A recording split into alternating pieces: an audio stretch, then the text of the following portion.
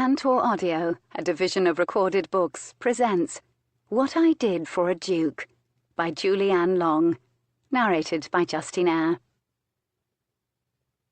Chapter 1.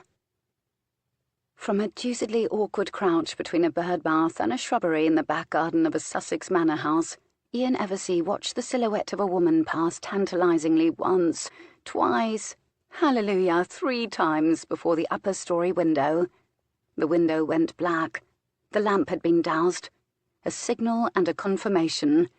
He launched to a stand. His knees cracked like gunshots. He froze.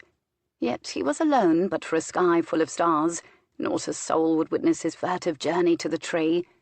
The road to this tree, and the last 3 nights of coyly escalating sensual games in her bedroom, began during a conversation at a ball in honour of Abigail's engagement to the Duke of Falconbridge 1 week earlier, at this very house. Introductions were made, attraction was instant, conversation was brief, every word of it a veritable pearl of innuendo in a lengthening strand of indiscretion. From the beginning, for Ian, all of it was excellent, excellent. Her lush, burnished beauty, the veneer of innocence over a delightful, if startling, moral recklessness, all of that wrapped in one particularly titillating danger. She was engaged to Alexander Moncrief, the Duke of Falconbridge, who'd allegedly poisoned his first wife a decade earlier. Naught had ever been proven, of course, nor had any formal accusation ever been made, but the Tor knew better than to let such delicious gossip die. He'd fought more than one duel, so they said. He was a cold, elegant, staggeringly wealthy man. He gambled both at cards and with investments, and he never ever lost. One trifled with him at one's peril. Or so gossip had it. Before drifting away, Lady Abigail had tapped Ian lightly on the arm with her fan, and laconically added there was an oak tree right outside her bedchamber window. He knew the tree. He'd seen it as they'd arrived for the ball through the opportunistic eyes of the typical Eversea male. It leaned conspiratorially against the red brick of the house. Its trunk was solid, and there were low, sturdy branches a grown man could easily scale without damaging essential parts of his anatomy. But its most compelling feature was the branch that stretched yearningly, he might even say insistently, toward a particular window. And he'd wondered who'd slept in that room. It was no cause for wonderment for either Ian or Lady Abigail that they were in such accord. "Perhaps I'll see you after midnight tomorrow." There had never been a perhaps about it. For 3 nights he'd made this journey, from the crouch by the fountain to her bed. For 3 nights he'd progressed from a kiss to getting her nearly undressed. Tonight she'd promised to be entirely unwrapped when he slid into the bed, and urged him to be too. So his heart was thumping hard when he jumped up to get a grip on a lower branch, shinned up the trunk to the one that led to her window, and swung up. She'd left the window open an inch or 2.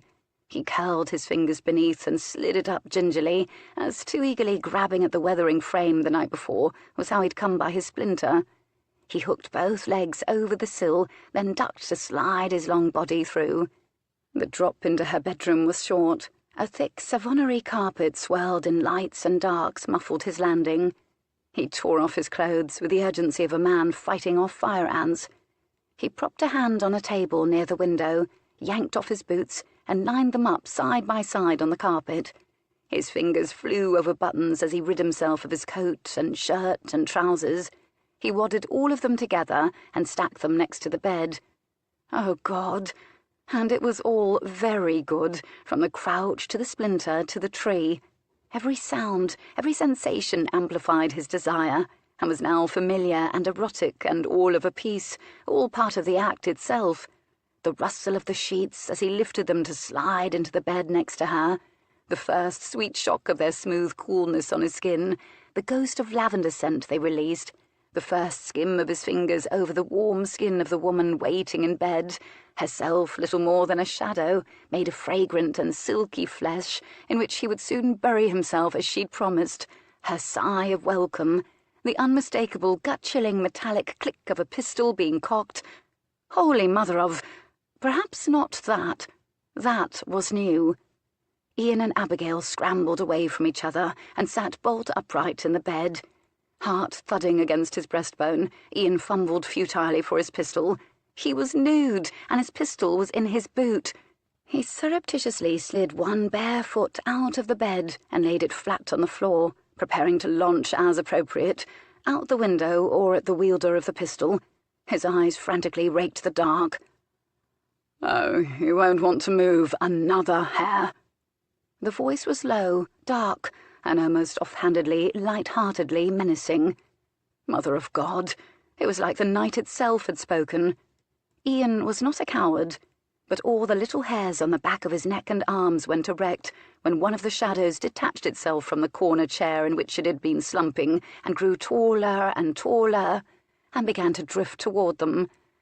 Not a spectre, a man, of course, dressed strategically in dark clothing, the better to hide, to corner, to trap.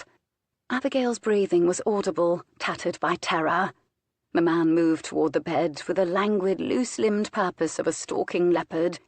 Errant moonlight allowed in through the window glanced off the barrel of his pistol, and off something else, something metal in his other hand, a lamp. He settled it gently, precisely down on the small table next to the bed, and then took what seemed like an insufferable amount of time to light it. But then fear did rather play havoc with one's sense of time. The flame shuddered fitfully, and at last took hold. And at last a man's face flickered in and out of light and shadow. It was a bit like watching Lucifer sitting at a campfire. "Moncrief!" Ian's voice was hoarse with shock. Unfortunately, Abigail gasped the word at the same time, lending the flavour of a bad pantomime to the whole thing. It all would have been quite funny had this been someone else's grave, grave dilemma. The Duke of Falconbridge pondered them. He was already unusually tall, and the lamplight threw an even taller shadow of him against the wall. Two spectral dukes hovering over the bed, and both of them had pistols. Ian couldn't decide whether to fix his eyes upon Moncrief's face or the weapon. One was aimed precisely at the centre of Ian's chest, which was covered now in a cold film of sweat. Both were identically gleaming, impassive and deadly. He had no doubts about whether Moncrief was capable of shooting. His reputation rather preceded him. "Eversea." The Duke nodded in an ironic parody of a social greeting. It contained nothing of surprise, as though he had expected him, had, in fact, stalked him, watched him, and lain in wait. God, for how many nights? "How did you—" Ian stammered. Perhaps this wasn't the time to ask questions, but he truly was curious. His hands were perspiring now, too. "As I never sleep before midnight, Eversea, and I'm a guest here, I saw your horse tethered in the road for 3 nights now. Honestly, knowing you as I do, it wasn't difficult to draw conclusions. I set the horse free, by the way." Christ, he loved that horse. Well, they were in Sussex, and the horse would find its way back to Eversea House, of that he was certain, or into the hands of the gypsies who camped in Sussex, who would know better than attempt to sell a horse that belonged to an Eversea.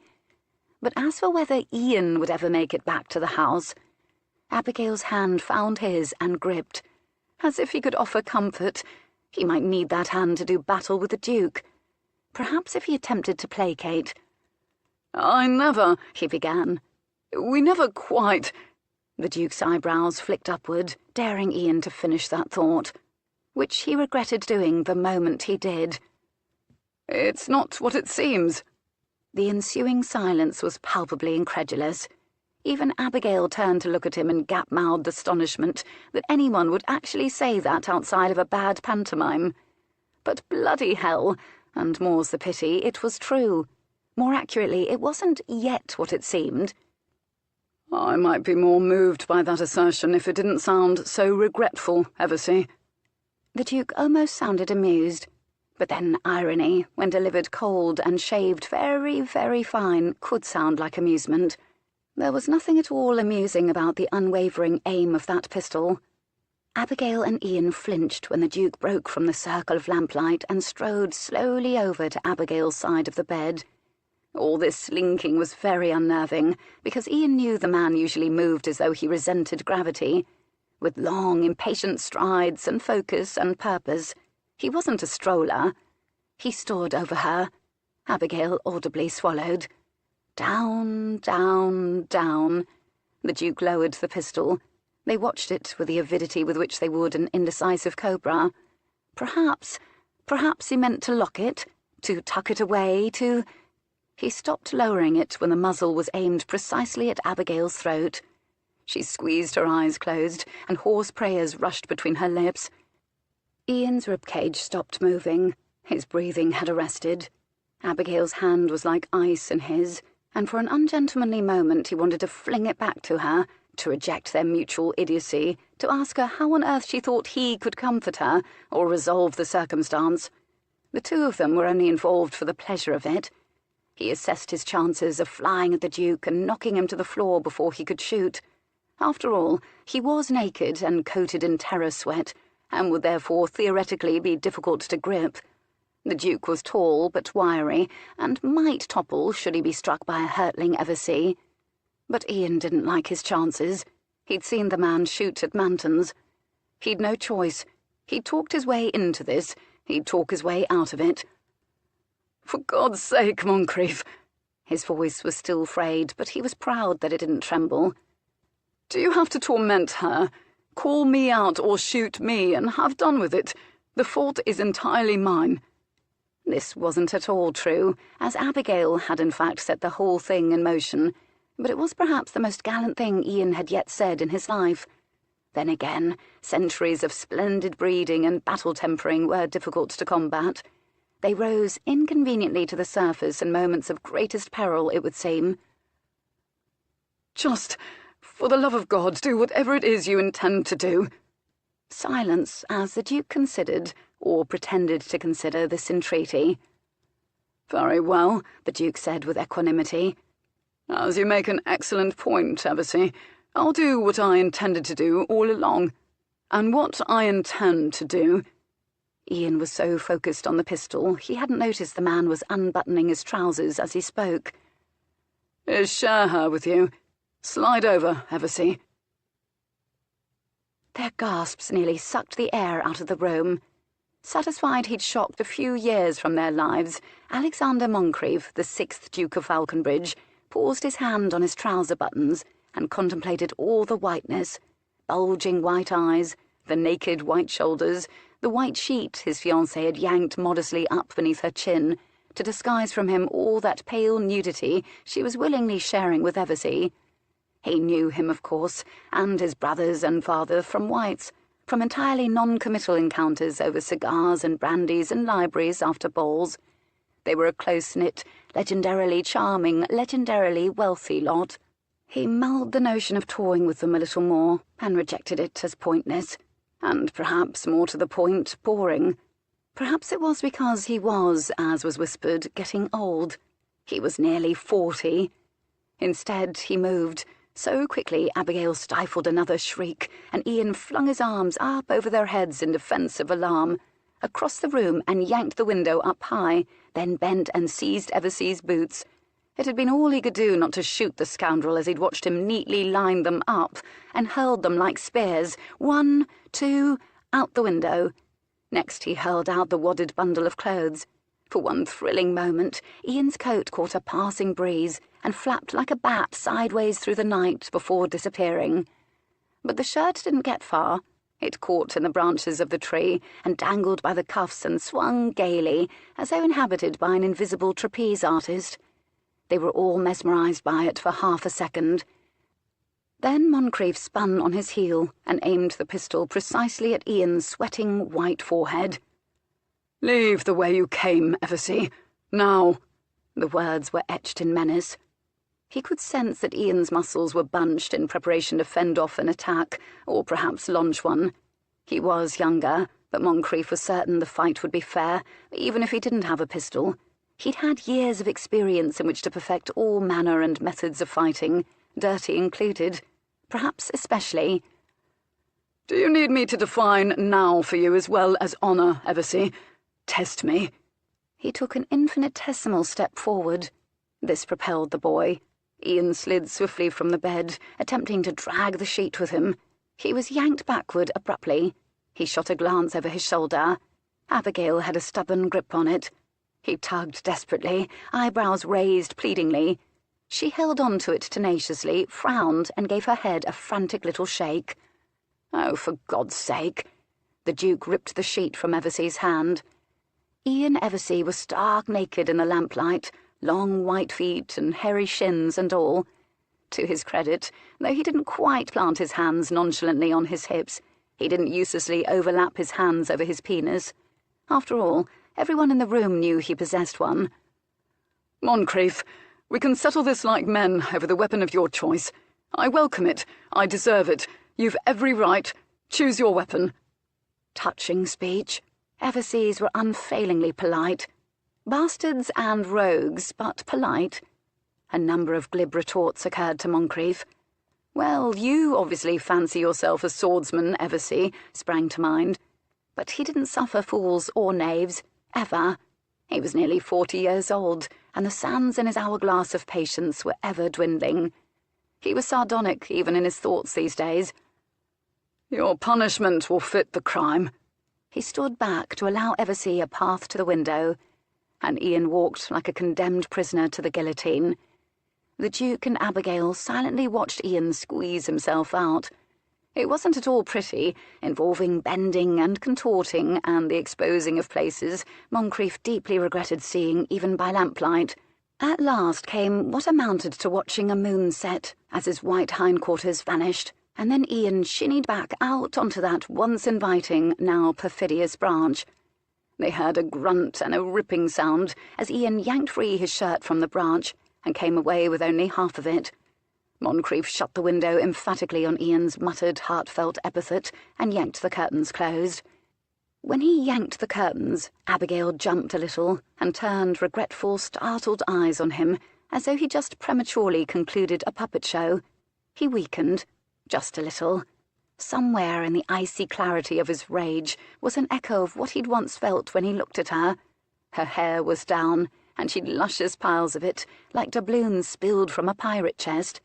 He could have had it down long before now. He could have had his hands tangling through it. He could have had her on her back, writhing beneath him. He knew very well how to seduce a woman, to persuade her she wanted him, even if she wasn't entirely convinced. Most of them wanted him. Well, he supposed he should have known. "Why?" he said finally. "Why do you want to know?" she rejoined. Excellent point. He'd probably regret hearing it. "Answer me," he said anyway.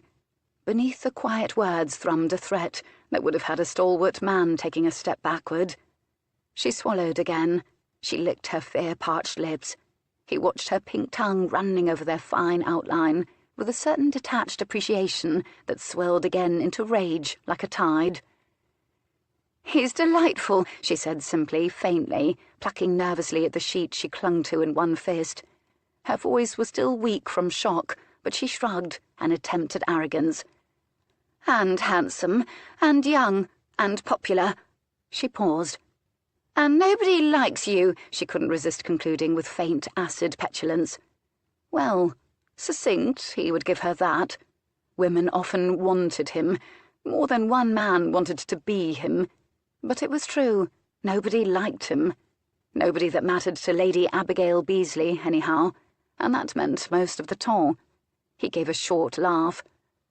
"You think my armour impenetrable, Abigail, that I'm unwoundable. Not all of the rumours regarding my character are true." More of them than were decent were true, however. Nevertheless, it wasn't as though she hadn't known what she was getting into when she'd agreed to marry him, and it wasn't as though she'd objected. "That is your armour, Moncrief, the notion that nobody likes you. I do believe you revel in it." Well, of course he did. But it was such a remarkably astute thing to say, the first honest and true and genuinely intelligent thing she'd ever said directly to him, and he hated her for saying it with her beautiful shoulders bare and the blankets clutched up to her breasts, and likely the scent of Ian Eversea lingering on the sheets next to her. He ought to shoot her in principle. He ought to care enough to do it. He'd tried to care. He'd in fact intended to try very hard once they were married, which had been the whole point of proposing, because she'd fired his imagination more than any other woman had in so long. He liked her easy laugh, her rough velvet voice, the shape of her lips, the colour of her hair, the promising lushness of her body, her simplicity. She wasn't stupid, wasn't complex. He'd enjoyed her company the way he did spring days and fine meals. She flirted effortlessly, sometimes provocatively, but never crassly. And he wasn't a fool. He'd made a decision that she would be his next wife, knowing the conclusion of the courtship was as good as foregone, as he was a wealthy duke and she was the daughter of a titled but nearly penniless baron. Still, he'd courted her like the gentleman he'd been raised to be, astounding everyone. But he didn't want to know whether his future wife could be easily had, so he'd kissed her only once. But oh, he'd made it a thorough one. Thorough enough to know her lips could fire sparks along his nerve endings, and that he wanted her in his bed, and that she hadn't at all minded kissing him. Marriages were made on much less promising starts all the time. And what was love, if not a certain pleasantly deluded familiarity built up over years? If not a set of personal attributes set fire by imagination, the way, for an instance, one can look up at a night sky and see not just a random scattering of bright stars, but an enormous starry plough. Well, wasn't it? He was certain he'd known once what love meant. He didn't know any more. But he had meant to try, and this loss was the thing that fueled his rage. Among other things, cuckold was a ridiculous word. It sounded like precisely what it was. He couldn't pull from the mix of things he felt in the moment, which was the truest emotion. But she'd made a fool of him, as had Eversea. Nobody ever did that twice. Nobody did it without suffering a consequence. And revenge, he understood. Like Mr. Eversea, I'm leaving the way I entered your house, Abigail. Through the front door, past your very alarmed footman, whose loyalty to your family proved no match for a duke with a pistol. Given your predilection for midnight visitors, you may consider hiring a servant with more intestinal fortitude. We shall both put it about that the end of our engagement was a mutual parting of the ways. You will inform your father he will need to see to another way to pay his debts. I will have nothing more to do with either of you. A timely trip to the continent might be in order to allow things time to settle. It was more an order than a suggestion, and she knew this well. And likely rumours about the reasons for her hasty departure would find fertile ground in her absence, and none of them would be charitable. She would likely be unmarriageable in the wake of them, at least to anyone of quality and rank. It was only what she'd earned. He watched in silence as the ramifications sank in. Alex, Ian and I didn't actually... Her voice was trembling now. Gone was arrogance. In its place was entreaty. I never meant to. I've never actually... Even now her sensual rasp of a voice stealthily slipped past his sense and brushed against his senses, and even now they responded like a cat stroked awake from sleep. We are simple creatures, men, he thought, with a bitter disdain for himself and Eversea and all other men who were used to taking what they wanted. We think we're so clever, and yet we're always surprised to find ourselves entrapped or made fools of. She'd been a hope. If you're anything else, then his loss was greater, and he'd had enough of loss. His soul fair echoed with it. She must have sensed the chink in his armour. And slowly, slowly she lowered the sheet, and he watched as a pair of lovely breasts came into view. God!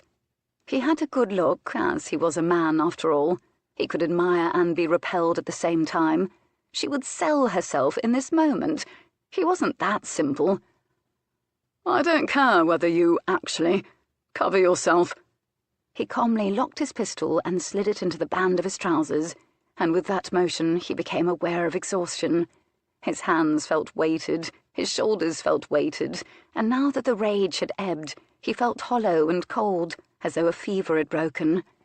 Her shoulders dropped with an exhale. Had she really thought he might shoot her? Another man might have.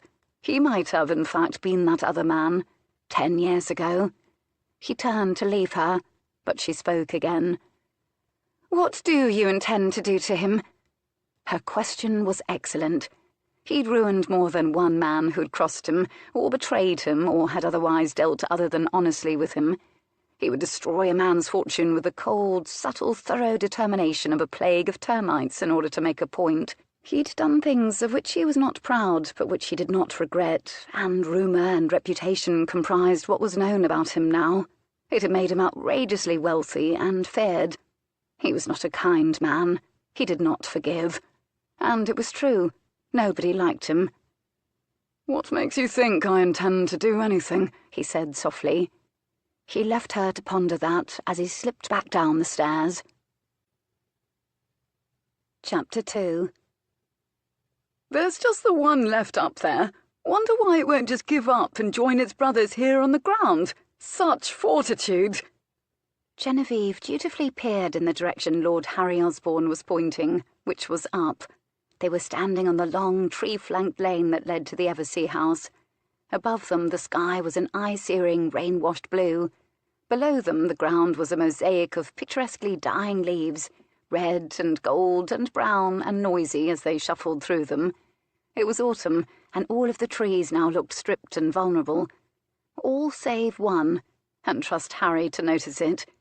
That single dangling leaf either epitomised suspense or fortitude, depending upon whether one was Genevieve or Harry.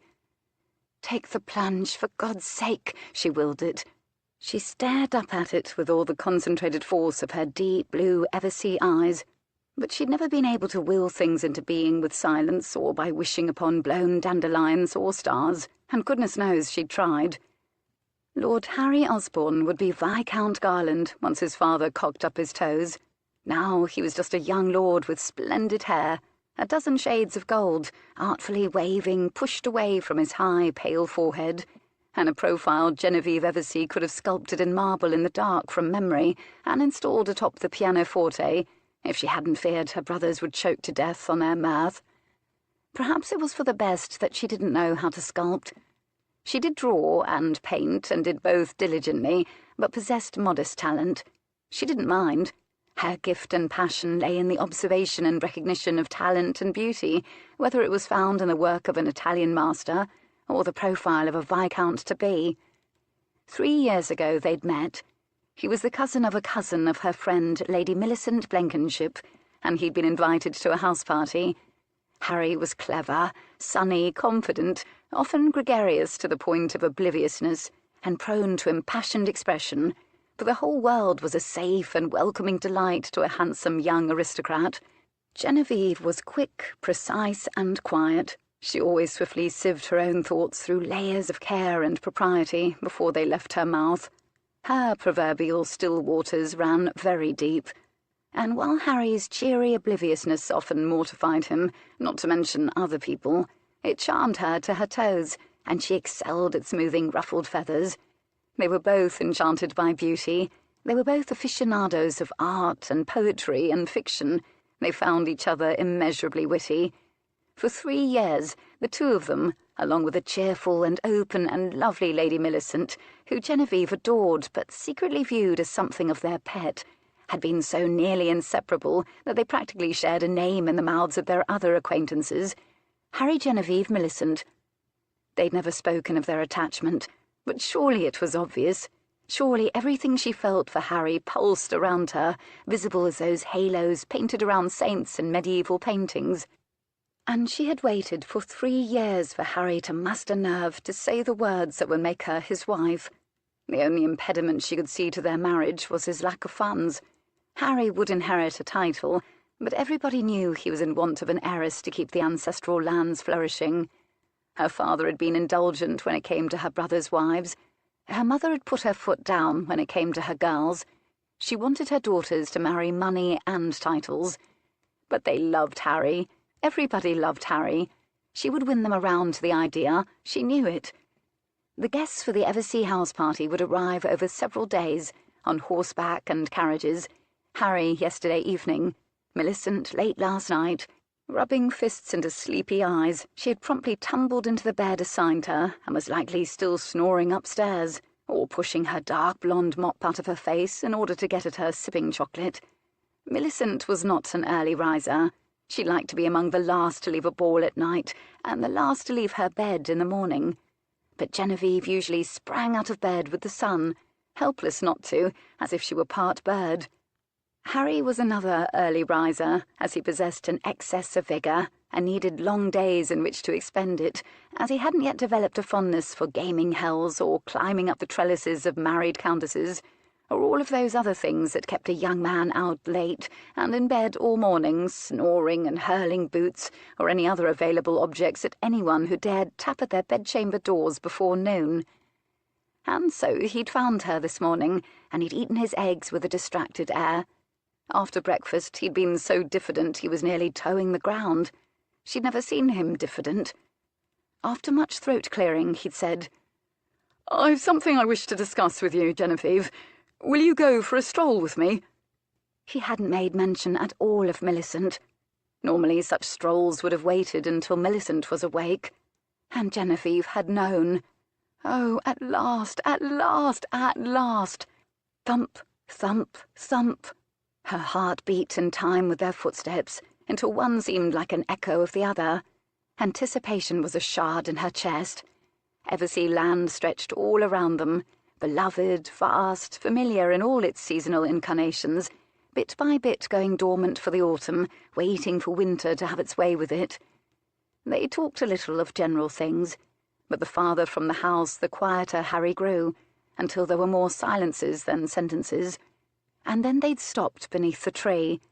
It seemed he couldn't yet speak. He bent to pluck up a leaf, a crimson one. He laid it gently in his palm and studied it as though it were alive. He looked at her.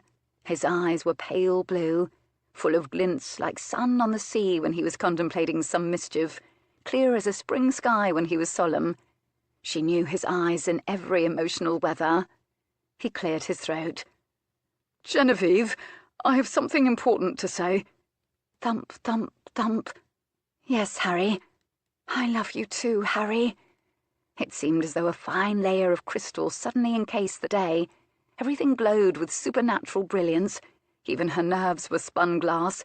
She would ping if he touched her. Would he touch her after he proposed? Would he kiss her? Because she had imagined that kiss from the moment he'd first kissed her hand, just the once in a garden at a ball.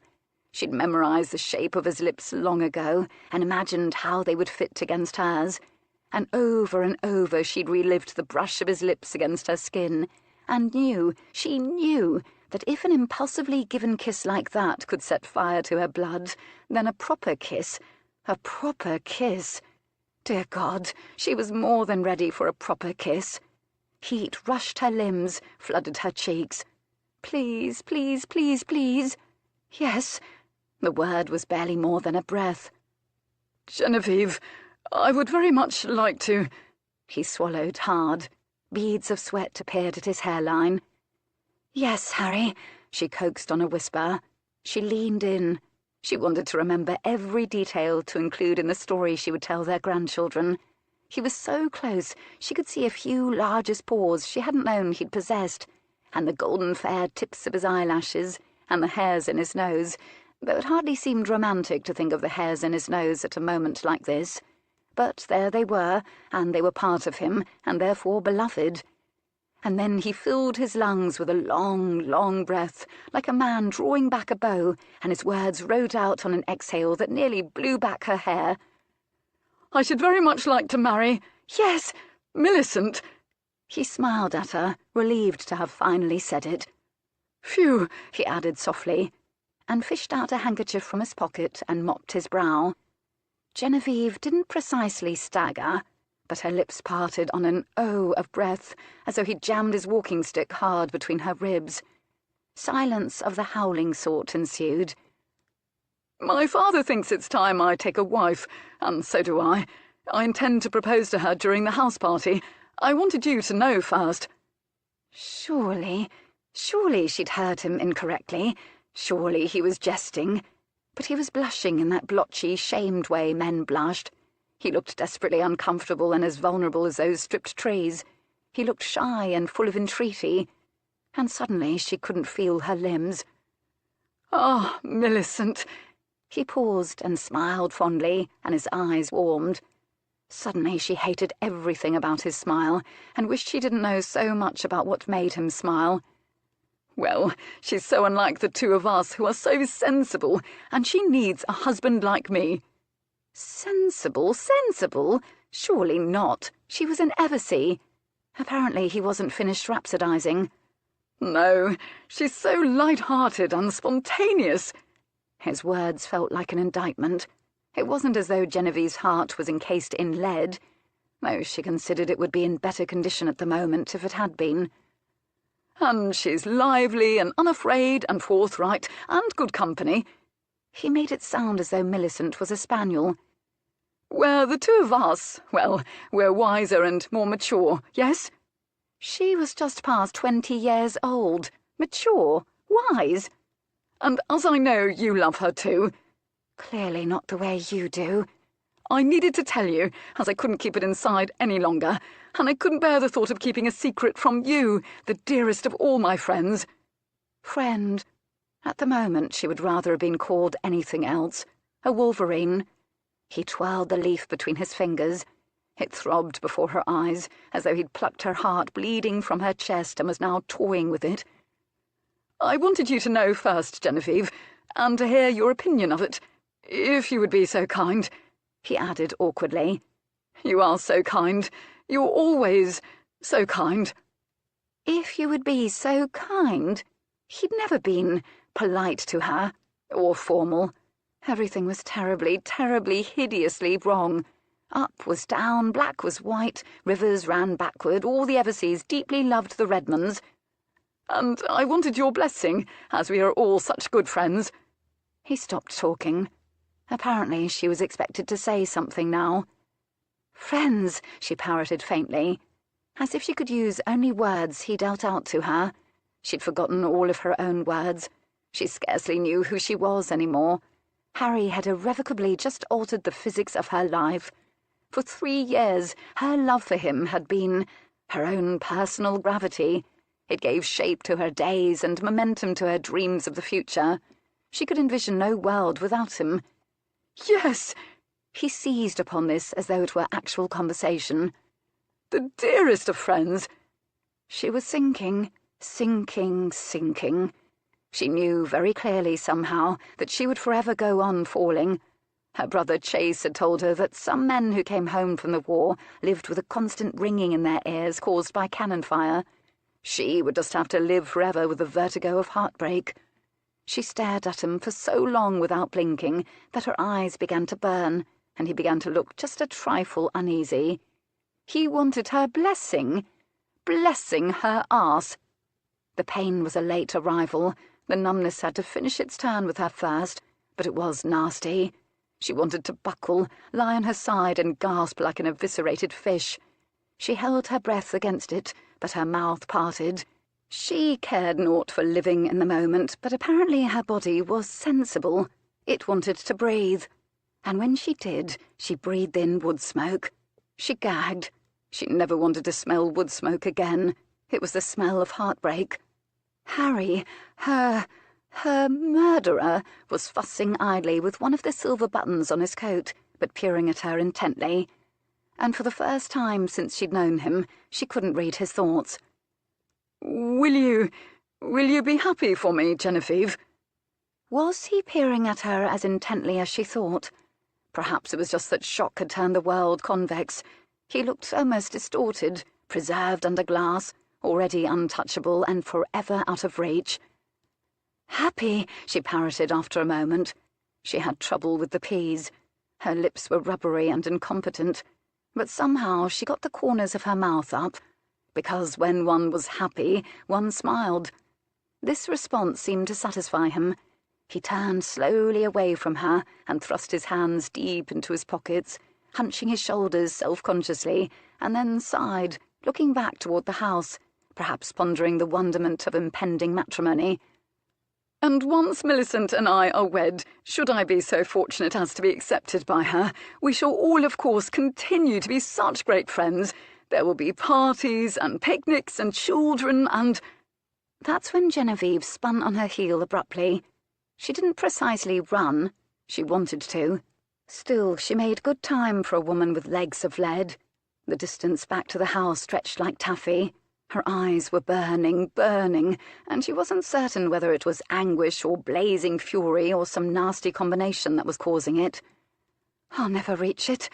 I'll never outrace this feeling, because it'll be everywhere I go from now on, Harry on my heels, yammering on about his future without me.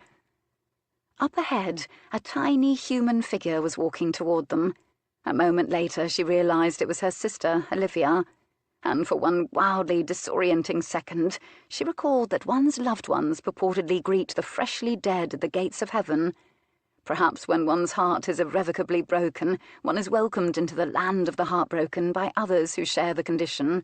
Although Olivia, of course, stoutly denied her heart was anything other than sound and unaffected by the disappearance of Lion Redmond. Harry was talking, though she could barely hear him through the cyclone of misery in her heart and mind. I don't know quite when I'll propose, but I expect I'll know when the right moment arises, definitely during the days of the house party. I can't think of a lovelier place to do it than Eversea House, surrounded by friends. He might as well have been speaking a different language. Who was he? How could he? How could he contemplate a life without her? Funny how his obliviousness had lost its charm. Her anguish wrestled with fury and shock, and the result was silence. It was her defence and her punishment, and her refuge and her revenge always. Quiet Genevieve Eversea. Olivia called out to them. "Oh, excellent, Genevieve, Harry. I thought I would find the two of you early birds out walking. I have the most extraordinary news. Mother sent me to tell you and to fetch you back to the house straight away. No one has died," she hastened to clarify. "Just me," Genevieve thought violently. Oh, but Harry was eager to hear. "Well, let's have it then, Olivia." "Wait until you hear who Papa's invited to the house party." And wouldn't you know, behind them that leaf at last came down, spiralling like a graceful suicide. "You climbed out the window bare-assed, down a tree." Ian had found an excellent audience in his brother Colin. He couldn't keep the story to himself any longer, and in the comfort of the pagan thistle in Pennyroyal Green, it seemed safe to tell it. "I could only find my shirt, flapping from the tree. Tore it when I attempted to free it and wore it home like a damned skirt, tied round my waist. Found one boot by stumbling over it. My pistol was in the other one. Would be a bloody miracle if it didn't fire through the toe. I want it back. Practically part of me, that boot, and I miss it like a limb.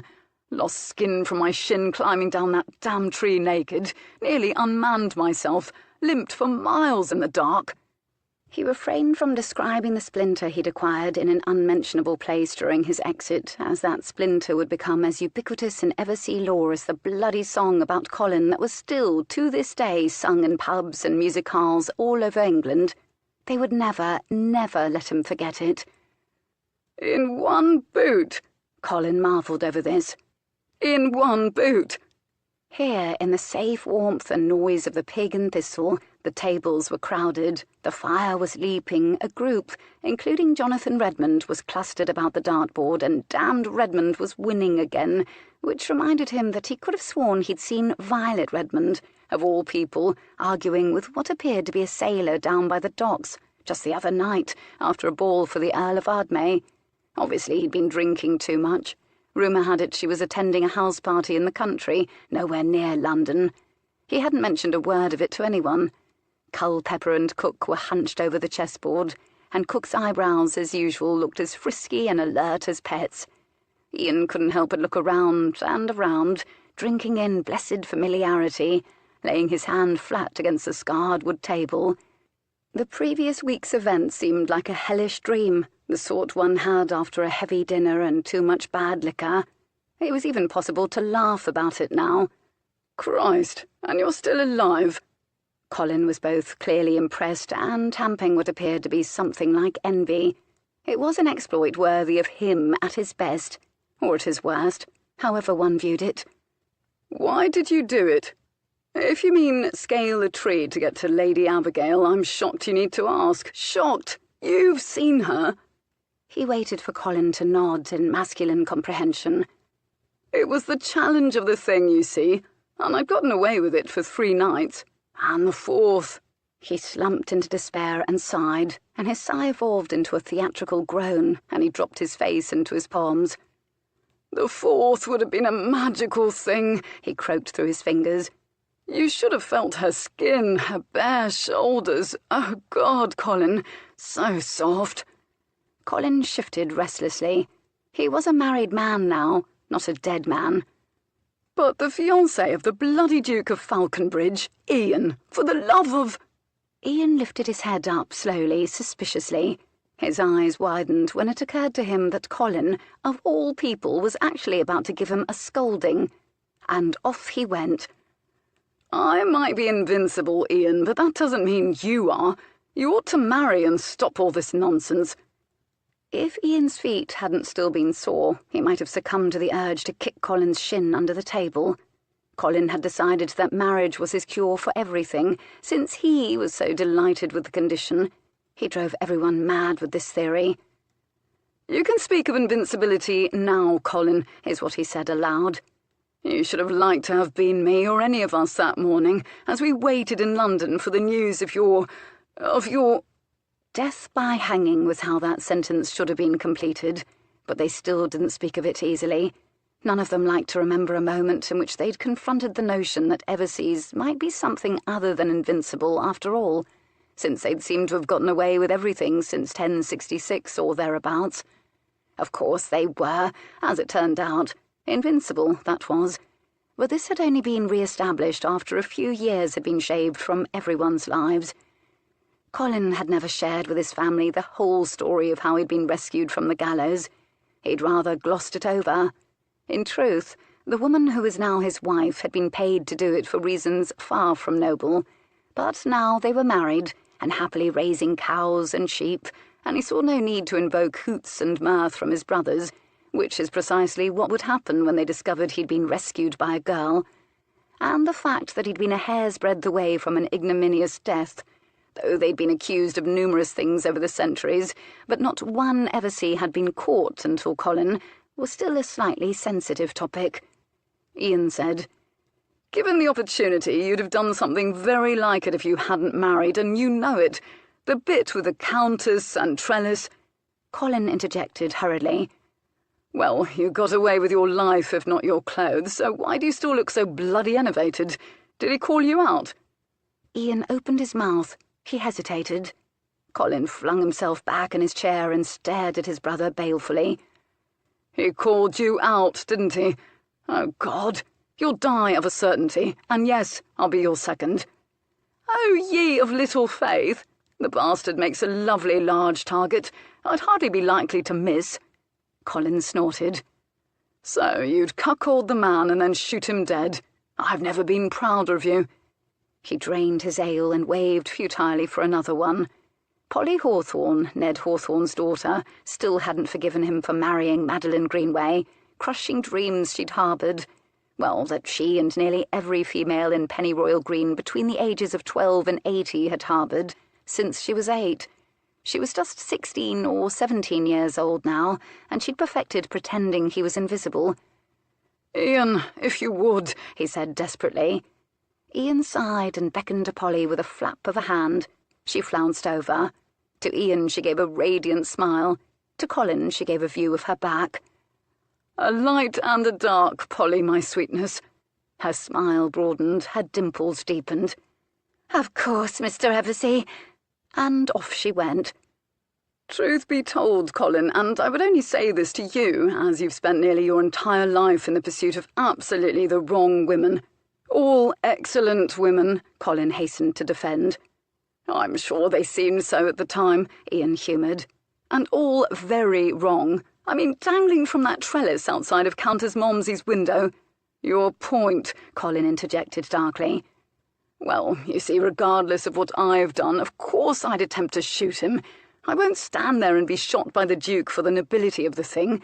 But do consider that I may have done him a favour. I shall never tell a soul beyond you, but Lady Abigail Beasley is no lady. Good heavens, she is as bold as either you or I, and she knows one or two things she cannot have come by at the knee of her governess. And oh, what I would have learned on the 4th night." He shook his head. "Anyhow, you'd think she'd have the sense to stay true to a man like the Duke. His reputation is hardly a secret. Better he should know of her faithlessness now, aye? Yes, it was all altruism on your part, I'm certain. You deserve a medal, and I'm certain one day you'll share a good laugh about it with Moncrief next time your paths cross in White's, if you don't kill each other first." Ian froze. Somehow it hadn't yet occurred to him that of course he'd be seeing the Duke about town, and an encounter in White's wasn't only possible, it was entirely likely. He was feeling bolder, however, and as though he could survive the ignominy of an incidental meeting. "I've heard the engagement has been ended, upon mutual agreement of both parties," Colin added, "and that she departed to the country." He had no doubt the Duke had ordered her to leave the country. "And where should the likes of you get gossip like that?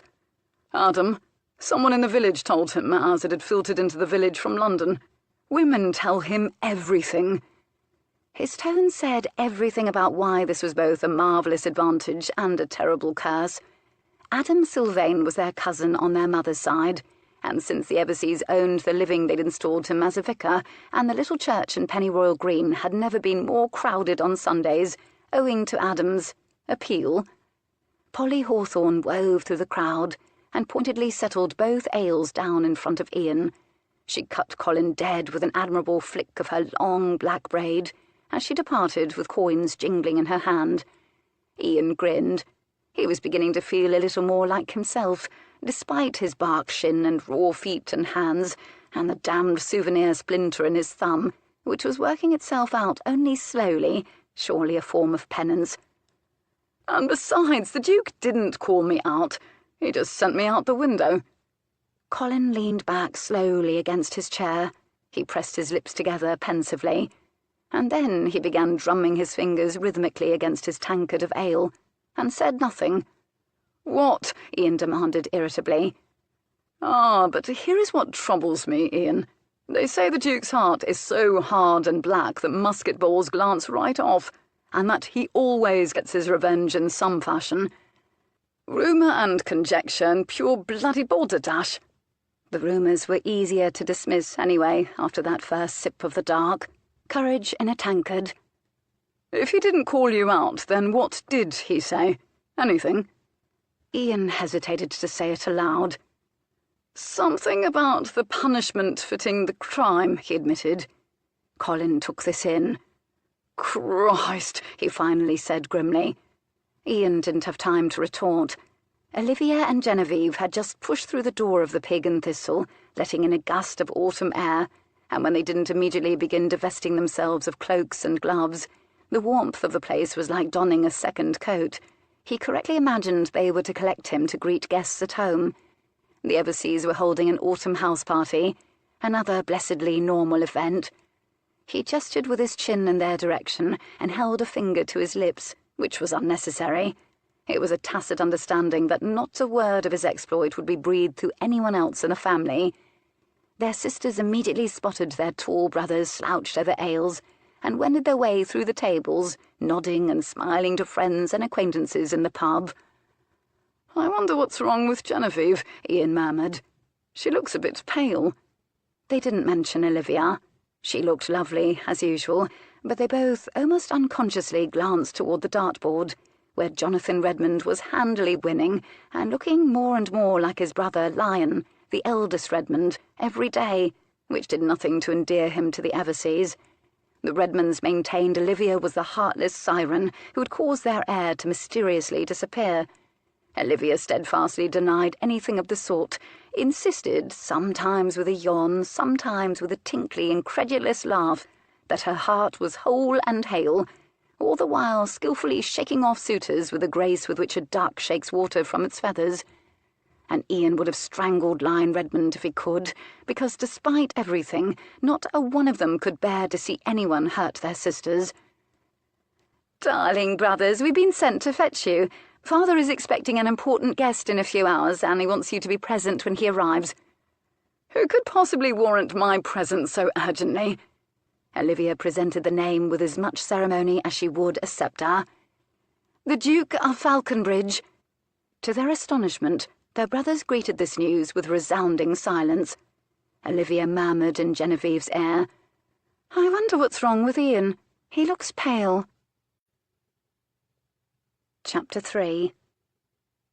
The Duke stood in the Eversea's echoing marble foyer, his feet planted on the north end of an enormous inlaid marble compass star, a mosaic in shades of gold. A team of efficient liveried footmen had borne away his hat and coat and walking stick and trunk. A groom and several excited stable boys had taken breathless custody of his carriage and team. A cluster of housemaids stood peering round the landing down at him. He gained an impression of bright eyes, knuckles stuffed in mouths to stifle giggles, mobcaps quivering as they whispered excitedly. He was always watched. He was accustomed to it. "Pardon, Your Grace." He dodged another pair of footmen staggering under armloads of incongruously dazzling flowers. Brilliant hothouse blooms and oranges and crimsons like a Tahitian sunset on stalks. "Try the green salon," Jacob Eversea called after them as he bustled into the foyer. "Ask Mrs. Eversea where you ought to put it." "Olivia," Mr. Eversea explained cryptically, turning back to the Duke. "Delighted, honoured to have you with us, Moncrief. You couldn't have written ahead at a more opportune time. We're having a ball. A modest affair, of course, compared to the London occasions, but we do have a suitable room for it and enthusiastic company expected. I do hope you'll be comfortable while you're with us, and we can most certainly get up a card game from all the neighbour men on Saturday. Couldn't be happier you suggested it. They'll all be honoured to lose their blunt to you. I'll send word round the ballroom." "Thank you, Eversea. I couldn't hope for more satisfactory accommodations." He'd been up the stairs and down again swiftly. His chamber was large and primarily brown and comfortable indeed, softness everywhere in the carpets and curtains and counterpane, but he'd merely brushed the dust off before he'd inquired of a housemaid as to where Ian Eversea slept, and then he'd slipped in the room and deposited Ian's other boot on the end of the bed. The boot pistol had blown a ragged hole through the toe of it when it landed a good 30 or so feet outside of Abigail's window. Jacob Eversea and the Duke looked up then when they heard footsteps on the marble stairs. "Where the devil did this come from?" Ian's voice preceded him down the stairs. He was holding the boot. He halted so quickly on the bottom stair when he saw the Duke, he nearly toppled off. "I believe you're acquainted with my son, Ian." Jacob turned to the Duke. Ian thrust the boot behind his back and froze, motionless as any pointing hunting spaniel. He stared. At last he came down from the step and walked across the cold marble as gingerly as if it were hot coals, and then he bowed low. The instinct was a reflex in Eversea's anyway, and doubtless bought him time to think. When he was upright, his complexion was nearly indistinguishable in colour from the marble. Whatever he'd thought on the way down hadn't comforted him in the least. "Our paths have crossed." The Duke addressed this to Jacob and bowed low too, but his bow was a parody. "How is your horse, Ian?"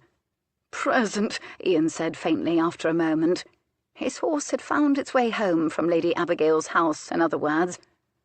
"Clever horse," the Duke acknowledged. Unlike his master were the unspoken words.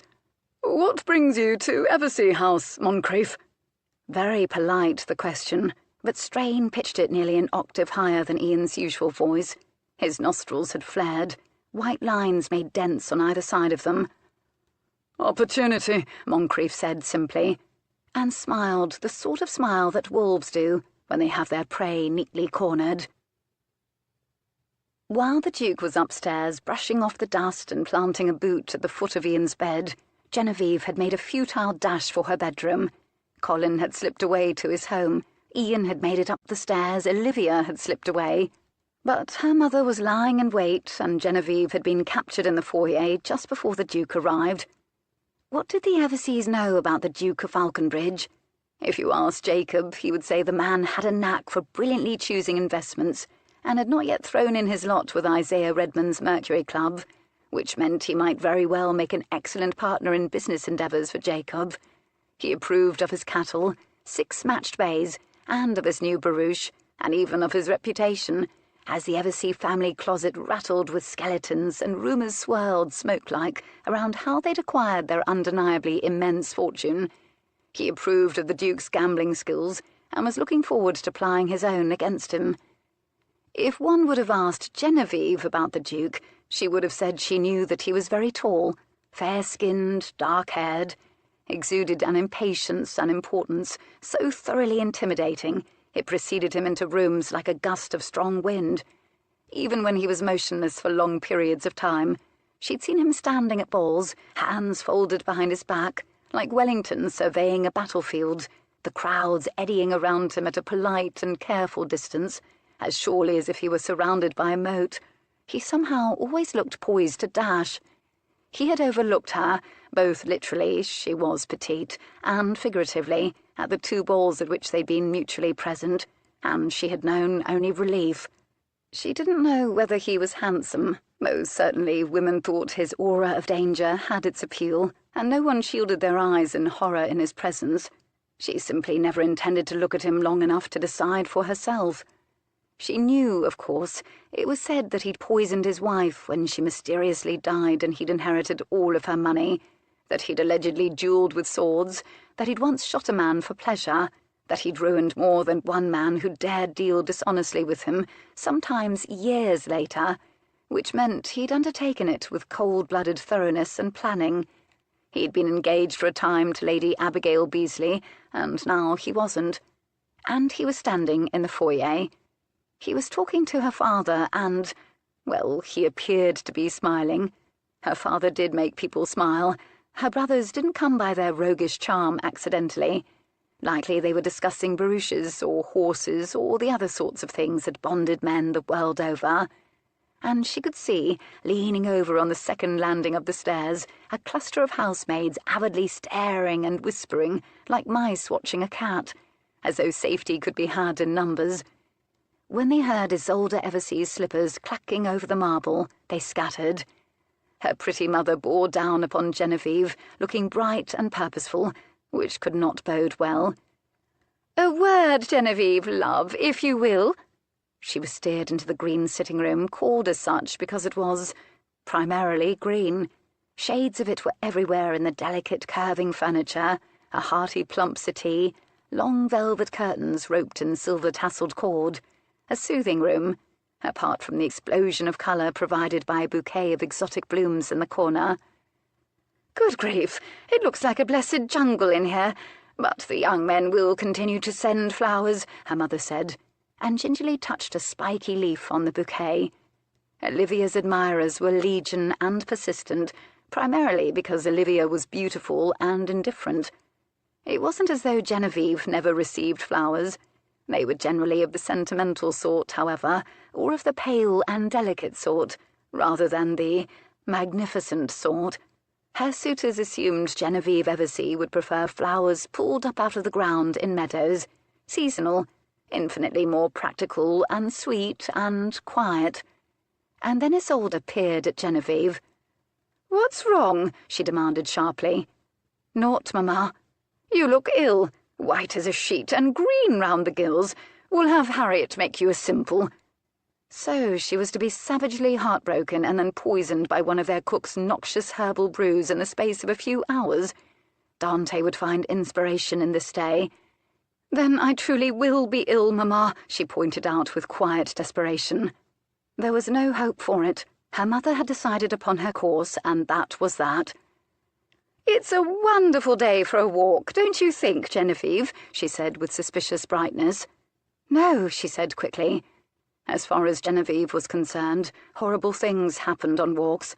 She would consent to take a walk only if it ended at the cliffs of Dover, far, far away from here. "I know you've been out, but another dose of fresh air would do you a world of good." Her mother was deaf only to her own objective. "I think it would be lovely if you young people take the Duke," meaning the Duke, of course, wasn't, strictly speaking, young, "out to see the folly and perhaps the ruins, before the rains arrive and turn that hill just before it into mud." Genevieve was aghast. Oh, please, please, please, no. She was fit only for shutting the door of her room, lying sideways on her bed, and holding herself tightly to muffle the pain of loss. She didn't think she would cry. Not yet. Perhaps later she would. Now every sound, every sight, every sensation landed on her and stung. She was raw. Speaking to the Duke of Falconbridge seemed inconceivable. Honestly, she should visit her cousin Adam, the vicar, to review with him her sins. Surely if she'd committed any, they were modest, to see which of them might have resulted in her sudden plunge into purgatory. Perhaps it was a cumulative sort of thing.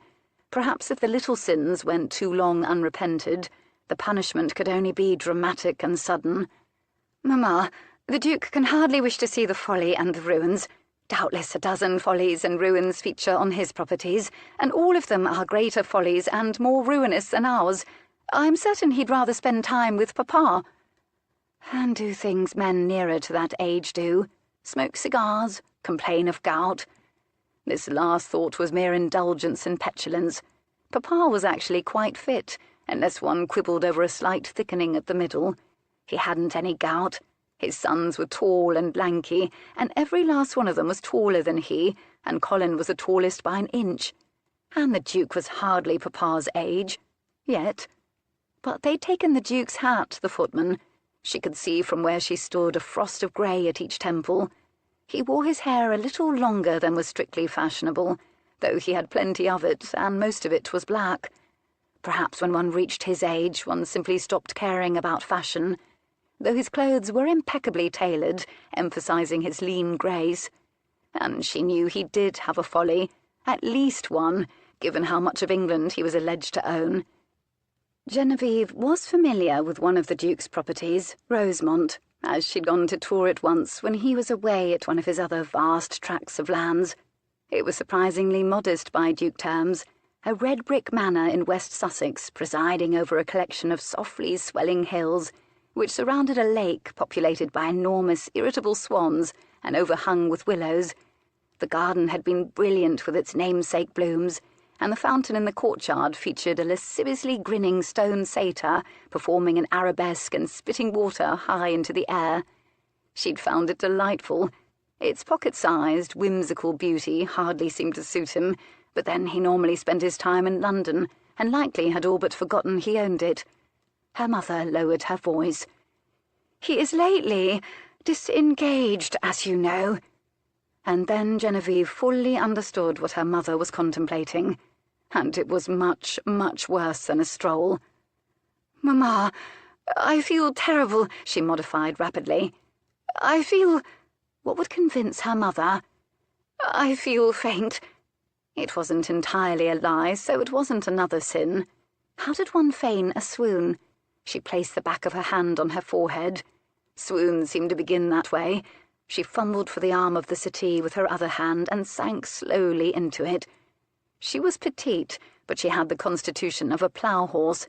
She'd never fainted in her life. Her mother narrowed her eyes so very similar to her own. She missed almost nothing, Mamma, but she was immovable. "I'll own you're not yourself, Genevieve, but I'm inclined to blame whatever it is you did or didn't eat for breakfast. You are fit enough to walk with the Duke, and you're always lovely, even when pale." "But, Mamma, I do have a terrible—" What part of her ought to ache cripplingly enough to excuse her from the walk, but not require a frantic messenger sent to fetch the doctor? She could hardly say soul. "Headache. Unless you can demonstrate to me that you're missing a limb necessary for performing a stroll, you will go, Genevieve.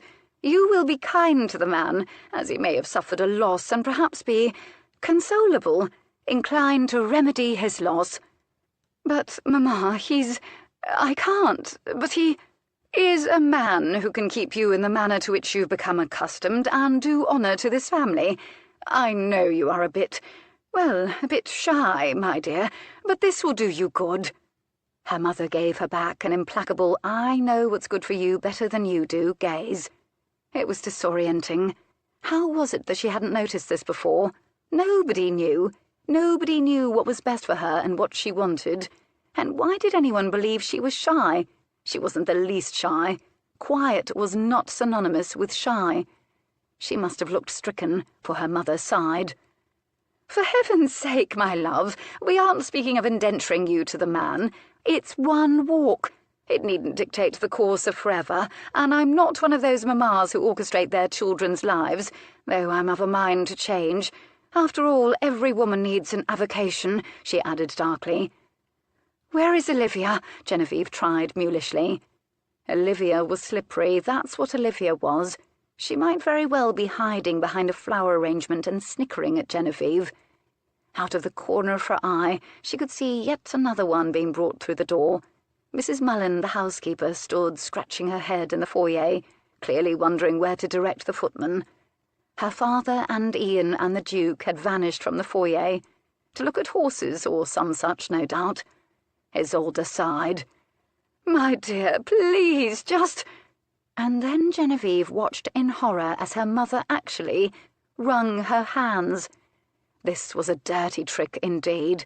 Not for the first time, or even the 1000th, Genevieve wished that she had her sister's fortitude. For, despite her battered emotional condition, she of course took pity on her mother, who worried so over all of them, had stalwartly and with humour survived sending sons off to war and to the gallows, and had truly despaired that Olivia would ever be married. For her mother's sake, she would go on the walk. She hadn't any conversation or charm or any of herself to spare, but she would go and walk alongside the Duke. When her mother saw her softening, she placed a hand on her knee and offered a concession. "My dear, you're certain to enjoy yourself. After all, Harry and Millicent will go along too." Chapter 4. Moncrief's first look at the girl he meant to seduce and abandon was hardly promising, though this in itself suggested his task might be easier than he dreamed. She was petite and colourless and lightless. Her complexion was fair and unblemished, but it was difficult to know her age, for the bloom was most certainly off of her. Her walking dress was white muslin striped in grey, and she'd thrown a shawl around it and was clutching it defensively in one pale fist. Her presence was in fact so subdued he would not have been surprised to hear she was mute. Her friend, on the other hand, introduced as Lady Millicent Blenkinship, was a place a man could comfortably rest his eyes. A lush, round girl. Lord Harry Osborne and an almost comically wary Ian Eversea were to come along on this walk too, and Jacob Eversea, as host, was to lead the way. Moncrief was not one for walks that led nowhere in particular to places of minimal interest. He could have demurred. He possessed rank, the Everseas were polite. In all likelihood they would do anything he suggested, perhaps even launch into a rousing version of that everlasting pub song about Colin Eversea's ignominious rescue from the gallows, though they might be a trifle sensitive about that for all he knew. But he had an objective, and so he assented, and they all mounted an expedition to see the Eversea's folly. "Breathe that in, Moncrief? Nothing like a hint of sea in the Sussex autumn air." This was Jacob Eversea, heartily striding forward. Despite the fact that he owned so much of the fresh air and open spaces of England, Moncrief spent most of his time in the coal-smut-thickened skies of London, which could be why he was promptly racked by a fit of coughing the moment he dutifully inhaled. He stopped. His concerned hosts ringed him. Through watering eyes he gained an impression of sympathetic watching eyes. Out of the corner of his eye he noticed Ian Eversea try not to look hopeful about his impending demise. He put up one finger, momentarily. "That'll clear a man's lungs, by God, won't it, Moncrief?" Jacob Eversea was waiting patiently. "We're not going to lose you, are we?" "By God," Moncrief croaked when he could speak again. "I'm well, naught to be concerned about. 'Tis nothing a good snort of dirty London air wouldn't cure." Jacob Eversea snorted at that. "I've some cigars that come a close substitute. I'll share them later as a cure, once we've endured this trip. 5-card loo tonight, Your Grace? And come Saturday. Spread the word, lads," he directed to Ian and Harry, who smiled politely. "I would tolerate no other diversion at night," the Duke said somberly, and the elder Eversea laughed. For 5-card loo was the game the Duke was known for winning the most, and it was hardly considered a reputable game. "Do you need a walking staff?" What a quiet voice! The Duke turned slowly, incredulously toward it, then looked down. This was Miss Genevieve Eversea asking, so very politely and solicitously, as though she expected him to tip over should his boot encounter a rut, and they would have to rush to fetch a plough-horse to tow him up out of it. "Oh, for heaven's sake, Genevieve, the Duke is in excellent health," Eversea called back to her irritably as they trundled up the lane. Genevieve didn't seem at all nonplussed by her father's tone. She was doubtless used to him. He may as well begin charming her now. "He's correct, Miss Eversea, but your concern is kind indeed," the Duke said softly. "Harry, do look at that funny squirrel. He's so fat." Lady Millicent was all but skipping up the lane, but she'd paused to point at a small round beast that glowered and made those gulping squirrel noises at them from on high. It flicked its tail irritably. "I should like to draw it." "Plenty more squirrels where that one came from, Millicent," Jacob said with infinitely dry patience. And so, with Jacob's pace and Ian's eagerness to keep his distance from Moncrieff, and Millicent pointing out squirrels to Harry, Genevieve and the Duke were in due time left behind. He wondered if she was doing it out of solicitousness, the way one might humour an invalid. She seemed to be comfortable saying absolutely nothing. They walked for a few moments down that lane lined with stripped trees. Leaves crunched underfoot. "I love this part of England. I've an estate but a few hours from here." That he hadn't seen in several months because, well, why would he? He'd a larger one even closer. He preferred his St. James Square townhouse. Rosemont held memories that gave him no comfort. "Rosemont," she said softly, which surprised him. He considered whether he liked her voice. It was low, a soft alto, very refined, but the word had been all but uninflected. He'd learned over the years that one can quickly ascertain whether someone possessed intelligence from a mere syllable or two. It was something about the confidence with which they spoke. He was instantly certain she was not a simpleton. "Do you know it, Miss Eversea? Rosemont?" "Yes." He looked around. Naught but trees and a long drive. Beyond them were soft, rolling hills. This was Sussex, all right. He waited. And waited. "This is the place in the conversation where one might forgive me for thinking you'd expound a bit." It was admirably dry, that sentence. She ought to smile. She ought to be attempting to charm him, after all. At least a little. He was a bloody duke.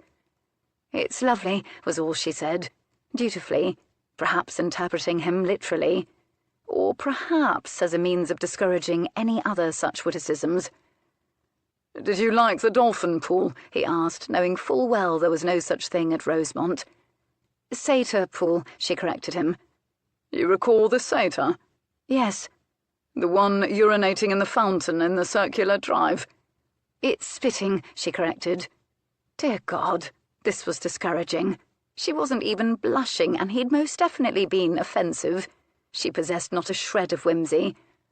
"Ah, of course. I hadn't visited it in some time, but I recollect it was performing one or another of a man's favourite pastimes.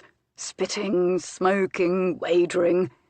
She didn't quite sigh, but he had the most peculiar impression that she was stifling one. He began to wonder if he'd been wrong and if she was dim after all, or insufferably prim. It might be satisfying to undo all of that. Then again, it might be an onerous chore. Up ahead, he saw the lone figure of Ian Eversea walking alongside his father. He glanced behind him, from him to Genevieve, a flicker of concern over his pale face. The Duke intercepted the glance and returned it with black inscrutability. Ian whipped his head back around immediately and absently felt his back, as though he expected to find a dagger plunged there any minute. "It was very thoughtful of you, Miss Eversea, to consider whether I might need assistance walking. Kindness is a very appealing quality. It is everything I hope for in a wife." There. He'd gone and said the word every girl considered the grail of conversation. "My sister Olivia is very kind," she said almost too quickly. "She would make a splendid wife." He blinked. It was the liveliest she'd sounded yet. "Oh." "Olivia deserves to make a splendid match. She was thwarted in love once before. Her grand title would be perfect." "As a consolation prize?" She'd succeeded in startling him. "I'm terribly sorry. I didn't mean to make you squeak." What a word! "I've never squeaked in my entire life." "You achieved a special octave, then, if you prefer," she allowed calmly. "And you just did it again." And now he was determined to ruffle the calm, calm surface that was Genevieve Eversea's composure, if only to ascertain she was human. The girl was either void of social skills, which seemed unlikely given her upbringing, or she was a minx, and she was trying to deflect him for some unfathomable reason. Regardless, she'd seized control of their conversation. He wanted it back. "A special octave," he pretended to muse this. "Are you suggesting I sound like a castrato?" Ah, at last! An agreeable tide of pink slowly flooded those pale cheeks. A second passed during which he thought she was speechless. "If the shoe fits," she finally agreed absently. He turned sharply to look at her. He narrowed his eyes. But her eyes were fixed on the lane ahead, and then she dropped them to her feet, just as Lord Harry turned and began walking backward, waving gaily at her. She lifted her head slightly, with an obvious effort raised a hand back at him, produced a strained smile, and dropped her eyes. And then she breathed in so deeply her shoulders lifted, as though bracing herself, and when she looked up again, the tops of her ears were pink, he noticed. From cold, or was some other suppressed emotion heating them up? "It's only that, well, if Olivia cannot be with the man she loves, as he has vanished like a bloody cowardly—" She stopped talking abruptly, yanking herself back like a dog on a lead, which was a pity, as the words had acquired a fascinating whiff of venom and had begun to escalate in volume. She would have done some squeaking of her own. Genevieve Eversea was beginning to interest him. "If she cannot be with the man she loves," he prompted. "I do believe she can only be with someone impressive." "Impressive?" He pretended to ponder this. "I hope you do not think I presume, but I cannot help but wonder if you're referring to me. Given my rank and fortune, some might describe me as such, and I'm flattered indeed, given that there really are so many other words you could have chosen to describe me." A pause followed. The girl was most definitely a thinker. "We have only just become acquainted, Lord Moncrieff. I might elect to use other words to describe you, should I come to know you better." Exquisite and refined as convent lace, her manners, her delivery, and still he could have sworn she was having one over on him. She seemed to be watching her feet now. The scenery didn't interest her, or it caused her discomfort. And as he watched her, something unfamiliar stirred. He was genuinely interested in what she might say next. And as for Genevieve Eversea, she gave him only her profile. One would have thought she'd never been so bored, no frisking about for her like her friend up ahead. "Look at that squirrel! It has a stripe!" he heard faintly, followed by a delighted squeal from the lush Lady Millicent. Jacob Eversea, Ian, Lord Harry, and Lady Millicent had momentarily disappeared over the swell of a small hill, and on they strode for a few more silent moments. "Do you ever gamble, Miss Eversea?" "No," she said shortly. "A pity, because I suspect you have an excellent game face. You'd make a fortune." Her head swivelled quickly toward him, her eyes wide. She quickly looked away again, and just as quickly recomposed herself. He studied her profile. Quite ordinary, sadly. She'd lovely skin. Pity there was no colour in it in her cheeks or lips. The lashes were thick and black. It was difficult to know much about her figure, given that she'd draped a shawl over the dress. Her hair was dark and shiny, and from the looks of how it was pinned up, plentiful. He tried to find something in all of this to inspire enthusiasm for the seduction. He found nothing. "And the best part about gambling, Miss Eversea, is that sometimes you win. I nearly always win." She couldn't disguise, but instantly doused that flicker of wary comprehension in her eyes. Ah, she suspected he was on to her, but she was determined to pretend she didn't understand him. This was... well, there was no other word for it. This was interesting. What was a girl of 20 or so doing possessed of such control? Why was she deploying it around him, considering that most of the members of her family were hardly known for theirs? And for heaven's sake, he was a duke and hardly a gargoyle. His presence and reputation never failed to elicit some sort of reaction, but not once had he witnessed indifference. She was an anomaly. "I thank you for your suggestion, Your Grace, but my family is possessed of a substantial fortune." "Indeed," he said, as if this was news to him, because it amused him to say it. "And I don't approve of gambling." "And, of course, one must only engage in pastimes one approves of." She was silent, her lips compressed. More disapproval, or could it be she was actually suppressing a smile? She continued steadfastly refusing to look at him. She sighed. After a few more steps, when she spoke again, it was with bemusement he began to suspect that he wasn't the only one with an objective today. But what was hers? "It is just that Olivia's happiness is so important to me. I cannot imagine any man who came to know her wouldn't come to love her, for everyone does," she said earnestly. He narrowed his eyes in suspicion again, and he said absolutely nothing. Miss Eversea wasn't the only thinker. "Selflessness is such an appealing quality," he volleyed with quiet passion.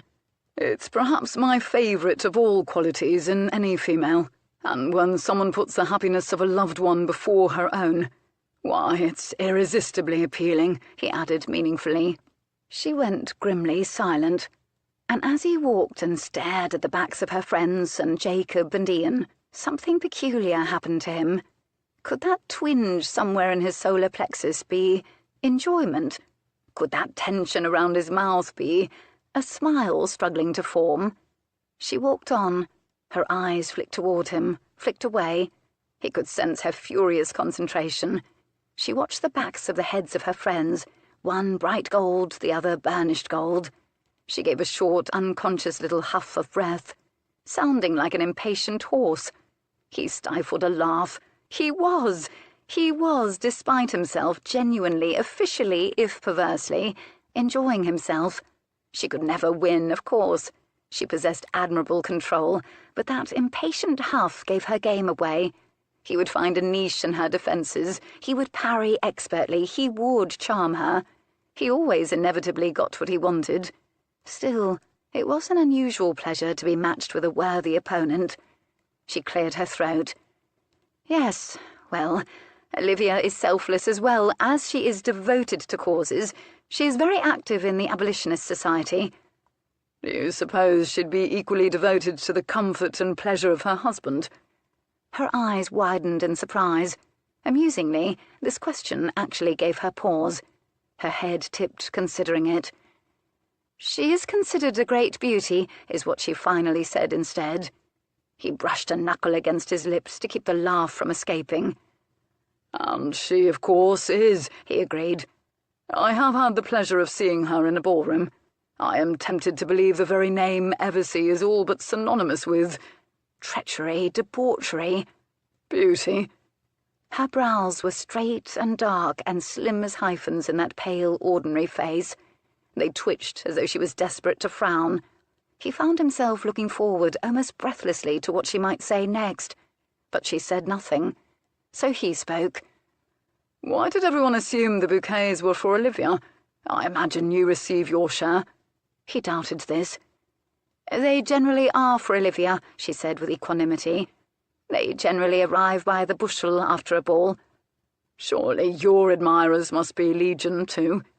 A twitch of the brows again. He'd noticed she grew restive when subjected to overt compliments. He would calibrate accordingly. "Oh, they are." She seized upon this, perhaps as a way to deter him. "One can scarcely see me for the hordes of young men at balls. You would need a cricket bat to fight them off." "That won't work either, Miss Eversea." "But don't the hordes shower you with blooms? They ought to." "I am a frequent recipient of white lilies," she said evenly, "and daisies and daffodils, white roses, narcissus, and bunches of wildflowers." A passionless recitation. "A virtuous selection indeed. And you like those kinds of flowers?" "I like all flowers," she allowed noncommittally after a moment. "How very democratic of you." She seemed to be biting the inside of her lip against a smile. He would make her smile if it killed him. But it's understood Olivia, in particular, is so vivid and vivacious, and she has such strong passions. I believe the flowers are meant to convey admiration for this," she explained. "And while those are indeed admirable qualities in a woman, I also appreciate subtleties of character," he parried.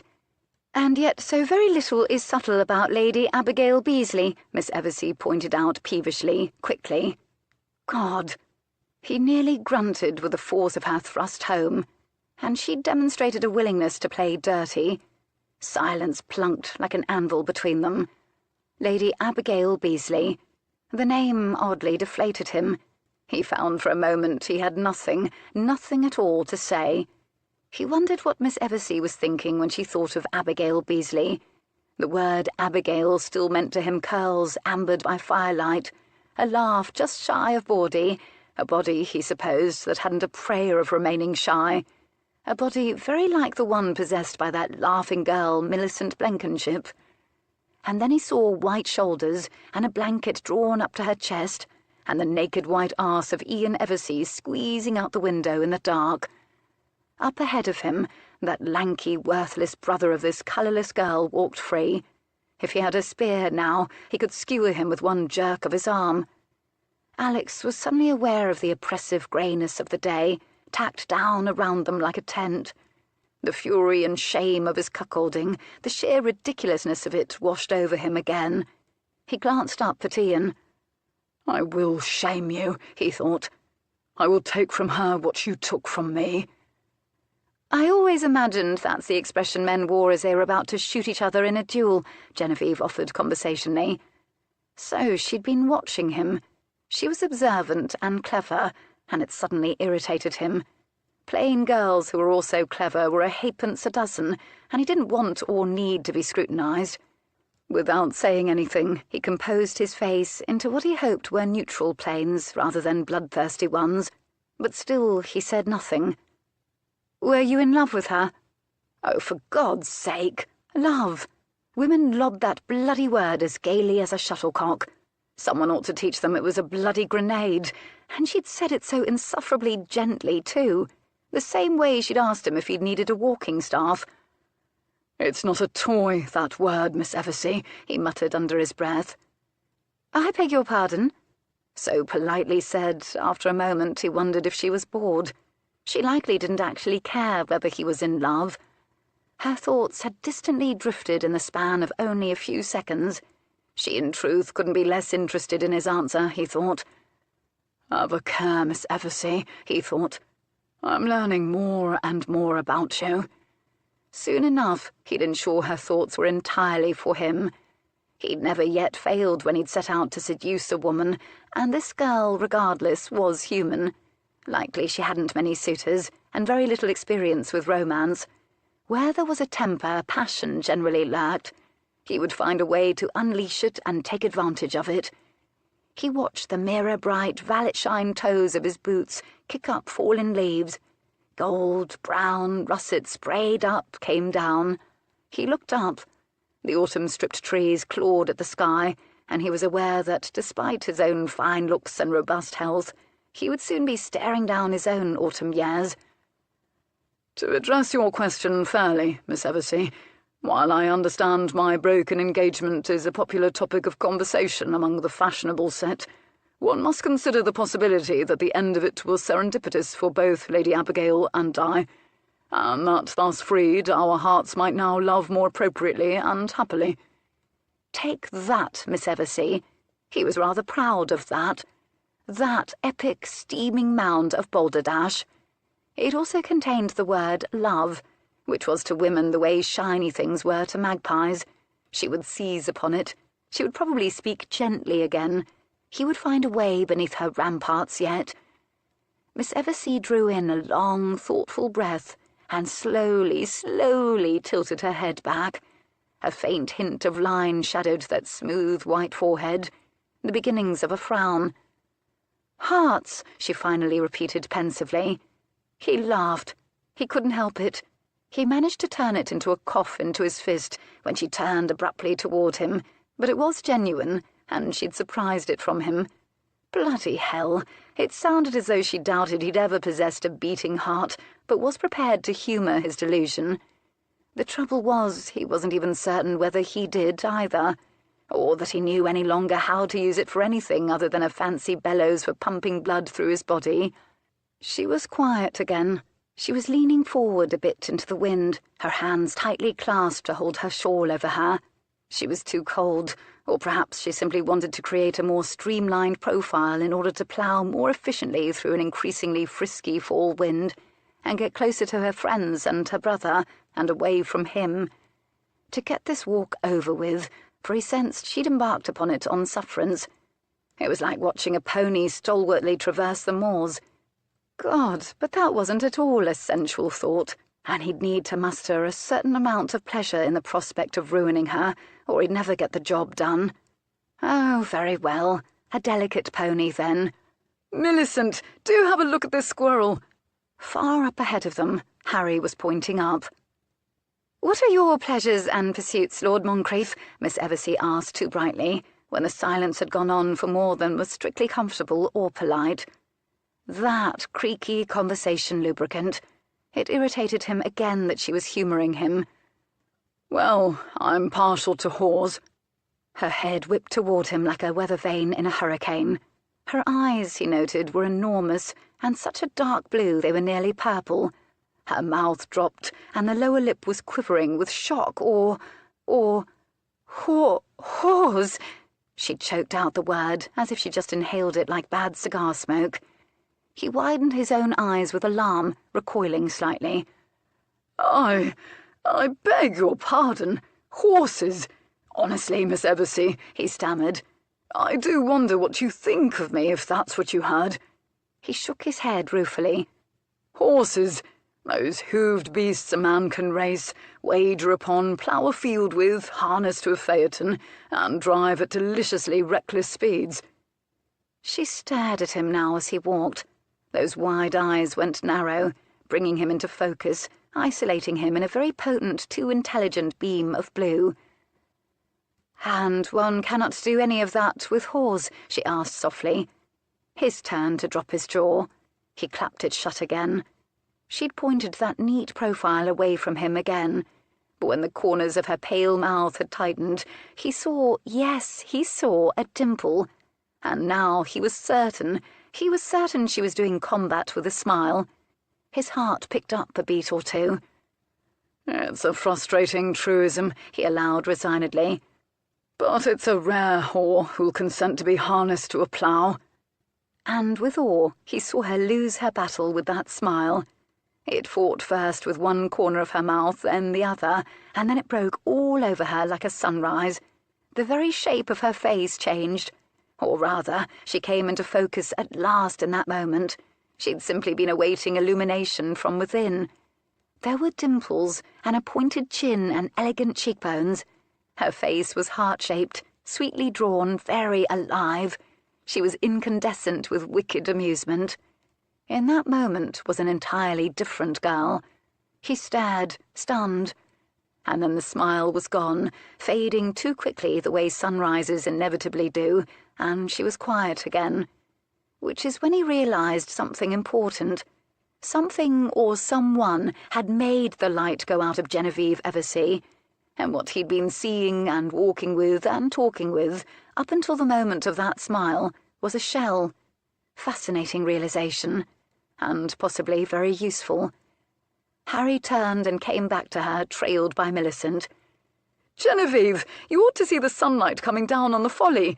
It reminds me of the Canaletto we love so." Harry and Millicent glanced toward the Duke and smiled politely. Canaletto was an Italian painter. He knew that much and cared less. "The folly is up ahead," Harry reassured him, and Millicent nodded in eager encouragement, as though he might think it a great chore to walk such a distance. The folly is up ahead. He couldn't help but wonder if those words were prescient as they all crested the hill, and it was the last he spoke alone to Genevieve Eversea for the rest of the afternoon. Chapter 5. The Duke took a light supper in his room. He attended to some correspondence related to his various estates, filling sheets of foolscap with succinct and rote instructions for his bailiffs, his banker, his man of affairs at Rosemont. He sealed them. They could be delivered by mail coach. But one message was urgent. He dashed off a specifically worded request, sprinkled it with sand, sealed it with wax and a press of his ring, then rang for a footman. "If you would kindly find a messenger to take this to Rosemont post-haste, I will reward handsomely." The footman had no doubt such a messenger could easily be found. He arrived early for the reception the Everseas were holding for a few guests prior to the ball, a modest, as described by Mrs. Eversea, affair, attended by local aristocracy and close friends from Pennyroyal Green, a few friends from outlying villages, a few in from London. He was greeted by Jacob and brought from guest to guest for introductions. A few people he was already acquainted with, neighbours in Sussex and fellow members of White's. Others, particularly the locals, were strangers. He'd seldom seen curtsies so deep or eyes so wide. He was polite, he was cool, he was enigmatic. He was every bit what they expected and wanted the storied Duke of Falconbridge to be, because it amused him to be so. In truth, his eyes were on the stairs. He waited with the patience of a cat near a mouse-hole for Genevieve Eversea to arrive. He almost didn't recognize her when she did appear. Her dress was a glossy silk of midnight blue, cut very low, and the sleeves, really scraps of net, clung to her pale, flawless shoulders, as though she'd tumbled down through clouds to get here and brought a few shreds of sky with her. Her neck was long. Her collarbone had that smooth, pristine temptation of a bank of new-fallen snow. It was interrupted only by a drop of a blue stone on a chain that pointed directly at quite confident cleavage, as if the owner knew full well it was splendid and was accustomed to exposing it. Her sleek, dark hair was dressed up high and away from her face, and tiny diamante sparks were scattered through it. Her face beneath it was revealed in delicate simplicity. A smooth, pale, high forehead, etched cheekbones, elegant as Wedgwood, set off by that dark, dark hair and those vivid eyes. He stared. He wasn't precisely nonplussed.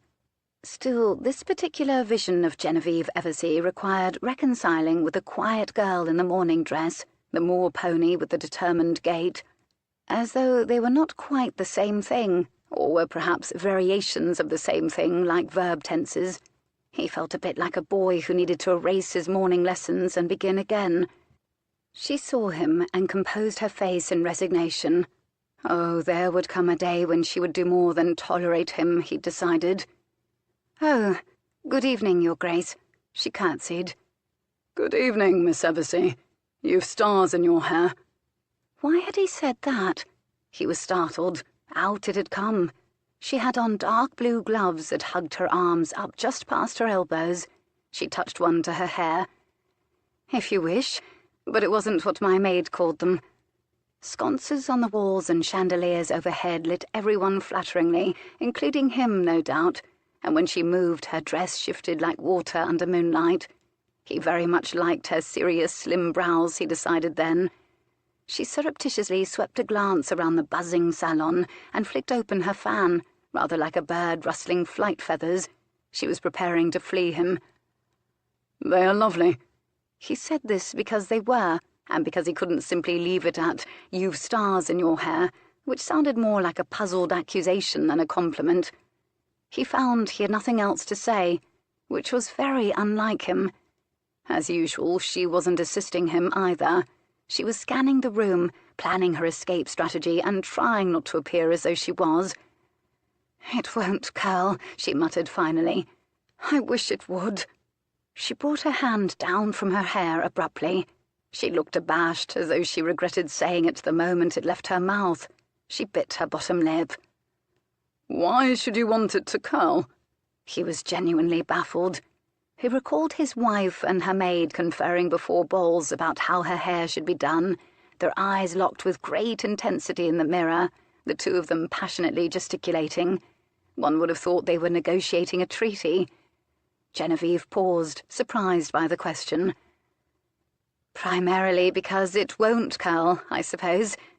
She looked just as surprised by her answer and gave a little laugh, enjoying the absurdity of it. He was struck by the peculiar philosophical profundity of this.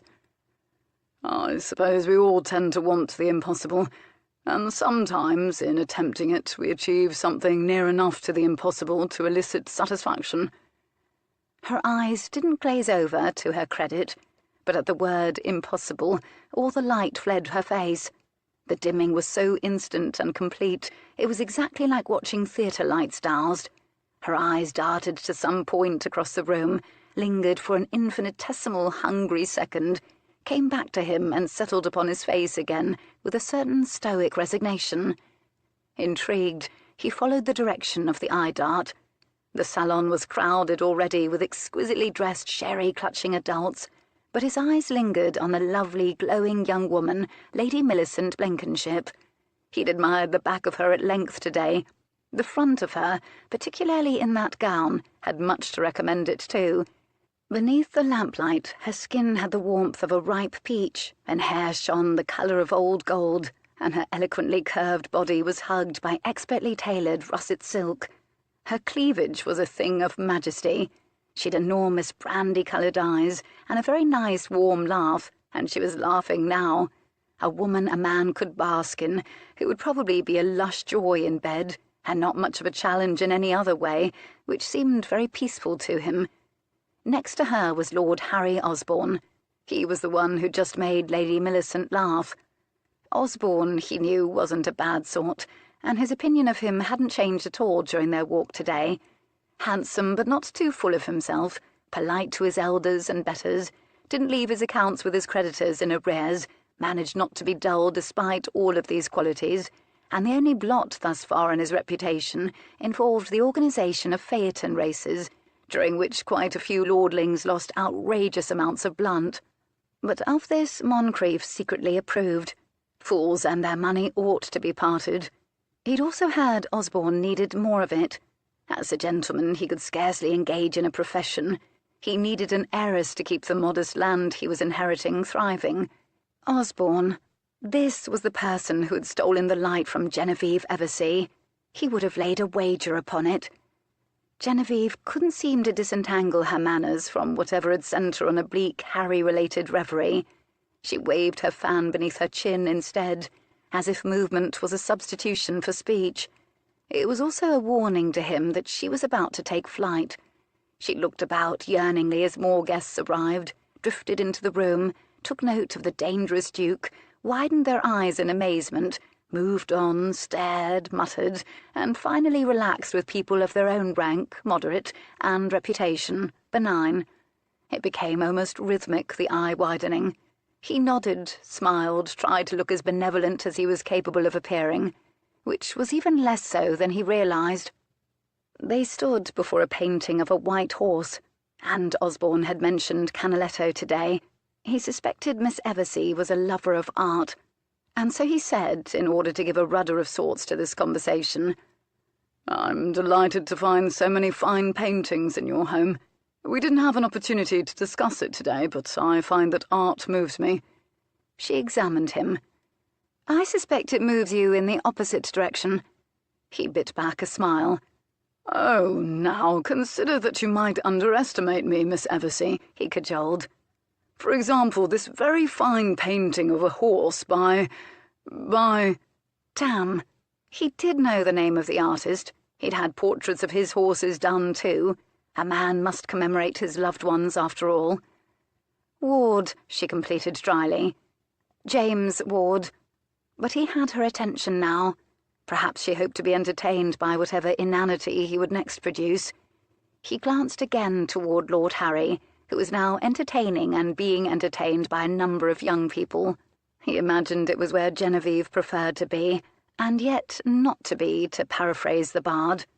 He couldn't detect any particular devotion to Harry and Millicent, or of him to her. She seemed to be enjoying all of the young men, a few of whom were aiming calf-eyed gazes at Miss Genevieve Eversea, who took no note.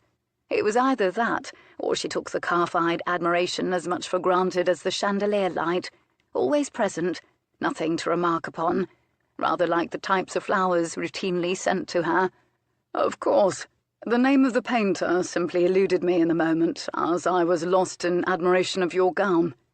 He added that simply so she could enjoy an inanity, and the corner of her mouth did tip sardonically. "But I recognized it as a ward."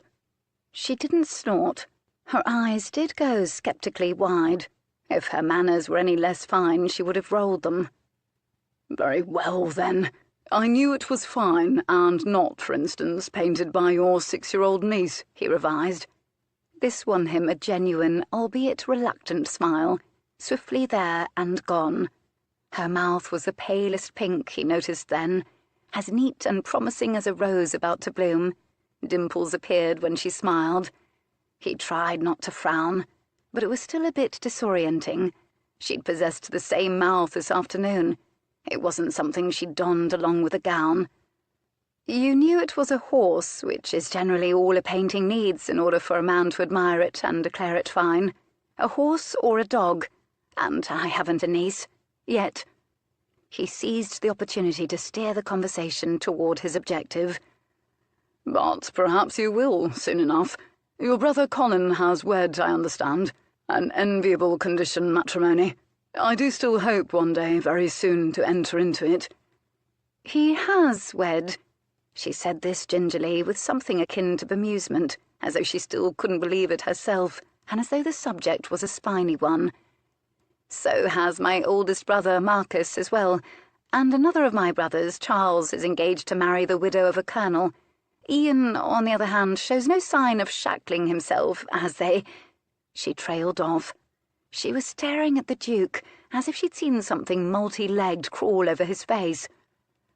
"As they—" He'd needed to ease his jaw in order to prompt her. It was inordinately tight. "As they say," she completed distantly on an odd note. Her faint, puzzled dent took up residence between her brows as she regarded him. "It's a pleasure to hear of the men in your family enjoying matrimony."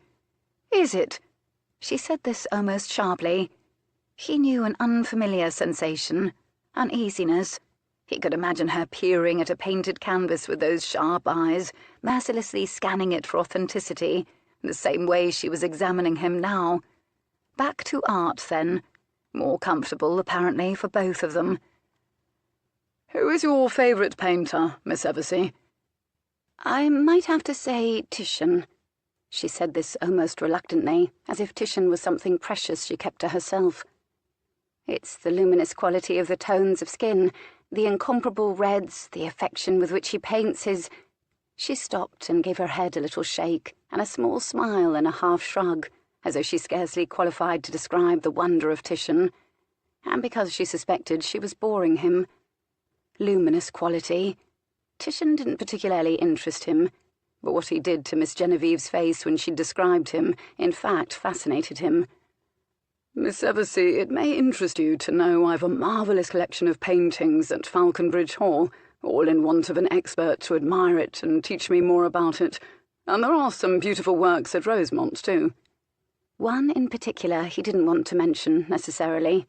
Not yet. Canvases covered in ancestors, for the most part, was what he had at Falconbridge Hall. Row upon row of them with eyes and noses and airs of entitlement, all very similar to his. It was like strolling through a gallery of mirrors. "Do you?" she said, clearly more alarmed than enthusiastic. Her fan flicked nervously in her fingers. Her eyes darted toward the stream of guests. She was calculating where and when she could dive into it. "Oh, yes, and many of the paintings are by Italian masters acquired by my father. Perhaps one day you'd like to see—" With astonishing speed, Genevieve's arm shot out, seized the arm of a young lady and plucked her from the crowd the way a bear plucks a trout from a stream. "Miss Oversham," she gushed, "allow me to introduce you to our very esteemed guest, the Duke of Falconbridge." Miss Oversham's eyes bulged in astonishment at the name. The plume atop her head quivered like a captured bird. "That won't be that is, I was just—" But Genevieve was surprisingly strong for her size, and she had a good grip on the tall Miss Oversham's elbow. She didn't even relinquish it when the woman curtsied. "We were discussing art," Genevieve volunteered brightly. And I know you're a lover of art as I am. I'm certain the Duke will enjoy telling you about his family's collection of portraits. I didn't wish to leave him without a delightful conversational partner while I attend to a small pressing matter." And with that, Genevieve Eversea released Miss Oversham, sidled through the crowd, through a doorway, and disappeared, every bit as graceful and purposeful as an otter navigating a bend in the river. Wily minx.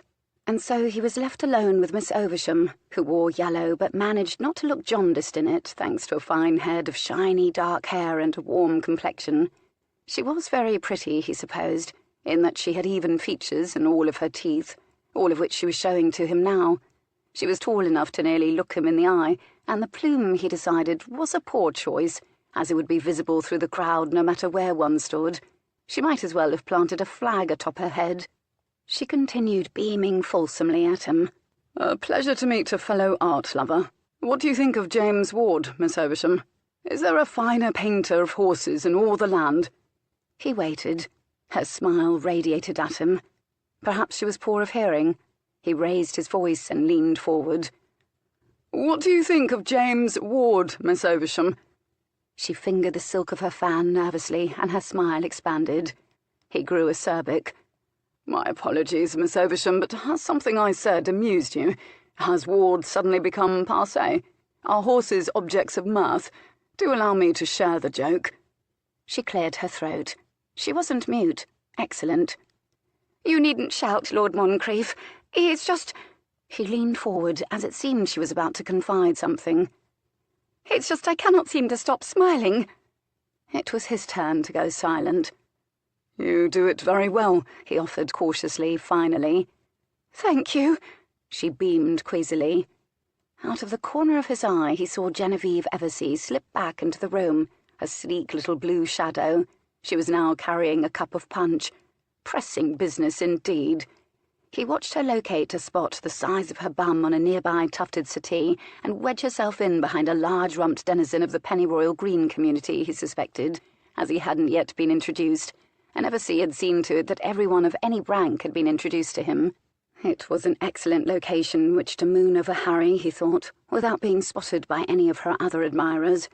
He wondered if she was within earshot of his conversation with Lady Oversham, to whom he returned his attention.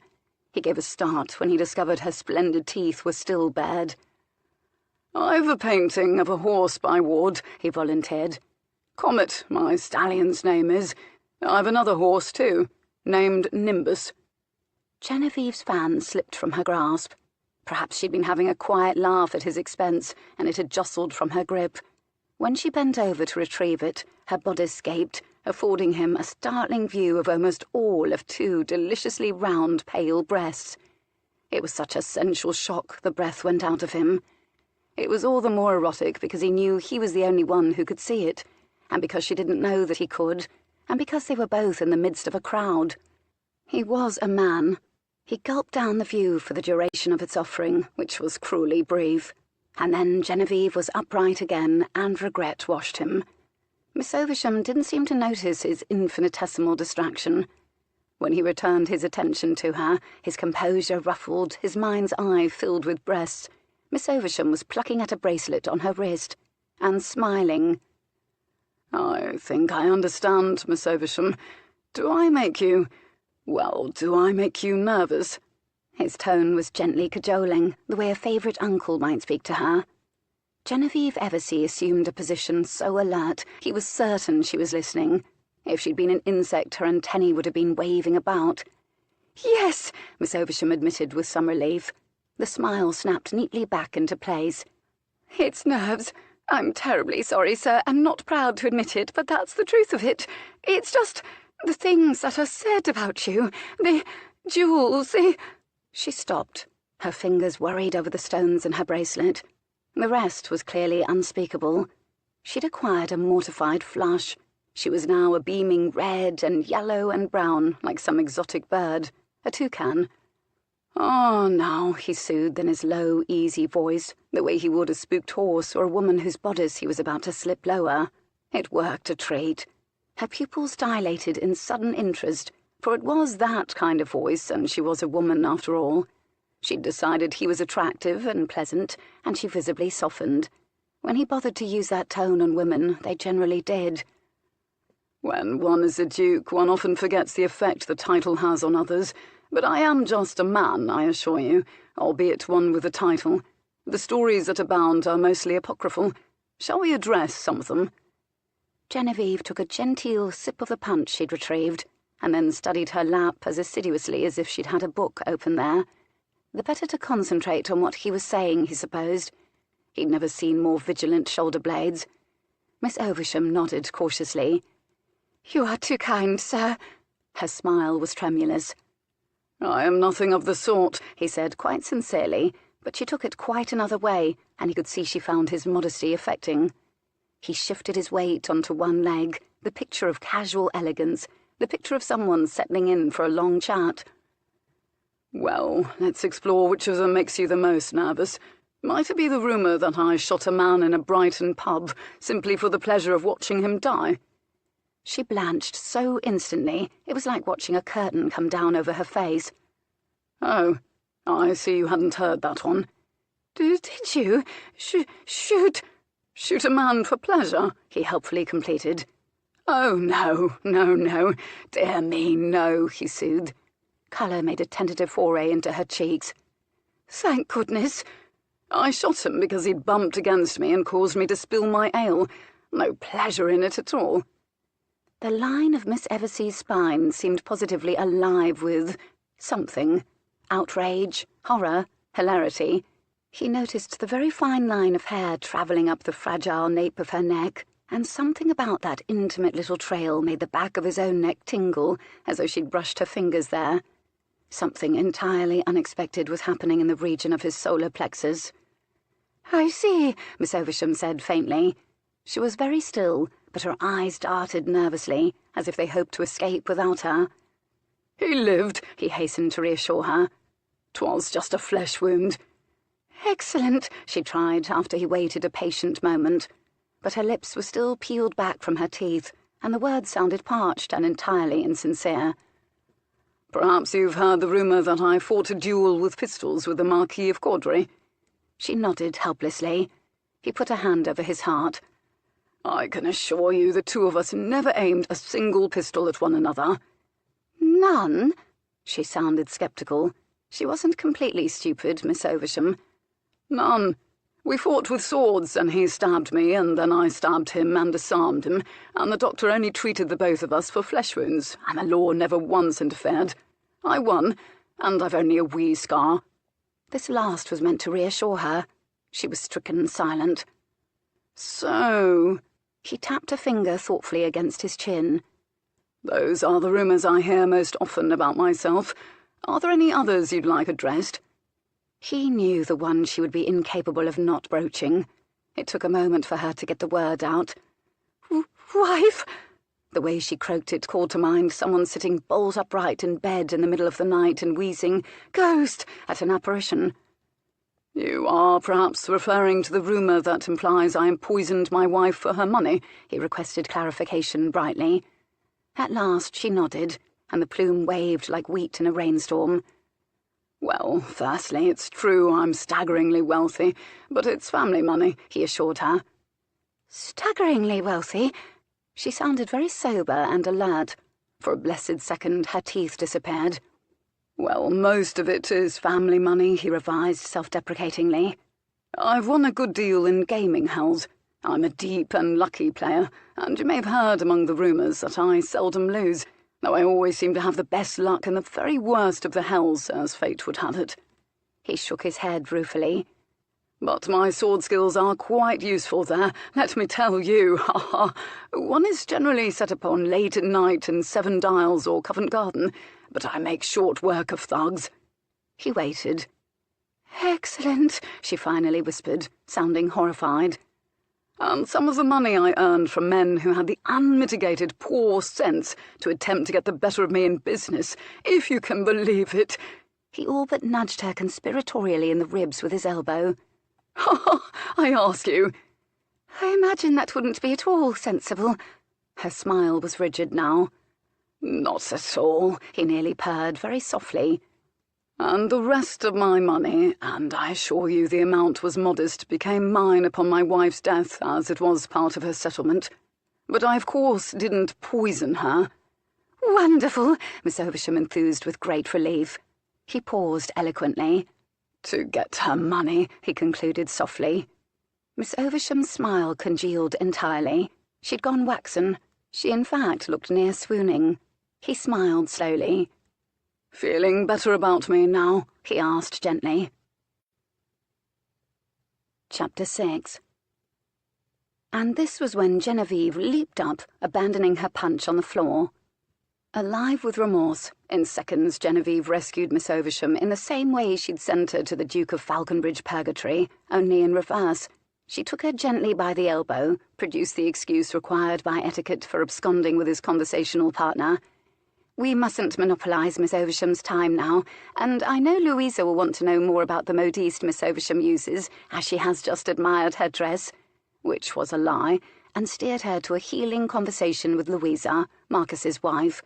Louisa was human balm in most circumstances, lovely as a spring day, but not the sort to make one envious, any more than one would envy the sun its ability to shine. Relieved at having resolved the misery she'd inflicted upon poor Miss Oversham, she turned to dash from the room, and almost ran headlong into a linen-covered wall. The wall turned out to be Moncrief. It must have taken all of 2 entire steps in order to follow her. She was now beginning to feel hunted, though surely this wasn't the case. "I imagine you're proud of the way you ingratiated yourself with Miss Oversham, Your Grace?" "Ah, Miss Eversea, you'll excuse me if I confess that it gladdens my heart to know that you abandoned your manners in order to listen to my conversation. But do feel at liberty to ask me anything you wish to know. You needn't hover about like a lovely little bird to catch a morsel of information." She did roll her eyes at the lovely little bird, and this made the devil smile. Then again, doubtless it was almost a relief to speak to someone who was glowering rather than beaming at him. She almost took pity on him. "What is the matter with you?" is what she came out with finally. "What is the matter with me? That's what you wish to ask of me when there are so many other interesting questions you could produce. Lady Oversham conducted a veritable interview. Surely you can best her." "You terrified her, on purpose." "On the contrary," he objected, surprised. "I simply recited a list of facts. You're spluttering." "I'm not spluttering." Genevieve took a step backward. The room was now her social chessboard, and she was planning her moves with clever, grim determination. He stepped forward. "I do admire a woman of courage, and it takes courage to deflect a duke." "I've no courage at all, then," she hastened to disparage herself. "I would never dream of deflecting a duke." "Perhaps we can discuss this further during the dancing portion of the evening. You'll enjoy waltzing with me later this evening, Miss Eversea. I dance very well, despite the height." "Your modesty is as appealing as your sensitivity, Lord Moncrief, but perhaps a reel other than the waltz. We differ so in height, I shall be speaking to your third button throughout the dance. Else you will need to look a great distance down, and I will need to look a great distance up. I shouldn't like you to end the evening with an aching neck." Inevitable at your creaky advanced age, she left eloquently, palpably unspoken. He looked down at her for a moment, head slightly cocked, as if he could hear that unworthy thought echoing in her mind. "My third button is so often a wallflower during balls, I doubt it will mind your conversation overmuch." She blinked. This was so delightfully silly, she forgot herself absolutely for a moment. She stole a glance at his third button. It was nacre, of course, as were the rest of them, and looked like an expensive and luminous tiny moon brought down from the sky specifically to button up the Duke. A row of snobs, those buttons, all of them. Lovely gown, it might say to her, but can you trace your ancestry back to the Conqueror? Actually, her family could, and this was, in fact, when all the trouble with the Redmonds allegedly began. That's what she would tell the button. He'd caught her looking at his button. He was smiling faintly, cryptically. He gave his head the slightest of to and fro shakes, as if once again he could read her thoughts. "I very much enjoy the Sir Roger de Coverley," she tried with polite stubbornness. "I would enjoy dancing it with you." This wasn't true, but it was always the last dance of the evening, and a reel, not a waltz, and quite energetic, which made conversation difficult. With any luck he would have tired of the dancing and gone off to bed, or off to the pub, or off to see whatever debaucheries could be had in Sussex by the time the Sir Roger de Coverley got under way. Surely her brothers would keep him informed of the wickedness a man could get up to in the neighbourhood. She was also almost afraid to touch him. He was so very much a man, solid, loomingly tall and angular. He demanded too much from her. She wanted to be alone with the enormity of her heartbreak, to nurse it for a time, and to not have to think or deflect. She wanted peace, and it was almost achievable in a throng like this, for all she need do was move through the crowd, a smile pasted on, and never a light, and never talk to anybody. But as luck would have it, that's when she heard Harry laugh. Her head turned toward it helplessly, the way it might celestial trumpets, and joy and misery thwacked her heart between them like a lawn tennis ball. Harry noticed her looking, as he always did. He'd always seemed to know precisely where she was in a brougham. He threw her a quick smile, the smile that was mischievous and conspiratorial and intimate, and had once meant everything to her, for they'd exchanged any number of these sorts of smiles across crowded rooms, and each one had woven a net of shared understanding about just the two of them, or so she'd thought. For all she knew, he'd been flinging smiles just like that at Millicent the entire time she'd known the two of them, or compromising Millicent in the garden of some London townhouse the times he was out of view. Maybe he'd even kissed more than Millicent's hand. And that thought stabbed her clean through. She would have to retrain her heart not to leap like an ecstatic pet every time she heard his voice. Harry glanced at the Duke, then back at her, and then, with comic sly speed, crossed his eyes dually before returning his attention to her brother Marcus and his wife Louisa. He was teasing her and sympathizing with her about the Duke. He might have the grace to feel jealous, she thought. But no, he clearly didn't see the Duke as a rival. Why should he, when he didn't see her as a woman, really, when he saw her as a friend, and when the Duke was more a contemporary of her father than of Harry? Back to the Duke. It was like looking from spring to winter. "I greatly admire your exquisite manners, Miss Eversea, and your concern for my physical comfort during the waltz is touching indeed. So I know you'll indulge me when I say I would very much prefer to dance the waltz, as I look less awkward during it than I do during any of the country dances. I'm all arms and legs, as you can see." What nonsense! He was all towering grace, and she had no doubt he'd look as fit and appropriate hopping about during a reel as he would sailing through the room in a waltz. But she began to believe the bit he'd told Miss Oversham about the duel, because if there was anything the Duke did expertly, it was identify vulnerabilities, parry and thrust home. But she was not without her own resources. She'd at last backed up the appropriate number of steps to do what she'd been planning to do. "Lord Moncrieff, I'm certain you would enjoy speaking with my sister Olivia, while I greet my cousin Adam, the vicar of Pennyroyal Green." She stepped aside almost with a flourish to reveal Olivia standing near the ornate carved mantel, and before Olivia could get hold of Genevieve to stop her, and her hand did dart out in a valiant try, Genevieve had abandoned him once more, and with something almost akin to a whoosh she disappeared into the crowd. He looked after her. He was amused again. He intended to seduce and abandon her. He hadn't expected to enjoy himself so thoroughly. He was the Duke of Falconbridge, for God's sake. He didn't sport a hump or a wen. He possessed all of his teeth, a flat stomach and considerable sexual confidence. He could objectively assess his reflection in the mirror, and knew most women found it far from wanting, even if his reputation frightened them. But many of them enjoyed being frightened. And yet Genevieve had just knocked him off onto her sister like mud from her shoe.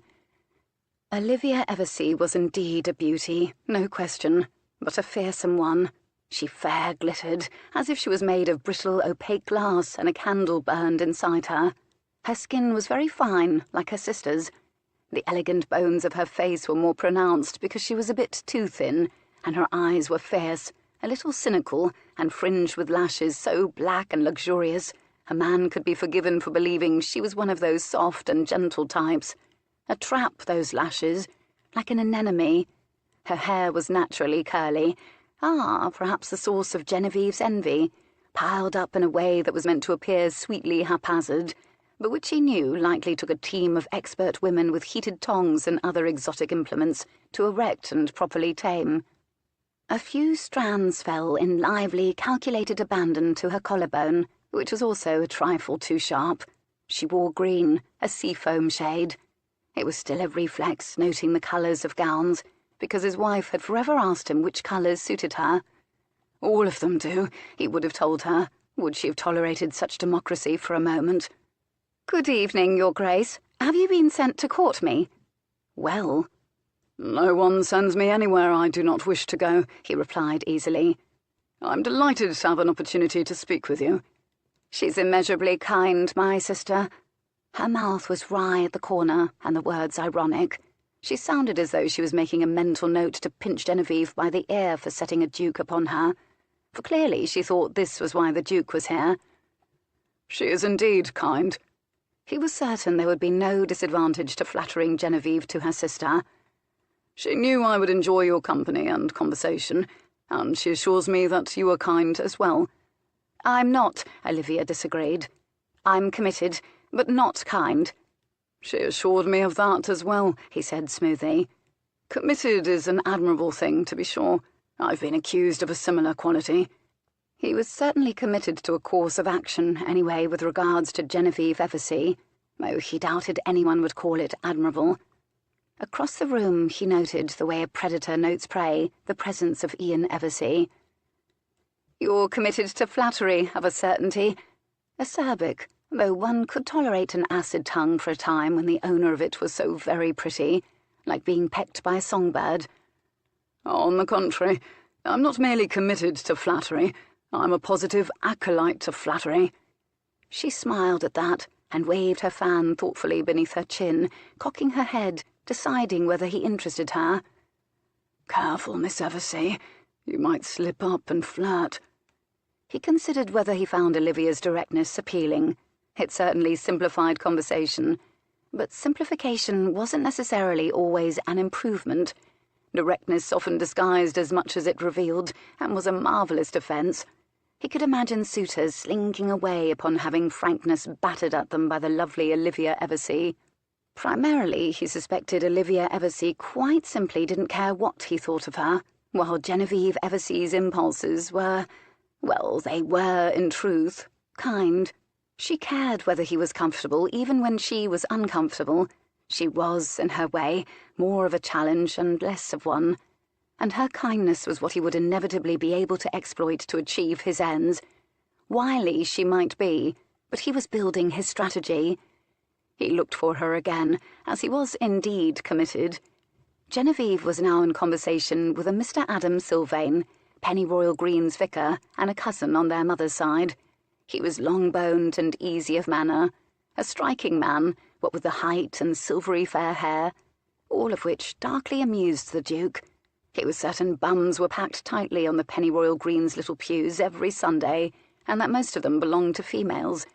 Clever decision on the part of the Everseas, taking such a cousin on as the vicar, and knowing their proclivities, certain to result in a scandal involving some poor unwed village girl, and that vicar being run out of Pennyroyal Green on a rail, or tumbling out of some woman's window.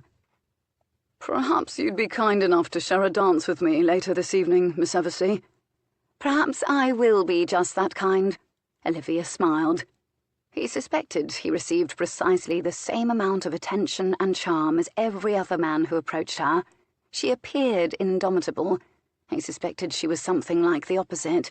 He, like everyone else, knew the story of Lion Redmond's disappearance and how she had allegedly driven him away. The loss of love took everyone differently, he knew. Perhaps she'd spent all of the love she had and was left with clever deflection to protect her wounds. "Millicent," Olivia said brightly, and sure enough that lovely, laughing, burnished girl, who was but a few feet away, turned, and then looked up into his face. "I wonder if you might tell Lord Moncrieff about your interest in art." "I do enjoy drawing and painting," Millicent agreed brightly. "Are you a lover of Italian art, then, Lady Blenkinship?" He said this as Olivia Eversea slipped away. He almost laughed as he saw her vanish into the crowd. Genevieve Eversea was nowhere to be seen. Oh, you're thinking of Genevieve, Miss Eversea. She is a great lover of Italian art, Caravaggio and the like." Lady Millicent said this with an airy wave of her hand. And the like encompassed rather a lot of artists, he thought, all of whom were fairly distinctive. He knew that much about art. She was staring at him somewhat nervously with those big, sherry-coloured eyes. Her eyes crept surreptitiously toward his hairline, probably in search of horns or dueling scars or signs of creeping recession. He stifled a sigh. He'd already played the game of Terrify the Maiden once this evening. It was much more entertaining when he was still certain someone was eavesdropping, and he still saw Genevieve nowhere in the crowd. "What manner of art do you enjoy, Lady Blankenship?" He struggled to keep the impatience from his voice. Lord, but he was weary of pretending to enjoy art. She hesitated. She bit her lip, and then Lady Blankenship leaned forward and confided on a whisper. "Well, as it so happens, I can show you right now." This was a bit startling, and a bit more promising. "Are you interested in the work of James Ward?" he asked carefully. He was proud of himself for remembering the name. He didn't, however, want to look at the damned horse again. Lady Blankenship looked this way and that, her big eyes assessing the crowd to see if anyone was looking directly at them at the moment. "Would you like to see my sketches?" She asked it with her eyes downcast, peering flirtatiously up at him through her lashes. Her sketches? Was he being propositioned in a crowded salon? Did she intend to lure him up to her chamber? Did he mind? It was a complication, if Lady Blankenship intended to seduce him, but he was no stranger to complications. "Show me your sketches, Lady Blankenship," he said softly, with a smile he reserved for innuendo. She instantly reached down behind the settee behind her and produced, to his astonishment, a sketchbook and handed it to him. "Go on," she urged on a whisper. "Tell me what you think." She'd clasped her hands in front of her, then brought them nervously up to her mouth. Her big eyes liquid with nervous anticipation. What on earth would he find in it? He looked about the salon just as she had, this way and that, ensuring no one was looking directly at him. He hoped he'd find nudes, and was at the same time rather worried he would. He opened her sketchbook furtively. He turned the first page up by one corner, took a peek, and then he turned it all the way over. He stared for a good long time at the first drawing. She nearly bounced on her toes, awaiting his verdict. "Lady Blankenship." "Yes," she said breathlessly. "This is a kitten, in a basket." She nodded eagerly. "This is a sketch of a kitten in a basket." Her fluffy, big-eyed kitten was sitting neatly in a round basket, paws draped over the edge. "Do you like it?" Millicent was practically nibbling on her knuckles with nerves. "It's a kitten in a basket," he pointed out slowly, as if this was answer enough. "Look at the next one," she urged excitedly. He gingerly turned the page. He stared. "It's kittens playing with a yarn ball." Something like hysteria tinged his voice. "Ginger, Tom, and Molly," she announced, stabbing a brown-gloved hand over their images as she announced their names. The amber stones on her bracelet clinked together. "Aren't they precious?" He slowly turned the pages one by one by one. Kittens playing with a string, kittens lapping milk, kittens sniffing flowers. "Lady Blankenship." "Yes." "Do you like kittens?" "Oh, I do," she confided breathlessly. He sighed, handed the sketchbook to her, and to her astonishment promptly abandoned her and wended his way through the crowd. He didn't dislike kittens, but life was too short to continue this conversation. He needed a brandy now. Jacob Eversea had invited him upstairs to discuss a potential investment in a gas-lighting endeavour. If he couldn't have a brandy, he'd make do with 3 more cups of ratafia. He turned the corner in search of the ratafia, only to find Ian Eversea strolling in his direction. They froze in a passage before a small, elegant marble table, over which an enormous mirror helpfully framed the two of them and reflected a goodly number of the people standing in the salon. Ian froze, darted a look at the mirror, and then seemed visibly relieved. Moncrief could almost read his thoughts. It meant the rest of the salon could see the two of them, and that someone was bound to notice if the Duke inserted a stiletto into his torso, for instance. The two men confronted each other silently. Fury and embarrassment and an all-too-vivid memory came at Moncrief in a swift wave before receding. All Ian Eversea, all the rest of the salon would see reflected in the mirror, was cold, dangerous elegance. "Mr. Eversea," he drawled, "we haven't yet had a chance to speak alone. I hardly recognise you, in clothing." "What are you about, Moncrief?" Eversea did look decidedly ill. "What am I about? Well, I'm about to enjoy, or at least drink, a cup of ratafia, or brandy, if I can get it. I'm about to join your father for a brief discussion of an investment opportunity in his study. I'm about to divest your neighbours and guests of their money in 5-card lieu, but that's later. More importantly, I'm about to dance with your sister." It was the smile Moncrief offered here, and the way he said "sister," that had Ian reaching in a reflex almost as old as time for a sword he wasn't wearing. He forced his hand to ease. For Moncrief had seen it. He casually placed his own hand inside his coat. A pistol was never far from his person. "Your grievance is with me, Moncrief, not my family. The offer to settle my offence against you stands. Feel free to choose your weapons, your time, and your seconds. If you would leave my father and sisters alone, I should be grateful." Moncrief sighed, bored. "Great." He shook his head with exaggerated incredulity. "I've chosen my weapon, Eversea, and my time. A second won't be necessary for what I have in mind." Ian stared at him with an expression uncannily similar to his sister's, penetrating, fixed.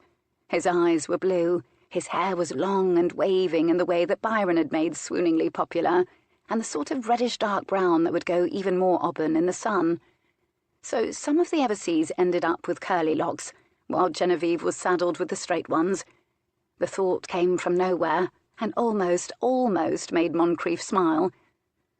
"You won't be able to stare my intent out of me, Eversea," he said mildly. "Now, doubtless you'll be missed at the party if you linger here. I want my drink before the dancing starts, and I hear the orchestra tuning even now. Quite looking forward to it. I've been promised a waltz by your sister Genevieve."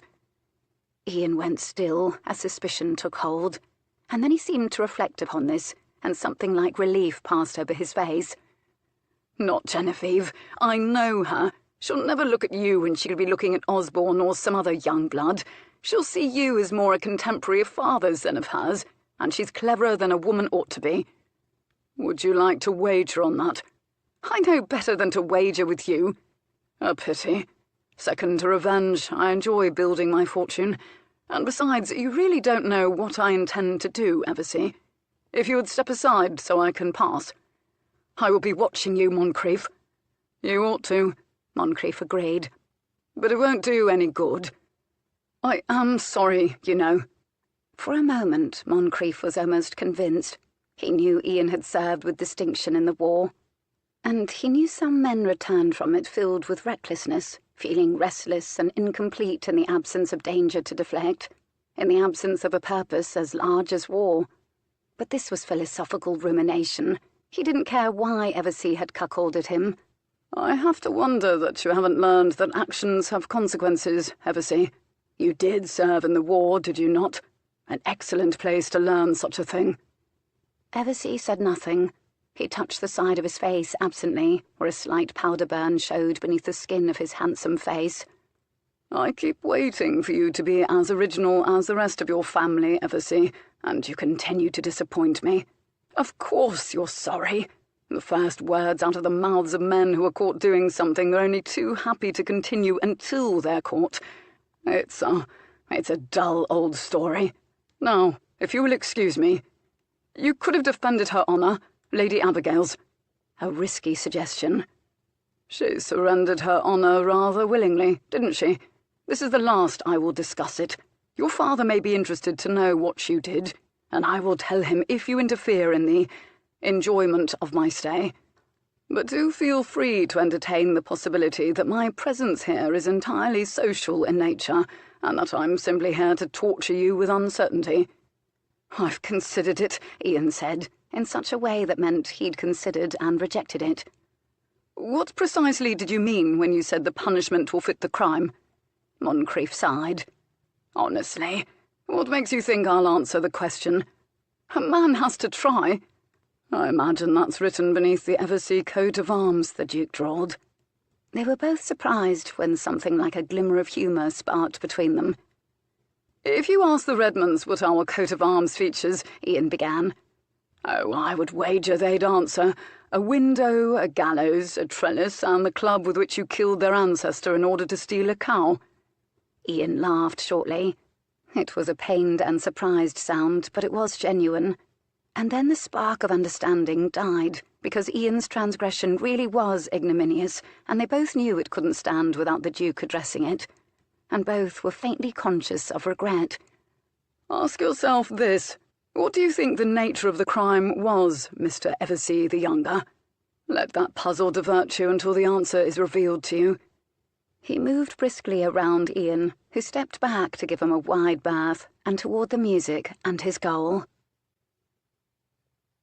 Chapter 7.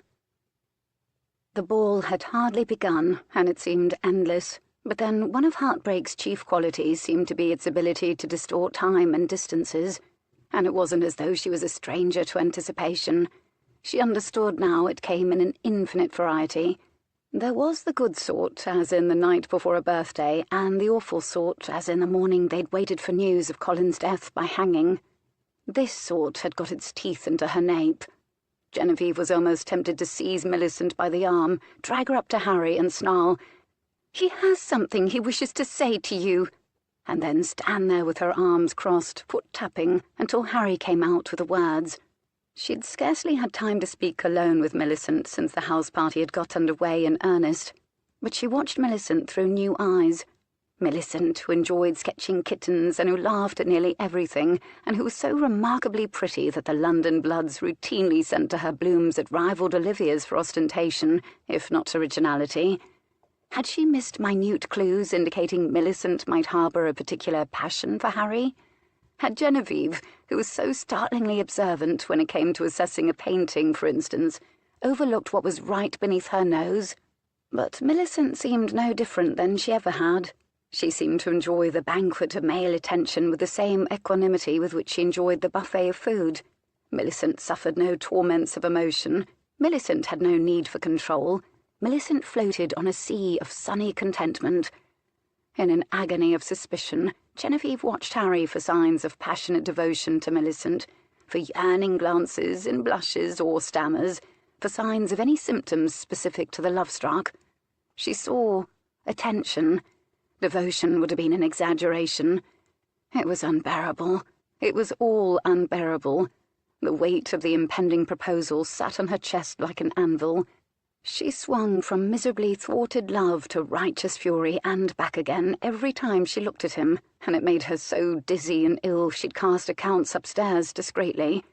And Harry, the Marquis de Sade of Sussex, had claimed a waltz, and she could hardly refuse him. Nor, God help her, did she want to. She might accidentally tread upon him, however, hard. But now she stood in the ballroom, a fraud in a ball-gown, gaiety and music and colour kaleidoscoping around her. It was intolerable that she should be expected to dance with anyone when she bore such a grievous wound. But everywhere she looked were members of her family, who acknowledged her with quick smiles or eyebrows raised. Apart from Ian, who looked, she noticed once more, nearly as ill as she felt, decidedly pale and twitchy. Her mother would most definitely notice if she'd gone missing. Her mother saw her now, blew her a subtle little kiss and tipped her head in a signal with a smile that at first confused Genevieve. And then, oh God, she realised the Sussex waltz was beginning, which reminded her that... She turned. The other man she'd been unable to refuse earlier was standing before her. He stretched out a hand. She could not for the life of her understand what the Duke of Falconbridge wanted from her. She ascribed his presence and his attention to the week's general theme, which was torture. He'd perhaps come to Sussex to shop for a wife, since he'd recently shed himself of the candidate he'd selected. It wouldn't be her, regardless of how determined he might be, and the man personified determination, regardless of the glimmer of temptation she'd felt to, well, allow herself to be charmed, to surrender to the sheer force of him. The notion that she'd ever thought she could entirely ignore someone of his reputation on her walk today she ascribed to naivete and heartbreak. He'd skillfully found her unprotected flank again and again. He'd even made her smile when she'd thought to never do it again. And yet she recalled his eyes when she'd said the name Abigail. She'd panicked, she'd played her trump, and she'd hurt him. This was the impression that lingered. It was as though everything else he'd said and done up until then had been steps in a dance, and he'd only dropped his mask when she tripped him. So he was a clever man, a watchful man, a powerful man, but a man with unexpectedly human vulnerabilities. She wasn't certain she cared. She still didn't think he was a nice man. She took his hand. She was immediately overwhelmingly conscious of its size. It enveloped hers with almost absurd masculine strength, and they glided in to join the dancers. She'd been right. She could stare his third shirt button in the eye, and likely they looked almost comical swirling together about the ballroom. But he was brisk and graceful. Something of his strength communicated to her, and for a moment she felt as though she was sailing. And since the theme of the week was torture, he was intent on conversation. "May I ask you a question, Miss Eversea?" "I can hardly prevent you." She'd been trying to daunt him. The contrary man's eyes lit with humour instead. What colour are they? She wondered idly. His eyes? She didn't care. They were dark. "Well, let's see. One of your brothers escaped the gallows." "He was innocent," she said shortly. "And that's a statement, not a question." "Patience.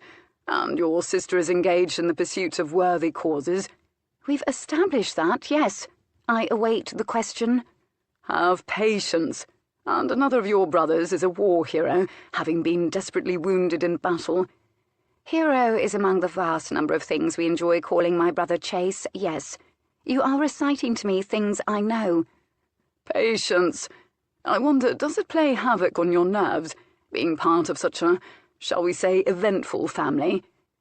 "You play havoc with my nerves." It was an odd question. She doubted it was an innocent one. "I love my family. All families are eventful." He cocked an illustratively disbelieving brow. He was right, of course. Few families were as eventful as the Everseas. He regarded her thoughtfully for half a bar of music. 1, 2, 3, 1, 2, 3. "Well, I've given it some thought, Miss Eversea, and I've decided you haven't at all answered my question. And since I managed to at last produce a question, perhaps you would agree it is only fair to produce an answer for me." She almost laughed. Her equilibrium was thrown, and for a merciful instant she forgot about the anvil on her chest. "I think I prefer to speak to your third button, after all." "My third button is not at home to unannounced guests," he said sternly. She did laugh then, delighted, and he smiled down at her, and what she saw were excellent teeth and faint lines at the corners of his eyes, one faint one bisecting his forehead, a cleanly drawn jaw. His nose was straight. His shirt was stunningly white. Everything about him was elegant and emphatically drawn. His strength was such that she felt for a moment buoyed, relieved of the burden of staying upright under her own power. He was not one of those broad, sturdy men that populated the Sussex countryside. He was quicksilver and sinewy. And out of the corner of her eye she thought she saw Harry's head turn her way, a familiar flash of gold. She craned her head sharply, briefly, the way someone might if they thought they'd stumbled across a guinea. But the ballroom was crowded, and she didn't see him after all, and deflated, enervated, she returned her attention to the Duke. "I imagine paintings are very restful after the, shall we say, vigour and unpredictability surrounding anyone named Eversea.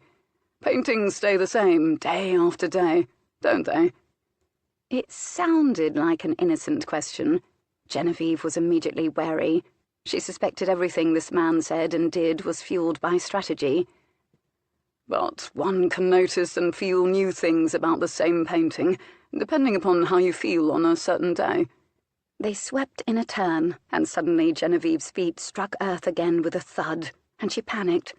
The ballroom had once been Genevieve's favourite room in the house, with its glowing amber floor and that row of gaudy chandeliers on high, and when it was empty it echoed with the promise of music and gaiety. But now it was a place where she could not see Harry or Millicent. Torment came at her in a fresh wave. Was he even now on bended knee behind that unconscionably bushy fern in the far corner? Had he herded her out to the back garden, where it was in fact far too cold to issue a proposal in her opinion, but there were stars out and— oh, dear heaven above, thank God, there he was, dancing with Millicent. Were they yet engaged? Can you really see different things in a painting from day to day? This seemed to genuinely interest the Duke. She wasn't certain which part of it fascinated him most, the fact that a painting could change or that she thought it could. "Well, it isn't like a crystal ball, whereby you see shifting images and the like. But haven't you ever looked at a painting for a length of time, or on more than one occasion, and experienced it differently each time?" Where to begin explaining art to someone who seemed to know nothing about it? Now, if she were dancing with Harry— "Of course. As a young man touring the continent, I once looked at length at a painting called Venus and Mars by an Italian painter called Veronese. Do you know it? Venus is nude as the day she was born, and Mars is entirely clothed and down on his knees in front of her, and it looks as though Mars is about to give her a pleasuring. And there are cherubs hanging about. I looked at it for quite some time." Pleasuring? God above. He had her attention now. She was speechless. Everything was astonishing about what he'd just said. She stared up at him, her mind exploding with vivid images, her cheeks going increasingly hotter. She knew the painting. She knew precisely where Mars was kneeling in front of Venus. The Duke had said it purposely. Suddenly she was acutely aware of her 5 senses, as though they were blinking on one by one, like fireflies in the dark. Most particularly vivid was touch. She was potently aware of his hands, the one resting with firm assurance against her waist, warm there now through the fine silk of her gown, the other enfolding hers. She was acutely aware of his size, and everything that was masculine to her feminine. Goodness, he could certainly look at her for a long time without blinking. "Do you know of a painter called Botticelli?" She sounded tentative. "I do, in fact, but vaguely." "I think he isn't rated highly enough. I enjoy his grace of line, the light infusing his subjects." Moncrief knew a subtle thrill. He'd thrown out a temptation, a subtle invitation. She'd recognized it and taken it up. "And I have seen his Venus and Mars," he added. "Ironically, in it Venus is entirely clothed, and Mars, the poor bastard, is sprawled, looking as though she's just had her way with him and he's spent." Somehow they'd drawn closer, closer, and he said this nearer to her ear than any man ought to be during a waltz. "It's allegory," she murmured it unconvincingly in his ear. "Is it?" he murmured back, as though he didn't believe her, as though he was inviting her to consider that it was, in fact, a representation of what had just happened between Venus and Mars, of what could happen between any man and woman, between the two of them. She'd gone quiet. What was she thinking? Had her own boldness or his overwhelmed her? "I've an acquaintance by the name of Wyndham who paints. His paintings leave you no question of what they're intended to represent. No viewers mistake them for anything other than what they are, or read additional meanings into them." Wyndham painted all the most lascivious paintings for the Velvet Glove, the bordello favoured by any man who preferred his whores pretty. Everyone depicted in his paintings was naked, or mostly naked, and having a marvellous time. "Did you make the acquaintance of this Mr. Wyndham in the process of pursuing your interest in horses?" Well, he was instantly riveted. His eyes focused intently, speculatively on her, and she looked back bravely enough, her eyes both glinting and tentative and uncertain. It was clear to him that she was new to this sort of flirtation. She fainted and then fell back, as though with his questions he'd revealed a new path her nature was drawn to but hesitant to follow. He smiled slowly. I might have done. She wasn't a coquette, but he would wager his life that what he'd sensed earlier in her was true. She kept her passions leashed, for reasons of her own. Everything leashed could be unleashed. He would find a way. She did battle with another of those wicked, delighted smiles. He saw it tugging at the corners of her mouth. He found himself waiting breathlessly for it to have its way with her. He wanted to see her smile beneath the chandelier light. He wanted to see her aglow again. She did smile. And when she did, he became all at once aware of small things, separate, all at once, the way a rising sun lights on objects one by one, illuminating them. The feel of her hand in his, how small, how fragile, her narrow waist supple beneath his hand, and the frail layer of fabric between his hand and her skin, the light glinting from the jewel resting against her pale bosom, the scent of her, floral and womanly, a certain tightening in his gut. He lacked the precise vocabulary to describe what he felt.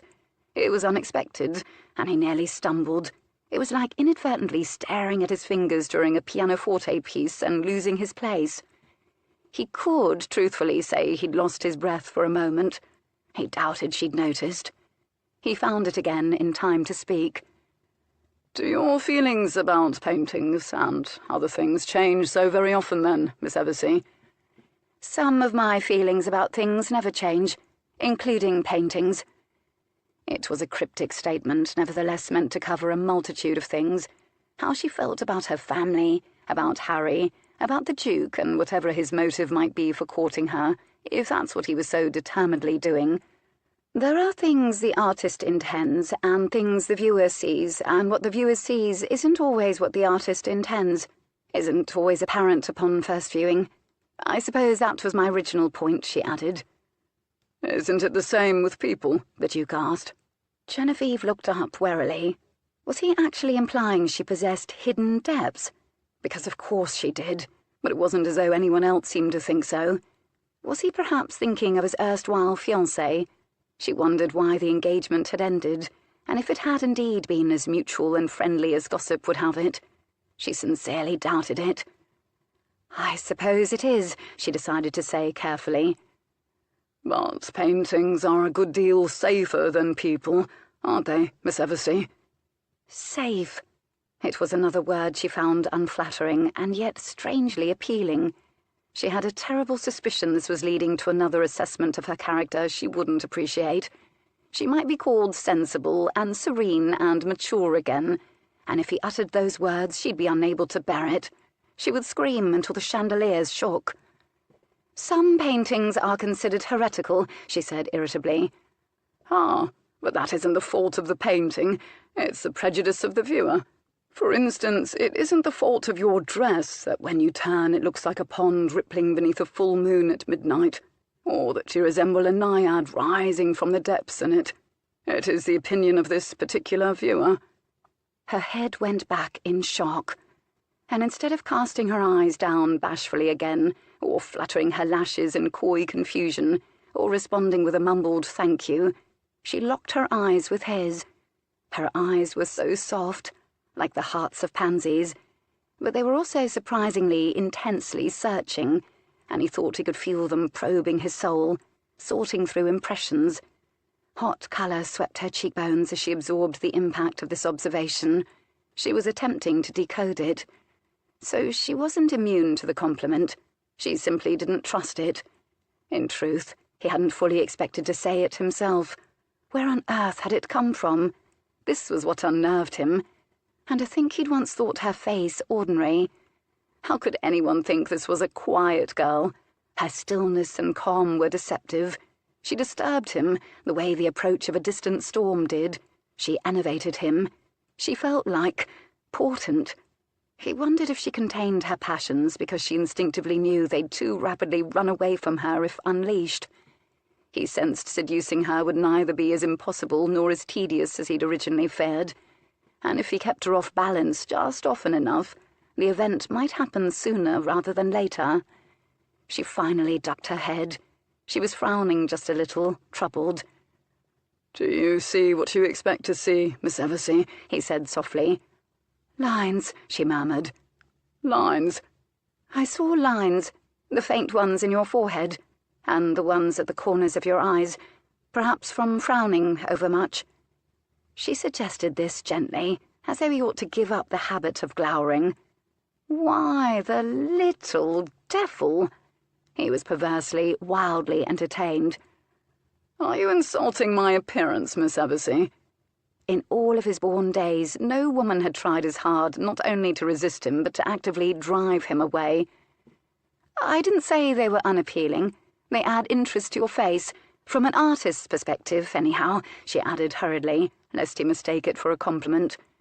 He'd been inwardly admiring her eyes, and she'd been counting the lines round his as though they were the rings in the oak and Ashdown forest, and would reveal his true age to her, which was nearly but not quite twice hers. Then again, she'd just shot another miserable, yearning glance toward Osborne, who hadn't yet any lines to speak of in his face. He probably scarcely even taxed the edge of his shaving razor with whiskers yet. "So if they are not unappealing, perhaps they are appealing," he pressed with mordant humour. "Perhaps from an artist's perspective," she clarified firmly and a little desperately. "They are not unappealing." "And from a woman's perspective?" "I suppose it would depend upon the woman." He admired the dodging so thoroughly he laughed. Was she counting his grey hairs as well? There were only a few. Dashing, he'd been assured. His mirror assured him of the same thing. He still had nearly all of his hair. Most of it was black. "I believe women generally find other aspects of my character more diverting, as the lines have not yet been mentioned to me in casual conversation. It must take the eye of an artist to notice them, and point them out. Your attention to detail is astonishing." He'd deftly complimented her into a corner yet again, and she knew it. He felt her ribs move in a sigh beneath his waltzing hand. He did smile.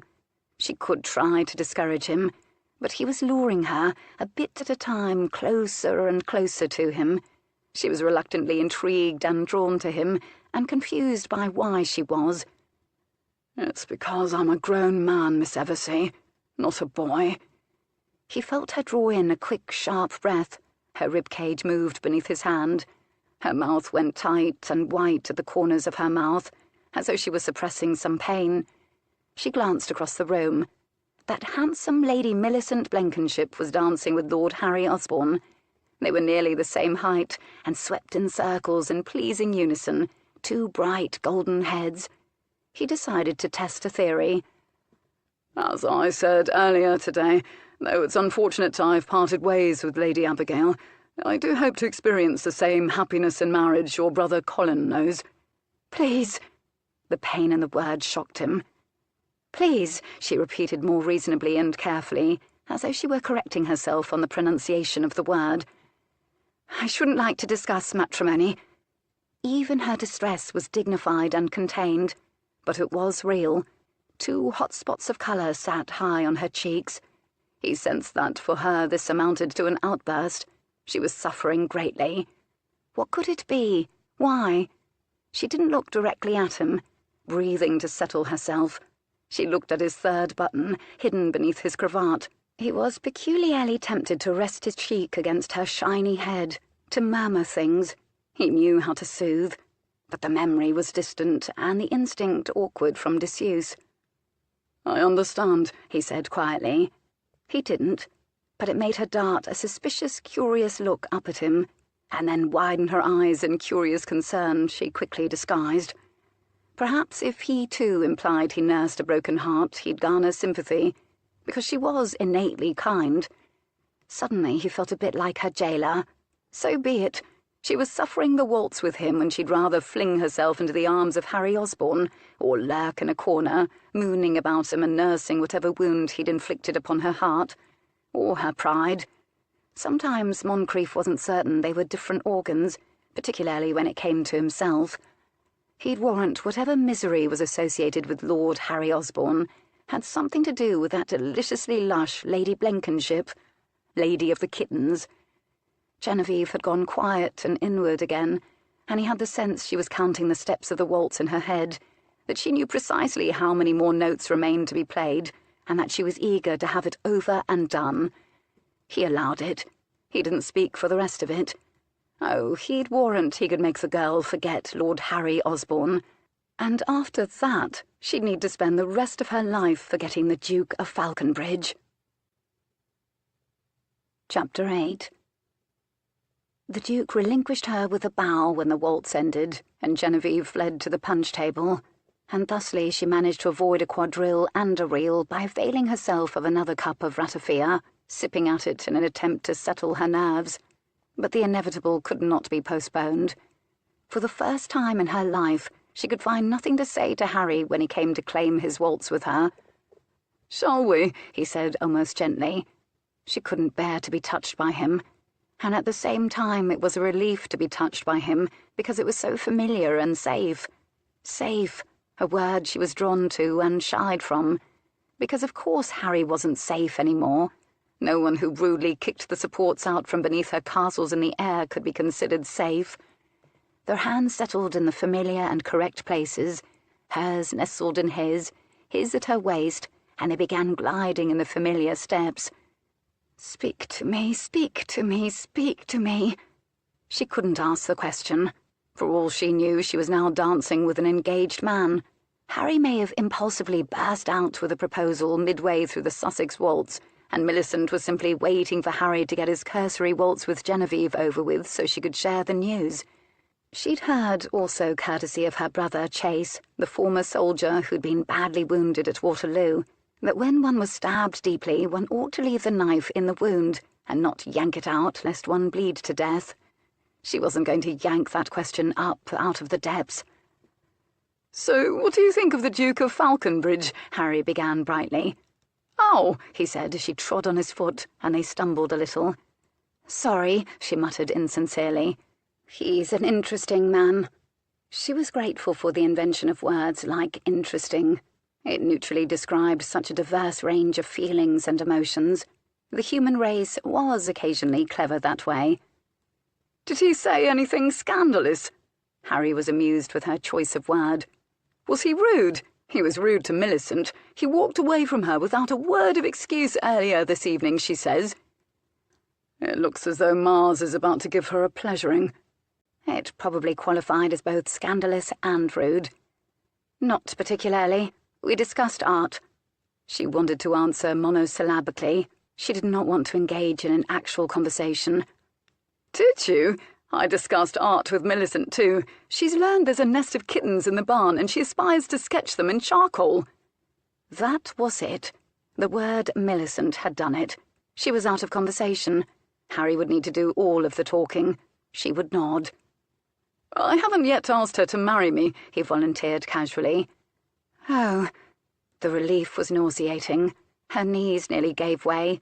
Turning round and round in wide circles did unpleasant things to her stomach, and once again she couldn't wait until the music was over. "Don't talk any more, Harry." "But the moment is likely to present itself very soon," he reassured her cheerily. She had long since ceased to be charmed by his obliviousness. "I'll be there to throw confetti," she said bitterly. He didn't notice her tone, or that she was now staring daggers at him. "I'm so happy you're happy with my decision." What ought she to say to that? Nothing, she decided. No human being should be required to tolerate this. "I say," he said suddenly, genuinely worried. "Are you unwell, Genevieve?" He sounded concerned, and his concern was an affront that buffeted her again between tenderness and fury. She could tell him how she felt, she supposed, but the notion of witnessing his pity, well, she had very little faith that Harry would handle her revelation with tact. He would mean well, he would also be blunt, and she was always the one who'd salved over his bluntness, who had rescued and soothed him. And God help her, no matter what, she didn't want anything to mar his happiness. "I fear I've a mal de tête, as they say. I drank 3 cups of ratafia." 3 whole cups, Harry admonished with mock horror. "How very wicked. Genevieve Eversea, you know full well ratafia is the first step on the road to perdition." She ought to have laughed. Normally she would have, but nothing was normal anymore. She'd instead been captivated by one of the words. Wicked. Mars, the poor bastard, is sprawled, looking as though she's just had her way with him. What did that mean? What precisely did Venus do to Mars? What did the Duke know about those sorts of things? Clearly the road to perdition intrigued her. If only Harry was the one standing there at the crossroads to it, beckoning and saying compelling things about Venus and Mars. And what on earth constituted a good pleasuring? Harry noticed she was distracted. Were you terribly surprised to find the Duke of Falconbridge beneath your roof? Terribly. He seemed decent and pleasant enough today when we walked out to the ruins. That's because you talked of horses and barouches and Papa's investments. I suppose, Harry allowed cheerily. After that, he was mercifully quiet. She looked up at him, encountered those familiar blue eyes, and looked away. Then she decided she would look at the hairs in his nose. Something tiny was clinging to one of them. The Duke seems quite taken with you, he said suddenly. Oh, no. Were others noticing, too? Surely taken is certainly an exaggeration. What makes you think so? Harry hesitated peculiarly. I saw you smile when you danced with him. So he'd been watching her, too. But of course he would look out for her. He was her dearest friend. I often smile, Harry, she said dismissively. Or at least I did in days of yore. In other words, yesterday. But she knew precisely what he meant, and yet he went on to explain it. But I know the difference between your polite, I'm dancing with you because I must smile, and the other ones, the ones that are real. Her breath caught. The revelation was astonishingly painful to hear. Of course he knew the difference, because Harry knew her and cared for her better than almost anyone in the world. Or so she'd once thought. She had given so many of her real smiles to him. Suddenly, absurdly, her supply of smiles seemed finite. She had only 1 or 2 left to give. She was exhausted. He came as a surprise, I'll admit, but he isn't terrible. The Duke. He has lovely manners. Lovely manners? Harry thought this was amusing. What effusive praise. He was rude to Millicent, walked away from her without a word. And he's your father's age. Perhaps he can scarcely tolerate company any more in the way the aged get. He's not, you know, not quite father's age. Harry hesitated again. How do you know?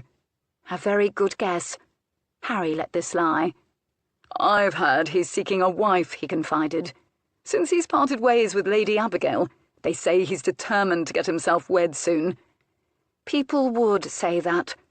The Duke had said it again and again to her, of course, but he wasn't the type to say it to anyone else. She knew that instinctively. She suddenly hated the word wife. She would never be Harry's wife. When he used the word, he would never refer to her. It occurred to her that she'd never considered the Duke's first wife when he'd begun speaking of Abigail this morning. Then again, she was uncertain of the etiquette of bringing up a dead wife with someone newly met. Most men who lack a wife eventually do seek one. Speaking was exhausting and painful now. Yes, Harry agreed after a peculiar pause. And of course I'd know. Her head did in truth hurt. All the shine, the gleaming floor, the sparkling chandeliers, the jewels winking, and all of the people in the room landed on her raw senses like hot sparks. She was dangerously close to crying. She hadn't yet. It was bound to happen soon, and it had better not happen in the ballroom. She drew in a shuddering breath. Harry, garrulous Harry, who could usually find something witty to say, was having difficulty building a conversation. But then she wasn't offering any conversational kindling. Who would rescue her? She allowed him to talk. She answered him monosyllabically, and she decided it was the last dance of the evening for her. She would rescue herself. She unapologetically left the ballroom for her bedroom after the dance with Harry. She did cry. She did it in a practical way. She slipped out of her dress and hung it up first, didn't fling herself on the bed and crush the silk. She unpinned her hair. She lay down gingerly on her bed, wearing just her shift, curled in on the pain in her gut, and waited. The sobs came from somewhere shockingly deep. They racked her. She choked as each one welled up, overtaking the one before. She let her pillow take her tears until it was hot and soaked. Her face was swollen and feverish feeling, her nose was running profusely, and suddenly she seemed to be done. And then she turned her pillow over to the cool side and lay flat on it, taking in shuddering breaths. She felt a little better, but the moon was full, and because she hadn't closed her curtains firmly enough, a determined beam worked its way into her bedroom and landed across her bed. She resented it profoundly. She was too weary to drag herself from the bed and walk the unthinkable distance between it and the window to close the curtains again. She tried flinging an arm over her eyes. It didn't work. She thrashed this way and that fitfully, as though she could dodge the beam. She wondered whether Harry was fast asleep. She wondered whether Millicent had an inkling of what was about to happen to her. She wondered whether Harry had lingered after the ball and lured Millicent out to the garden and knelt before her and... She flung herself out of bed. She stopped to poke up the fire, stabbing at it with an excess of enthusiasm. Afraid to defy her, it blazed up eagerly. And then she stalked across the room to the window to yank the curtains tightly closed. She gripped one of the soft curtains in her hand and began to pull, and then froze. Down below, pacing the garden, was a man. The short hairs stood up on the back of her neck. She wouldn't be surprised if the horror of the day was capped by discovering that the phantom of some long-dead Eversea roamed the garden at night. But it was no phantom. He wore a long, dark greatcoat. The wind whipped it out behind him. He was walking swiftly. He didn't seem to have a particular destination, but his stride was unnervingly familiar. And then he stopped and settled on the stone bench below and to the left of her bedroom window, his elbows resting on his knees. He turned his face up to the moon. The moonlight glanced off silver at his temple and the perfect mirrored shine of a pair of Hessians. It was the Duke of Falconbridge. She stood motionless, breathless, watching through a parted inch of the curtains, wondering if perhaps she was about to witness an assignation. But after he'd drunk in the moonlight, he ducked his head. For quite some time. If he was another man, she might have thought he was praying, but his hands were thrust into his pockets for warmth. He was very still, but as usual his entire body seemed alert, ready to launch, defend, attack, move on. And as if he was just as restless as she was, he stood again and continued walking, the wind whipping his coat out behind him, eventually disappearing from view. She glanced at the clock. It was past midnight. Chapter 9. Genevieve woke in a marvellous mood, as usual, to the music of 3 or 4 noisy birds perched in a tree outside her window. She lifted her hair away from her face, where it seemed to have adhered during the night, smiled faintly, and... bloody hell! Memory, as it would do, came crashing back into place, and along with the anvil of misery came to sit on her chest again. She accustomed herself to the weight of it, then slid out of bed and made her way to the window, and rudely pushed aside the curtains. She was tempted to shoo the birds away. She glanced down at the garden, at the place the Duke had stood just last night. She must have imagined it, she decided, or dreamed it. At breakfast, Moncrief was reminded why he disliked house parties so thoroughly. Something to do with all of the people to whom he was obligated to be civil. The fact that people grew considerably quieter around him helped matters, however.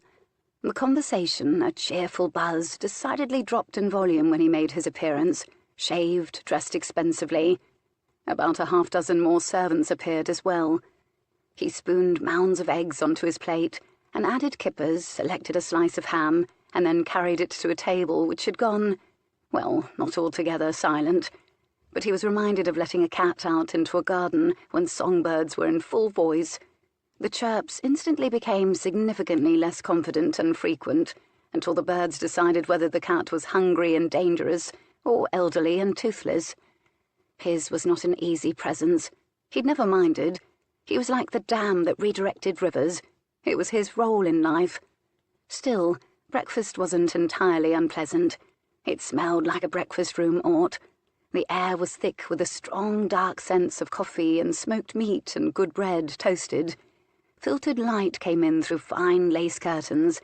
Silver and porcelain clinked together in a sort of music, as hungry guests passed about jam pots and attacked their plates and slurped down beverages. Housemaids buzzed about the room as excitedly as flies. Genevieve Eversea was in a green wool walking dress, and she was such an island of stillness his eyes were drawn immediately, and he rested them briefly. She glanced up at him. Her eyes were suspiciously red-rimmed, but perhaps she'd had a very late night of it.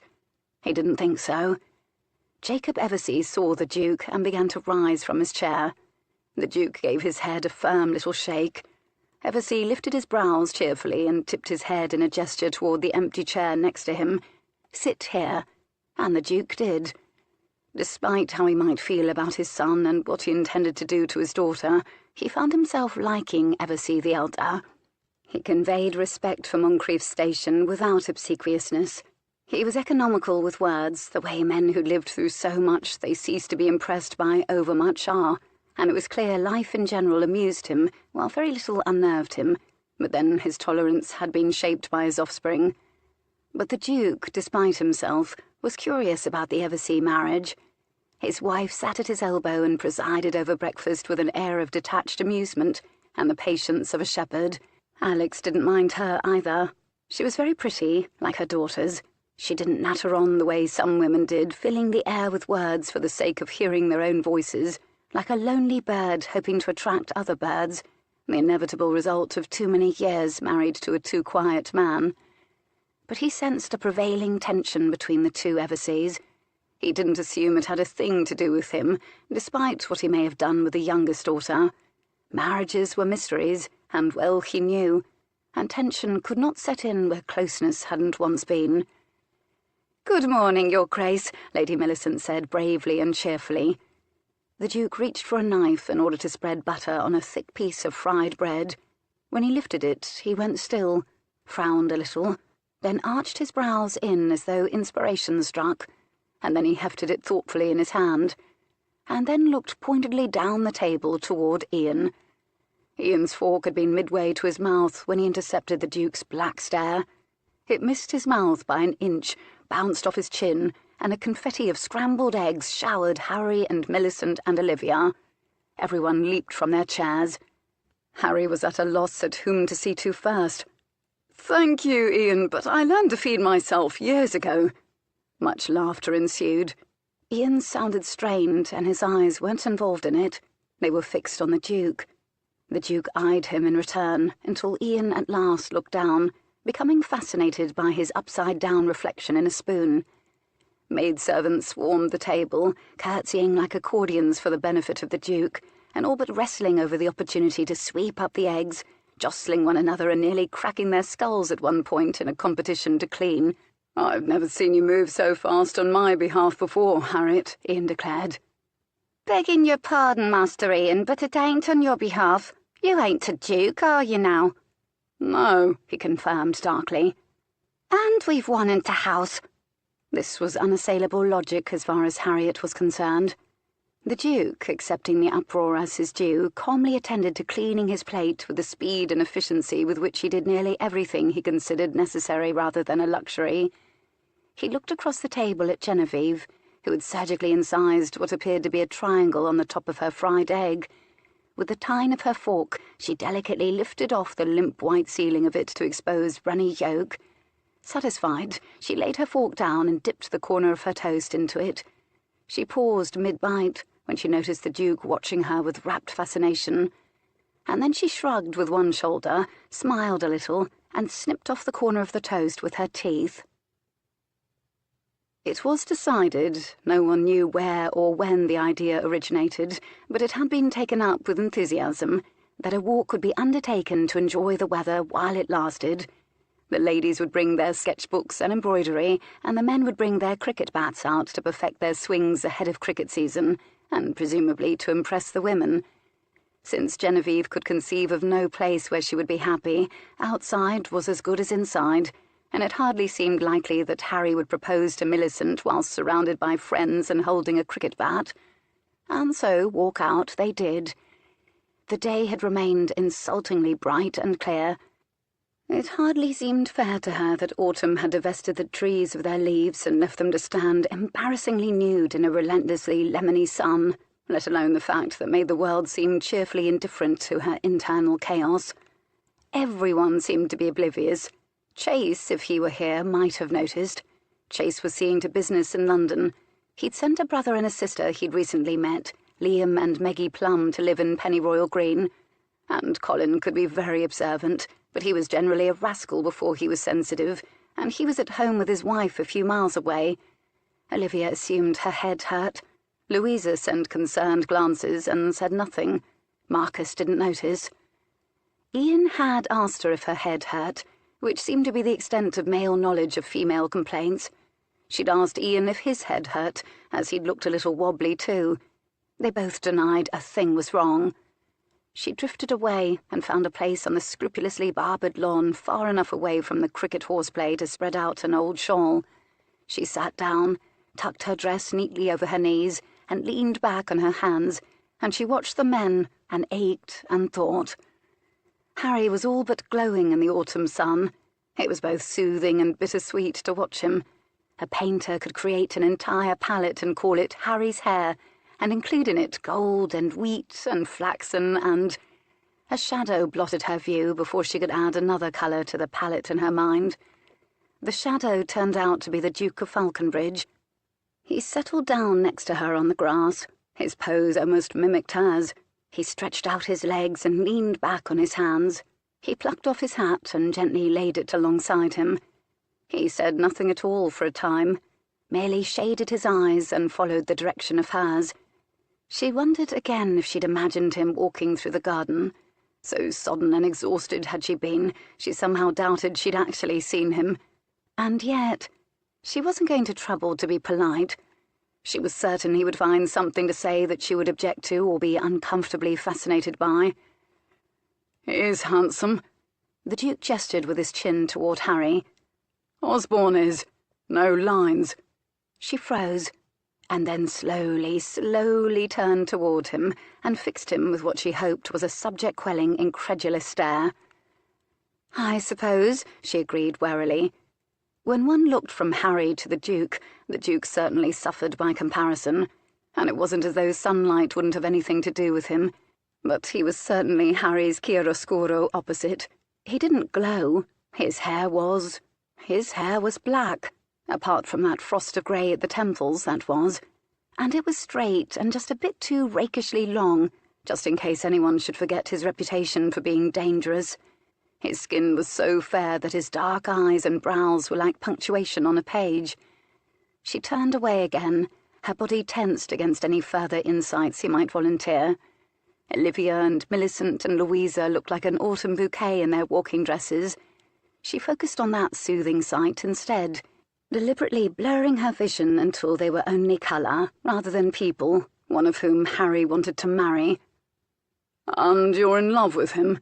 "Holy!" She actually yelped. It was as much his tone as the observation, conversational. She turned away again and looked straight ahead, her vision blurring in shock. "I am a glacier," she told herself. "I am a slippery ice wall against which his insights can gain no purchase. He will stop talking. He will stop talking." "And he's somehow broken your heart?" She said this almost brightly, as though they'd set out to play a guessing game. Oh, God! Pain! She made a short, involuntary sound, as though a wasp had sunk a stinger in. She whirled furiously on him again, eyes burning with outrage. So much for glacial control. Oddly, he didn't look triumphant. He looked almost sympathetic. "I'm afraid it's evident, Miss Eversea. To me, anyhow. If I'm not mistaken, no one else seems to have bothered to notice, if that's any comfort. Unless you've confided in anyone. Your sister, perhaps." Rather than claw him in fury, she curled her fingers into the grass and would have yanked it up by the roots if she wouldn't have felt guilty about killing innocent plant life and creating more work for the groundskeeper. And no, Olivia was the last person she would burden with the news of hopeless love. "No," she said shortly, thereby admitting her deepest, darkest secret. "And has he kissed you?" he asked lightly. Each impertinent question shocked her anew, and flayed fresh welts over raw and newly exposed secrets. All of her muscles contracted, as if colluding to shrink away from him. Why was he doing this? How did he know? "He's a gentleman," she said tightly. How quickly could she spring up and bolt away? Could she pretend she was being chased by a wasp? If she ran screaming from the Duke, surely a scandal would ensue. If this was his idea of courtship, then she had no doubt his fiancée had abandoned him. "And has he kissed you?" he repeated in precisely the same inflection, apart from a fresh and maddening hint of amusement. Her heart rabbited away in her chest, kicking painfully. This kind of misery was entirely new, and she hadn't yet learned to accommodate it. Her stomach was roiling, her cheeks were flushed, and she wondered if she ought to go have a lengthy, heartfelt chat with her handsome cousin, the vicar, to ask if there was any particular penance she could do to stop the unprecedented variety of suffering raining down upon her this week. "He has kissed me," she confirmed coldly. What made her say it? It wasn't entirely a lie. Perhaps pride had made her say it. Perhaps the very notion of another man kissing her would drive him away. But Harry had kissed her hand once, lingeringly, as though her hand was a precious thing. It had surprised her. In her mind it had cemented their attachment. "Has he?"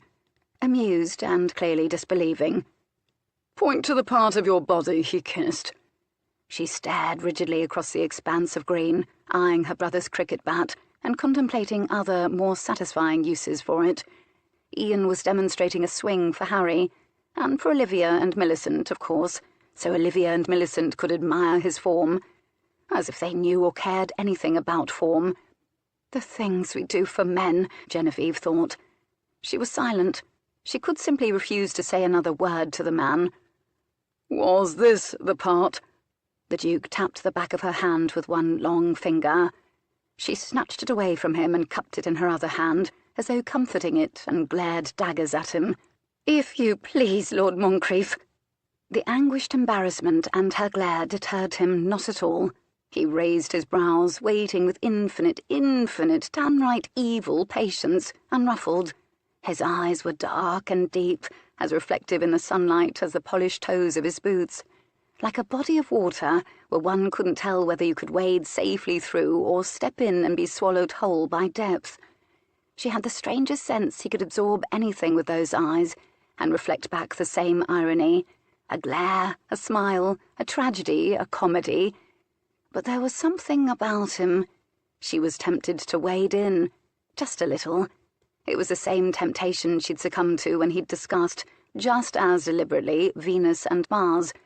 Because he wasn't wrong, because he was honest and she liked it, because he was relentless and she admired it, because she half hated him, but he didn't bore her, because he spoke to her the way no one else had ever spoken to her, which meant he saw her in a way no one else saw her. "Very well. He has kissed my hand, yes. Surely there's nothing untoward about that." "I suppose whether it was untoward depends on his intent and the circumstances and how much you enjoyed it." "It was an excellent kiss," she all but whispered. "Oh, I'm certain it was." The bloody man was amused. "A real man would have kissed you on the mouth, Miss Eversea, gentleman or no. And it's a very good mouth you have." He volunteered this as though offering advice on Harry's cricket form. She stared at him, shock dropping open her mouth. Her very good mouth. Damn him for inciting curiosity about what constituted a good mouth. She nearly raised her hand to touch it, stopped herself, and then she did, surreptitiously, rest the back of her hand against it. They were soft, her lips barely pink, shaped neatly and elegantly. But what made it good? She'd no vocabulary at all for this type of conversation, for the types of compliments he produced.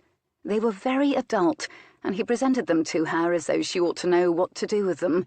She didn't. But speaking with him reminded her of the first time she'd taken a sip of coffee, a bitter, foreign black brew that grew more appealing, more rich and complex, the more necessary, the more she sipped. He casually, deliberately removed his coat, folded it neatly, laid it next to him. The wind took the opportunity to play in his hair, lifting it a bit, tossing it about, letting it drop, satisfied at having mustered Duke. He leaned back on his hands, and then idly turned to her. He inhaled and exhaled an almost long-suffering sigh, and he began in a patient, almost leisurely fashion, in a voice fashioned from dark velvet, a voice that stroked over her senses until they were lulled, to lecture directly to her as if she was a girl in the schoolroom. A proper kiss, Miss Eversea, should turn you inside out. It should touch places in you that you didn't know existed, set them ablaze until your entire being is hungry and wild. It should— Hold a moment. I want to explain this as clearly as possible. He tipped his head back and paused to consider, as though he were envisioning this and wanted to relate every detail correctly. It should slice right down through you like a cutlass with a pleasure so devastating it's very nearly pain. He waited, watching her face, allowing her to accommodate the potent words. Her mouth was parted, her breathing short. She couldn't look away. His eyes and voice held her, as fast as if he'd cradled her face with his hands. And as he said them, an echo of sensation sounded in her, like a remembered dream, an instinct awakened. She thought about Mars getting ready to give Venus a good pleasuring. Stop, she should say. And, she whispered, it should make you do battle for control of your senses and your will. It should make you want to do things you'd never dreamed you'd want to do. And in that moment, all of those things will make perfect sense. And it should herald, or at least promise, the most intense physical pleasure you've ever known, regardless of whether that promise is ever fulfilled. It should, in fact— He paused for effect. —haunt you for the rest of your life. She sat wordlessly when he was done, as though waiting for the last notes of a stormy, discordant symphony to echo into silence. The most intense physical pleasure. His words reverberated in her, as if her body contained the ancient wisdom of what that meant, and now, having been reminded, craved it. She should have gotten up to leave and not looked back. "So you've had this kiss, or is it something you aspire to?" Her voice was a low rasp.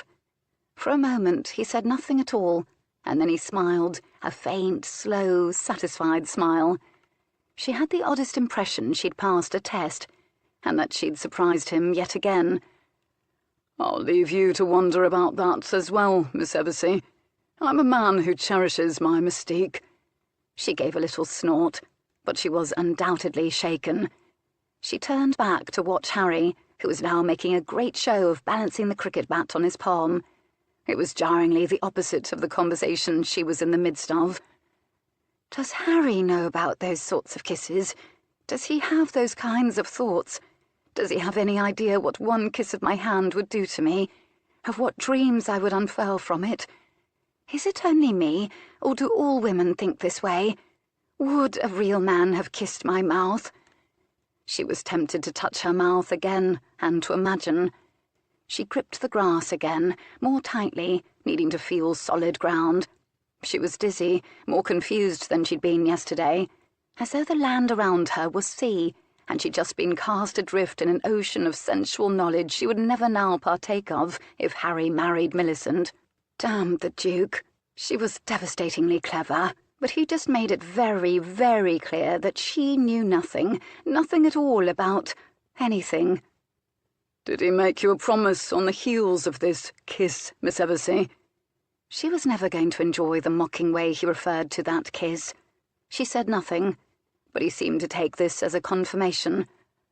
"Are you spoken for? Did he back away from a promise?" he asked hurriedly. He sounded tense, oddly as though he intended to deal unkindly with Harry if this was the case. Not as much, no, but everything was implied, or so I thought.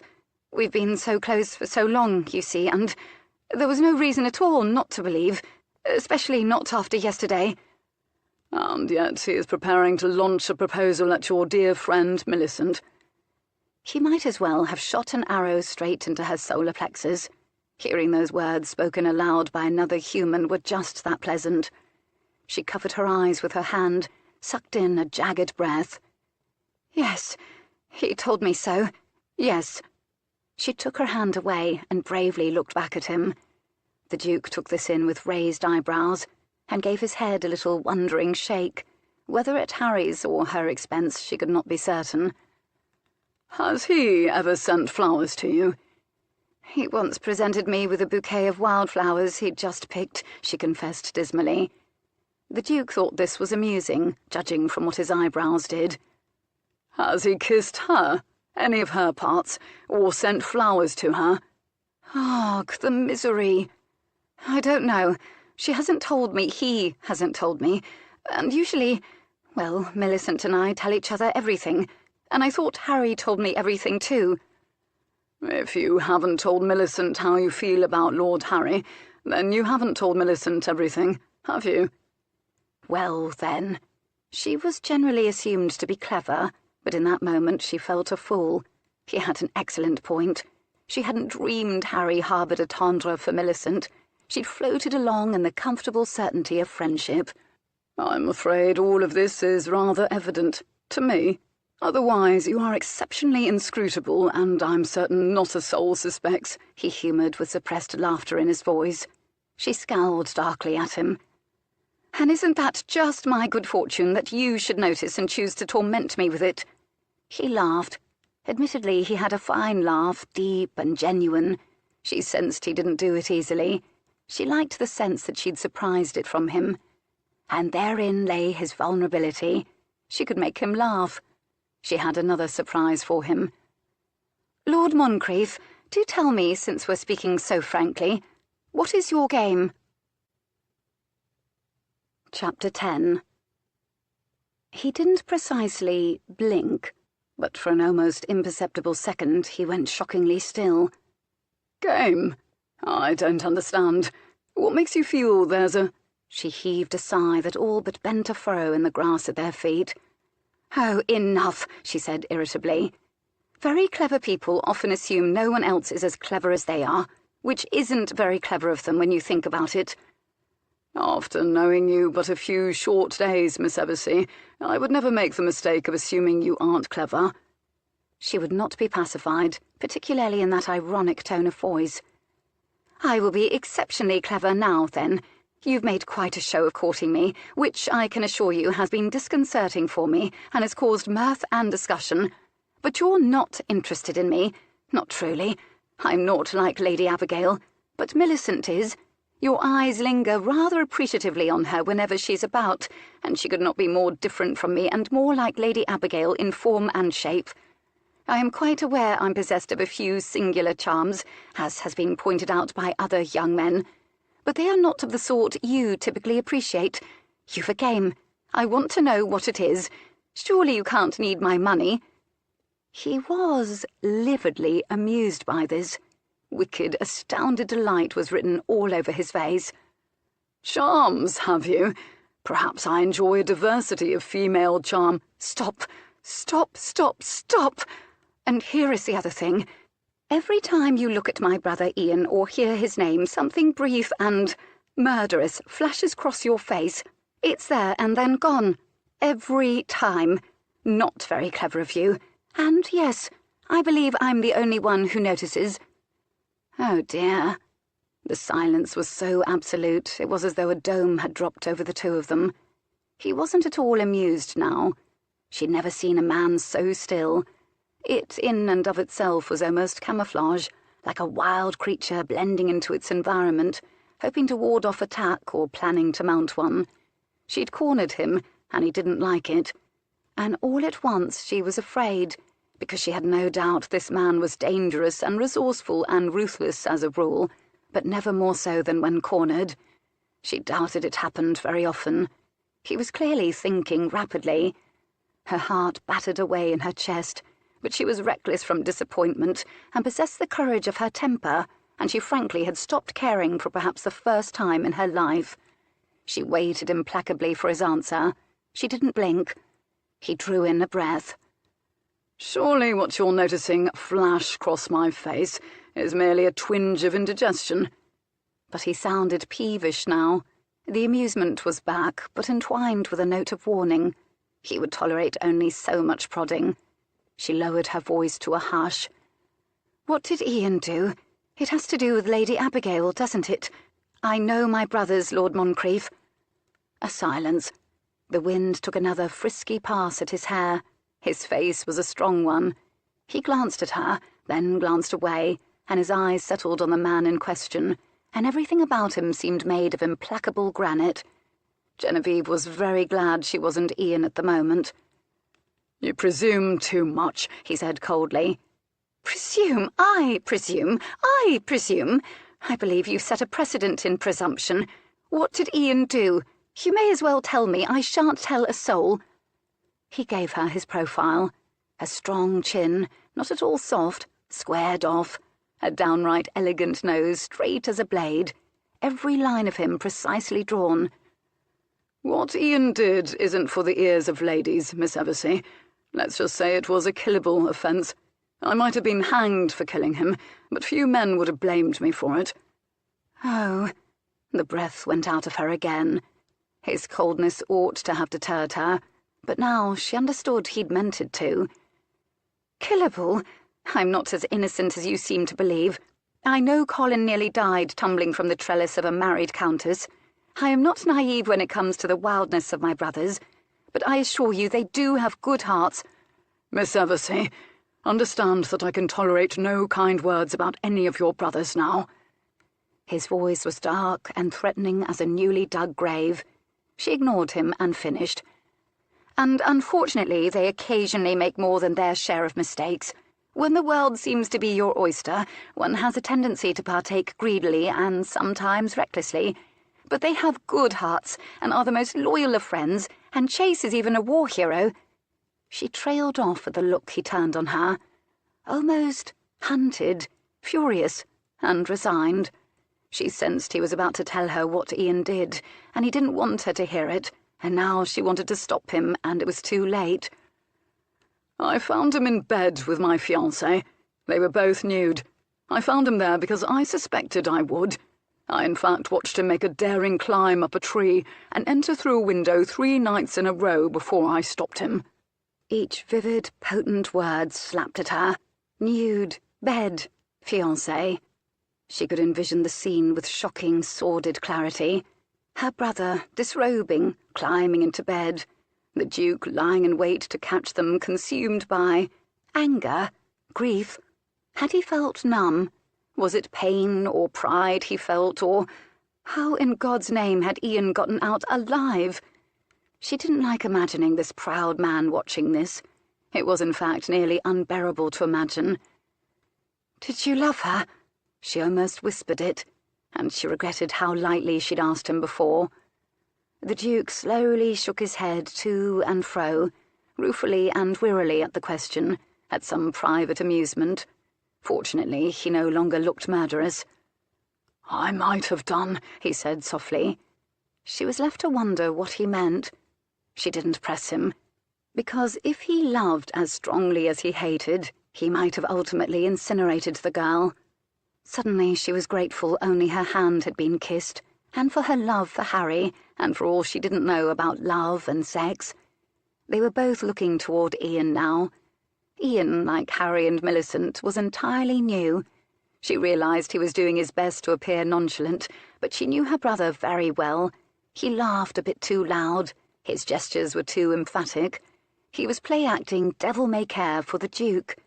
That would explain his twitchiness and the pallor he'd been sporting. It was almost funny. Somehow she hadn't considered the cruelty behind such reckless, playful indulgence of whim and desire, of a man climbing through a window or up a trellis.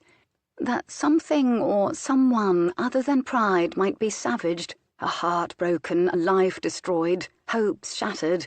It seemed staggeringly selfish.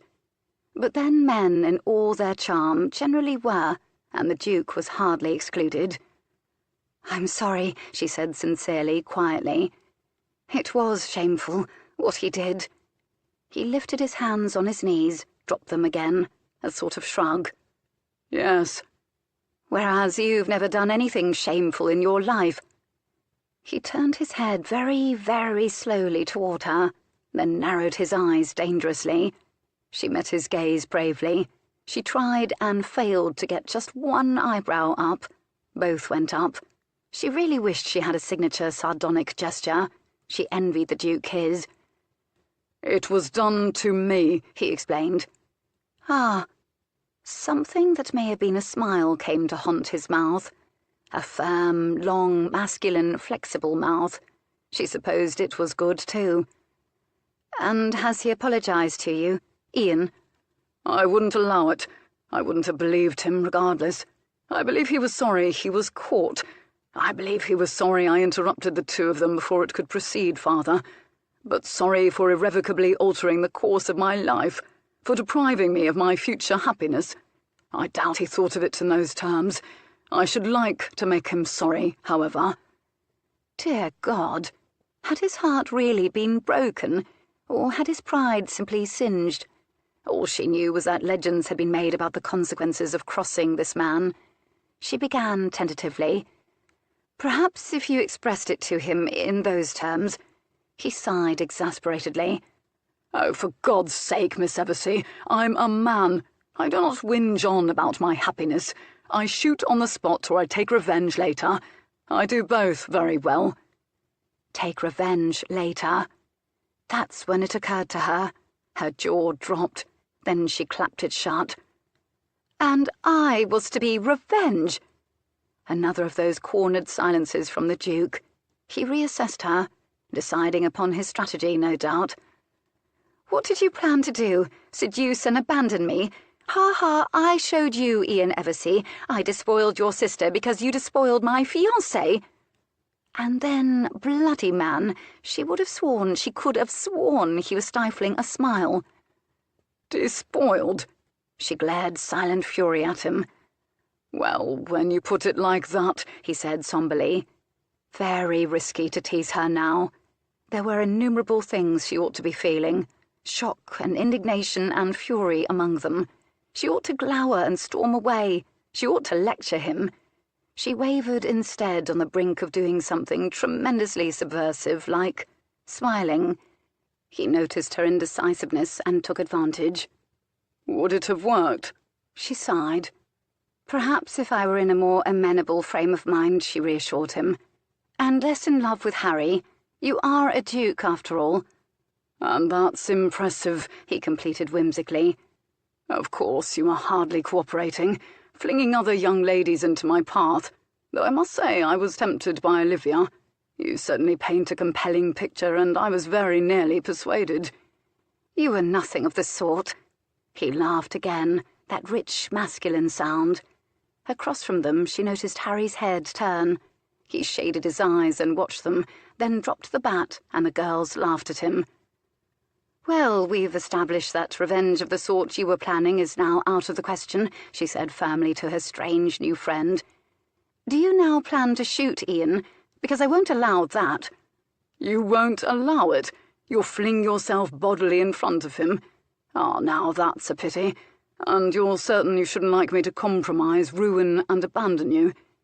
She could think of no other context and no other conversation in which such a statement would make her smile. Certainly her mother had raised her to be horrified by every one of those words, and every one of those words was potent with story and meaning. But smile she did, thereby adding herself to the number of people who were new, and the Duke smiled too, looking suspiciously very much like a man enjoying himself. What a peculiar exchange. Then again, the two of them had both had their worlds upended recently. Whether his heart was broken or just his pride was another story. Nevertheless, something occurred to her. "But would you really have done all of that?" She didn't want to repeat words like compromise, seduce, and abandon. "Not that it would have been at all possible. I simply ask." His smile faded, and he turned away from her and plucked idly at the tiny daisies that had the ill fortune to be growing near where his restless hands were. "You shouldn't ask questions when you know at heart you'd prefer not to hear the answers." But then he looked at her directly. No smile in his face or eyes, just a rueful admission about his mouth, a warning of sorts to not forget about the sort of man he really was. "But you like me," she accused slowly. "Nonsense.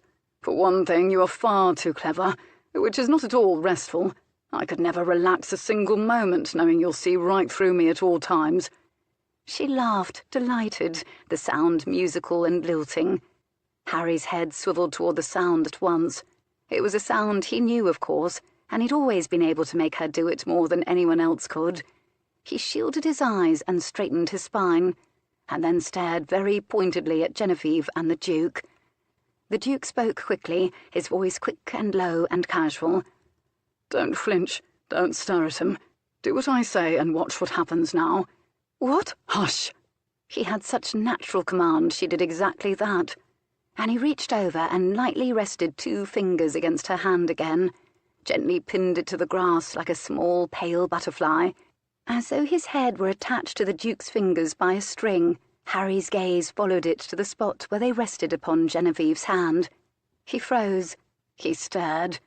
If he'd been a wild creature, his fur would have stood on end in objection. And then, faintly but unmistakably, Harry frowned, darkly. Genevieve's breath caught sharply. She obediently stopped herself from staring at him. She looked down instead, long enough to notice that the Duke wore a gold signet ring, and that his hand was long and elegant and scrupulously groomed, but sported emphatic veins, as though he'd used his hands to do difficult masculine things his entire life. Dark, crisp hair curled on his wrist, and that hair seemed almost embarrassingly intimate, because if she wanted to right now, she could touch it. His finger looked very brown against her own white hand, which she normally took such care to keep from the sun. His hand could cover hers completely if he wanted, shelter it, vanquish it, comfort her or render her terrifyingly defenseless. Funny how the spot where the Duke's finger touched her was suddenly the locus of the universe for 3 people. "Your hand is unconscionably soft, Miss Eversea," he murmured.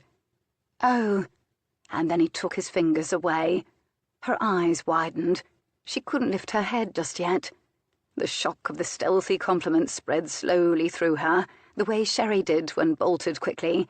She flicked her eyes up at him, made a quick frown of disapproval, then inhaled to steady her nerves. She could have sworn that spot where he'd touched her hummed with portent, like he'd drawn the sword from the stone rather than lift his fingers.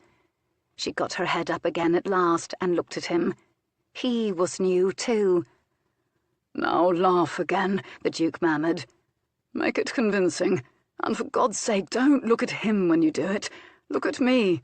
Laugh, laugh," he hissed when it seemed her dumbstruck stare was permanent. Genevieve gave her head a toss. "Ah ha ha ha ha ha ha!" He rolled his eyes. "Lovely molars," the Duke murmured dryly. "Good thing you were born into money, for you would starve treading the boards. Now wait, and look at me while you do." She did as commanded, caught up in the momentum of following his orders, and he smiled. It began lazily, and within seconds was as intimate and sensual and enveloping as a mink wrap. She felt that smile everywhere on the surface of her skin. All the little hairs on the back of her neck stood alertly, as though he'd brushed his fingers there, or as though they anticipated that he might. She felt ensnared, and woefully thrilled, and once again very, very out of her depth, until she reminded herself the smile was for effect. That sobered her. Good God, for whom does he usually produce this smile? Out of the corner of her eyes she saw Harry restively shift his feet, like a horse nagged by flies.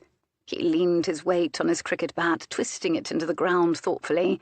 He was in fact watching Genevieve and the Duke with a fixity of expression she could truthfully say she'd never before seen him wear. His pale blue eyes were decidedly flinty. His jaw, which was square, was set resolutely. Well, was it jealousy? Protectiveness? Usually Harry found the world very accommodating. It provided him with joy and diversion and comfort and plenty of devoted, worshipful friends, like her, and very soon a wife. He'd always taken for granted Genevieve's regard, and why shouldn't he? But how would Harry behave if his world behaved unexpectedly? A diabolical possibility surged through Genevieve, almost painfully, like blood rushing back into a sleeping limb. "How did you know?" she whispered. "He looks at you every time you laugh. Every time. He's been showing off this entire time, and I do believe it's on your behalf. And he noticed the last time I touched you," he said simply. "I noticed, even if you didn't. And right now it looks like two men would like to hurl cricket balls at me." He meant Ian, too, who was watching the two of them with ill-disguised suspicion. It was almost funny. "It does rather, doesn't it?" "You sound pleased, Miss Eversea. Oh, and by the way, if you stare at them now, it ruins everything you just accomplished. So look at me again, and try for something akin to fondness in your expression. Another of those fetching blushes wouldn't go amiss. Or if that's too distasteful, look off picturesquely into the middle distance." But she was tired of taking directions from him. She rebelled and wrapped her arms around her knees, then rested her cheek upon them so she wouldn't have to look at anyone at all for a moment. The muslin of her dress felt deliciously cool, which is when she realized her cheeks were almost feverishly hot. She'd been taking an unaccustomed emotional buffeting all afternoon.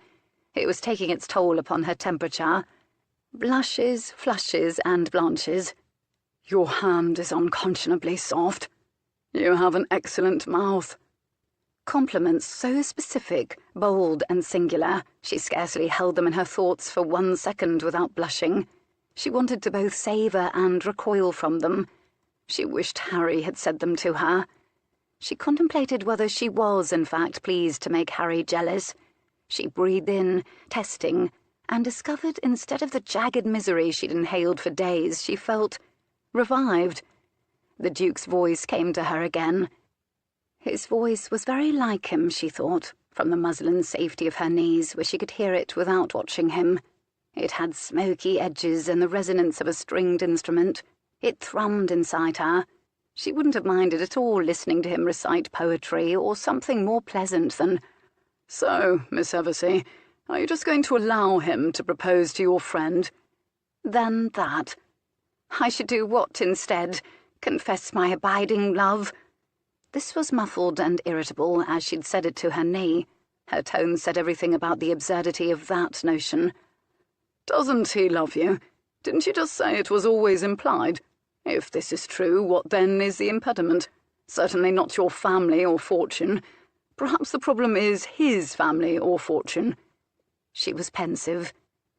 "I believe, though I'm not certain, he feels a certain discomfiture over the fact that he hasn't an estate of his own yet, and won't until he inherits, and his income is considerably more modest than many other young men. He's hardly impoverished, and I don't mind at all that he isn't wealthy.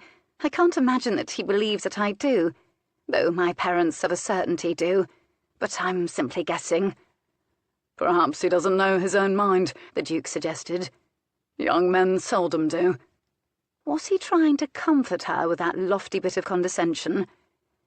"Do you speak from experience, Lord Moncrieff?" "It can only be from experience, given how long it's been since I was young." She smiled then, albeit in a small way. If he was fishing for a compliment, she wasn't going to deliver one. He wasn't young. He was nearly 40. "Look at me again, Miss Eversea, if you would be so kind." She sighed gustily again and lifted her head up with theatrical reluctance. It was strangely not unpleasant to see him again. What colour are his eyes, she wondered. She was a lover of detail, but she'd been so determined to shed him that she hadn't wanted to collect details about him. His eyes were dark, but not brown. He'd taken off his hat and his hair lifted in the breeze, and she looked, really looked this time, and it was glossy and, well, very well, not only black. The sun struck sparks of bronze from it. The sun was behind him now, and his features were indistinct, and somehow this made it a little easier to speak to him. His miles of legs were folded up before him. "I'm not suggesting you confess your undying love for him to his face. Quite the opposite. I'm suggesting you make him aware of his for you. He is a man, after all, and this will appeal to his pride and sense of the romantic. Young men like him are positively mad for romantic drama. Or perhaps you can make him believe his undying devotion is to you and not to your friend, which amounts to about the same thing. Young men are suggestible.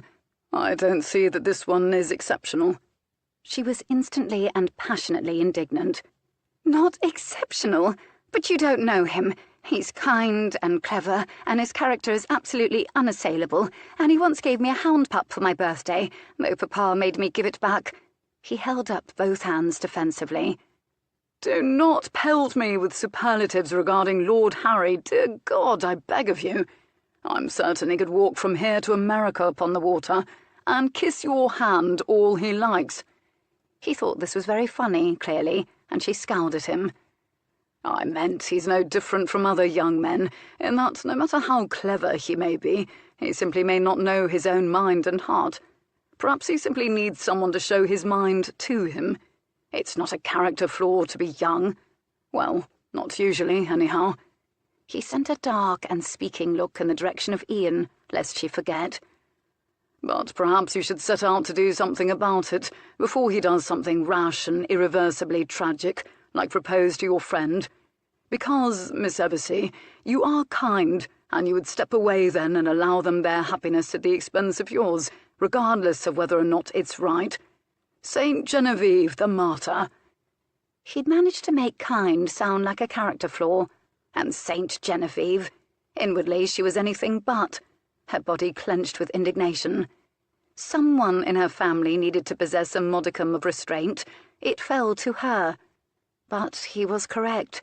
A choice faced her, a diabolical one, where she liked life to be orderly and quiet, and she would do nothing rather than cause a stir. "And why would you want to assist me?"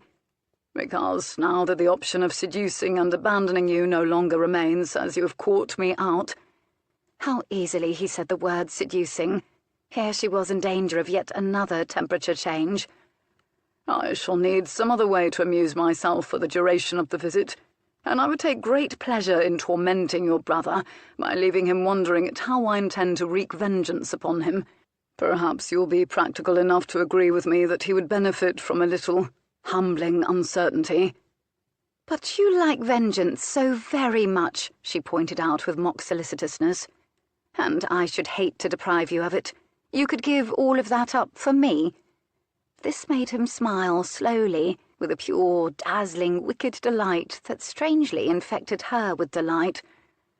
"You're so thoughtful," he said with hushed fervour. She gave a little shout of surprised laughter, and then huffed out a breath to help her think. She bit her lip, she tapped her foot, she stared at him. He stared back. He gave a nonchalant shrug of one shoulder. "What do you have to lose, Miss Eversea?" Her eyes restlessly wandered the familiar lawn, which had always been the setting for play, not tragi-comedy, and her eyes lit upon Millicent and Olivia. She found no solace there, no clarity or simplicity. Her heart used to leap just a little when she saw either of them, like a dog giving a tail thump when a friend entered a room. But Millicent's complexion was flushed a golden peach from the walk, and she was a little dishevelled, her apron caught up in one hand, ringlets glued to her cheeks, all of which no doubt charmed Harry and made him feel protective. Her brown eyes were merry, her head was cocked in exaggerated interest. Olivia looked wryly amused by something Millicent was saying. But then Olivia rarely lost herself in merriment any more. She had a marvellously abandoned laugh, her sister, and a wicked, wicked way with humour, but bloody Lion Redmond had taken it with him when he'd disappeared, left her to pour passion into causes. And perhaps this was her fate if she simply allowed Harry to propose to Millicent. She'd turn into Olivia, her whole life muffled, everything she saw and felt covered over in a soft film of grey, like ash sprinkled over burned ruins. Reflexively she glanced toward Harry again, but Millicent was now blocking her view. She was striding over to her with her easy, graceful gait, her apron extended out before her, her bonnet bouncing on ribbons behind her. She plumped cheerfully down next to Genevieve, and Genevieve instantly reached out and gently resettled her friend's bonnet atop her head and straightened it. "Thank you," Millicent said absently, as though they'd done this a dozen times before, which they had, in fact, because Millicent's bonnet was forever slipping from her, something to do with laughing too hard and too often. And then she allowed Genevieve to help her pick out the knot, before she drew out the ribbons and retied them neatly beneath her chin, so she was shaded once again. When they looked up, the Duke was watching all of this. Well, watching her. He was absolutely still again, and his expression was disconcerting. Almost, well, she might have said yearning, but that struck her as silly. It could have something to do with the slant of autumn light. And then he turned again and shaded his eyes, surveying the Eversea land dispassionately, perhaps calculating how many times over it would fit into his land, although between them the Everseas and Redmonds owned a good portion of Sussex. What haunted the Duke, besides being cuckolded? Was no one here at peace? The thought momentarily darkly amused her. Harry was on pins and needles waiting to propose to Millicent. Ian was terrified of the unpredictable Duke and pretending not to be. Olivia was Olivia, bereft of lion and filled with plans to save the world from itself. And as for herself, she was slowly dying of heartbreak and stretched on tenterhooks awaiting the death knell of her hope, and now being tormented by a Duke. And Millicent was oblivious to all of it, and as happy as usual. Genevieve could see again the unique appeal of that particular quality now. How very soothing it must be in its innocence and light. When one is satisfied with how the world appears, there is no need to look any deeper or farther. Peeking below the surface of things, one often discovers things one would rather not see, whether it is worms tilled up by the plough or wads of dust beneath the bed. Millicent gestured to the daisies in her apron.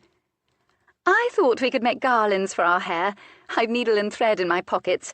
I don't suppose I could persuade you to assist, Lord Moncrieff." The Duke snatched up his hat and coat and shot to his feet so quickly one would have thought Millicent had flung a scorpion into his lap. I think I'll leave the weaving and braiding and what not to you ladies. Swinging bats is man's work." He winked at Genevieve, winked, and bowed to both of them, touched his hat and strode off to join Ian and Harry.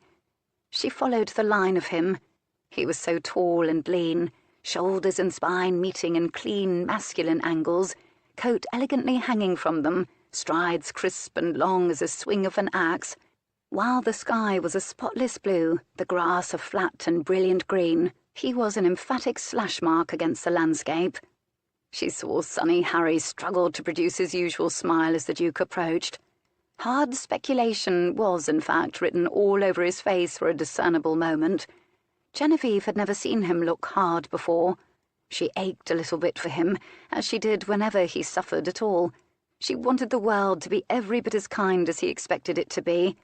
And yet, a perverse little song of hope started up in her heart. Chapter 11. "I thought that would drive Moncrieff away." Millicent was pleased with herself as she shook her shawl out and settled herself more comfortably on it. Genevieve laughed, but the laugh felt strangely weighted. Millicent still seemed new and faintly strange and superior, given that Harry had decided she was worth turning into a wife. "Were you trying to drive him away, Mill?"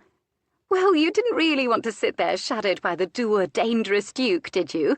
Of course not. He was terribly rude to me last night. He walked away. You ought to be talking with me and Harry and Olivia." Genevieve was so accustomed to sharing everything openly with Millicent, but she'd learned a good deal about strategy in just a few days, most of it in the last few minutes, in fact, thanks to the Duke. So all she said was, "I talk to you and Harry all the time." Even that was difficult to say. You and Harry, Harry and Millicent, Millicent and Harry. How would people refer to them when they were married? Which of their names would come first? Inextricably linked forever. Her name would forever be excised from theirs.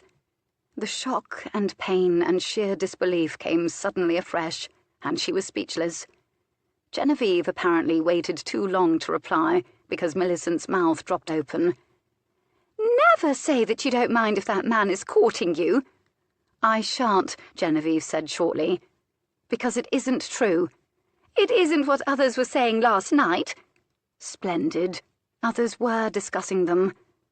Off in the distance she saw the Duke demonstrating what appeared to be a very fine cricket swing. She bit her lip against a laugh when she saw Ian flinch every time the Duke swung the bat. A traitorous thought, but it really did serve him right. What about you? Is Harry courting you, Millicent? Why is it she hadn't Olivia's talent for directness? Did it come with courage? Perhaps she hadn't any of that either. But good heavens, Genevieve, he is a duke, and if you marry him, you'll be— Don't. Genevieve frantically prepared to cover her ears. A duchess, which wouldn't be so terrible, would it? Genevieve closed her eyes slowly. Did no one see? Had no one considered her a match for Harry? How was that even possible? Everything in her recoiled from the notion of being married to anyone but Harry.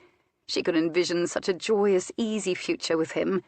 The Duke's blood ran so cool, he found everything faintly amusing, and could calculate a revenge in which her life would be ruined in order to show the world he would not tolerate being crossed. Ever. He was all too aware of the failings of his species, and he knew how to use them to his advantage. A fascinating skill, a useful one, but hardly a loving one. "Your hand is unconscionably soft, Miss Eversea." The words rushed back at her, and inwardly she shied from them again. Millicent lowered her voice to an exaggerated hush. Ah, but I heard he poisoned his first wife for her money. If you married him, you mightn't be Duchess for long. Genevieve rolled her eyes. Everyone has heard that. How true do you think it likely is? She didn't believe it. But what if his wife had cuckolded him? What then? Not very, Millicent admitted. That sort of murder is probably less common than pantomimes would have it. Not a thing was proved. Besides, I heard she was a rare beauty. As if beauty precluded murder. Ian was quite lovely for a man, but he would have gotten himself murdered very neatly if he'd cuckolded a more hot-headed duke. As it was, he was hardly in a comfortable position. The Duke went to hand the bat to him. Ian dropped it. His hands are probably sweating. Dead wives are always rare beauties. They both giggled wickedly at that. The three masculine heads swiveled, hoping and worrying that the girls were talking about them. But she felt instantly guilty. What must his wife have been like? She knew irony was a veil through which the Duke saw the entire world, and of course nothing could hurt him if everything amused him. The realization struck her dumb for a moment. I do think he's in search of a wife since Lady Abigail threw him over, Millicent said, piercing a daisy stem, her tongue between her teeth to help her concentrate on her suture. She didn't throw him over. The end of their engagement was mutually decided, Genevieve said so shortly she realized she sounded very much like she was defending the Duke. She was even more surprised when she realized that she was defending the Duke. Perhaps he's tired of sleeping alone. Millicent Emily Blenkinship. Nevertheless, Millicent dimpled in a way she always had, but which now made Genevieve wonder if Harry was enchanted by the dimple too, and what Millicent knew about how men wished to sleep, and with whom. So why on earth he could find fault with Abigail Beasley is beyond me, as she is considered a great beauty, and she doesn't lack for charm. I like her well enough. Perhaps he was releasing her from her obligation to him, because Abigail had fallen in love with someone else, and he couldn't bear the notion. Still, it's difficult to imagine a man like him marrying for love. She drawled the word with exaggerated sentimentality, because Millicent was funny and sunny and open, not careful and clever and watchful. No wonder Harry wanted to marry her. Correction, thought he wanted to marry her. And that subversive thought was courtesy of the Duke. "Why are you staring at me so oddly?" Millicent said suddenly. Her needle and thread paused mid-air. Genevieve blinked. "I think there's an ant crawling up your neck." "Ah!" Millicent swiped at the non-existent ant. "Have you ever been kissed by a man, Millicent?" "Genevieve!" Millicent's turn to gasp. Her hand dropped to her lap, and her jaw all but swung down on its hinges. Genevieve had surprised herself by blurting the question. 2 days ago she would have asked it much more easily. No, that wasn't true. 2 days ago it wouldn't have occurred to her to ask it, because she was certain Millicent would tell her if such a thing had ever happened. Well, her own daisy chain was about 6 inches in length now, about a third of the way to becoming a crown. "Not as such." Millicent wouldn't meet her eyes. "Why, have you been kissed?" "I asked you first." They momentarily abandoned their daisies to their laps and regarded each other in wary, stubborn, embarrassed silence. "Have you thought of marrying?" Genevieve pressed. Why hadn't they discussed this before? "I'm not on the shelf yet, Genevieve," she said reprovingly. "Nor are you. We can eke out a few more seasons before we live happily ever after and have broods of our own and set about marrying them off.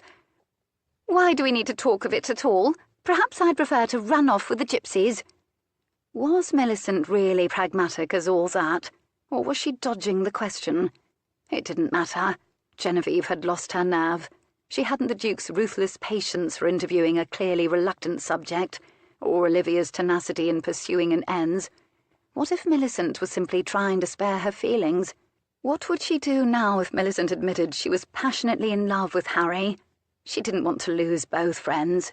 She wanted to turn back time to the day before she knew Harry intended to propose to Millicent, or she wanted to turn the calendar ahead to the day when Harry and Millicent were married, and she was done with her grief, or had at least come to an acceptance, had acquired 4 cats and settled into a wing of her parents' house with Olivia to grow old. Suddenly the both of them were quiet, and their daisy wreaths were growing at an almost frenetic speed beneath their fingers. They both looked up at Harry. He smiled a smile that caught like the sweetest hook in her heart, and lifted his hand in greeting. Millicent and Genevieve lifted their hands in reply, and behind Harry, Genevieve could have sworn the Duke lifted an eyebrow. Chapter 12.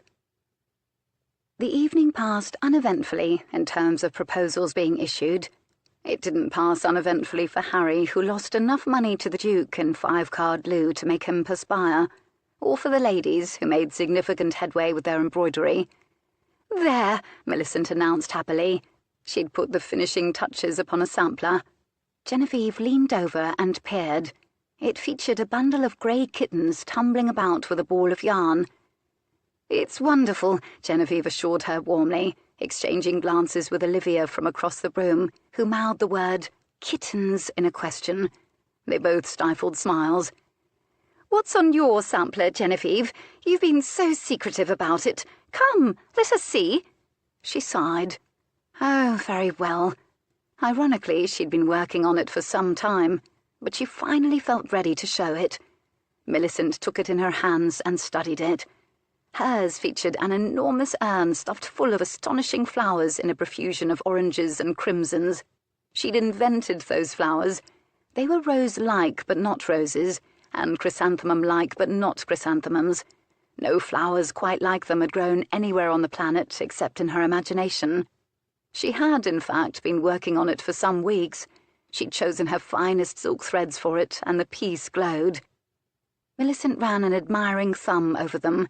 "Oh, you've embroidered Olivia's flowers." Genevieve looked long and expressionlessly at her. "I'm not quite finished," was all she said, and took the sampler back to do just that. But then came time to retire for the evening.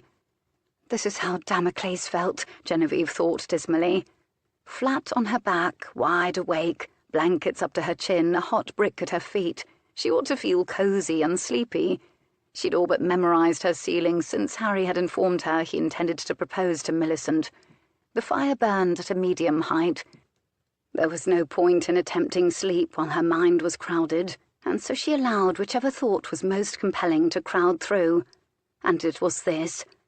Harry had spoken of Millicent in terms of qualities of character, but he never rhapsodized about her lips, or her eyes, or her hair, or her smile. Beyond "you look lovely," Harry had never gone into specifics, and each and every compliment issued by the Duke had been just singular enough to kindle her imagination, calculated to intrigue, to imply that he saw her in detail, that touching her was a pleasure. Unconscionably, he'd said, as though being soft was something she did specifically to torment him. It had almost been an accusation, a dare.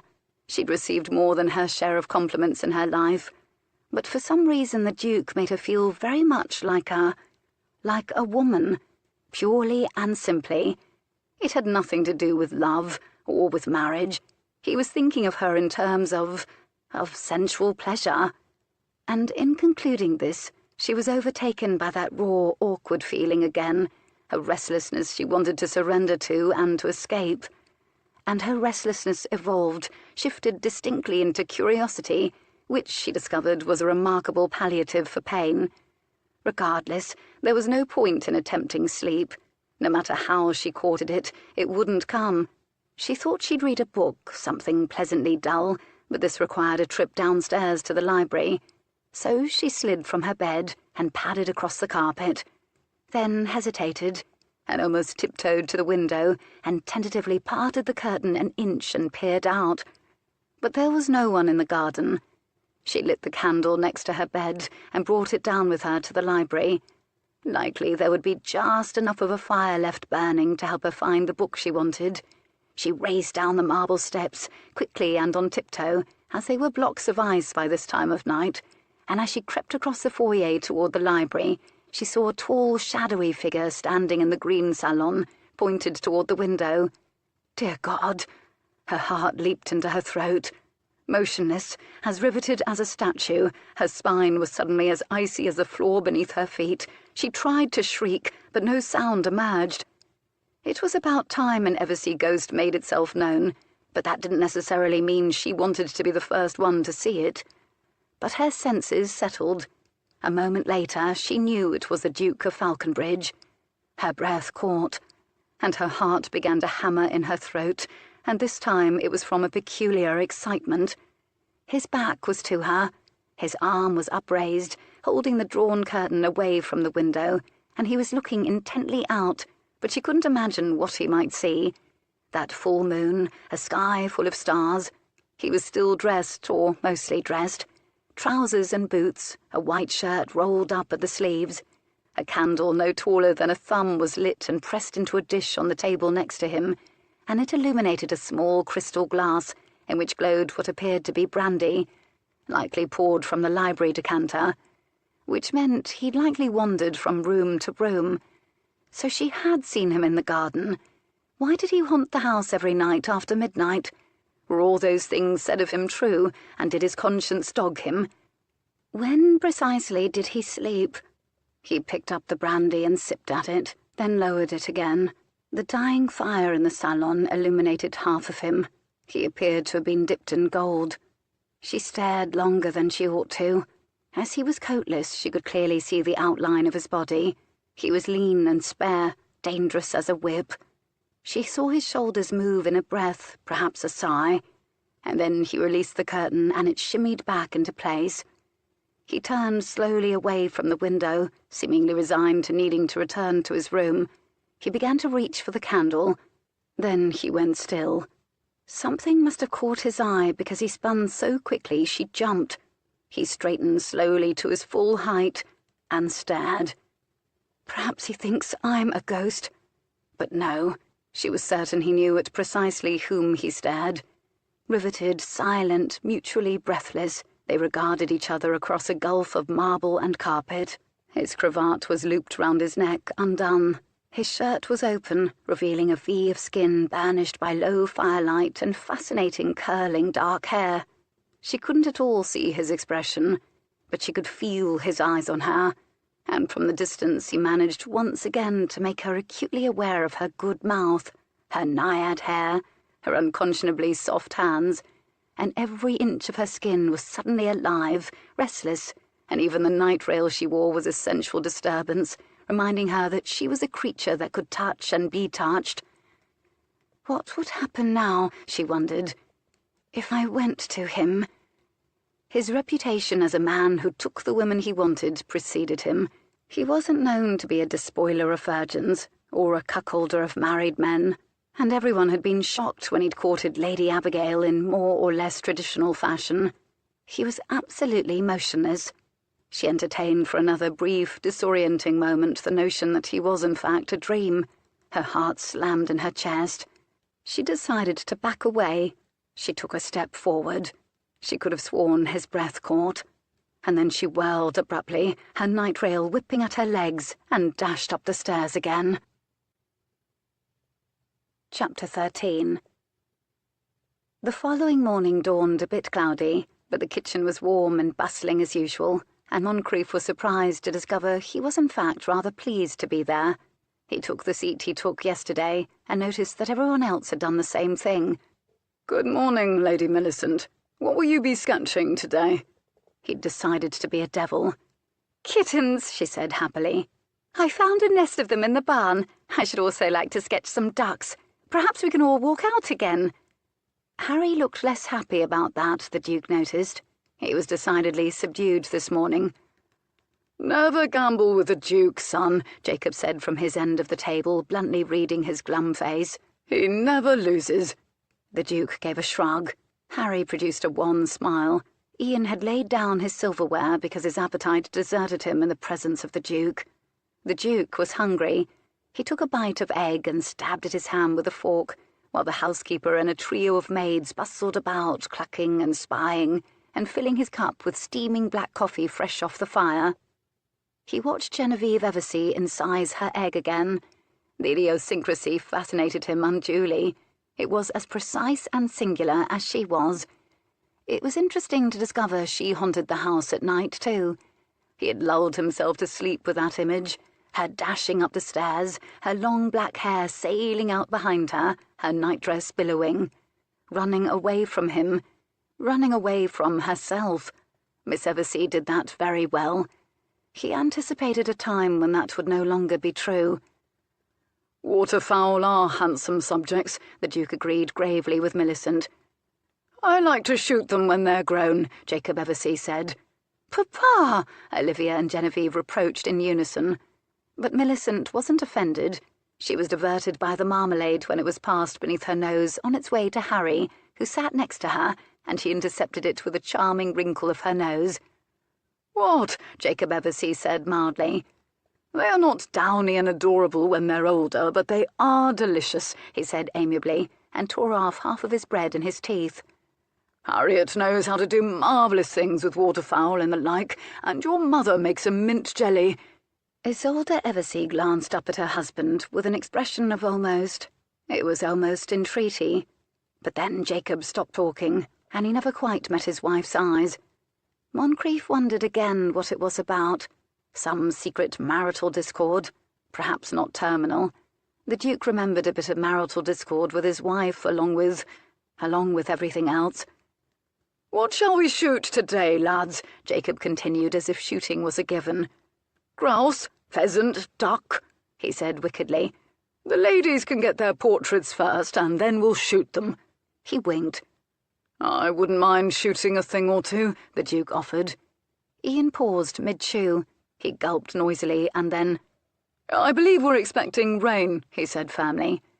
The remaining clouds slid away then, and a brilliant celestial ray came crashing through the window.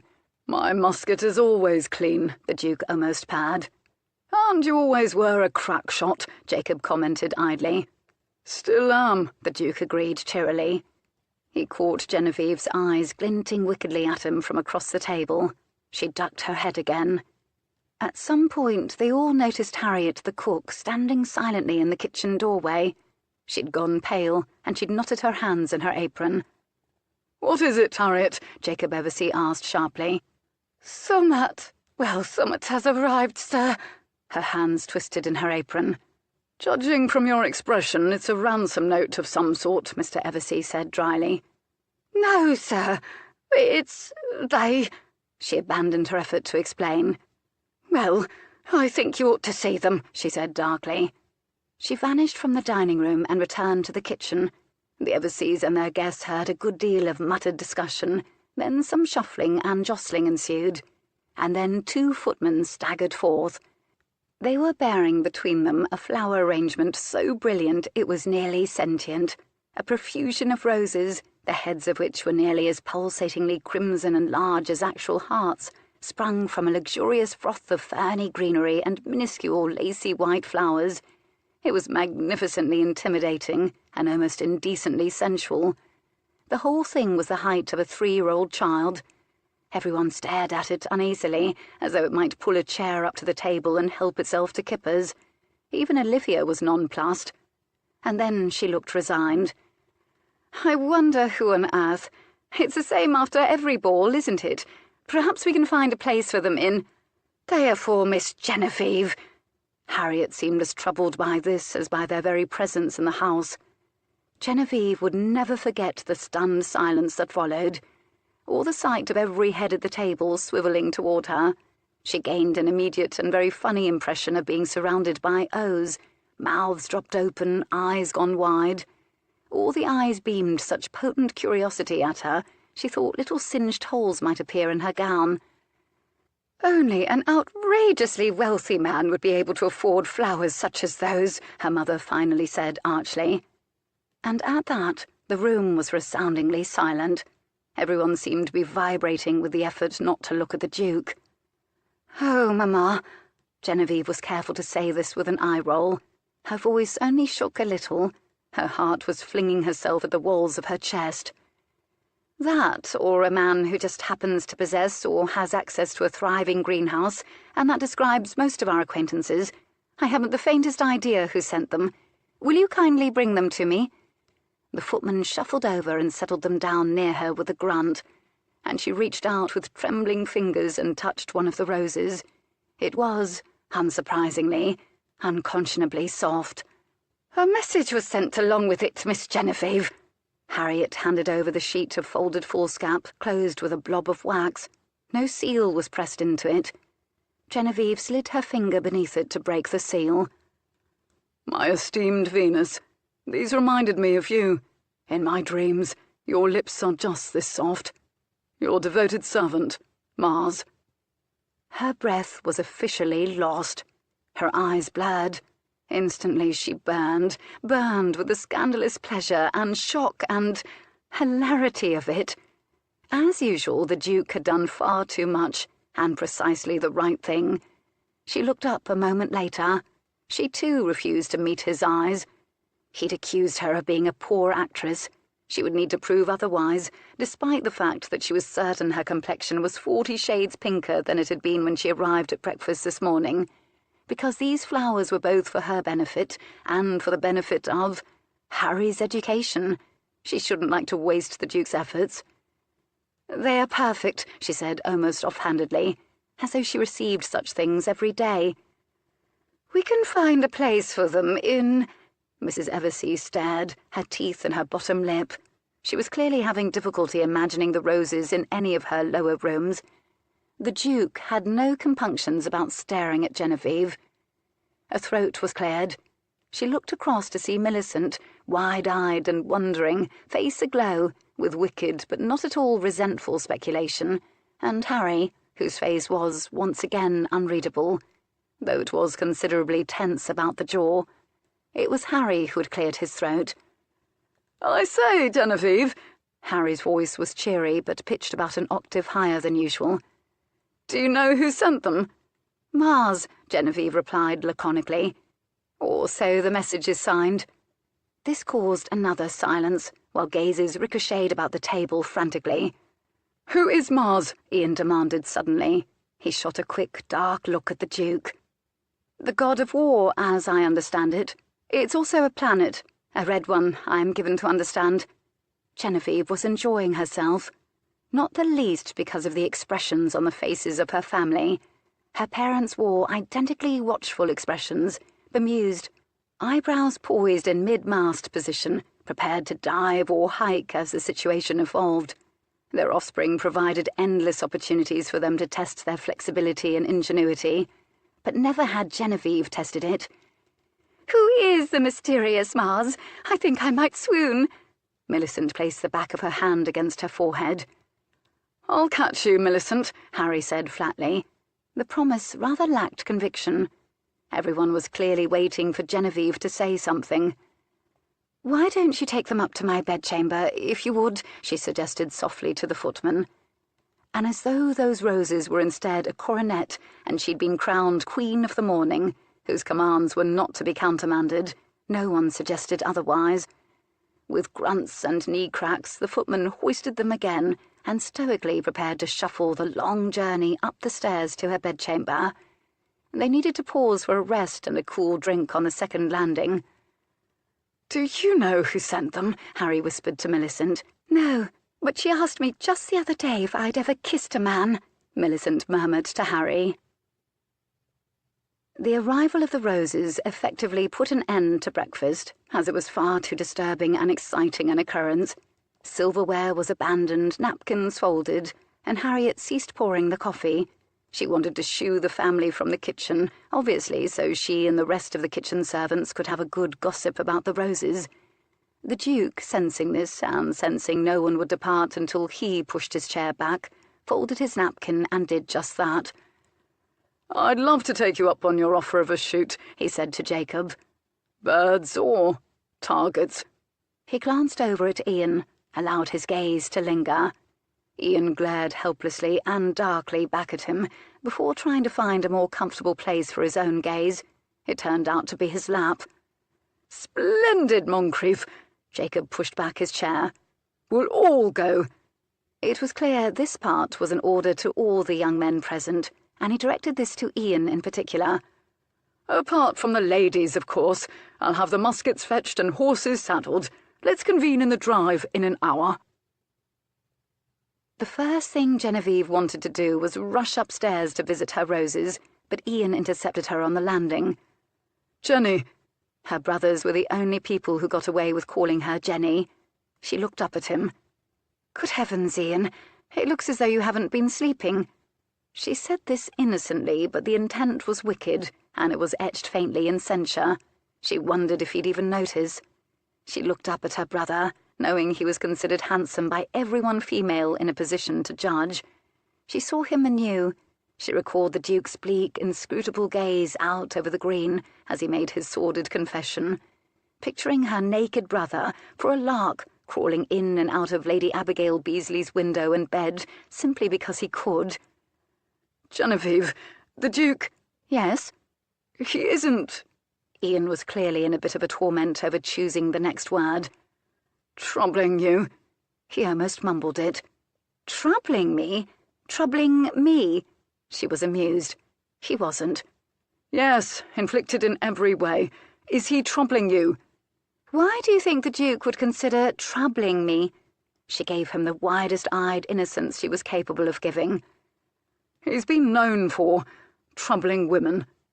"If that's a euphemism for seducing women, Ian, for heaven's sake, say it. I can hardly live beneath this roof with all of you without absorbing some of your conversation. And no, he has not troubled me." Ian was laughing now. "You know I love you, Genevieve," he began. She rolled her eyes. "For God's sake, Ian, I just ate breakfast." He grinned at her, unable not to. And despite their transgressions, it was always rewarding to make her witty brothers grin. "The Duke has been all that is correct and polite, I assure you. I wonder that you're not more concerned about Mars and the flowers." "Should I be?" he asked sharply and rather dangerously. The grin vanished.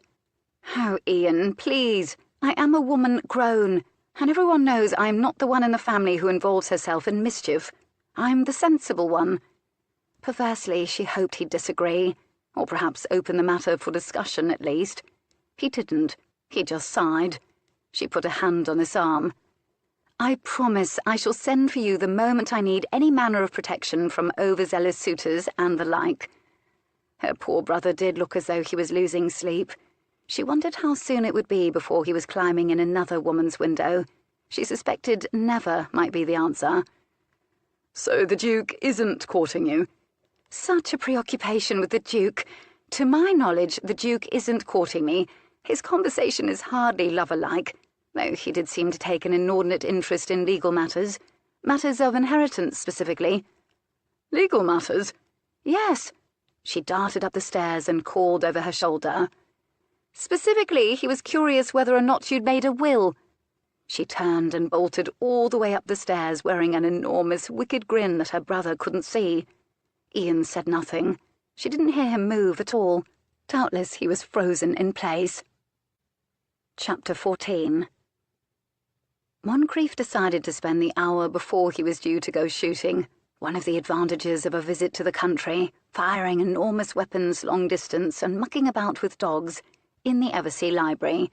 He was buoyant with the triumph of the roses.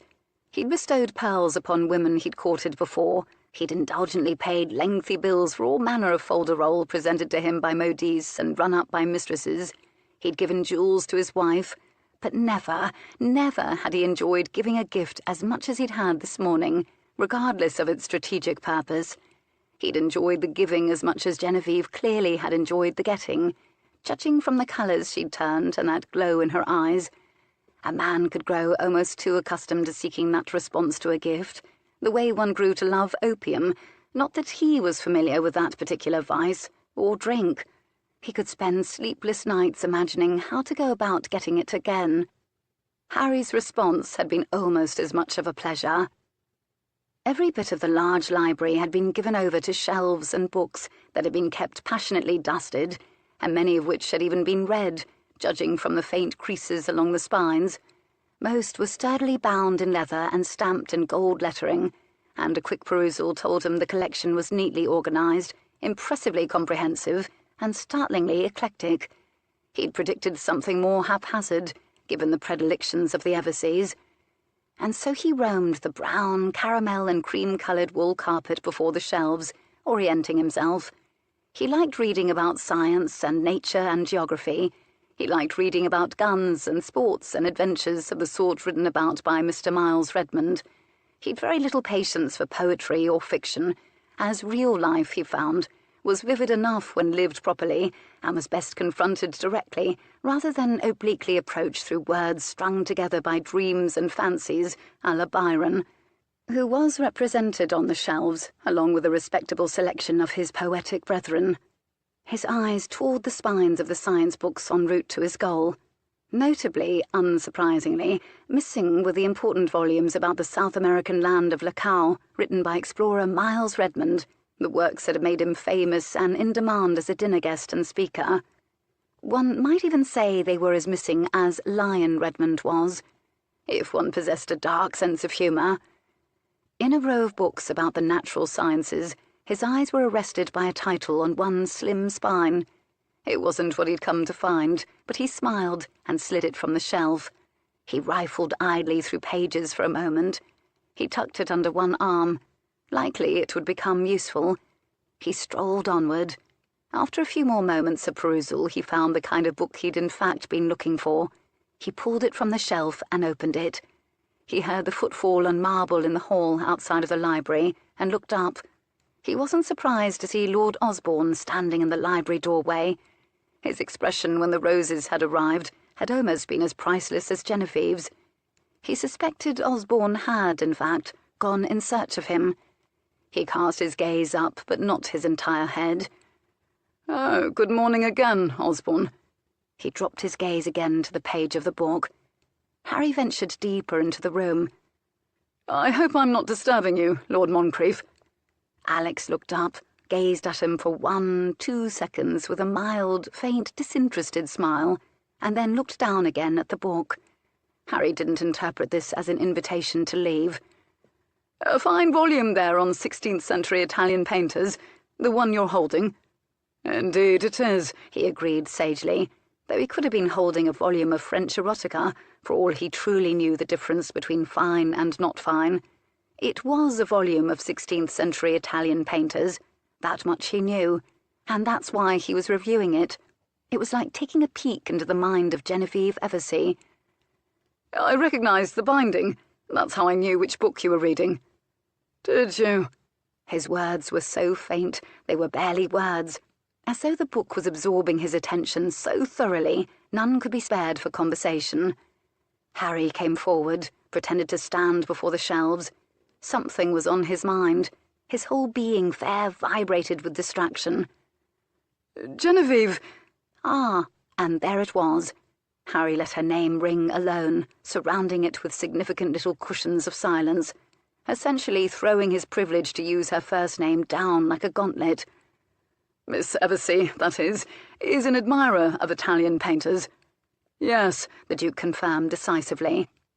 "Yes" was clearly not the word that Harry wanted to hear. He instantly set to meandering restlessly. He poked up the lid of a humidor and peered in at the cigars. He drew a finger across a collection of liquor in carafes as though strumming a harp. He sat briefly in a heavy brown velvet high-backed chair. He rose again, wandered over to the hearth and stood near the fire, which had been lit and was burning healthily. An extravagance, but then it was a well-used room, and the Everseas could afford to burn wood profligately. He craned his head up and peered at the gigantic Eversea ancestor peering down from over the fire. Someone in a ruff, possessing that handsome face stamped on the Eversea men, attended by a skinny, long-nosed dog. "I've always loved this room," Harry finally proclaimed, with exaggerated and pointed affection. The Duke decided to play. He hoisted his head from his book. "You've spent much time in it.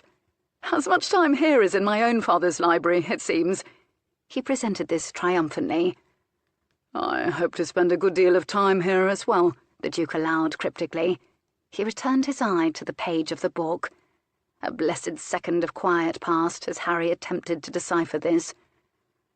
"Genevieve and I have read that very volume you're holding, together. I remember one spring picnic we brought it along and had a cracking discussion of Veronese as we turned the pages. Together.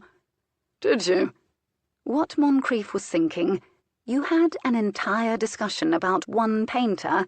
What could be said about one painter? He was pleased to not have to attend that particular picnic. Finally, his thumbing rewarded him with what he was seeking. Veronese, Veronese, of course. As he'd told Genevieve, he'd seen a Veronese painting when he'd visited Italy, memorably because he'd found it erotic. Venus and Mars again. And this time Venus was wearing not a shred, and Mars was kneeling, getting ready to, as he'd inappropriately shared with Genevieve, give Venus a pleasuring. "Genevieve loves a particular kind of painter," Harry began in a lecturing tone. "She likes light and a grace of line, mythological subjects rich in subtext. She believes Botticelli is not rated highly enough as a painter. I happen to agree. I've seen his Venus and Mars, and I'm quite moved by his use of mythological subjects. Very sensual." Harry looked thunderstruck. The Duke didn't know why he should feel authentically pleased by the fact that Genevieve had entrusted him with a confidence she hadn't yet confided in Harry. "She hadn't shared that particular insight with you about Botticelli, Osborne. Perhaps it's a new one she's had only recently." "I suppose I shall need to reconsider his work," he stammered. "I know very little of it can be found outside of Italy.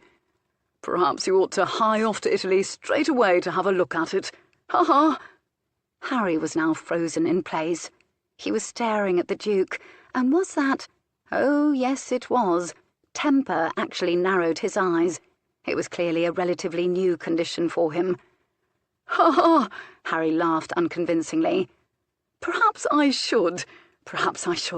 Italy is a beautiful country, but I should hate to miss the merriment here at Eversea House, so I think I shall stay." After a moment, Moncrief allowed himself a faint, puzzled frown, as if this was all the same to him. He returned his attention to the book, of which he'd read only about 5 or 6 words. He'd also changed his mind about house parties. Tormenting young lords was proving to be far more entertaining than he'd ever anticipated.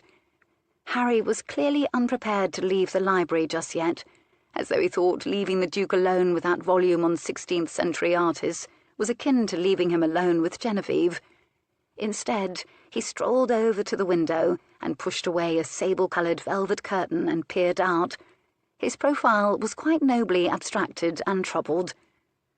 "We may have rain soon," he said uselessly.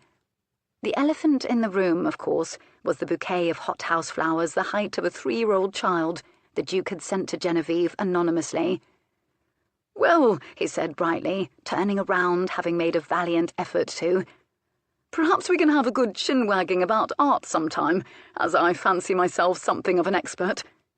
A predictable tactic, befriending one's rival. Unless this was strictly a display of possessiveness from someone accustomed to basking in unilateral admiration. "If I could count the number of times I've discussed it with Miss Eversea," Harry said driftingly. "You've discussed it many times with her," the Duke said thoughtfully. "Yes," Harry said triumphantly. "And yet in not one of those discussions did she mention Botticelli and his Venus and Mars." and the Duke casually lifted his head and looked Osborne evenly in the eye. "You're outmatched, Osborne." Harry stared. He breathed in and out audibly. He likely agreed with the Duke's silent assessment, and wasn't at all happy about it. Moncrief thumbed through the pages to the T's, and there it was. He studied the engraving to see if he could determine anything magical from it. He saw a nude woman. He approved of nude women. "I understand Lady Blenkinship is a lover of art as well." "She is," Harry agreed hurriedly. "She shared with me her sketches of kittens. I found them very affecting." There was a hesitation. "She does love kittens." Harry sounded a bit despondent. "Who doesn't love a kitten?" the Duke murmured, flipping a page. He in truth wanted to be alone again. He couldn't say he was any more passionate about art today than he was yesterday, but he did want to actually read a page or two. "She didn't seem to know much about Botticelli, or Veronese, or Titian, Lady Blenkinship. Then again, not one of those artists has ever painted a kitten, to my knowledge." A hesitation. "Quite so," Harry acknowledged a bit glumly. "In fact, she's a delightful girl, Lady Millicent, so lively and pleasant." And she was a lush thing, too, with hips a man would be happy to clutch. But that was a conversation for men who were less sober than they were. "She certainly is." Harry brightened a little, but then frowned and looked uncertain again. He wrapped his hand around the cord of the curtains and twisted the soft thing absently. The Duke studied Harry again objectively. He was a little puzzled. He could see why Genevieve Eversea's head was filled with dreams of the man in front of him. And even 20 years ago, Moncrief doubted anyone would consider him a handsomer choice than Harry. And doubtless Harry had never dreamed the Duke was a serious rival for Genevieve's affections. What Moncrief had always possessed was presence. Like iron filings to a magnet, he'd always drawn eyes to him when he entered the room with a gust of certainty and arrogance, comfortable in his rank, his intelligence. He'd never been a weather vane. Rather the opposite, in fact. He could be perversely unmovable for someone who thought and moved rather quickly. But for a man who intended to set in motion an engagement to Lady Millicent Blenkinship during this very house party, Lord Harry Osborne was showing signs of ambivalence rather quickly. He knew what to say next. He had an obligation to Genevieve to say it. "My own art collection is in want of someone who will show me how to love it even more than I do," he said offhandedly. Those words were potent weapons, he knew. My own art collection. The unspoken words were, of course, who better than Genevieve Eversea to preside over my art collection? Harry was deciding what to say. "How fortunate you are to have an art collection," he finally chose. Harry was struggling mightily to contain a note of bitterness. "Oh, it's ancestors, primarily," he said, all but yawning, and flipped a page of the book, despite the fact that he hadn't yet read it. "Row upon row of men and women who resemble me, and some ancient Italian paintings I know nothing about, but I'm confident Miss Eversea would be able to identify and appreciate." He glanced up long enough to reassure himself that Harry was motionless and struggling to prevent his features from arranging themselves in a stricken expression. And then he returned his attention to his book. They both swiveled their heads when brisk boot heels echoed on the marble outside the door. "Oh, Osborne, Millicent said she thought she'd gone into the library. We're getting ready to set out for—" Ian Eversea came to an abrupt halt at the library entrance. The sight of the Duke fairly guillotined his sentence. Moncrief straightened lazily to his full height, rather like a puma roused from a nap, and greeted Ian with a steady, inscrutable, very black stare. Ian was helpless not to stare back. There were dark purple crescents under Ian's eyes, as though he hadn't slept since the Duke had arrived, likely had pushed a chair beneath his doorknob, perhaps slept surrounded by loaded pistols and knives. Moncrief smiled. Ian flinched. Harry probably interpreted the startling silence as the usual reaction to Moncrief. "I was discussing Italian art with the Duke. It was a pleasure to discover we share a common interest," he said politely. What lovely manners the boy had. with a rich and heady subtext that the common interest might very well be Genevieve Eversea. "Your family should be proud of the comprehensiveness of your library, Eversea," the Duke said gravely. "Thank you," Ian said reflexively. The Duke pondered again the manners of the Everseas. Reading wasn't something that could ever be vanquished entirely, he supposed. "I'll just go and quickly get into my hunting clothes and meet you in the courtyard. I'll come back to finish my reading later this evening."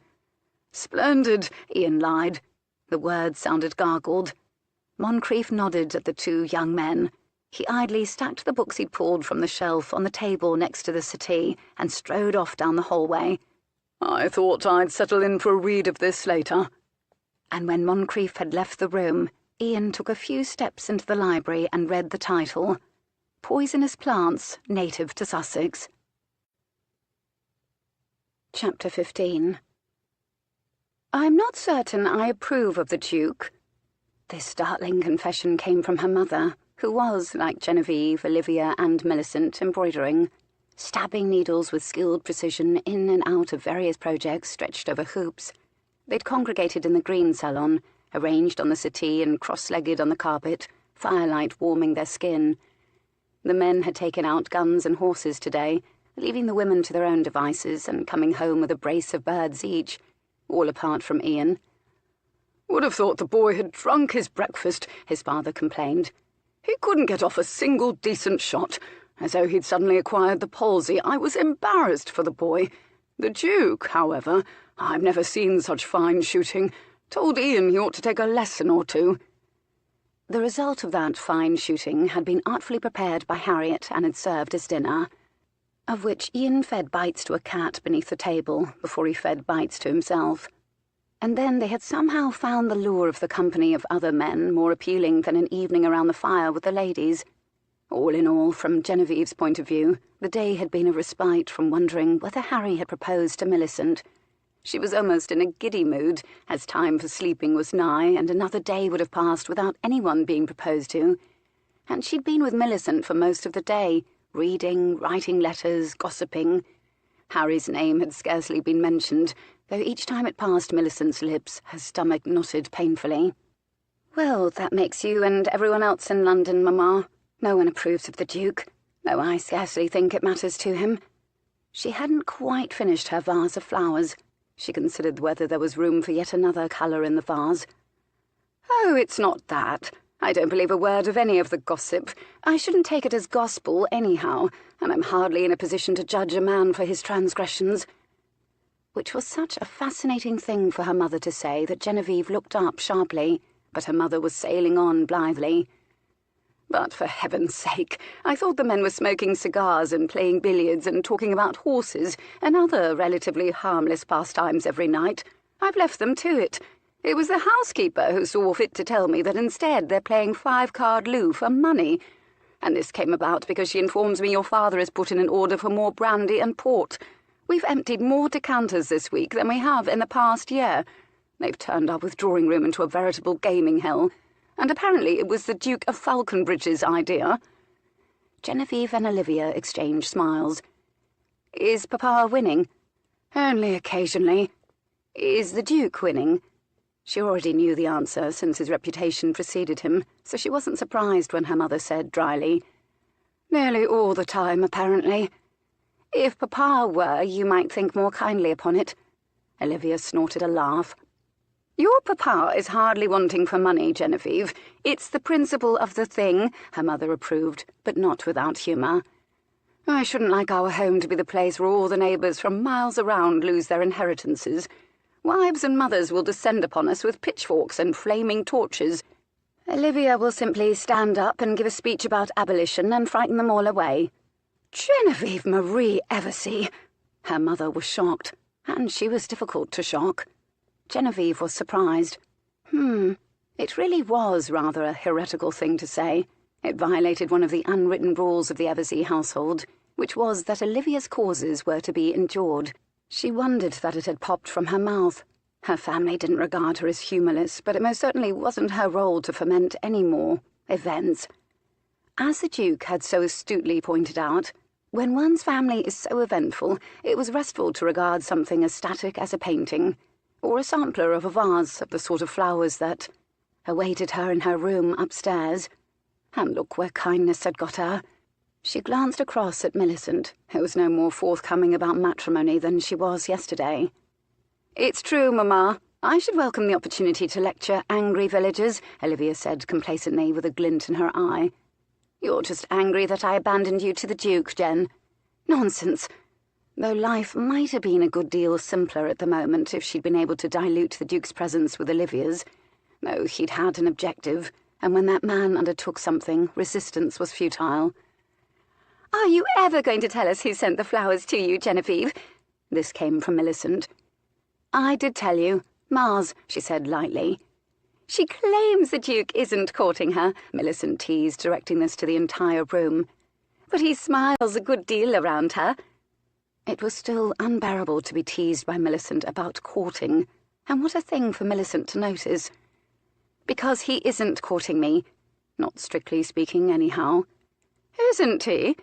Her mother sounded a bit disappointed. And she'd believed me just a little too quickly, Genevieve thought perversely. "Who's courting you, Millicent?" Oh, God. Olivia had asked the question. She'd been teasing, probably, but Genevieve froze, because any moment could be the moment Millicent finally said, "Well, I hadn't wanted to talk about it just yet, as I was savouring the happy news, but Harry and I—" And then the sword of Damocles overhead would drop and cleave Genevieve in two. But Millicent simply said complacently, "Oh, everyone to some degree, judging from my dance card the other night, but no one in particular." Not for the first time did Genevieve wonder whether Millicent was going to be surprised when, if Harry actually issued a proposal. It was grotesquely unfair. "It isn't like you to be so cryptic about the flowers, Genevieve," her mother noted correctly. "You may trust us, you know, unless you're ashamed. They're not from Simon Musselthwaite, are they?" Simon Musselthwaite had yearned futilely for Genevieve for years. He had spots and a stammer and a title and a fortune. He possessed little conversation.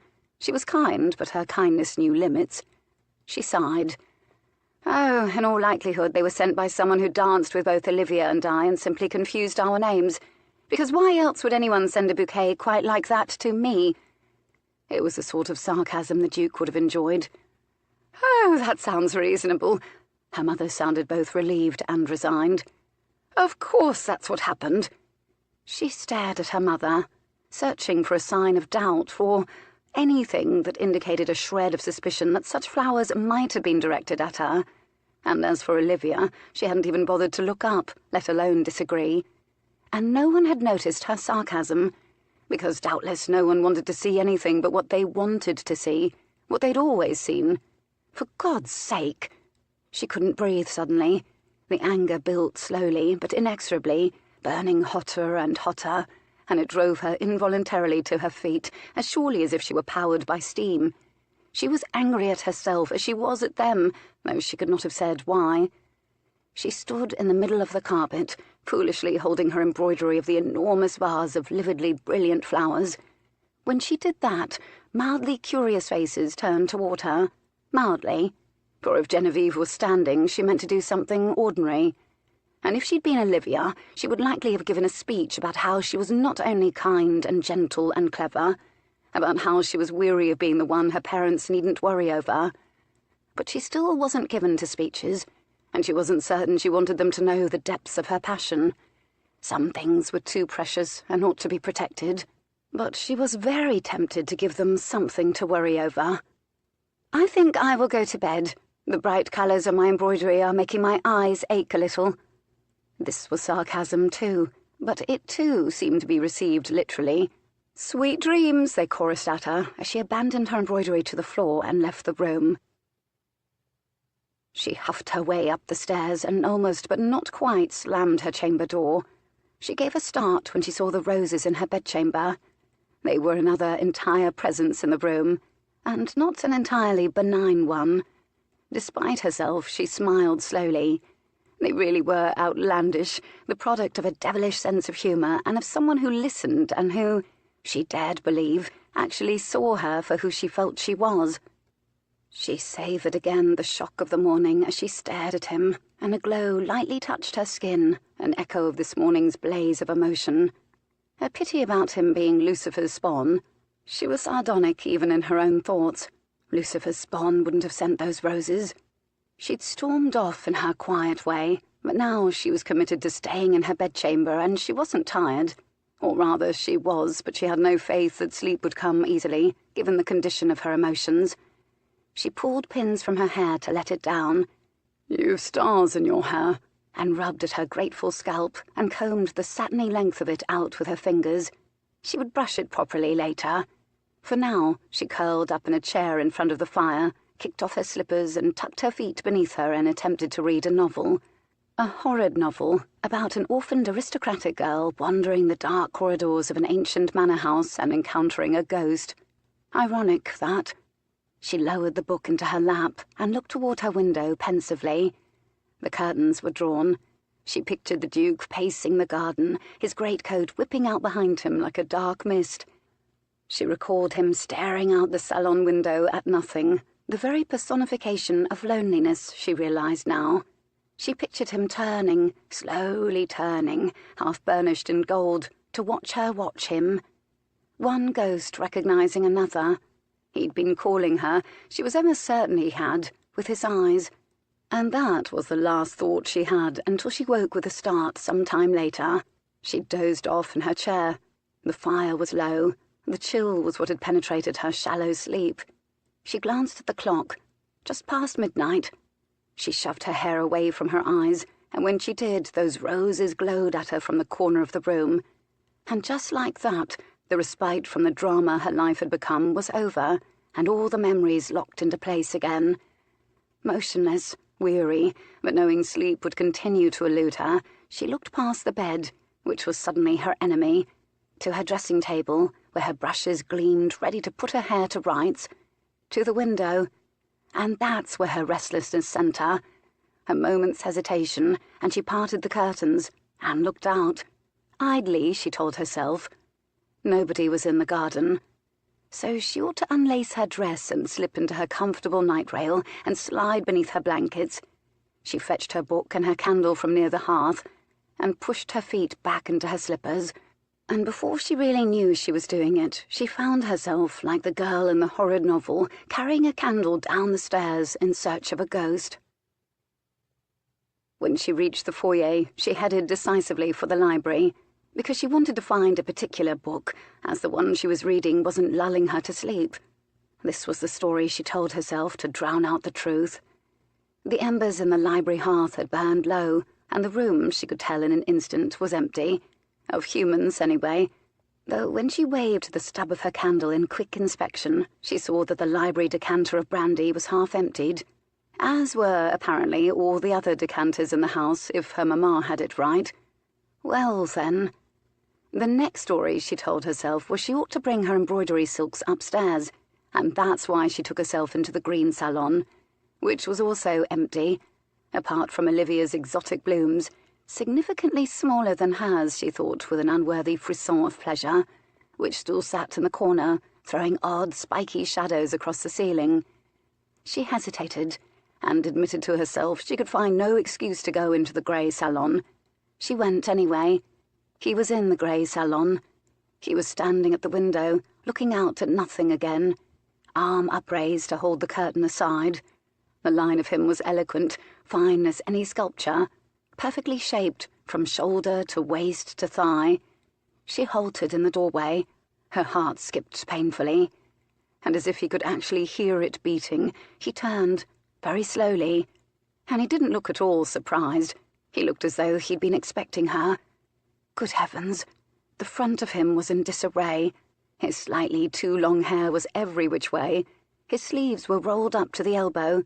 His cravat was untied and hung unevenly. His shirt seemed to have been unbuttoned and then rebuttoned crookedly, exposing a good deal of burnished bare skin and curling dark hair at the throat. His whiskers had got a good start on a beard. "Good heavens," she blurted on a whisper. "What have you been doing this evening?" Moncrief stared. The muscles of his stomach tightened, and his lungs tightened too. Her hair was down. She had miles and miles of it, all shining like dark water. Her face was small and delicate and white amongst all of it. She'd never undressed for sleep. Her dress was rumpled. "Rescuing baby orphans," he said softly. "What does it look like I've been doing?" "It looks like you've been set upon by thieves." He winced. "No need to scream, Miss Eversea. I was set upon by thieves, euphemistically speaking. I prevailed. I generally prevail over 5-card loo." He grinned crookedly. "I spoke in a perfectly ordinary conversational tone. Mother says you've turned the withdrawing room into a den of iniquity." She was teasing him, and she was whispering now to protect his sensitivities, which he suddenly found unbearably touching. She was always so thoughtful. He also found the soft voice unbearably sensual.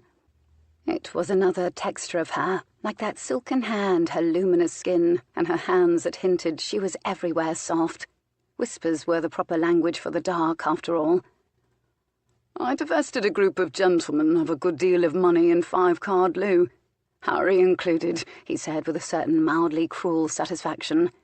"He's a surprisingly determined and bold player, and I would warrant he oughtn't to be playing at all, given what you've told me of his straitened finances. But that could be the reason he does play. He does lose as often as he wins. We're in the country, for God's sake. Outside of shooting and walking about, what is there to do besides playing cards?" He was half serious. A thought slipped through his brandy-weakened defences. She was the reason he was staying in the country at all. That, and ensuring Ian Eversea went pale every time he saw him and flinched at every loud noise. He became aware that she was smiling. "We might have had a good deal to drink throughout the game," he conceded. "And a good deal to smoke." He won so frequently it had almost become dull. But then all the men present were able to go home with a story about how the Duke of Falconbridge bet chillingly large amounts and raked in astonishing winnings. Fearless, they'd called him, ruthless, cold, and etc. She took a step closer and was about to take another one when she paused with her slipper hovering off the ground, then stopped abruptly and moved the candle pointedly away from him. "If I come closer, you'll ignite. I shouldn't like you to become Duke Flambé. Did you drink the brandy or bathe in it?" He gazed at her. "You are so solicitous of my welfare." He was again touched that she didn't want to set him alight. "I'm more concerned about my mother's curtains. That particular shade of velvet cost a fortune, and I shouldn't like to tell her I used a duke for kindling." He smiled broadly at her. She smiled in return. And all at once it felt like a bright light had entered the room, though illumination was provided only by her candle and the grey light that managed to push its way through the window. And after a moment she settled the candle down on a tiny table. It was a tiny, fraught gesture. It meant she intended to stay, for a moment or two, anyhow. Suddenly his heart was beating rapidly. He was cautious of moving too quickly, lest he frighten the moment away. "What makes you so certain it's brandy?" He was genuinely curious. "Can you truly identify it just by the smell?" "You've met my brothers." The word brothers was unfortunate in his weakened state, when he was less capable of filtering feelings. His hand twitched as though it would still have loved to close around Ian Eversea's throat. The very room seemed to tighten around them like a steel band, such was the new tension. "They really did, you know," he said softly, suddenly. "Did?" She was puzzled. "The roses remind me of you. They are precisely the sort of flowers you ought to have." Those spectacular, throbbing, lush blooms that now stood guard over her bed, with petals unconscionably soft. Something almost like pain or joy flickered over her face. His words had penetrated deeply, and for a moment all either of them heard was the soft, soft sound of swift breathing. "Well, I wish you an easy night of it, though there seems little hope of that," she said quickly, suddenly. "I'll ring for a footman and send him down to help you. Good night." "Please don't go." Words as unbidden as her presence, and shaken loose by brandy, and the hand he would have used to choke Ian Eversea reached out and landed just above her elbow and closed, firmly stopping her from leaving him. Motionless, they stared at each other, and then they both stared down at his hand, as though it belonged to someone else, had naught to do with them. And then his hand slid slowly up her arm, as if it were a road he had no choice but to follow, up the slim, soft, bare skin of her arm. It was so cool, such a silken, heartbreakingly soft path. She tensed beneath his hand, and when it touched her hair lying draped over her shoulder, he exhaled softly. He sank his fingers into it, then drew them slowly, slowly out in aching wonder. "It's what this night would feel like if I could seize hold of it." More words let loose by brandy and darkness and foolishness. He wasn't sober enough to feel embarrassed by their lyricism, or to wonder how that sort of poetry got inside of him and kept emerging around her. They merely struck him as accurate. She gave a breathless, astonished laugh. The laugh excited him, and he knew very well what short breath meant. He knew that Genevieve Eversea was excited. Her eyes were shadows in her pale face, but he didn't sense fear, only fascination. Her breath came swiftly through parted lips. She didn't move to test whether he'd release her. He wondered if he would release her if she tugged. He decided he wouldn't, but she didn't tug. "Genevieve," he murmured speculatively, landing hard on that first syllable, gliding over the next as though they were soft, rolling Sussex hills, as though each syllable had its very own character and deserved equal attention. He wound more of her hair in his fist again and again. So soft. And in this manner he reeled her absurdly closer to him. And she came to him. She was so close her breath landed softly on his chin. She looked up at him. Their gazes fused. "What did you think would happen, Miss Eversea, if you ever encountered me alone in the dark?" he murmured. And then he eased her head back with a final tug on her hair and brought his mouth down to hers. He didn't savour or coax or indulge or finesse. He invaded.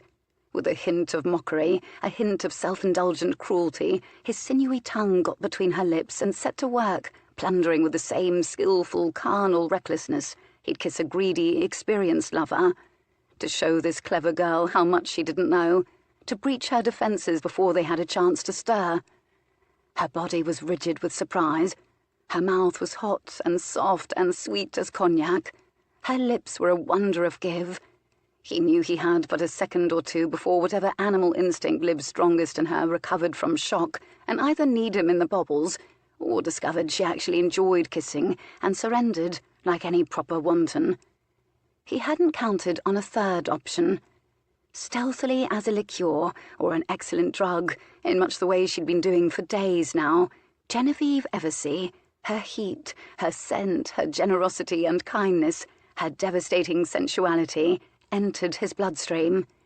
Beneath his hand, the lush, lithe give of her body, just barely brushing against his chest, the hum of that passion she kept so tamped, burned through him. The invader becoming the invaded, that was the third option. He was hers now. He loosened his hand in her hair and cradled her head tenderly, tenderly, as though it was made of porcelain. His mouth eased, softened, and surrendered to properly discovering the wonders of hers. Inconceivable that her blossom lips should be so soft, and yet so demanding, and yes, she had begun to demand. She had an instinct for this. It would be his undoing. He drew in a shuddering breath and closed his eyes, paused for an instant, resting his mouth delicately against hers, loath to relinquish the feel of her even for the moment it took to breathe. Her hand slid up his chest, lingering over where his heart thumped. The cool, soft fingers landed on the V of skin, left bare by his unbuttoned shirt and loosened cravat. Her touch at first tentative and cool, then more confident when her curiosity became courage. It slipped deeper inside his shirt, slid against his hot skin, over his hard chest, and he heard himself murmur and sigh, "Dear God," as it slid over him, raked lightly into the hair there. He was shaking, and so was she. His big hand fanned and slid over the blades of her shoulders, settling in that sweet space between them, where it fit as though it had been carved just for him, then slid down the eloquent line of her spine, to the small dip of her back, to cup the sweet curve of her arse, and then he pressed her hard, closer to the hard swell of his cock. A shock of pleasure for both of them, and she made a small primal sound in her throat, and she pushed herself against him. The fit of their bodies was sublime, unexpectedly right. Their lips nipped, clung, slid. His tongue plunged to taste her again, her head bending back against his sensual assault, even as she took as much as he gave. He felt the floor opening up beneath him, and gravity release its hold. Surely he was flying. He could taste the wildness in her, the wildness he'd sensed the way one could taste an approaching storm in a breeze. It felt infinite. It shocked him.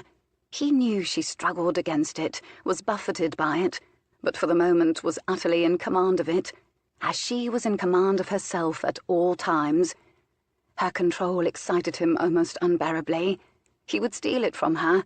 He wanted it unleashed. He wanted to be over her and inside when the storm finally broke. And this is why he ended the kiss. Not abruptly. He eased it to a close with the grace of an excellent actor ending a scene. He held her close to him, one hand resting on the curve of her arse, the other still wound in her hair, and for a moment their chests rose and fell against each other. Her breasts were crushed against him. Her breath fell softly through parted lips against his chin. And just as slowly as he'd wound her hair, he unspooled it. It fell from his fist as though it was a yard of silk he'd spun all on his own. Now that he'd unleashed her, he stood back. Neither of them spoke. He could hear the roar of his own breath, but felt as removed from the sound as though he were listening to the wind blowing down the chimney. And yet he was acutely aware of the surface of his skin. It was feverish, aching from the need to contain the tide of want that swelled in him. He was acutely aware of the insistence of his swollen cock and the nausea he recognized as thwarted desire fluttering in the pit of his stomach, of the quivering tension in his limbs and the sweat cooling on his back now, all evidence of how fiercely ramped his desire had become with just one brief kiss. He'd been reduced to heat and ache and astonishment. He could not recall the last time he'd felt astonished. Disconcertingly, as it turned out, she could speak. "So did it?" She whispered it, but it was a surprisingly bold question. He opened his mouth, then shut it again. He knew precisely what she meant. Did that kiss nearly destroy the memory of all other kisses and become the benchmark against which all future kisses would be measured? Did it live up to his pompous purple rhetoric, designed to inflame her dreams and get her bosom heaving and to remind her how very little she knew of kissing? It was a second before he knew precisely the right answer. Almost. He wouldn't be the Duke of Falconbridge if strategy wasn't as second nature as breathing, and this was far too important to botch. Her head jerked a little. She went utterly still. She had the advantage. The dim light of the room framed him, and she remained mostly shadowed as she studied him. He doubted she had the lovelier view. "You should see your expression," she said softly. "The dual one?" "No, it's more like when a snarling dog is swatted across the nose by a kitten, surprised and affronted, as though the natural order of things has been subverted." He blinked. Bloody hell, but he was charmed speechless by the analogy. A second later, he was ferociously indignant to be the subject of it. "Snarling dog!" He said it quietly, but his tone suggested he was considering whether to call her out. The corners of her mouth went up in a quick smile. It delighted and unnerved him that she wasn't afraid of him. She very much ought to be afraid of him. Perhaps she was, and was simply testing him over and over. Testing herself over and over. And even though he knew who was bound to win and how this would end, he wanted to applaud her. She was still all pale, blurred, shadowed softness.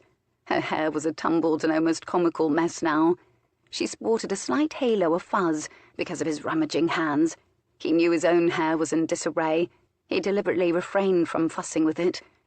It struck him as unfair that she could read his expression, and he couldn't see hers. It was as disorienting as though he'd been deprived of the use of all of his own senses. In so short a time he'd grown accustomed to gauging his own emotions by whatever hers happened to be. The fire was still low. He likely still stank of brandy and cigar smoke. Dawn through the window was still just a suggestion in the form of pale light on the far horizon. Everything was exactly the same, and yet everything was completely unfamiliar. Just like that blessed second after waking from a vivid dream, when the full weight of the life he'd lived hadn't yet seeped in, and he was new as a baby. Genevieve had ducked her head and was brushing her knuckles across her lips, back and forth, back and forth. He watched, irritated, wondering if her lips were swollen. He recognized his irritation as guilt's more tolerable cousin. "I'm drunk," he pointed out. It was an inane thing to say. It was also no longer entirely true. He'd kissed himself almost all the way to the other side of sobriety. Her knuckles stilled on her lips, and her brows dove to meet in a frown. She brought her hand deliberately down to entwine with her other one, and held both of them still against her thighs, and stared back at him. And for a moment she seemed to actually consider his ridiculous words. "Of course you are," she humoured, finally, and so very, very gently. "I'm certain that's all it was." Was that tremble he heard in her voice laughter? A little of it might have been fear. Of him, or of what she'd just done, or of what she wanted to do. Well, she ought to be afraid of what he wanted to do, or at least possess a healthy sense of self-preservation. But he had little doubt that he would be able to do it. All it required was strategy. She was backing away from him now. "Don't go," was his first panicked thought, followed by, "Hurry up." "Shall I send a servant down to look after you?" she said as she backed away. She couldn't help it, of course. The looking after him, the looking after of people. He thought of her again, gently replacing, retying Millicent's bonnet. She breathed kindness. He surged towards it hungrily, and just as quickly surged away. "No, I'll see myself up," he said curtly. See what she'd reduced him to? Simplicity. Perish the thought. She paused, perhaps waiting for the acerbic twist to his words. He didn't have it in him at the moment, so she really did leave. Chapter 16. She raced back up the stairs and closed the door and leaned against it momentarily, as if locking all untoward desires out. But there the roses were, standing guard like a sentry, announcing to the world who Genevieve Eversea really was. "They really do remind me of you." Her very good mouth stung from that very good kiss, and she remembered his words as though they'd been a spell that had lured her downstairs and into his arms in the first place. "It should make you want to do things you'd never dreamed you'd want to do, and in that moment all of those things will make perfect sense." "Almost," he'd said. He was lying. She smiled half to herself. Unless he wasn't. Her smile faded. Because the notion that a kiss could be better than that, it was nearly inconceivable. Surely if one kissed someone one loved, it would lift her right from her body. "It should herald, or at least promise, the most intense physical pleasure you've ever known, regardless of whether that promise is ever fulfilled." She drew in a shuddering breath. She sat down hard on the edge of the bed. She rested the backs of her fingers gingerly against her thoroughly kissed mouth and regarded herself in the mirror.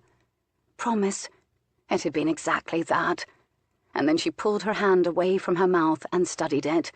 The hand that Harry had kissed, that the Duke had pinned with his fingers to the grass just the other day, that she had slid into the Duke's shirt this evening as his tongue tangled with hers. Memories of textures came back to her, all out of order. His tongue sinewy and hot and sweet with brandy, and how the touch of it to hers had sent hot quicksilver through her veins. The skin of his chest, smooth and taut and covered in crisp dark hair she'd actually tangled in her fingers.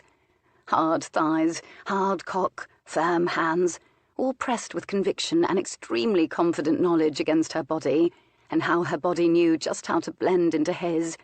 Her body had been designed for this.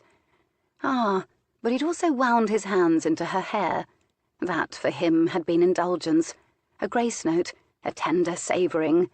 He'd been shaking with desire for her. The power of all of this was extraordinary, and really she ought not to summon memories of it any more than she ought to summon spirits during a séance. She stood up abruptly and approached the roses instinctively. She stroked the velvety softness of one again, then cupped one of them in her hands, and imagined the Duke's hand sliding beneath her arse, pressing her up hard against his cock. She closed her eyes against the shock of pleasure that stormed her at the memory. She imagined him heading up to his bed. Was he reliving the kiss? Would he sleep? Or were such kisses a common occurrence for him, the man who knew about horses? She was afraid. She dropped her face into her hands, breathing hard. And she wasn't afraid for the reasons she ought to be. It was the last part of his recitation that worried her most. Regardless of whether that promise is ever fulfilled. Because, truthfully, given how she felt when she relived the kiss, she thought she might die if that promise wasn't fulfilled.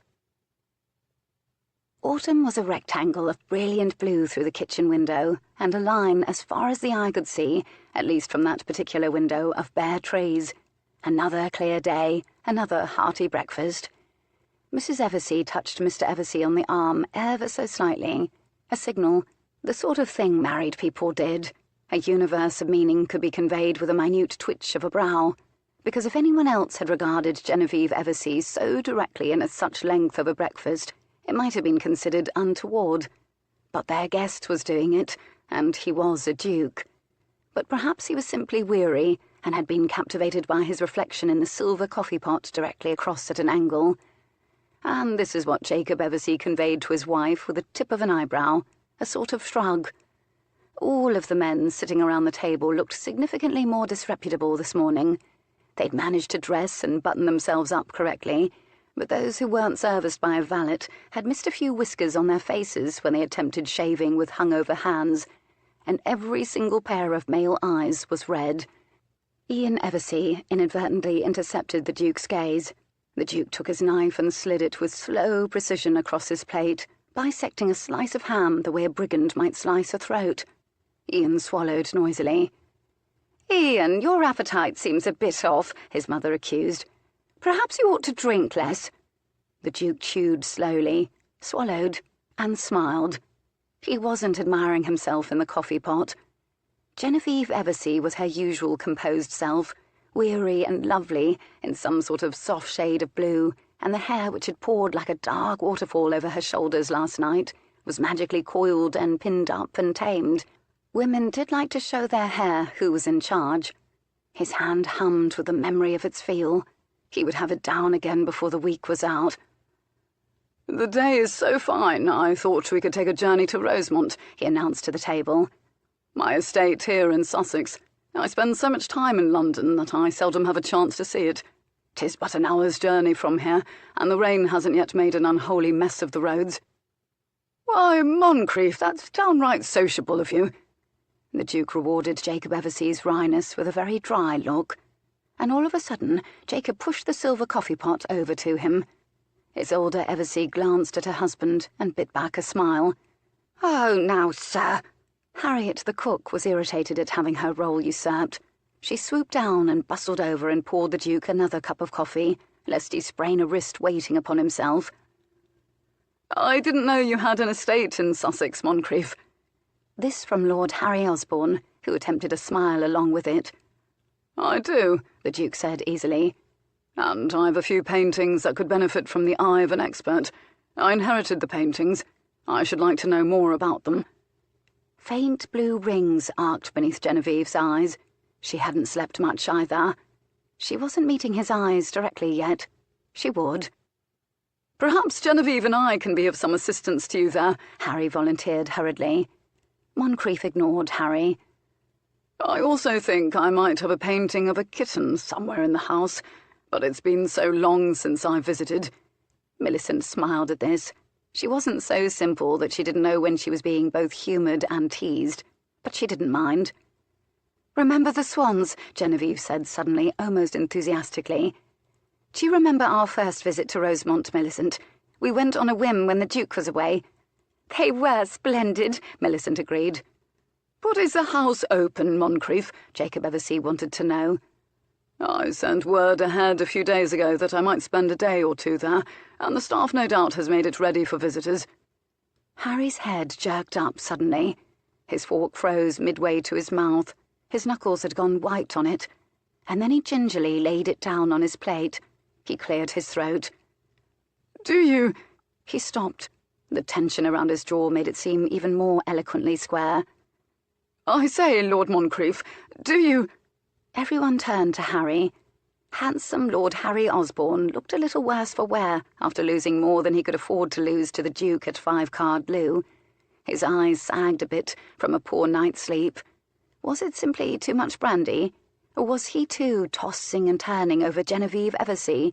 Or over Lady Millicent Blenkenship? Was he running amok, kissing Millicent's hand after midnight? He ought to toss and turn over Genevieve Eversea, the Duke thought. The Duke had done precisely that last night. The Duke favoured him with his attention. "Yes, Osborne. Do you have a greenhouse at Rosemont?" Harry fixed him with a surprisingly intense gaze. A curious hush fell over the room. Genevieve looked at Harry, eyes wide, fascinated at this turn of events. Then she flicked her eyes to the Duke, and then studiously back down at her plate, admiring the pattern of roses about the edge, and her neatly eviscerated egg. Harry was officially jealous, or so it would seem. The Duke allowed that silence to settle in, to become significant, and then he smiled faintly and said, almost disinterestedly, "Doesn't everybody have a greenhouse?" He could practically hear the whirring minds of everyone at the table attempting to extract meaning from the statement. Everyone hopped a little, startled, when Harriet dropped a fork. "It's lovely, Harry," Genevieve said gently. "Rosemont is. It'll be a nice short trip and diversion today. And think of the gallery. You'll enjoy it." She smiled at him, and Harry smiled weakly in return. A rogue surge of jealousy swept up over Moncrief. She was trying to ease the young fool's disquiet, because she was so damned thoughtful. "Won't it be amusing, Harry?" Millicent enthused. "Swans! Oh yes, let's all go." "I've other plans," Ian said quickly. "Perhaps you ought to go have a talk with your cousin Adam, Ian," his mother suggested. The implication being that Adam the vicar might be able to help Ian unburden his conscience or regain his appetite. "And be certain to bring your sketchbook, Lady Millicent," the Duke urged somberly. "Because everywhere you look, it's beautiful." He was looking now at Genevieve. Genevieve stared back at him with those cool blue eyes. She knew his words were part of a game, and yet she suspected it wasn't entirely a game. And it was perhaps this confusion that put the colour in her cheeks. Or perhaps she was thinking of where his hands had been the night before. A man could hope. A picnic was got up, cold fowl and cakes and dates and half of a wheel of cheese packed hastily in a basket, so they needn't feel a twinge of hunger for the few hours they would be away, and so they wouldn't startle the Duke's staff with a need to feed a sudden small invasion of aristocrats. Installed in the Duke's barouche, the final party consisting of the Duke of Falconbridge, Harry, Millicent and Genevieve.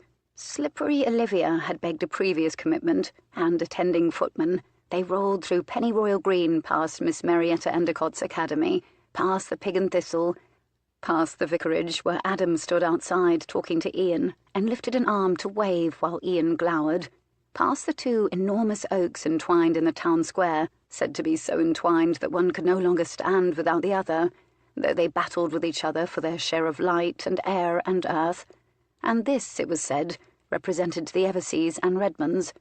Nearly an hour into their journey, over more rolling Sussex hills, every now and then a glimpse of the sea winking on the horizon, the Duke said, "Ah, and so we're here, on Rosemont land. And how did you come to own Rosemont, Moncrief?" Harry wanted to know, perhaps hoping he'd won it in a card game and could win an estate of his own one day. "It was part of my wife's dowry," he said, his face turned toward the window. The Duke smiled mordantly to himself at the sudden silence. No one ever knew quite what to say when he mentioned his dead wife. It was a useful ploy when he wanted a conversation to end, which wasn't necessarily the case at the moment. "And now it's mine." He turned back to them brightly. "You'll find the house isn't grand, not like Eversea House or some of my other properties, but it is snug, and the gardens are fine. Women seem to like the garden best of all. That and the dolphin pool." "Satyr," Genevieve corrected swiftly. And then she smiled, realising he'd said it purposely. Moncrief bit his lip against a smile. "Do you recall Vicario's engraving, Genevieve?" Harry added hurriedly. "The satyr watching a sleeping girl. We found it in the bookshop in London." "I recall it." She looked across at Harry. He sat next to the Duke. Winter and summer she would have called any engraving of the two of them, except that she'd had a taste of winter, and winter, as it turned out, was incendiary. Millicent sat next to her, and she wondered if Harry and the Duke were making similar comparisons among the two women in their own heads. "Charming bit of Baroque art," Harry pressed on, almost desperately. "Vicario's engraving." Normally, Genevieve would have taken this up eagerly. "It is indeed," she agreed politely. She was distracted by thoughts of tasting winter. "Oh, the two of you always talk so much about what things are, Baroque and medieval and so forth. Why don't you simply look at them and enjoy them?" Millicent said this good-humouredly. They all stared at her. And this was the key to Millicent's charm, and why, no doubt, Harry had thought he wanted to marry her. Everyone needed a reminder to simply look at things and enjoy them, without labelling them. The house was at the end of a long road lined with bare, long aspens and birches, which would meet in an arch when leafed out in spring. The hills undulated like a green blanket tucked carelessly about the house, which sat on the highest of them. The vista showed them sheep and cows grazing in fields, neatly bisected by hedges serving as walls. "It's quite lovely, Moncrief," Harry said earnestly, a bit despondently, when a jewel box of a simple red-brick house surrounded by a circular drive came into view. The satyr was busy spitting water in the centre of it. "My wife did love it," the Duke told them. Everyone suddenly wondered if that was the reason he never visited. But he'd said it strategically, and he wasn't patient. Moncrief hadn't undertaken the trip to be sociable, truly, or to do more meandering about green Sussex land. He'd undertaken the trip for selfish reasons.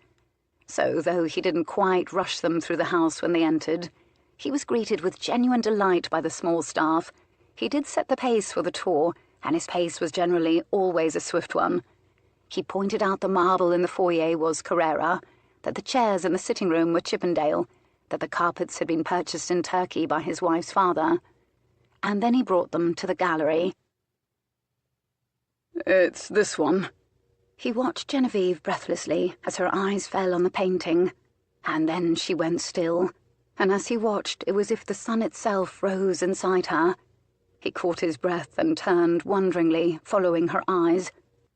What he saw was an appealing image of a nude woman stretched on a chaise.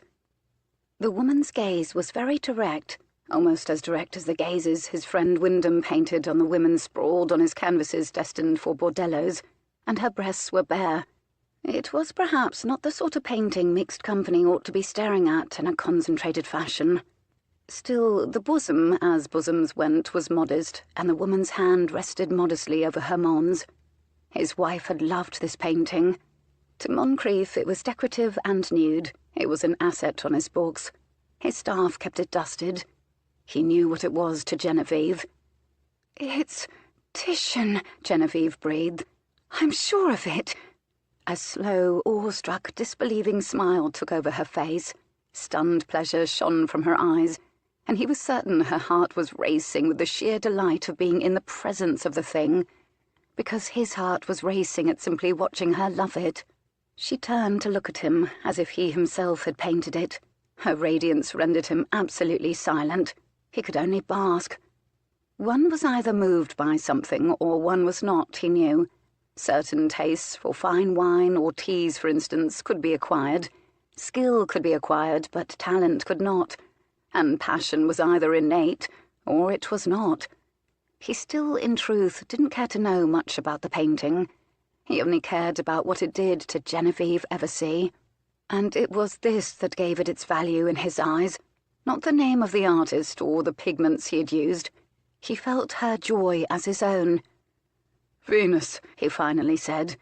She laughed at the obviousness of that. "Yes." "You can touch it." He laughed softly. "Gently now."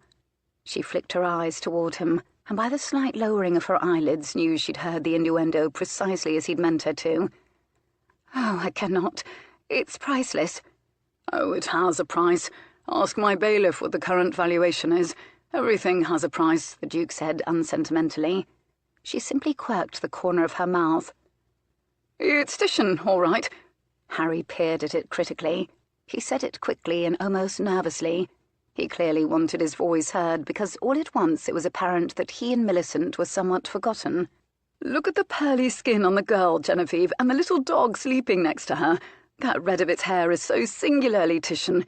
The dog in the painting typically represents fidelity, and you'll notice that it's asleep." The Duke saw a dog sleeping next to a naked woman. He only cared whether Genevieve cared. He liked to listen to her talk about art. "And I believe Veronese was Titian's assistant at one time," Harry continued, speaking almost too quickly. "Venus and Mars," Genevieve and the Duke said in unison. Harry fell abruptly silent. Millicent was staring at the painting too. The image actually looked rather like Millicent, with the wide doe eyes and open face, but since the painting was of a nude, no one was going to say it. In front of two women, anyway. "It's very pretty, but how can she just sprawl there uncovered for everyone to see?" Millicent wrinkled her brow. She didn't sound as though she were condemning it necessarily. She sounded authentically curious and a little amused and just a bit repelled. Millicent was perhaps the most literal young woman the Duke had ever met. Harry was looking at her incredulously, undecided as to whether to smile or smack a hand over his forehead. "Quite so, Lady Blenkinship," the Duke agreed somberly. "She is rather brazen, perhaps a bit too exposed. I like a Venus one can uncover a bit at a time." And this was so obviously an innuendo that everyone stirred a little, disconcerted. Genevieve went very still, as if that particular innuendo had drifted over her like gliding hands. He awaited a scorching blush, a sideways, scolding look. Genevieve suddenly turned to Harry and said hurriedly, "And look, Harry, the young ladies in the painting in the back, her servants, they are rummaging about in the clothes trunk." Harry looked very directly at her. "Perhaps they are in a hurry to cover her, to protect her virtue." He made it sound like an admonishment. The implication was as bold as the woman on the painting was naked. "I thought you loved Titian, Harry." He hesitated. "I do." The words were almost, not quite, but almost a moan. A short, awkward, confusing silence followed. The Duke decided to call a halt to this particular portion of the tour. "You asked about the greenhouse, Osborne. Would you like to see it?" It, too, was a gauntlet laid down. A very, very subtle one. "Perhaps a visit to the greenhouse can wait until after we have a bit of a picnic," Genevieve said brightly and too quickly. She knew exactly what they would find in the greenhouse. "I should like to see it now." Harry was uncharacteristically firm. "I should like to see it too," Millicent said in solidarity with Harry. "I like flowers. I should like to sketch any interesting flowers you may have." "I'm feeling a bit peckish," the Duke said. And as he was a duke, he won, and so they went off to enjoy their picnic, and Genevieve won a greenhouse reprieve. Chapter 17. The footman and Harry carried the picnic hamper down to the grass near the lake, on which a half-dozen or so enormous, irritable, gorgeous white swans floated. The willows had lost most of their leaves, otherwise they would have wept all over the banks very picturesquely. Millicent followed after Harry and the footman, whipping out her sketchbook the way one whips out a sword, as though she couldn't face another moment without capturing the idyllic scene. And surely Harry wouldn't propose to Millicent surrounded by footmen, though now Genevieve was a bit worried he would be sorely tempted to trot off and do it in this lovely little place. She would love to receive a proposal here. Genevieve was walking and thinking about the strained expression on Harry's face in the gallery, his distressed rush of words. Some suspicion had just been subtly acknowledged, and he disapproved. Harry was jealous. Or Harry was concerned about her. She preferred to think of it as jealous. But why should this make her unhappy? Because she only felt truly at peace when he was happy, which, she had to admit, had been nearly all the time until the arrival of the Duke. "I could imagine being very happy here," she said aloud. "It's so lovely. serene without being dull, snug and welcoming. Oh God, please don't say that describes me. But the Duke never did take up obvious temptations. We never lived here long, but it was one of her favourite homes. We, her, his wife. What had she been like? What had become of his first Duchess? She still didn't feel free to ask the question. Still, she thought the house she loved said a good deal about her. Genevieve hoped he'd been loved by his wife. She was certain he hadn't made it easy for her to do it, however. In the absence of banal conversation, last night's kiss echoed in her. Today he was every inch a duke. Last night he'd felt very human, vulnerable and alone. His clothes askew, his skin warm, his lips. She had to stop to take in a breath at the rush of pleasure that shot through her body at just the thought of his lips. She'd felt a right to him. She'd taken as much as given in that kiss. But in truth, the Titian had made her feel shy again. She of course knew he was wealthy and powerful and influential, but for some reason the possession of that small wonder of a painting delineated this even more sharply. She knew he'd wanted to show it to her because he'd known she would love it. She was uncertain how she felt about that. He said nothing else for so long she wondered if he was in fact at a loss over what to say. She'd never once during their short acquaintance heard him clear his throat or stammer. She'd never seen him fidget or blush. But she had no doubt he suffered doubts of his own. He composed himself inwardly, sparing the world his awkwardness, hiding vulnerability, preserving his pride. "Well, Miss Eversea, I think our plan is working a treat," he said finally. "Did you see Harry's face when he saw the Titian?" "Yes, but he's suffering."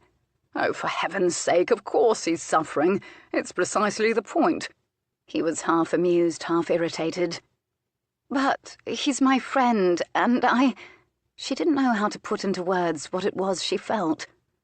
Yes, you love him, and etc., though he has entirely taken you for granted."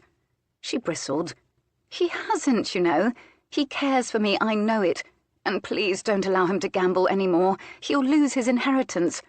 "Your concern for the man who hasn't a clue whether or not he loves you or another woman is touching. But he's a grown man, and I am neither his father nor mother, and it is not my place to stop him from gambling if he wishes to do it." The Duke was curt. "But you don't have to take his money." "And he doesn't have to gamble," he said simply. He was right, of course. She sighed a short, frustrated sigh. "He's either suffering pangs of pure jealousy simply because he's used to your slavish devotion, Genevieve, or my attentions to you have cast you in an entirely new light, and his heart has been swung round like a weather vane. And if that's the sort of man you want, that's the sort of man you will have if our plan works. Has he said a word to you about me?" She said nothing. Of course he hadn't. "But he looks unhappy." She was wretchedly torn. She'd never been able to bear seeing Harry unhappy, even while he was making her miserable. "Wait until he sees the greenhouse," the Duke said with ghoulish glee. "I think we ought not to look at the greenhouse," Genevieve said firmly. "What do you suppose you'll find there?" "Roses the size of baby heads." "They all were sent to you. He'll see nothing." "Then we don't need to see it." "Very good. If I refuse to allow him to see it, then the mystery will deepen. Imagine the torment." He was right, of course, about everything, and this shut her up. Strategy was indeed the answer, and it seemed to be working. No, he could even now be proposing to Millicent. He would have to add that. He did have a sadistic streak. The two of them paused a moment. The Duke shaded his eyes.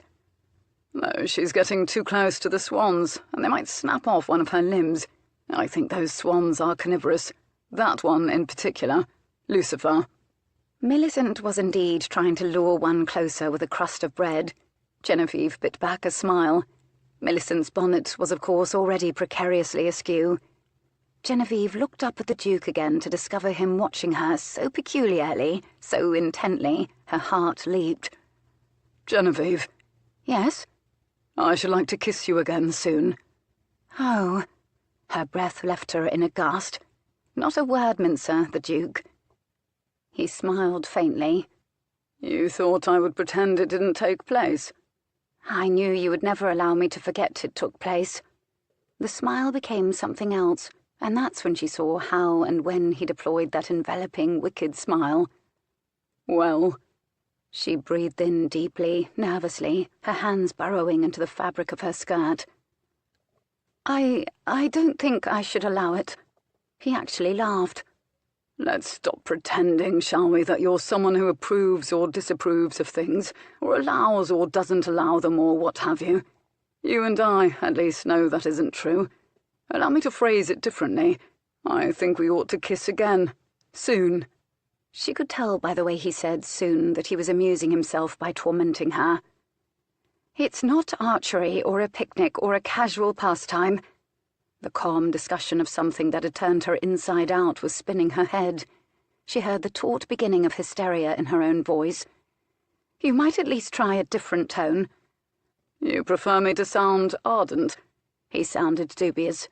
I can certainly try. Please don't. That would be worse. She walked on quickly. He caught up easily. Up ahead of them, Harry was assisting the footman in unpacking the hamper. She saw the half-wheel of cheese emerge. He looked toward them and smiled, white teeth flashing, lest she forget how it felt to be smiled at by Harry. And here she was, striding next to a man whose erection had pressed against her last night, with her complicity. I just don't think it's wise, she said again nervously. Damn, damn, damn. Wise? The Duke was amused. Of course it isn't wise. We wouldn't be doing it for the wisdom of the thing. She gave a short, breathless, incredulous laugh. But listen to yourself. It's just that you sound so... as though I should meet you again in some specific location and we should set to it, like a shooting party. I'm so glad to hear you making the arrangements. I'm not making as I'm not a gifted planner. You plan everything, she said irritably, which made him smile again. She did like his smile. And besides, what can you possibly gain from another kiss? Crunch, crunch, crunch. Footsteps over leaves on the path as they walked. He seemed to be considering his reply. I enjoy it. I enjoyed kissing you. You enjoyed kissing me. What more reason do we need to do anything? Heat rushed over her limbs. I enjoy kissing you. We are not in love. He sighed, and the sigh evolved into a short, exasperated laugh. For heaven's sake, Miss Eversea, last night alone should have taught you that love and desire do not necessarily go hand in hand, and one can indulge one without enduring the other. It wasn't virtuous what we did, and I shall not believe you if you claim virtue as a reason for not wanting to kiss me, for I'm very certain you're not the sort. He was so darkly wry. But you know that we won't ever, that I'll never entirely... Her voice was choked and faint. She couldn't say it. That you'll never see me stretched out nude like Venus on the chaise in your gallery. He stopped abruptly. She stopped abruptly too, like a bloody pet called to heel. Infuriatingly, the Duke got one eyebrow slowly, sardonically up. You won't ever what, Miss Eversea? Make love to me? She was scarlet again, judging by the temperature of her face, but the things he felt free to say... If she'd had any sense at all, she'd run as fast as her legs could carry her to join Harry and Millicent. But safety was hardly available there either. Harry glanced back then, sensing something, as he always seemed to. He shaded his eyes, watching the two of them. Clearly his equilibrium had been disturbed. Oh, Harry, he does care for me, he does know me. Oh, bloody, bloody hell. I don't want to kiss you again, she said faintly, emphatically. She wasn't certain whether it was true, but it was certainly the right thing to say. He rolled his eyes. Of course you don't, he soothed insincerely, and continued walking swiftly. The swans seemed to have massed and were advancing on Millicent, who still appeared to be cooing and holding out a slice of bread. And I think we ought not, she called to him firmly and conclusively. Of course you do, he called back with mocking equanimity. She made an exasperated sound. She should have stalked in the opposite direction. She hurried to catch up to him. Unless your plan is to inveigle an indiscretion and compromise me in order to—" He paused again and mulled, head tilted. So she paused again. She'd begun to feel like his shadow. "Ah, I see what you're saying. A trap. Clever. But now, Miss Eversea, now what did I just say about planning, and how it isn't my forte? I hardly lured you like a spider into a web last night. You arrived and accosted me with your irresistibility, and in my drunken helplessness what choice had I but to kiss you? I'm a creature of instinct. You really ought to have known better." She snorted inelegantly. "You plan your every breath." He smiled at that, tipping his head back, and he saw that double set of dimples at the corners of his mouth made by his smile, like a stone skipped across water. The wind ruffled and lifted his black hair, and her heart skipped too. Black, that was, apart from a frost of grey at each temple. He was old. He was almost 40. "I did not plan last night." And now he was sincere. She could tell by the falter. He was almost bemused, and the way he said "last night" made the words seem like a euphemism for splendour. They encompassed a world of sensations and memories, those words. It was one of the most terrifying, exhilarating conversations she'd ever had. She felt buoyant and helpless, like a leaf that could be borne away on the wind and end up anywhere at all, someplace marvellous higher and higher still, heaven, or crushed beneath a foot. She felt sickly nervous. Speaking of traps, one might be tempted to believe the trap was all for me," he continued on an air of feigned injured indignation. "Can you imagine what would have happened had your father happened upon our tableau? Of the two of us, I'm the one with the title. He'd shoot me on the spot or hold me at gunpoint until a special license could be obtained." She didn't like the reference to marriage. She cut her eyes nervously to Harry and Millicent again, only to discover that Millicent was quite a distance away now, because she was fleeing a swan, her skirts clutched up in her hands to free her ankles. The swan made shockingly good time on its webbed feet, long neck outthrust as it tried at intervals to take snaps out of her. They were trailed by a footman, who fruitlessly pelted it with bread, and by Harry, who was waving his hat madly and shouting. The footman's wig flew off and smacked Harry full in the face. He stopped to claw it off. The Duke shrugged. "Lucifer has a temper. He'll get bored in a moment."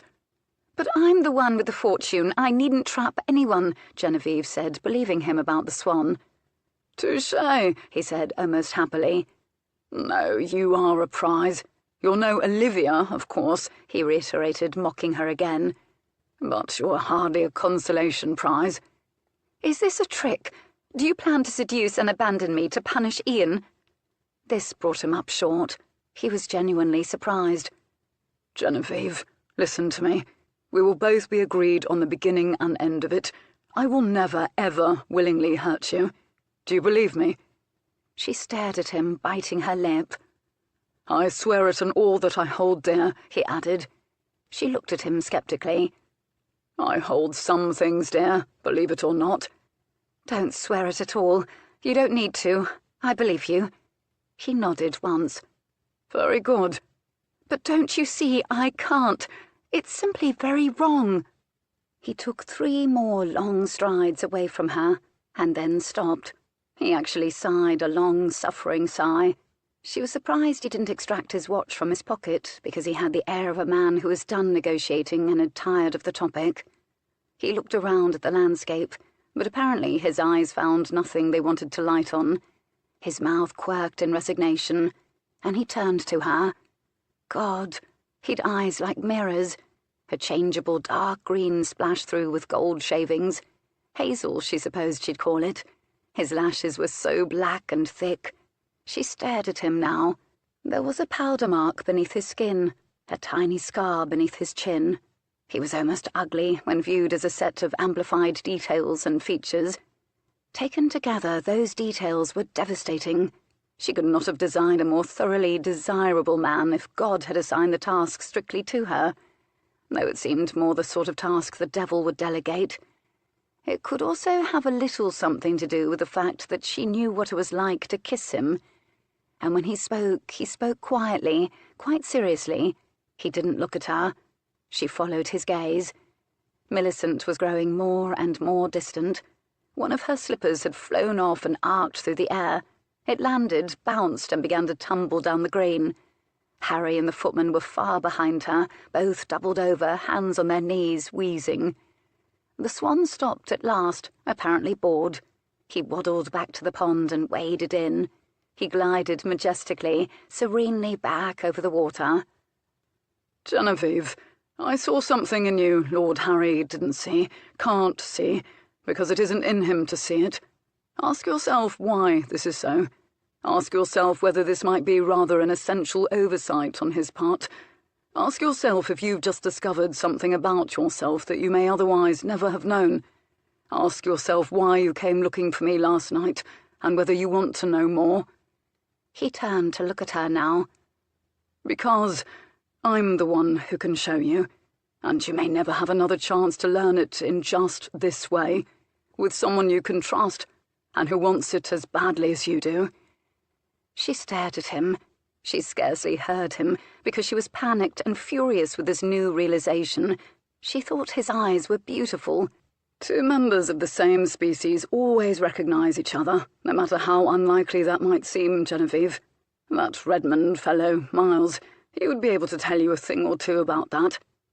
"I'm not a member of your species, and please don't speak of the Redmonds to me." He grinned, because he'd made her say something ridiculous. The grin was wicked, white and tilted.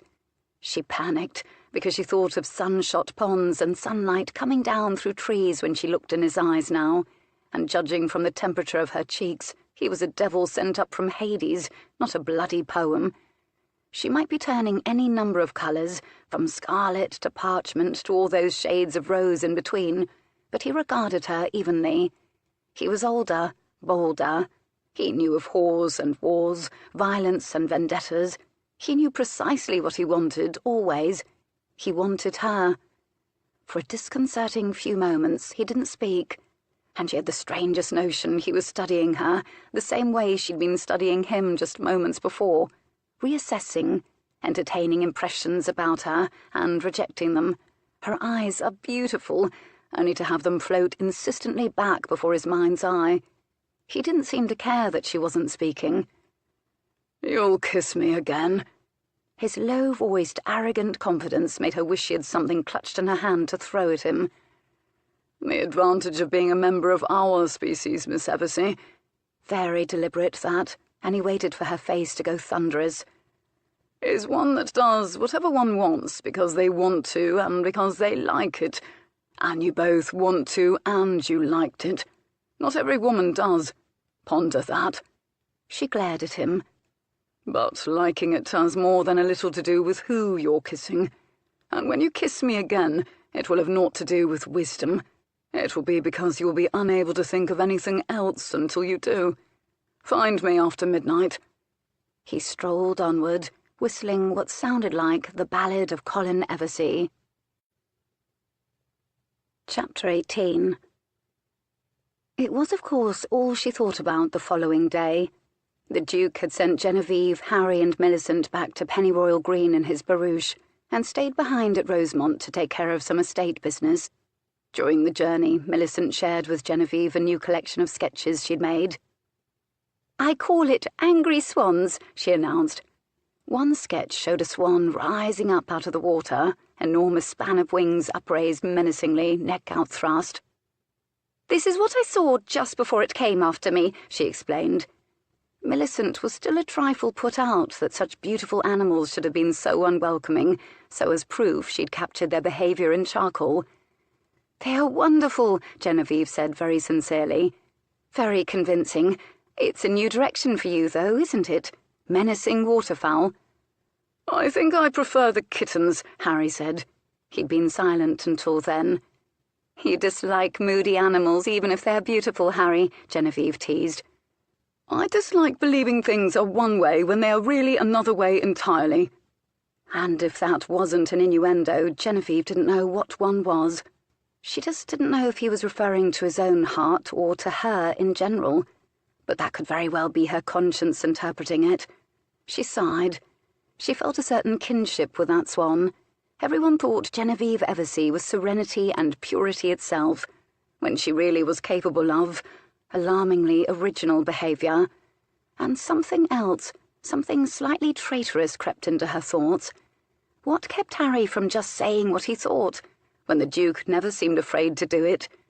It was an unfair comparison. The Duke was an older, wiser, more confident man, and the Duke couldn't possibly break her heart if he said precisely what he thought. He could, however, keep her body restless.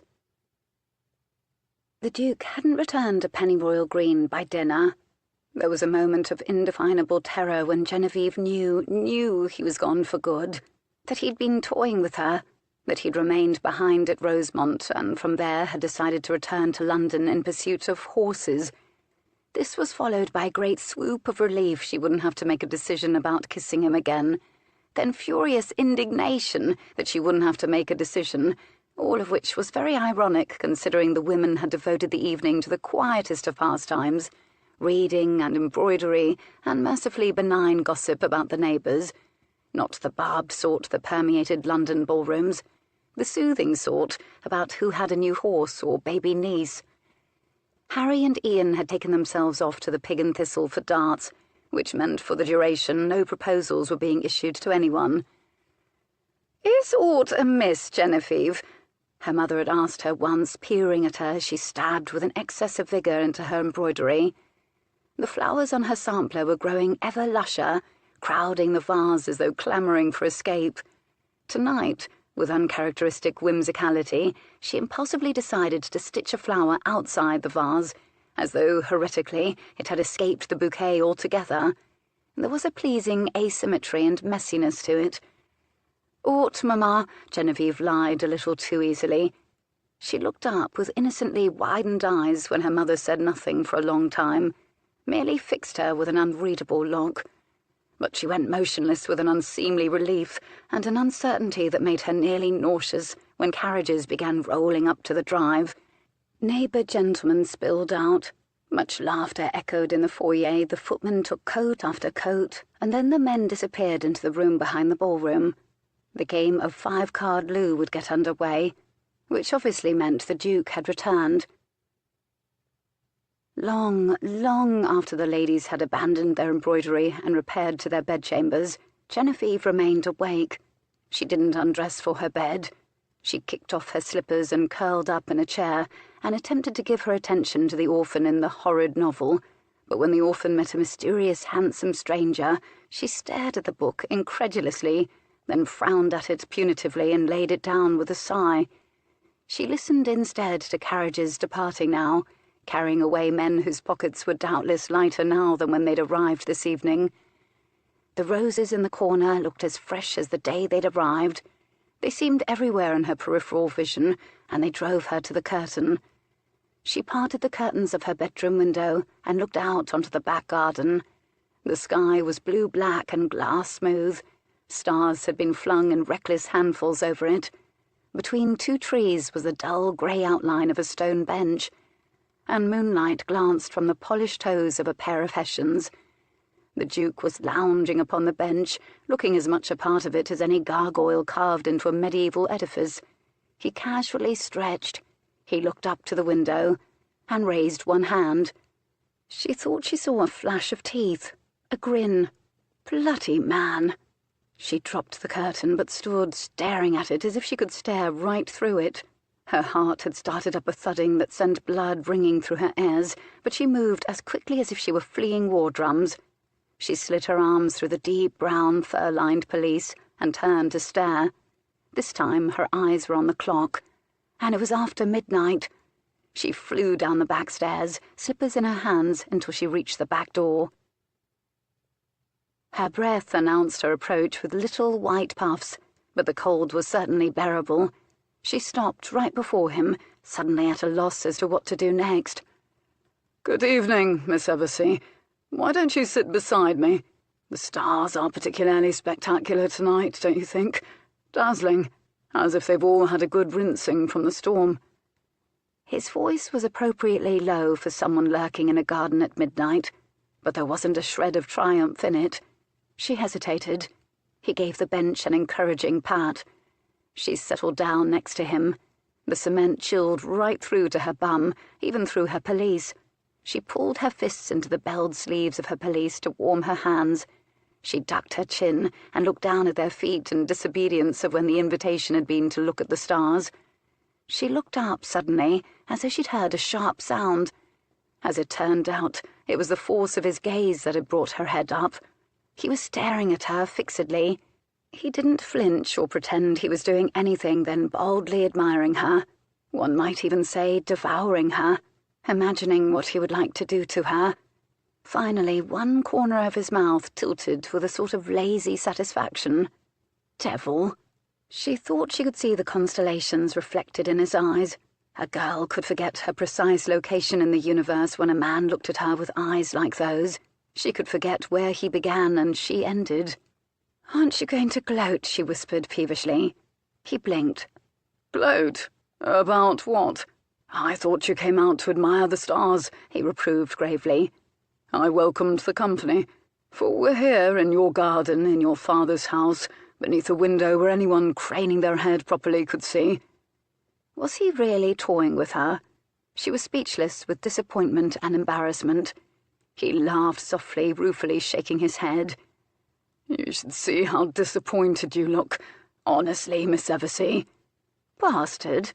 Very well then, she'd look at the bloody stars. "Ha ha," she laughed unconvincingly, tilting her head up. "Don't be silly.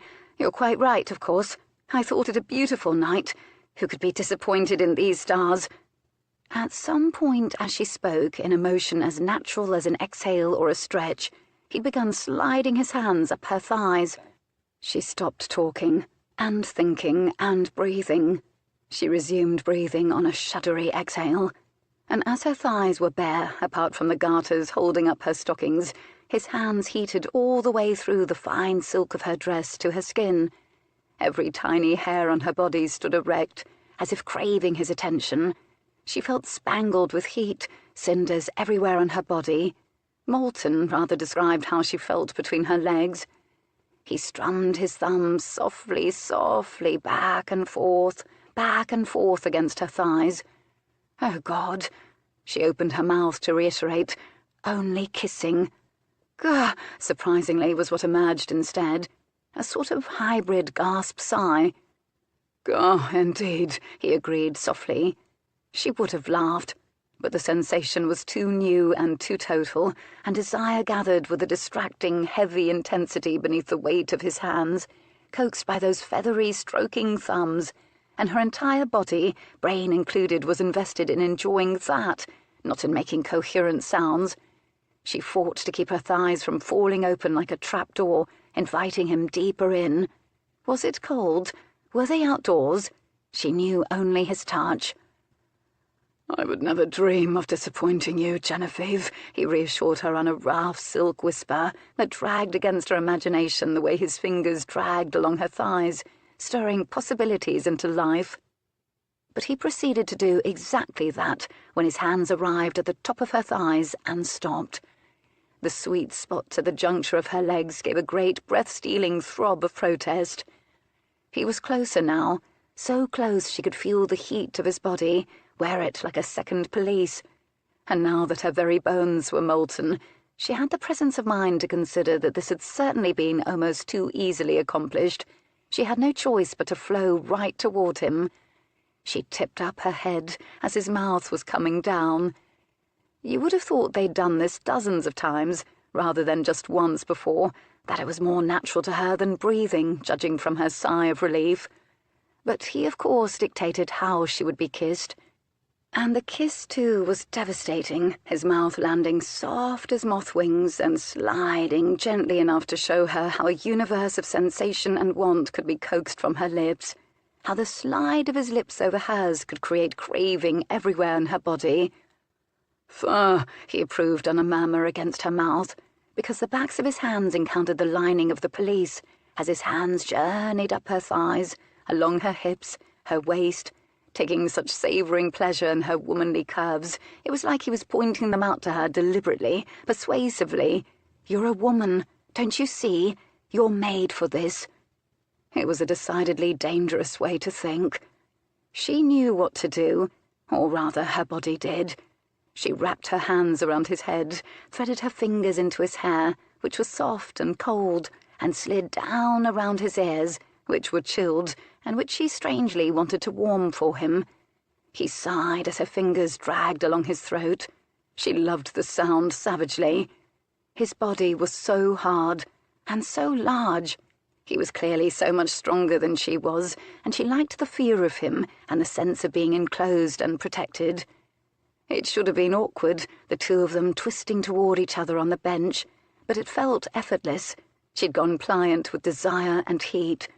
She loved the feel of his large, warm hands spread over the blades of her shoulders, and then the shivery light strokes of his fingers against the rectangle of bare skin above where her dress laced, dancing there, tantalizing her with the possibility that he might open the laces. The contrast drugged her, his hard male body and his delicate touch, the scrape of whiskers against her own smooth cheek, his chilled skin and his hot, velvety, savagely demanding mouth. He growled low in his throat. "Bit like a badger," she murmured aloud, without intending to. "Pet names, my squirrel," he murmured. She laughed. "Shh," he admonished. "No man enjoys being laughed at while he's kissing." His mouth abandoned hers, but was travelling from her lips to her ear, down to the silky hidden place beneath her jaw. Every place his lips touched fired quicksilver communications to the far reaches of her body, until she was alight, shivering like a flame. And suddenly nothing was funny, and everything was urgent. She heard herself utter a word. "Please." And here, she knew, is when he began to lose his grip on control. Tension vibrating in his big body, desire tightly reined, his hands tightening on her, becoming less careful and purposeful and strategic, more demanding, which told her more about what he truly wanted. She sensed they were on the precipice of something dangerous. Good. His head dipped, his tongue drew a leisurely path to the base of her throat, and his lips opened hotly there. It was her turn to make an animal sound, a low moan she hadn't known she was capable of, the very sound of want, and his mouth opened on a slow, hot caress over the thump of her heart, beneath the soft swell of her breast. "Sweet," he whispered. With a certain amount of effort, he swept her onto his lap. She looped her arms around his neck, and he eased her around until, shockingly, she straddled him. His hands slid up her thighs again, beyond the tops of her silk stockings this time, to cup her buttocks and to slide her closer. The bulge of his cock was seated hard beneath at the join of her legs. "God, Genevieve," he swore. The contact sent a bolt of pleasure through her that made her gasp. She was suddenly afraid, and suddenly greatly in need. She might have said something, but his mouth was on hers again, drinking, capturing her tongue with his. His hands, tense and trembling with want, fumbled at the laces at the back of her dress. And, God help her, she helped him. She nearly dislocated an arm to reach back there. He spread them wide, and he tugged until he'd freed her breasts. Wait, they'd said they'd kiss again. This was something entirely different. The cold air was a shock against her skin, but he immediately cupped her breasts in his hands, which were miraculously warm. She closed her eyes. The pleasure was astonishing, unexpected, and she closed her eyes against the wondering expression in his, as much as against the force of the pleasure. His thumbs stroked her peaked nipples, and each stroke was a sweet bolt of lightning through her body. She threw her head back at the exquisite shock of sensation, and knew, somewhere in the distant reaches of her senses, that she'd gone mad, and also that she didn't care. "Alex!" Her voice was threaded from her rushed breath. His arm slid behind her, and he tipped her backward and closed his lips over her nipple. She jerked from the exquisite pleasure of it. He traced a hard filigree shape with his tongue, and her hands clutched his shoulders as the pleasure fired through her. And he slid his hands beneath her buttocks and pulled her abruptly, tightly against him. His cock was so hard it hurt as she ground down against it. But she loved it. She trembled from whatever it was she wanted. He was so bold. He explained nothing, offered no clues, made no assumptions about her delicate senses. Her mind sought to keep up, but her senses were overwhelmed, and then in command, and they managed to convince her mind it could sit this session out. A faint echo of panic sounded within her, knowing this could be out of her control rather quickly. But he'd said she could trust him. He was arching up against her, and again she felt the desire pooling. "Alex!" She could feel his body quaking beneath her hands, and then his hand was gone, and he was fumbling with the buttons of his trousers, and suddenly his cock was against her, hot, velvety, thick against the vulnerable skin, left bare above the tops of her stocking. She was afraid, but her skin felt as though cinders were falling everywhere on it, lightly, and a pressure welled, an exquisite need drove her.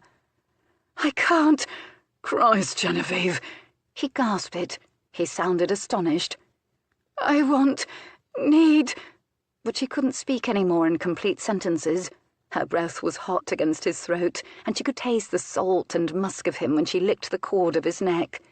He stopped suddenly, held her fast, motionless, with arms like iron bands. His breathing was bellows. She could feel the sway of it against her torso. Why? What? And then cruelly he scooped her from his lap and stood her upright as surely as if she was a rag doll. "No," he said. She stared at him, abashed and sick with disappointment. The air was icy now that she was away from his body. She felt it drying the sweat on her skin. "Control is rated too highly, Miss Eversea.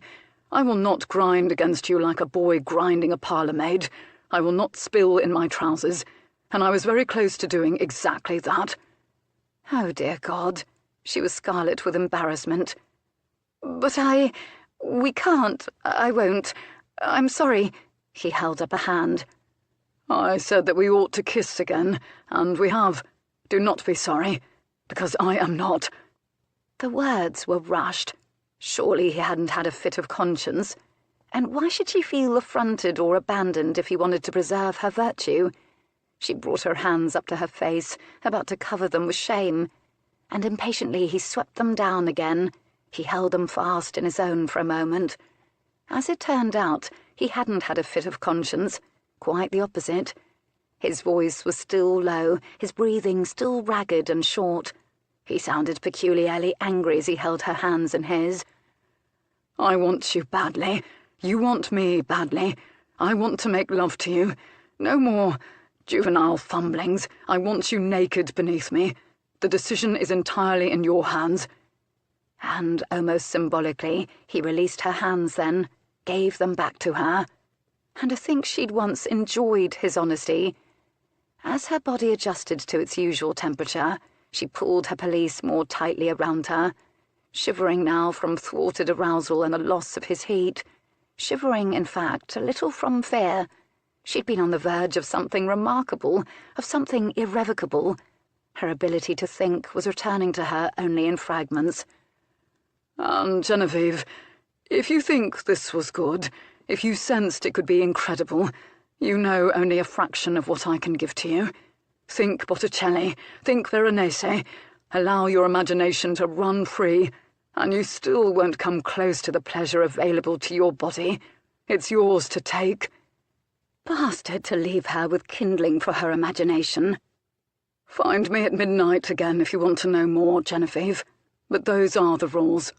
They stared a moment at each other in the dark. The stars stared down at them.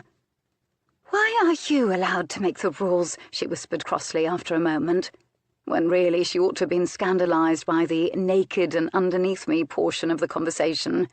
He grinned at her. "Now tell me, is that something you would have dared say to anyone before you met me?" And as right as he was, it didn't mean she should simply take what she wanted. He brushed the backs of his fingers against her cheek. His hand lingered there. She turned her face into it, almost involuntarily. Then he took his hand away quickly, as if he was afraid it would be the last time he touched her, and he'd enjoyed it too much. And he backed away 1 foot, 2 feet, watching her, as if memorizing how she looked standing there in the shadows beneath the moon and stars. And then, because it wouldn't do for the both of them to creep back into the house up the stairs, he vanished around the corner of the house. Chapter 19. And thus her days and nights were divided neatly. The day was for a torment of anticipation regarding whether Harry was finally going to propose to Millicent, alleviated by the wicked, delicious, staggering memory of what she'd been getting up to at night. And the night seemed to be for a torment of anticipation regarding what she'd be getting up to at night. Truly, there was no rest for the wicked. But if anyone noticed anything was amiss with her, they said naught, apart from her mother, who noticed the faint shadows beneath her eyes, and promptly ordered her to drink another of Harriet's simples. Harriet's simples were probably effective in that the mere threat of them frightened one away from allowing illness to take hold. But if Harry had issued a proposal, and the opportunities to do it were legion for a resourceful man, he hadn't announced it. Millicent wasn't glowing unduly. There were no hushed, reverent whispers between them. Harry didn't have that clubbed-in-the-head-by-happiness look her brothers walked about wearing when they'd married. Genevieve concluded no proposal had taken place. Then again, he'd nearly expired from the effort it had taken to break her heart with the news that he intended to propose to Millicent. She could only imagine how difficult issuing an actual proposal would prove for him. Perhaps she ought to order him one of Harriet's simples. And so that evening, because Mrs. Eversea informed Jacob Eversea that she longed for his company and the company of her sons, which was really her way of interrupting the blatant gambling for a night, they were sitting about in the parlour, and the men were clearly restless. It was Millicent, spontaneous, cheerful Millicent, who wasn't the least sensible, who introduced the notion of playing blindman's buff after dinner. It was greeted with wariness. "We're to put on blindfolds and crash about the parlour?" Genevieve had never wanted to do anything less. If she put on a blindfold, Harry might seize the opportunity to propose to Millicent while she wasn't watching. "The objective is not to crash, silly, but to seize upon and identify each other. We'll move the breakable things out of the way," Millicent explained. "I can hardly move my bones out of the way, and all of them are breakable as far as I know." Olivia was being obstreperous. "We shan't knock you to the floor, Olivia. I'll seize you carefully," Ian assured her. The men thought this was hilarious. "With blindfolds on?" Genevieve was nervous about the notion. The crashing about was one thing, the blindfolds were quite another. She'd never been enthusiastic about relinquishing control. "And we seize each other," Harry said, as though he almost didn't dare to hope, because the girls were eligible for this too. All of the men were snickering into their fists, and Genevieve had a sudden image of him seizing Millicent and Millicent seizing him. "I think we ought to play cards," she suggested firmly. "We can go one entire evening without playing cards," her mother countermanded immediately. The Duke was sitting silently in the corner, long legs casually outstretched, arms loosely crossed over him, surveying the room with ironic eyes. They lingered on her. He gave her the faintest of smiles. It was almost impossible to believe that this was the man who had said to her, "I want you naked beneath me." Apart from the rush of blood to various places in her body when she thought it, she could almost imagine it hadn't happened at all. He seemed so cool, so elegantly removed, distantly amused, a monarch for which the world conducted its amusements. He seemed entertained by the very notion of blindman's buff. She could not for an instant imagine him consenting to totter about in a blindfold. It was clear the rest of the men thought this was a marvellous idea. Almost too good to be true, in fact. "Silly," Millicent corrected patiently.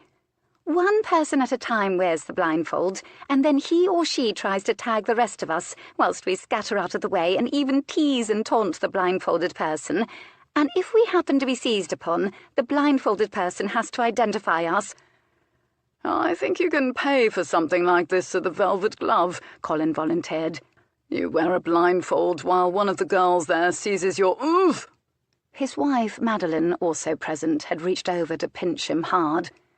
It was the most peculiar sensation to be surrounded by people she'd known her entire life, knowing not one of them, certainly not her brothers or her parents, and she was certain not Harry, not Millicent. would ever have dreamed for an instant that Genevieve Eversea had sat astride the Duke in the garden last night, and that she'd helped him unlace her gown so he could take her nipple into his mouth. She ducked her head to hide her face. Perhaps a blindfold would help disguise the flushing, if she were in fact coerced into playing blindman's buff and she continued to have such thoughts. She studiously avoided looking at him. She would not be sitting astride him again, or beneath him, or in any other place other than opposite him, preferably surrounded by other people as witnesses and deterrents. She knew he had no such compunctions about avoiding looking at her, and he was doing it now. Even as all the while the men, being men, were negotiating changes to the game amongst themselves to make it less tedious and more of a man's game, and suggestions flew thickly. "This is the sort of game that would be vastly improved if we were all very, very drunk. Or if a wager is involved. Or if one of us volunteered to place an apple on his head and invited others to shoot it off." The Duke happened to address this directly to Ian. It quelled momentarily the spirited negotiation. "I'm not wearing the blindfold," Ian said very quickly. Genevieve stifled a smile. She wondered if her brother's nerves would ever be the same after this week. After a discussion as heated and orderly as a parliamentary debate, it was agreed that every time someone was tagged and incorrectly identified by the blind man, he or she would be allowed to take a drink. The blindfolded person would also have to take a drink, because it was unanimously agreed that a drunken person staggering about blindfolded would be amusing. But the successfully identified people would be removed from the game and therefore not allowed to drink at all, thereby solving the problem of cheating, and every identified person would need to give the blind man a shilling. The clutching of clothing was to be permitted as a means of guessing identity. After a brief heated discussion, so was the feeling of faces. The feeling of anything else was deemed not cricket, after a giggled discussion. And now that the game had been modified to the men's satisfaction, the first blind man was chosen, Millicent, by default. Within an hour, the parlour was a giggling, drunken melee. Millicent was hopeless at guessing, but everyone enjoyed putting themselves in her way to be grabbed and released. So she won no shillings, but she failed at the guessing so many times that she was rapidly woozy from sherry and staggered into the corner and found herself unable to back out of it again, and had to be rescued and comforted and fed hot coffee by Mrs. Eversea. Colin was next, and he cracked his knuckles, submitted to being blindfolded, and promptly proved to be an excellent and ruthless player. He knew the lay of the land, the parlour, well. He had long legs and a long reach, and an excellent sense of smell. He caught hold of Ian's coat just as he tried to flee and gripped hard. He leaned in for a sniff. "Smells like a horse's arse. I've got Ian. No sniffing aloud. We never discussed sniffing. I cry foul." Ian was outraged. "I'm not giving you a shilling." "Give him a shilling. It's not his fault you smell like a horse's arse." Olivia leaped into the fray, loving a debate, any sort of debate. "Are you confusing the word smells with the word behaves?" the Duke asked from the sidelines in all seriousness. "Smells," everyone chorused. A heated vote later, it was decided that whether or not Ian actually smelled like a horse's arse, Colin had indeed guessed correctly, so Ian handed over a shilling and shook hands with his brother. It seemed Moncrief was simply biding his time, watching the proceedings with Mr. and Mrs. Eversea, who refereed from the sidelines. "I can hardly avoid smelling you. You're right in my face," Colin explained by way of pacifying Ian. When Colin was done, Harry took a turn being the blind man. The blindfold, really a cravat, was wound round his eyes, and he was spun round a half-dozen times by an overzealous Ian and set free amongst the players. Genevieve reached out to touch him, realising she'd never done quite that before, held onto his arm outside of a waltz, touched, let alone tasted his skin, clung to his coat, or slid a hand inside his shirt to touch his chest. But he'd kissed her hand. But before she knew it, Harry seized hold of Genevieve's arm. "He's got one!" the enthusiastic cry went up. She went silent. Harry's face was flushed and merry beneath the blindfold, and for one breathless moment she held very still as Harry's fingers fumbled at the silk of her skirt, then glanced across her elbow and decorously ventured no farther, though the rules, as such, would have allowed him to touch her face. Doubtless he knew he had a female in his clutches. It felt odd to feel his hand gripping her, the heat of it impersonal, questioning. She ought to feel breathless to be touched by him. She looked down at his hand and wondered whether he'd touched a woman the way Moncrief had touched her. She glanced over at Moncrief then, but Moncrief's eyes were fixed to Harry's hand with a cold, riveted fascination, as though it were a poisonous snake. He was so still, he called to mind a big animal about to spring, and so she stared at the Duke while Harry fumbled at her wrist. "It's Olivia," Harry guessed at last. "Oh, Harry, you've gone and botched it, and now you have to give Genevieve a shilling, and she has to drink, and she's a raucous drunk," Colin winked at her. "I am nothing of the sort," she denied as she laughed, pretending to be appalled. "She can't even finish a duck at the Pig and Thistle," Harry defended proprietarily, with a swift glance at the Duke, abashed perhaps that he'd gotten it wrong. "You should have sniffed her, Osborne," Ian suggested. Harry went scarlet, thrust his hands into his coat pockets. "I never thought you'd be slow enough to be caught by me," Harry explained to her, almost by way of apology. "You ought to have known me," she couldn't help but think, "by the very temperature of my skin, by the texture of it, by my mere presence. You ought to have known." "I'll give you a shilling later," he added glumly. "I forfeit my shilling," she forgave him gallantly. "And you can have my drink." And then everyone turned, when it was clear the Duke had risen slowly to his feet portentously. "I'll take the blindfold, Harry." The amazement lasted a full second. A second later, everyone was foxed enough to tease him, and a chorus went up, "Ooh, your Greys, catch me if you can."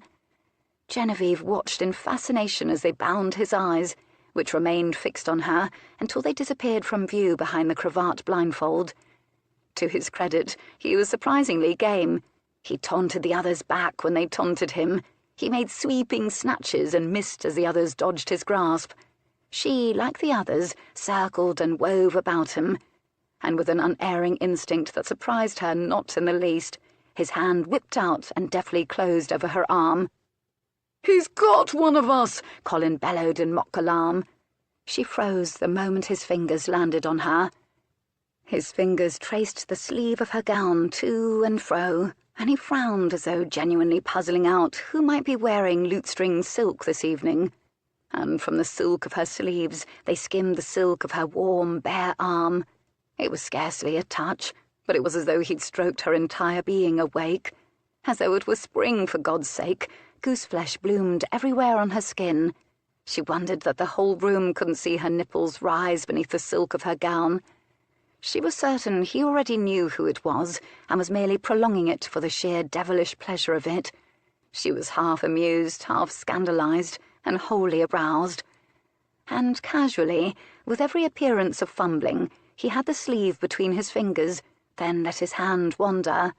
He frowned in concentration as his fingers skimmed, lightly, lightly along the edge of her bodice, tantalizingly just above the swell of her bosom, tracing the satiny skin of collarbone up to her throat where her heart beat, lingered there where it thumped, thumped, thumped, and then, quite gratuitously, slid beneath her jaw across her lips and hovered.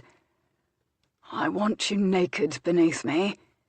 And lest she should harbour any doubts about whether that was what she wanted too, he was showing her, with the most casual of touches, that her body now only felt truly alive when he was touching her, and reminding her of the promise of pleasure that lived in every cell of her.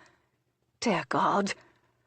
"Why, it's Miss Genevieve Eversea," the Duke said softly. It was only then that the two of them noticed that the entire room had gone utterly silent. All those foxed eyes watched the Duke and Genevieve, puzzled over whether they were actually seeing something untoward, or whether the Duke was just being particularly solicitously careful of Miss Eversea's person. "Give him a shilling, Jenny," Millicent demanded cheerfully. The Duke untied his own blindfold and relinquished it to the next volunteer, which was Olivia. He resumed his seat at the edge of the proceedings. They both knew he'd won more than a game of blindman's buff. And when Genevieve went up to her bedchamber later, it wasn't to sleep. It was to pace the carpet and to watch the clock. Out of spite, time slowed. But it could not defy the turning of the earth, and midnight arrived. And down the stairs she went.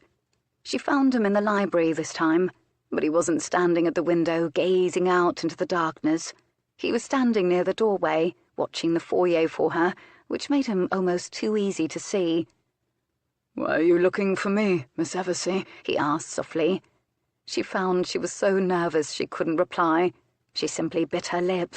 He smiled at her. "Were you perhaps looking for scintillating conversation? A discussion about art, of which I know a little more now than I did when I first arrived, I'll have you know." "Do you?" She was too astonished to be irritated by his teasing. "I spent an hour or so in here the other day. Quite a collection you have. I wanted to investigate it." "Why?" "Why did I spend time in the library? My curiosity was aroused." Something about the way he said aroused looped around her, as surely as a warm arm around her waist. She was desperately nervous, but she was curiously thrilled to suspect he'd done it to learn more about her. "Why was your curiosity aroused? What did you learn?" "I read that Botticelli painted something called Venus and Mars, in which Mars, poor devil, is nearly naked and flattened, as though Venus has just thoroughly had her way with him, and that Veronese painted one in which, ironically, Venus is entirely naked and Mars is clothed. I prefer to imagine the latter." "But you knew that already. Do you even like art?" A hesitation. "I like cricket." "And that's all?" She was smiling now. "I like dogs. I like horses and hunting and fine wines. I like travelling. I like books about the natural sciences. I like chess and fishing, and I like making money hand over fist, and I enjoy making love to beautiful women. I like speaking with you, and looking at you. And I read a book about art, and I tried to become interested in light and form and the like. I think I prefer to imagine the firelight playing about your form." Genevieve had never heard a list she'd liked as much, though she could hardly say why. He was more of an artist in some ways than people who professed to enjoy it were, people like Harry, and even herself, who could not see without analysing. It was in the things he saw and the words he chose to describe them, and in how he touched, as he was touching her now. Because almost before she realised it, the backs of his fingers were sliding against her throat, where the skin was satiny smooth and pale. "And so, do you intend to have your way with me, Venus?" he murmured. She still didn't have the vocabulary for this sort of sensual encounter. Her entire being seemed to rush to the surface of her skin, greedily savouring his touch. "I've told you what I want. How much do you want to know, Genevieve?" It sounded like a serious question, also a fairly fraught one. "How can I answer that honestly when I don't know how much there is to know?" "You're not entirely naive about the process." "Very romantic, the process. It's impossible to remain naive when I live with my brothers, who will go on talking and surrounded by animals that will go on mating in front of one." "You may be reassured to learn there's more to it than horses and dogs would have you believe." Given that my brothers have more than once risked their lives over it, I gleaned as much. He was smiling at her. His hand never stopped moving over her skin, but he smiled. She'd noticed that he seemed to find her infinitely amusing, even, dare she say it, enchanting. He liked talking to her. This amused her. "Oh, I can assure you women have risked their lives for it too." Her heart was walloping away in her throat, and she was certain he could feel it as his fingers lingered there. Nearly everything on her body that could stand erect was erect now, clamouring for his touch. The hair on the back of her neck, her arms, her nipples. "Are you afraid, Genevieve?" "No. You do enjoy saying my name?" "It has a lilt." "I see." Her voice was faint. "Because you should consider being a little afraid." And now she was, just a little, despite the fact that his tone sounded entirely reasonable. "Why?" she whispered. Once we've made love, you might find you won't be able to do without me." Made love? Christ, but she was in over her head, but in the moment it seemed there was nothing she could do to extricate herself. She didn't want to extricate herself, and therein was an important clue to the fact that she'd lost her sanity, or handed it over to him. Difficult to imagine. She'd meant to sound sarcastic, but her voice had begun to make a liar of her because it had gone lulled, soft, trembling. His turn to smile in the dark. "I meant what I said in the garden," he gently warned.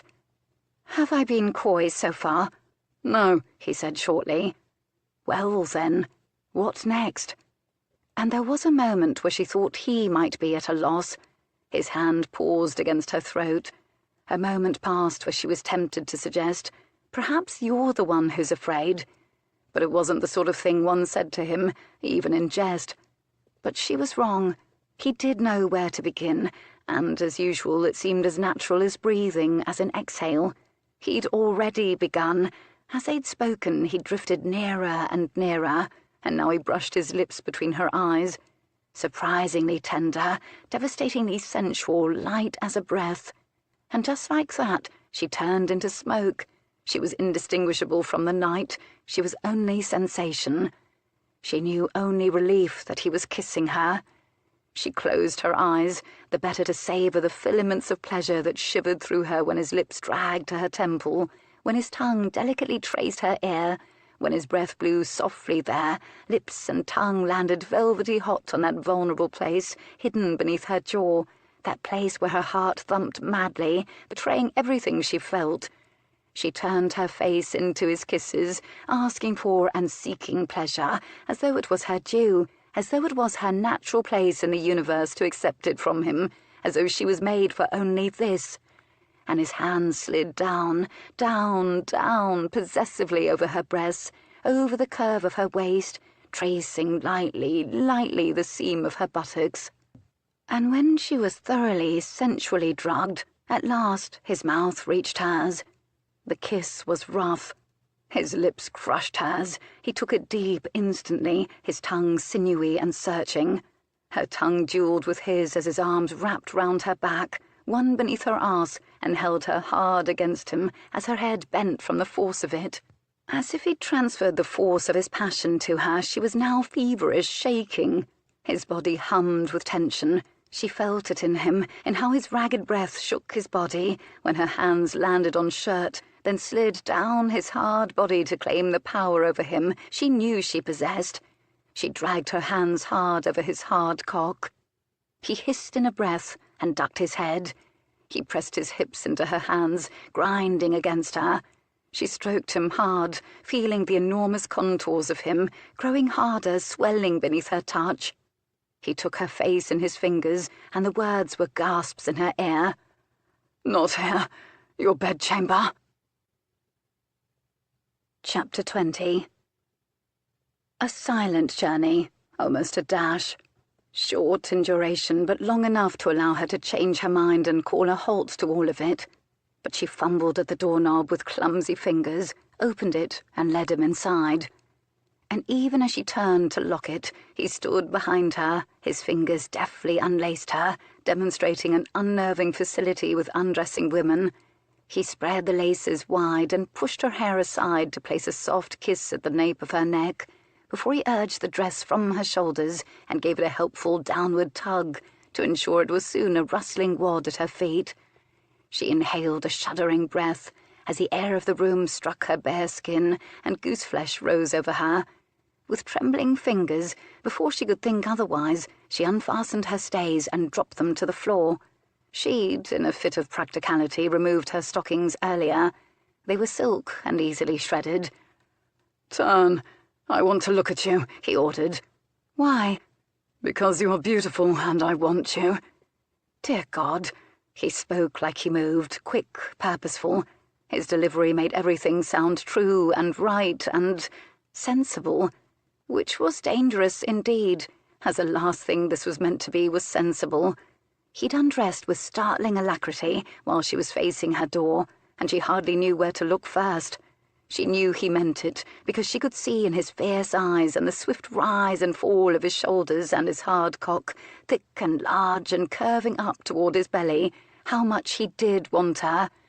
And he stared, drinking her in, and, dear God, her knees went weaker still at the look in his eyes.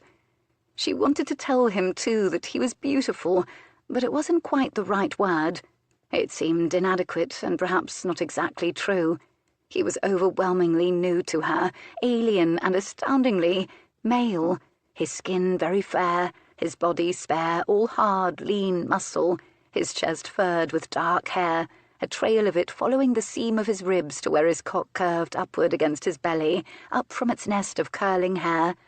His small, hard buttocks were almost comically white and muscular. She saw a few scars scattered over him. He saved her from the onslaught of sensations and impressions, and from having to make a statement when he pulled her against his bare body. The feeling of his skin against hers, her hard nipples brushing his, was extraordinary. His skin was hot. He smelled wonderful and strange, of smoke and musk, and something she was sure was uniquely his. He didn't want coy.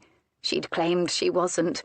And yet it was counter to her nature to let momentum take her, to surrender. She struggled with it, and he felt the tension in her body. "It's all right," he murmured into her ear, his breath, his voice erotic, so persuasive, the voice of ultimate safety and ultimate danger. "I have you. Shh now, Genevieve." He teased her breasts with his fingers, savouring their softness, watching her head tip back when he was at first gentle with them, then demandingly palming her nipples.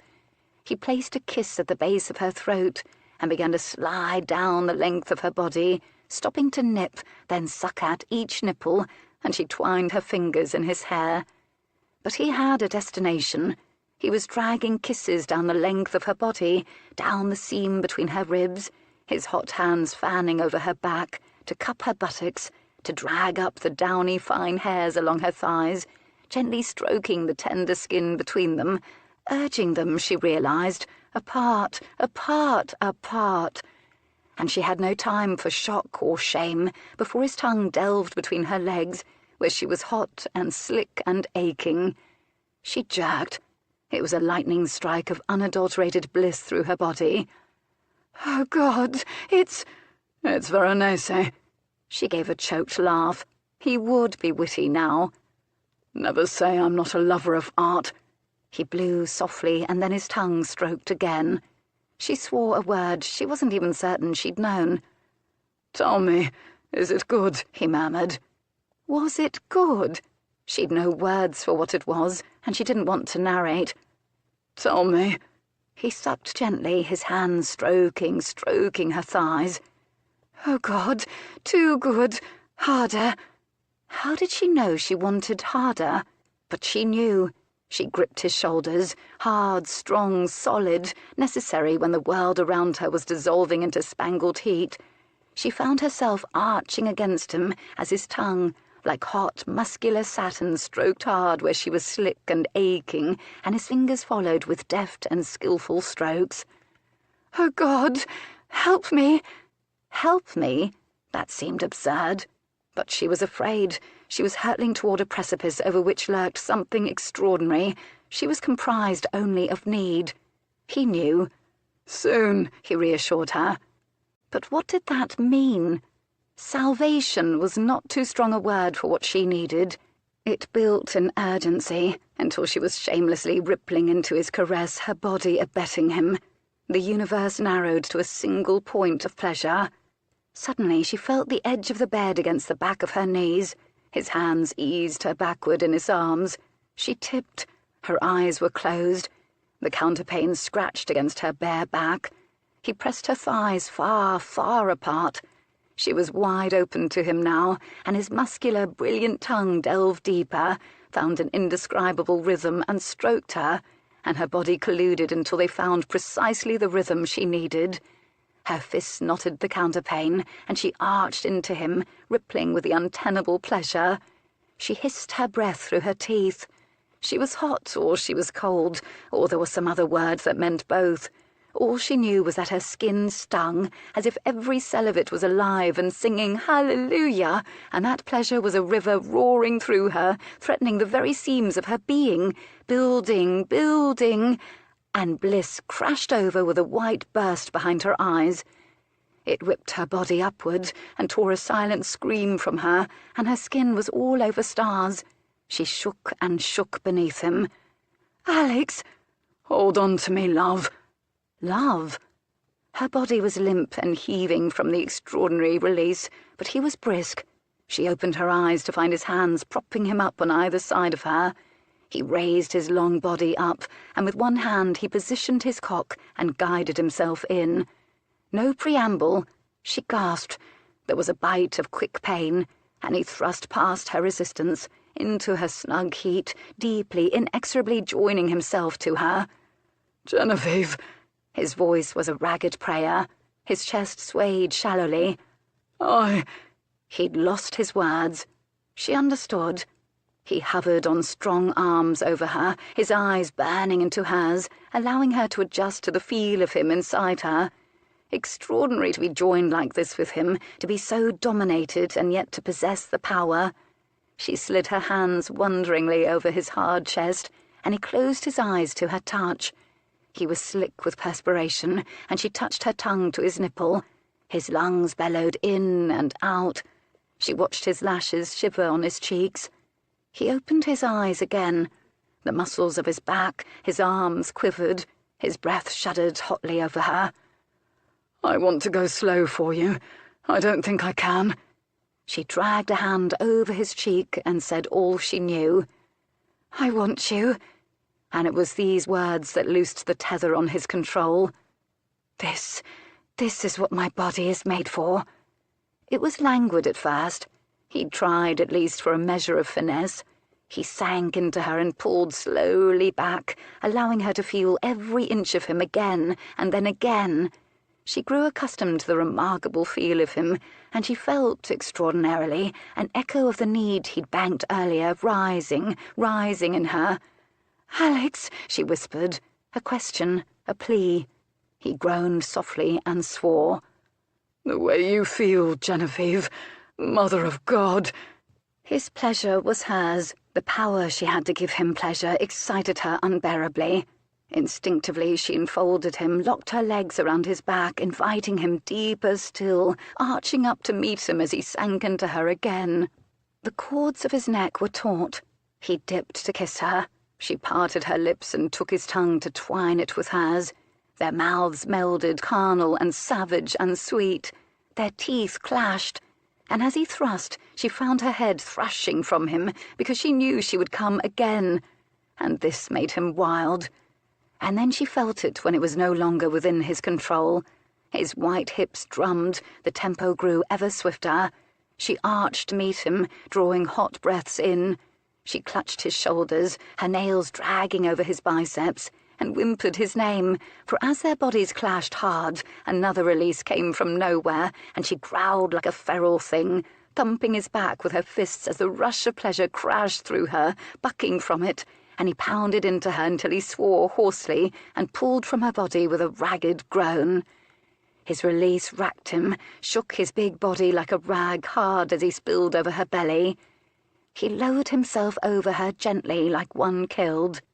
She held on to him, and he to her, until their breathing steadied. She stroked his hair, realizing this was the first time she'd ever seen him truly peaceful, and wondering why his peace was hers. "Well," he murmured finally.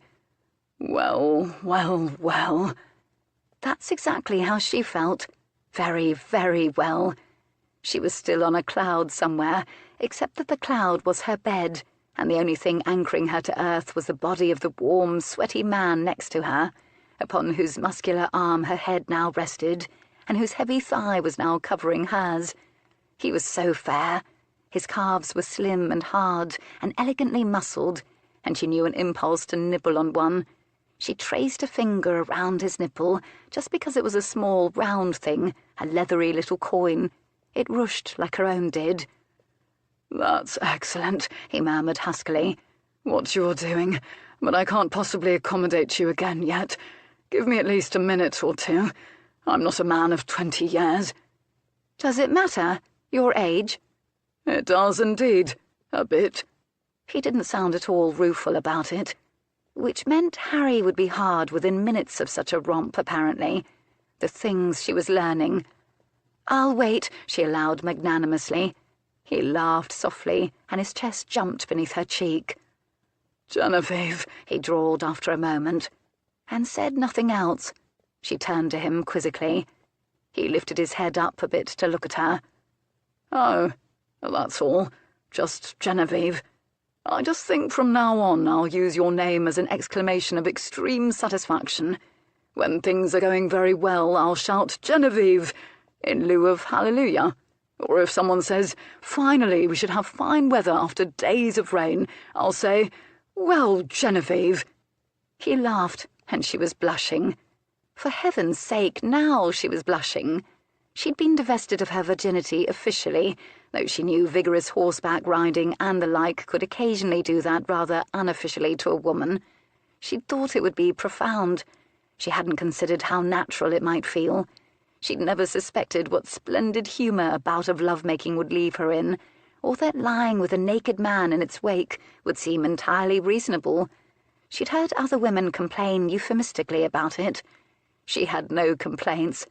Pleasure for the sake of pleasure, passion for passion's sake, a relinquishing of control in order to gain control and power.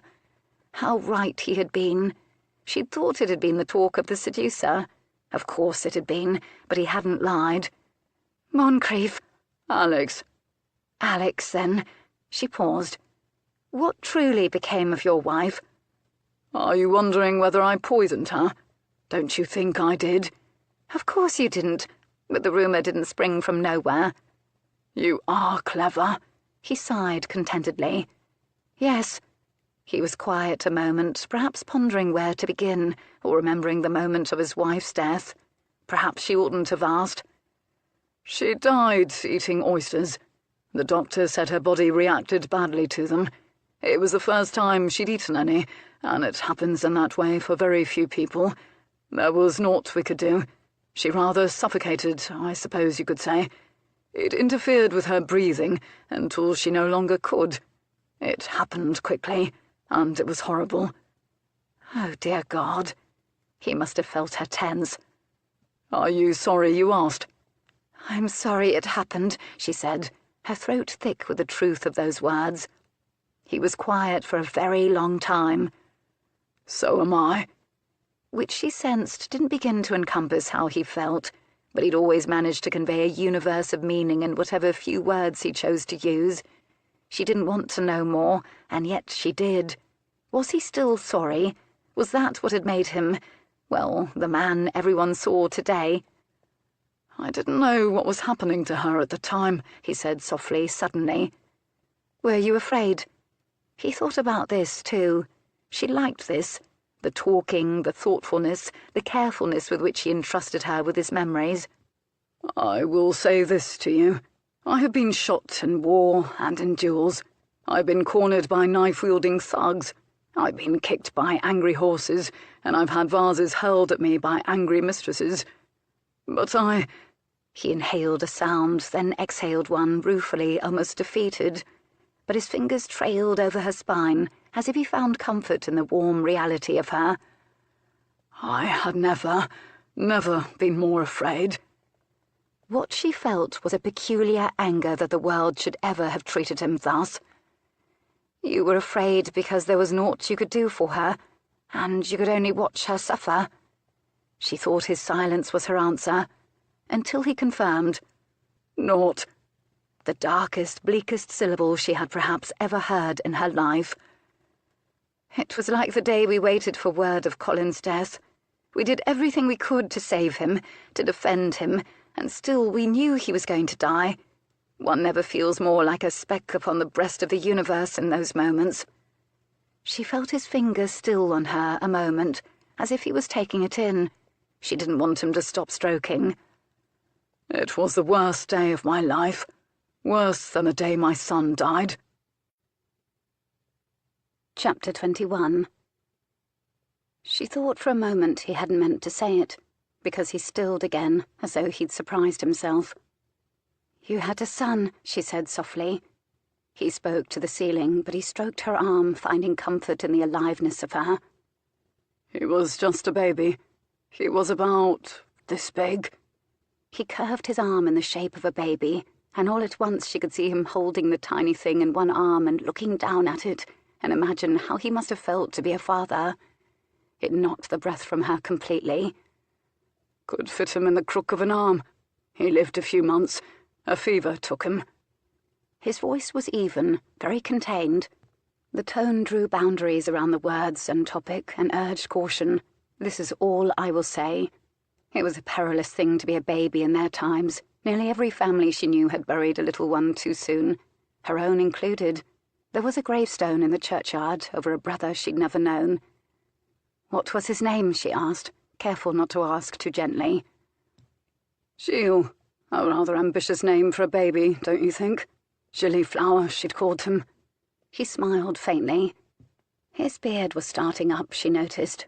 This seemed intolerably poignant, the rakishly disreputable shadow of his whiskers juxtaposed with talk of losing a baby.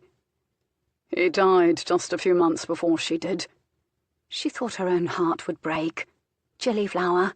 He'd lost a wife and a baby in the space of a few months. "What did you call him?" He looked at her. "Gilles," he said sternly. "Of course," she said. No Gillyflower nonsense for him. But then he noticed she was studying him. "Don't think I don't know what you're thinking.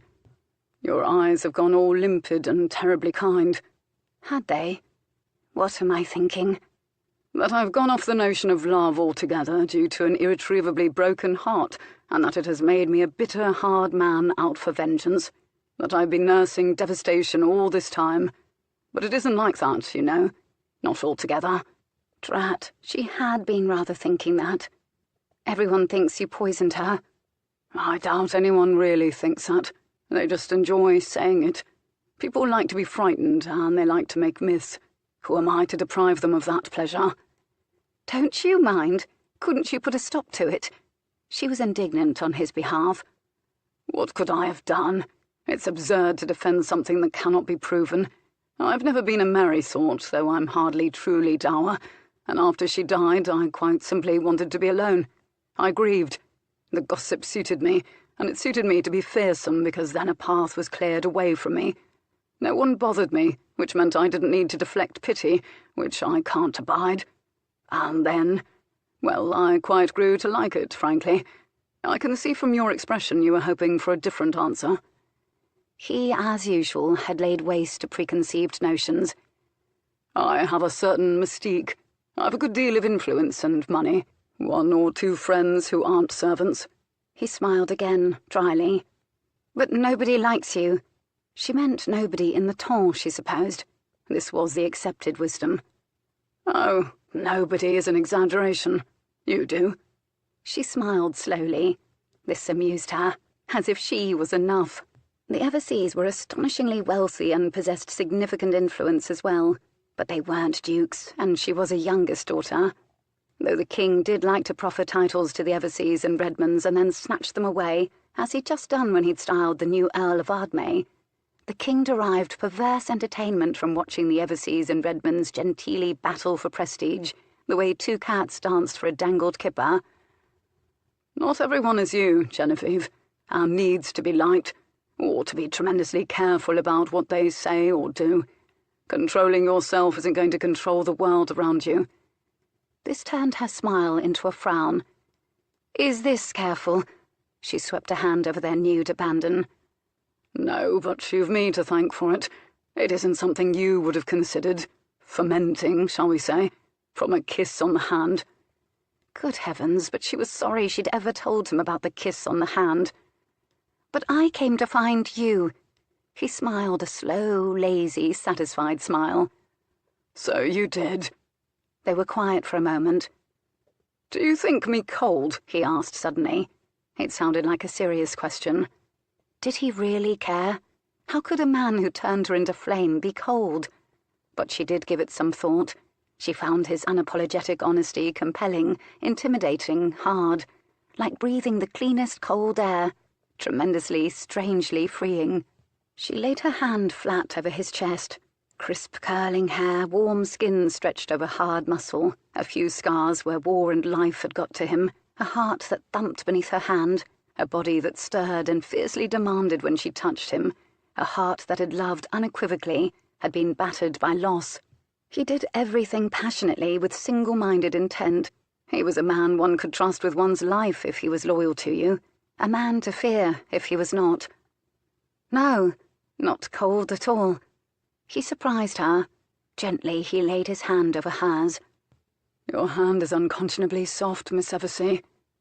For a moment his chest rose and fell beneath her hand. It felt almost more intimate than the love-making itself, and she was uncertain whether to take it away or whether she wanted to. It was this push and pull she'd felt from the moment she'd met him. What was he thinking? Had he lain just like this alongside his wife? And I didn't turn to stone overnight. I've always been rather stubborn, and I'm unlikely to change. There's naught wrong with money, with power, or with a little fear inspired by respect, or respect inspired by fear.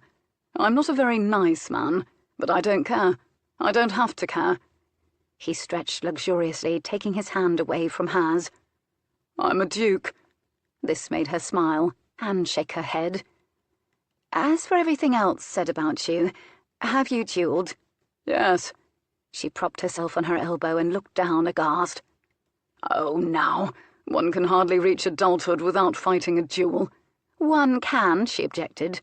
Harry can. Oh, Harry can, he repeated, rolling his eyes. More silence. She wondered at the etiquette of mentioning Harry while she was stretched alongside another man. But somehow she didn't suppose this love-making was a betrayal of Harry, given that Harry intended to betroth himself to another woman. Until he came to his senses, of course, which he seemed to be doing, as the man next to her was helping Harry to see her in the necessary light. And in this she fancied herself very modern. It wasn't a notion she would ever have entertained before the appearance of the Duke. Love and desire do not necessarily always coincide, he'd said, and as it turned out, it was true. Was she beautiful? She meant his wife. Was she beautiful? He repeated this question almost scornfully, sounding amused, as though he'd expected it. He shook his head. How like a woman to ask that question. I don't know. You don't know, but you were married to her. He shifted away from her very, very subtly. That is to say, I suppose she was. Of course she was. Ah, Miss Eversea. He was laughing at her again when he glanced up and saw her expression. So sorry to disappoint you, but you want to know the colour of her eyes and hair and all about her ruby lips and the like, and because you're a woman you want to know whether you are more beautiful. I found her beautiful, and that's all that matters, and it's less about how she appeared, because that's all a bit misty for me now, and her miniature doesn't do her justice. Does anyone's miniature do them justice? She shook her head somberly. It's everything everything she was. He said it evenly, but his voice went quieter, and he turned over onto his back. He didn't want to look at her when he said these things, apparently. And she was coming to know that when things were important, he didn't trust his eyes not to reveal it. He looked away instead. Control, indeed. She would honour it. Beauty has so much less to do with that than women know. With curly hair and the like, he said suddenly. He glanced sideways at her. The corner of his mouth twitched wickedly, and he got hold of one strand of her stubbornly straight hair and drew it out pensively. The greatest pleasure of my life was knowing I kept her safe and happy while she lived. I looked at her and thought, beautiful, and likely I would have thought the very same thing when we were 70. But it's all quite distant now. He interpreted her silence as confusion or scepticism. She was, in fact, mulling what he'd said. Truly, he insisted. She reflected on men. Did you love her? I wonder if Harry enjoys being interrogated. He is welcome to you if so. Yes, I loved her. Did you know straight away? A curious hesitation. Yes. And Lady Abigail? Well, yes. If you're going to ask all of the same questions, I do believe she's beautiful. I'd planned to do my best to love her, and that's all one can really do. I shall find someone else," he said on a yawn. "Oh, perhaps Millicent, once Harry comes to his senses and discovers his devotion is all to you." She was aghast on his behalf. "That's all you can really do? Love selects you, Moncrief, not the other way around. Harry is my best friend, and I've loved him for as long as I've known the meaning of love, from the moment we've met. I cannot imagine life without him. What more can I ask from happiness?" "As long as you've known the meaning of love," he repeated slowly, as if she amused him. "What more can you ask, indeed, since you're an expert on what it is to love? I don't imagine passion ought to play a role in a marriage." He was mocking her. He drew a gently possessive, also somewhat mocking finger down the inside of her arm, along the faintest blue vein, just to watch the gooseflesh rise. "I'm certain he's passionate. He definitely expresses himself passionately with regards to art and poetry." "And you know all of that from a kiss on the hand, and vehement conversations about Italian artists?" It was an excellent kiss. It was barely a kiss, she now knew. Still, she'd cherished it for a very long time, and wasn't about to relinquish the notion now. "How do you know you didn't like that kiss simply because you like to be kissed?" Well, another excellent question. I thought all men arrived in the world with this sort of knowledge. She swept a hand about their bodies again. Or perhaps, learned it at White's. His expression was comically aghast. "My dear, you are the beneficiary of much of my knowledge, and I can assure you that you do not want to know how I arrived by it, as it was hardly remotely as genteel as White's. Not all of my teachers, shall we say, would be accepted into polite society. Harry is far too decent a lad to have availed himself of the same teachers." He was talking about whores, she was certain, or actresses. Shocking. Intriguing. But his voice had become promisingly low and pensive, and on the word teachers he tipped on his side. Their faces were inches apart now, and he traced her lips with one finger, lightly, lightly, then placed his lips there as if he'd drawn them into being. Softly his fingers skimmed up her ribcage to her breast. He cupped each of them in his hands and ducked his head to close his lips over her nipple and gently, gently suck. "God," she murmured. "Do you want me again, Genevieve?" She couldn't speak. Of course she did. She just didn't want to discuss it. "You will," he promised on a whisper. She wrapped her arms around him, the better to hold him close as he came for a kiss. All the textures of his mouth were compelling. He knew so many ways to kiss, and each of them ultimately devastated her. She felt his cock swelling and growing harder, nestling against her belly, and this gratified and excited her because he'd had various exotic teachers, and yet he wanted her very, very much. She threw a leg over him to press her body against him. She was already wet with wanting. Yes, she wanted him. She was a wanton, apparently. "Wait." He tipped her over onto her back, rose up over her, and she watched as his beautiful body rose up and covered her. She arched up, opened her legs to accommodate him as he guided himself into her. So thick and hard and shockingly masculine. She gasped when he was deeply seated. But then he lowered himself over her, and with languid, graceful ease rolled the two of them so that they faced each other. And side by side, legs entangled, he moved inside her. His hips rocked almost languorously. They rippled together like a flame. Their eyes locked. Their mouths met and parted, caressed and left each other in distraction as pleasure banked in each. "I want to watch you come," he whispered against her mouth. "I want you to watch me come." It was so coarse and shockingly intimate, and it ought to have appalled her, she supposed, but it was frantically erotic. She understood his temptation to turn away when he revealed something important, for she felt, she knew, he could see right through her, had penetrated her body and her mind, if not her heart. She felt exposed, raw, but she bravely kept her eyes open. She was both lost and found in the soft, burning depths of his eyes, but their mingled breath became a low roar as release came upon them. His eyes became brilliant and intent and inwardly focused. He was lost to her.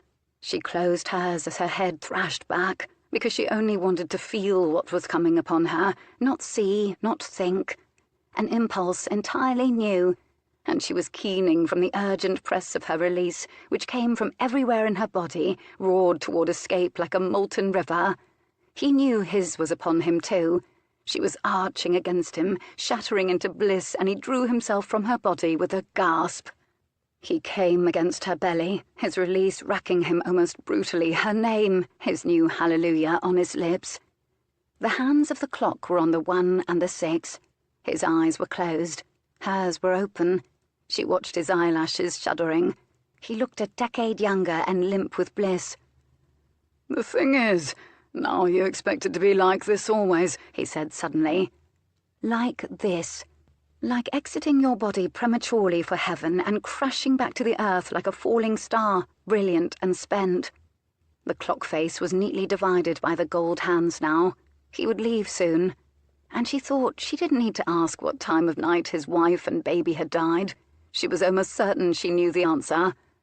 "Isn't it?" she whispered. She was suddenly afraid. He inhaled and folded his arms behind his head and pressed it into the pillow and sighed out a breath. She looked into his furry armpit, that achingly splendid curve of his bicep, and marvelled at herself for the intimate knowledge she now possessed of him, and how little shame she felt about it. He was quiet, eyes open now and aimed at the ceiling, where the shadows of the fire fitfully danced.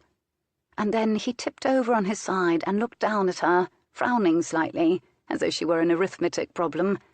She was tempted to reach out and gently smooth out the lines around his eyes, wondering if sadness or squinting into the sun, or just the inevitable process of growing older had caused them. She pictured his arm bent in the shape of a baby. She felt the pain of his loss inside her like a savage hook.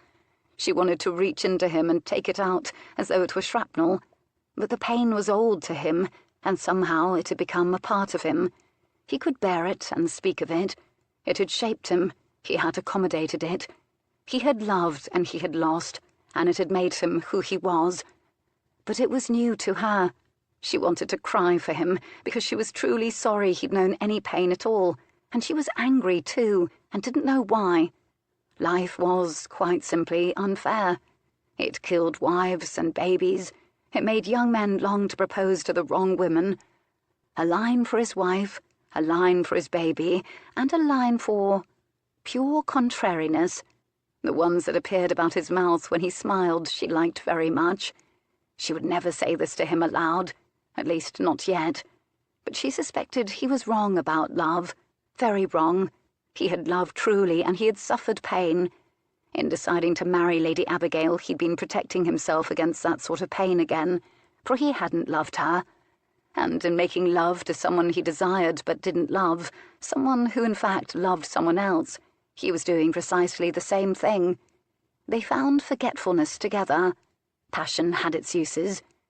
Would she become like him, she wondered, should Harry in fact propose to Millicent, avoiding love in order to avoid pain?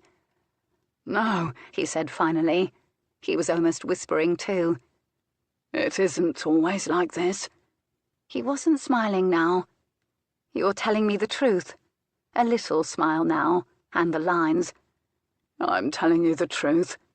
Her turn to turn over and cross her hands behind her head. Indeed.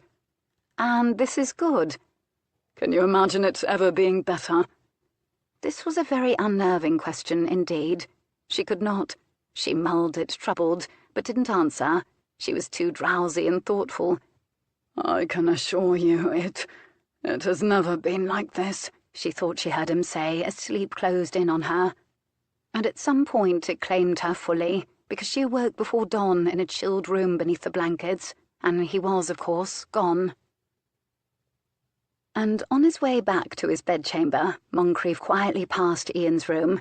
He paused, and out of pure deviltry he gave the door one hard thump with his fist. He heard a tremendous crashing sound and a great thud, as though Ian had leaped out of his skin and fallen out of bed. But Alex was back in his room even before Ian reached the doorknob of his.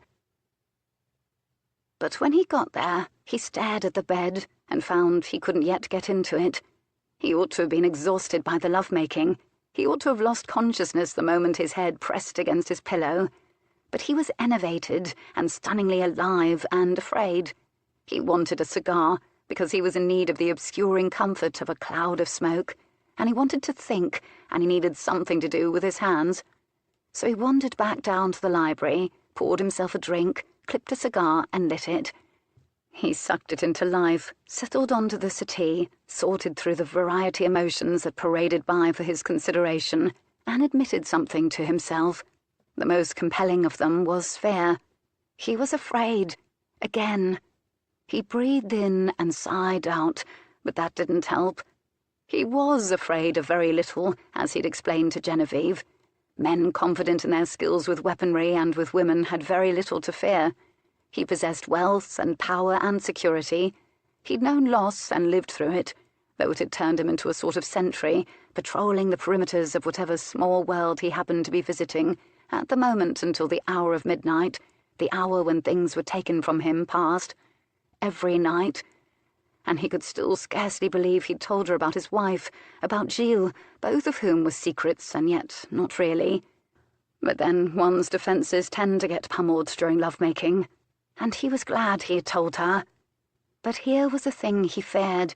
He wanted to talk to her every day. He wanted to make love to her every night. He wanted to know every curve and angle of her body, every hollow, every freckle, every scar. He'd never known a more clawing hunger for a woman's body, and it shocked him, and he was clever enough to know it had only a little to do with her body. An incinerating, honest passion, the equal of his, was only the expression of who she truly was. He wanted to know all of her thoughts. He wanted to tell her, well, most of his. He would ask nothing else from life if he would be allowed to protect and cherish her for the rest of his. And yet he knew she hadn't a clue, really, about what he felt. She was still deciding what she thought love meant. She was convinced it meant Harry, and thinking it meant Harry and believing it amounted to the same thing. The irony was exquisite. He blew a perfect ring of smoke and closed his eyes. Beautiful. He snorted. He wished for access to all the world's languages at once, for then he would have a better word for how he felt and what she was. But he relived again the feel of her falling apart in his arms, the feel of her body welcoming his into it, and how he felt like a simpleton, entirely new and blessed, and he knew beautiful would have to do. How about that? He'd been mastered at his own game. He was man enough to admit it. Men truly were simpletons. How had it happened? Like the measles, love is most dangerous when it comes late in life. George Gordon, Lord Byron, had said that, and it was a dire day indeed when he found wisdom in the words of that bloody fool. But he understood. Before he'd been too young to really understand. He'd loved and he'd married as a young man will. But now he understood why someone would write things like, "She walked in beauty like the night," and so forth. Because poetry was a barrier against raw emotions. It distilled them into bearable music, allowed one to accommodate them a little at a time. Because he'd known the sort of loss that sent a man spiralling into nothingness, as surely as if he'd been dropped out of the sky. He'd felt the wind of the abyss whistling behind him. And so, of course, he was afraid, because he was staring down yet another loss. But that didn't mean he was a coward. When he returned to his room, he still didn't sleep, for he knew what he would do next, and soon. And no man slept the night before that sort of thing. Chapter 22. Today the group of them were to walk out to the ruins for sketching. The day obliged them with sunny skies dotted all over with cottony clouds, but shawls were tugged closer, and the wind whipped at coat-tails and once even took Harry's hat, which he'd had to chase nearly a mile, and which made everyone guffaw. "Shoot it, Harry! It wants to get away!" Millicent called. Genevieve pondered the internal chaos of everyone present. Apart, that was, from Millicent, who was strolling as innocently as usual alongside Harry once he caught his hat. She was excited about an opportunity to draw waterfowl, for she now embraced the opportunity to capture what she saw as the darker side of nature. The Duke had managed to subtly separate Genevieve from the rest of the crowd by striding on a little too rapidly, as usual, as though reaching the ruins were a matter of great urgency. She suspected he could not care in the least about the ruins. She watched his 7-league legs cover the ground, and imagined him over her last night, his legs wrapped round hers, his lean hips plunging himself into her again and again. She needed to stop as the blood rushed to her head, and then she'd realised she was all but dashing to catch him, as though she'd become an extension of him. The soreness between her legs was a delicious reminder of the wildness, and try as she might, she thought she should at least try. She could not regret it, or feel guilty about it. She'd done it for herself. She had not been seduced so much as she'd participated in a new world of pleasure. And she should feel wicked, but she felt powerful. That she should know such pleasure, do something so incredible, made it perversely seem not only entirely possible, but likely that Harry would realise he loved her and muster the courage to do what was right, which was, of course, proposed to her. She realised the Duke hadn't said a thing for a few minutes, and that's when she was worried he'd regretted everything. She spent a few moments worrying so deeply about this that when he did speak he was startling as a thunderclap, as though the words had broken the surface of the day.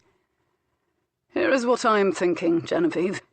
He stopped abruptly and turned and stood. So she stopped too.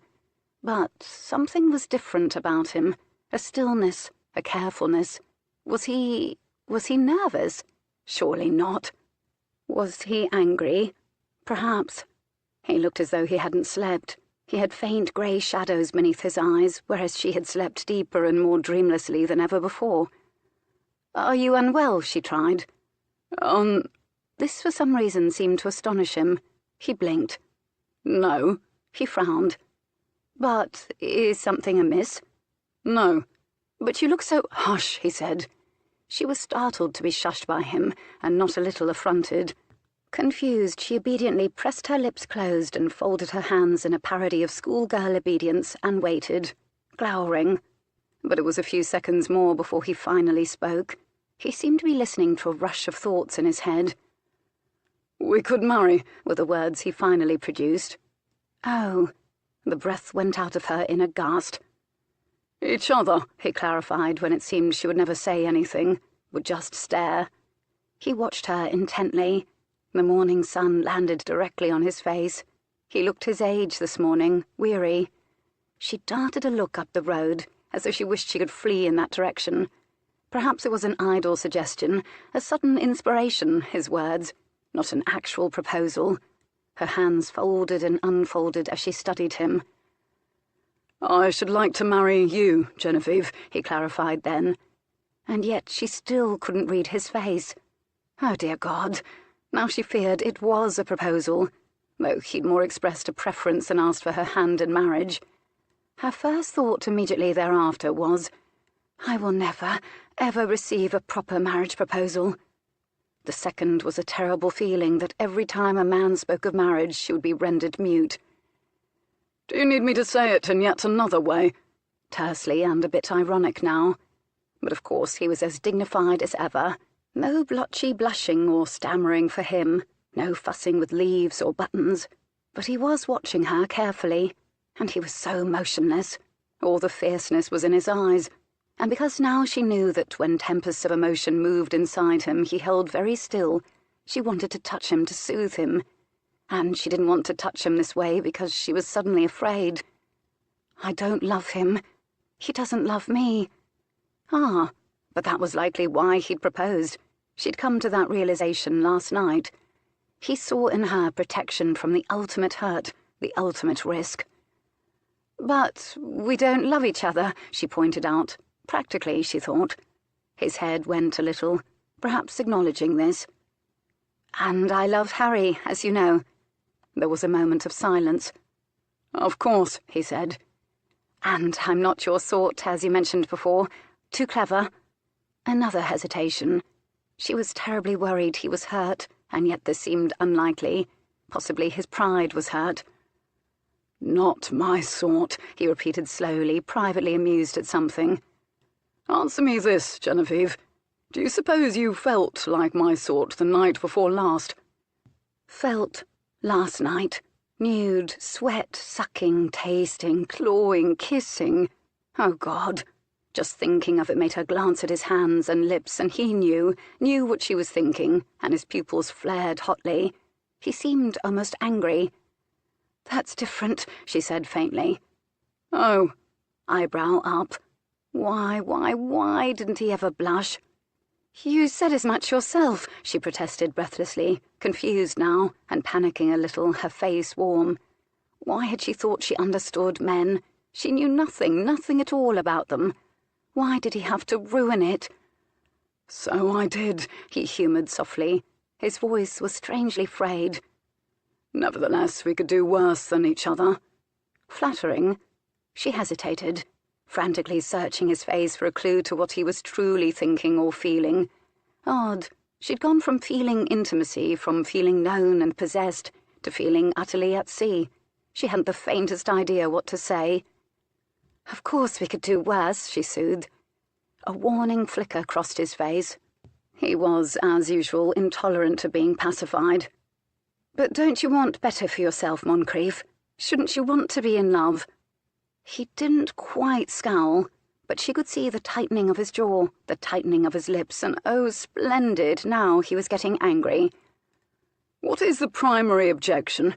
Would you prefer that I'd kissed your hand?" She understood why one would restrict kissing to the hand.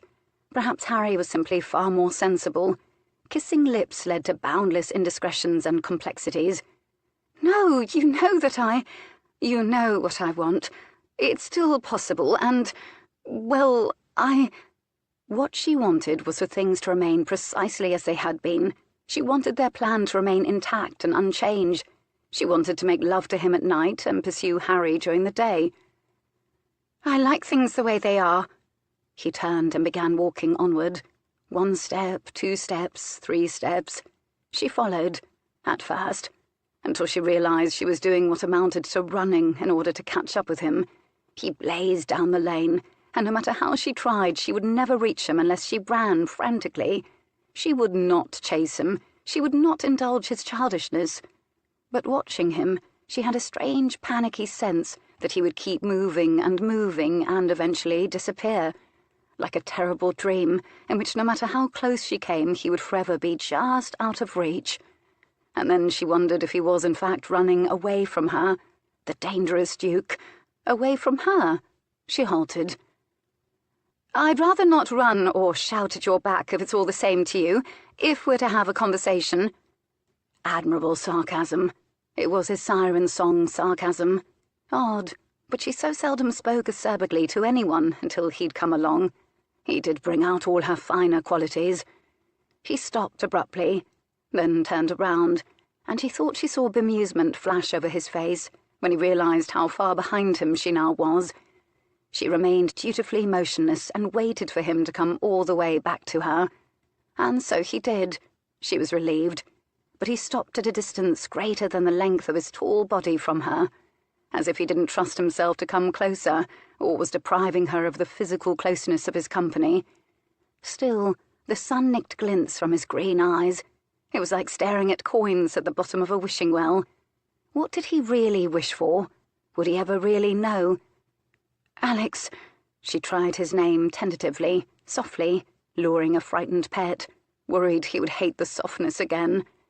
But she saw him soften, perhaps remembering the first time she'd used his given name, and she saw him exhale roughly, exasperated.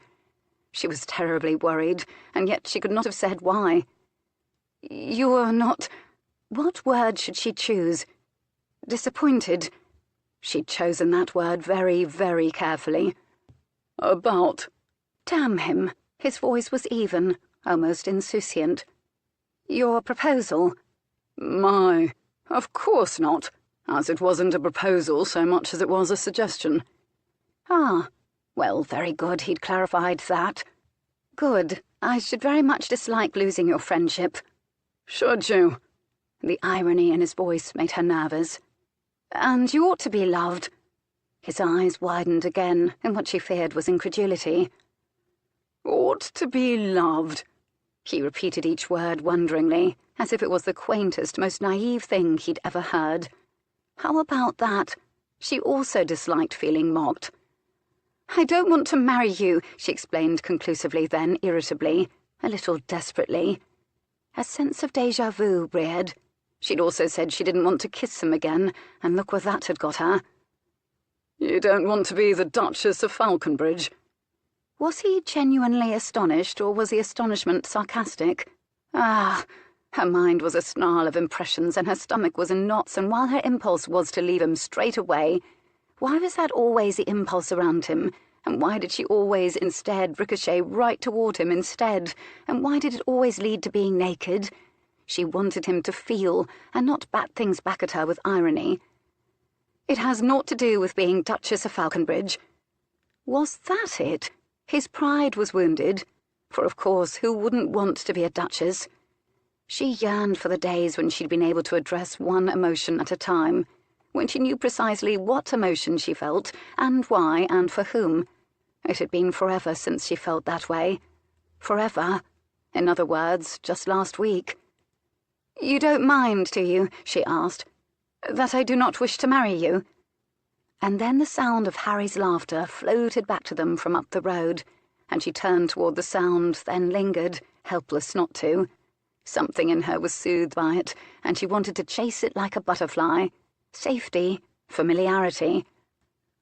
"You can't say it often enough," the Duke said with a cold, cold irony. He shook his head, as if he was amused by something. He kept walking, and she stopped and waited while Harry hurried toward her. "Genevieve, Millicent was just reminding me of the most amusing thing you said at Farnsworth's house." She walked with Harry between her and Millicent. She said nothing.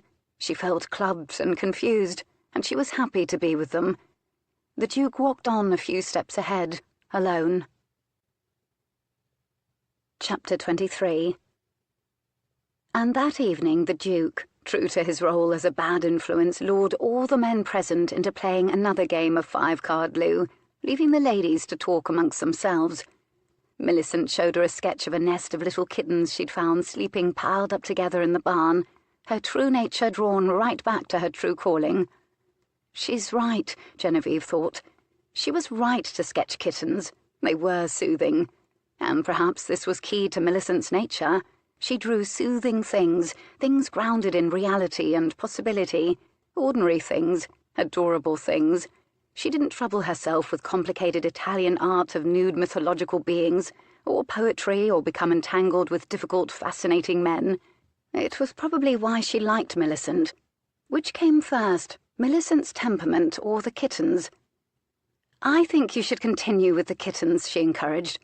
"I do believe they are your forte, though I do admire the angry swans." She thought she was soothed, except for at intervals she glanced toward the doorway, grateful neither the Duke nor Harry entered the room. And then later, much later, Genevieve lay in bed, thrashing as though the sheets were her enemy, as they'd become since the beginning of the house party. She sat up and wrapped her arms around her knees and watched the fire avidly, as though it had secrets to reveal. When it was clear no secrets could be found there, she turned her attention to the clock. Midnight had never before been so powerfully significant. She'd never been more aware of her own skin, which was alert, expectant, restless as any other creature that typically found sustenance after dark, or of the texture of her sheets, which suddenly slid with unbearable sensuality over every part of her that was bare, or the silence inside and outside of the house, the echoing dark, all of which seemed to be waiting, even yearning for her footsteps in search of him. But everything was wrong now. And since she didn't know why it was, and she didn't know how to make it better, and because she was tired of confusion, it was wisest, it was best to stay where she was. They had partaken of each other as a means to forget, and as it could go no farther, it was best to stop altogether. She was glad to have made at least that decision. Which was, of course, why she flung herself out of bed and padded to the window to part the curtains and peer out. Because, as usual, whenever she'd decided to stay away from him, she found herself heading straight to him instead. She wondered what law of physics was involved in this peculiar effect, and then decided that physics couldn't possibly have anything to do with lust. He wasn't in the garden, at least where she could see him. Indecisively, she seized her candle and turned her doorknob and peered down the hall. The faint smell of the candles doused in their sconces lingered. She took 4 steps, but then her feet felt the chill of the marble and burned from the cold, and she rationalized that if she moved quickly onto carpet, she would be warmer. So she dashed on tiptoe down the staircase, her hand flat and sliding on the mercifully polished and gleaming banister as she went. And she tiptoed across the foyer and began with the library. The fire had burnt down to embers. The chairs were empty. She stood, foolishly indecisive. "Moncrieff," she whispered it. The word virtually echoed back at her, almost as though he were gone forever. An absurd fancy. She crept from the library, made the icy journey across the chilled marble of the foyer again, her hastily seized stub of a candle scarcely lighting inches in front of her, but she knew the way so well it was scarcely necessary. She wandered into the green room. She recognized the feel of the carpet on her bare toes. Olivia's exotic blooms towered menacingly in the corner. He wasn't behind them. She knew because she looked. She abandoned the green room in favour of the parlour, where they had stumbled about in Blindman's Bath, and he had identified her from her heartbeat and the texture of her skin. And she paced like a frantic ghost growing reckless now. "Alex," she called softly in the room where she'd first kissed him, as though the word was a conjuring spell. But he wasn't there. She'd stopped feeling the cold, and now panic drove her. Down the servant stairs, out through the kitchen, where a fire did burn, and a kitchen boy stirred on the hearth restlessly but never opened an eye. Her bare feet were mercifully numb with the cold now. She ventured out the kitchen door and stood in the frigid dark for an instant. And in that moment she accepted failure. The ground seemed as vast as the sky, inscrutable, and if he wanted to hide from her, if he was out there, she would call for him forever, and her voice would echo mockingly back to her. And if he didn't want to be found, he would not be found. She wanted to howl to the sky. Damn him! For ruining things, for changing the rules such as they were, for being the one to decide what the rules were, for introducing her to the hunger in her, and for making it clear he was the only one who could assuage it. Why had she agreed to any of it?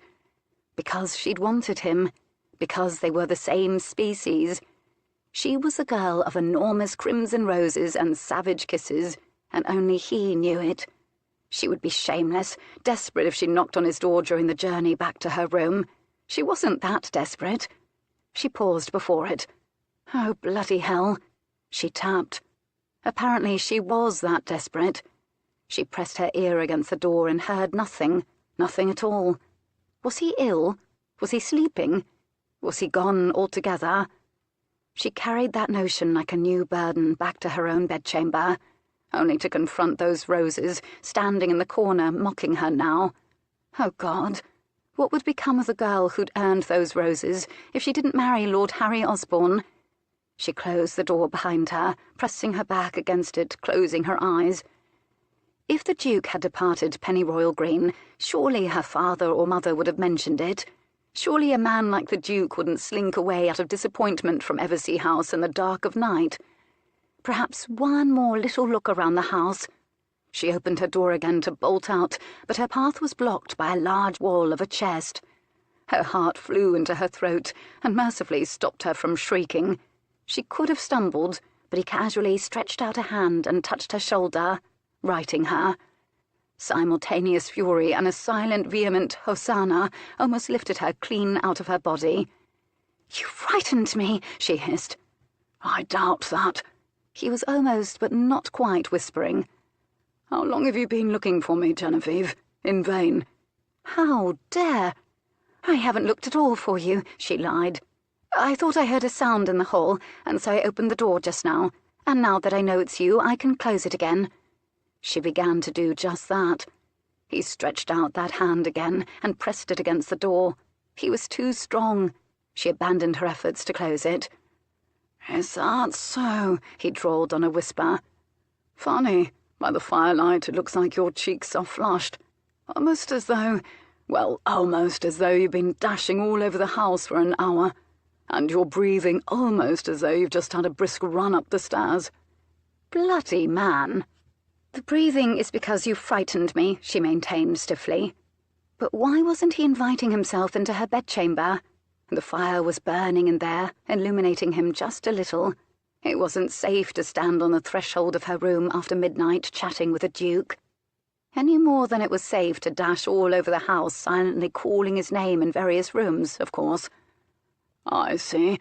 It's not because you darted to peer out into the garden, and then took a circuitous lap about the library while you were at it, and from there toward the green parlour and the grey parlour, that you didn't take a peek behind the settee, and then all but bolted outside my chamber door and hovered an instant before stalking back to your own bedchamber.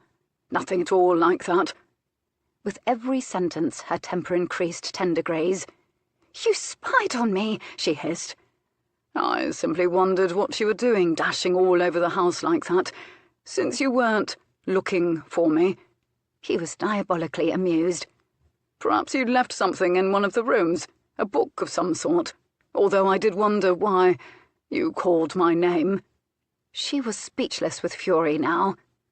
"I would in fact call it a desperate search," he goaded on a cruel, cruel drawl. "You are perspiring from the search." He reached a finger beneath her chin, where a bead of sweat travelled, and drew his fingertip up her throat. She slapped his hand away. He froze. His eyes flared, a warning. She doubted anyone ever slapped him, and lived very long thereafter. She didn't regret it. Her hand stung. It was worth death to her in that moment to slap him. And then she watched as he leisurely touched his fingertip to his tongue and sucked her sweat from it. And now something else sizzled along her spine. He might as well have been sucking her, elsewhere. She watched the lift and fall of his chest. He was breathing faster now. "I was concerned about you." Her voice was hoarse on the heels of that thought. It was hoarse from wanting him, and from the relief and the fury and fear from darting about in the cold, and the pure joy of seeing him standing there. "You seemed in an odd mood after our conversation today, and I know you don't sleep well." It wasn't untrue. She had been unable to stop thinking about him. In that sense, she was unbearably concerned about him.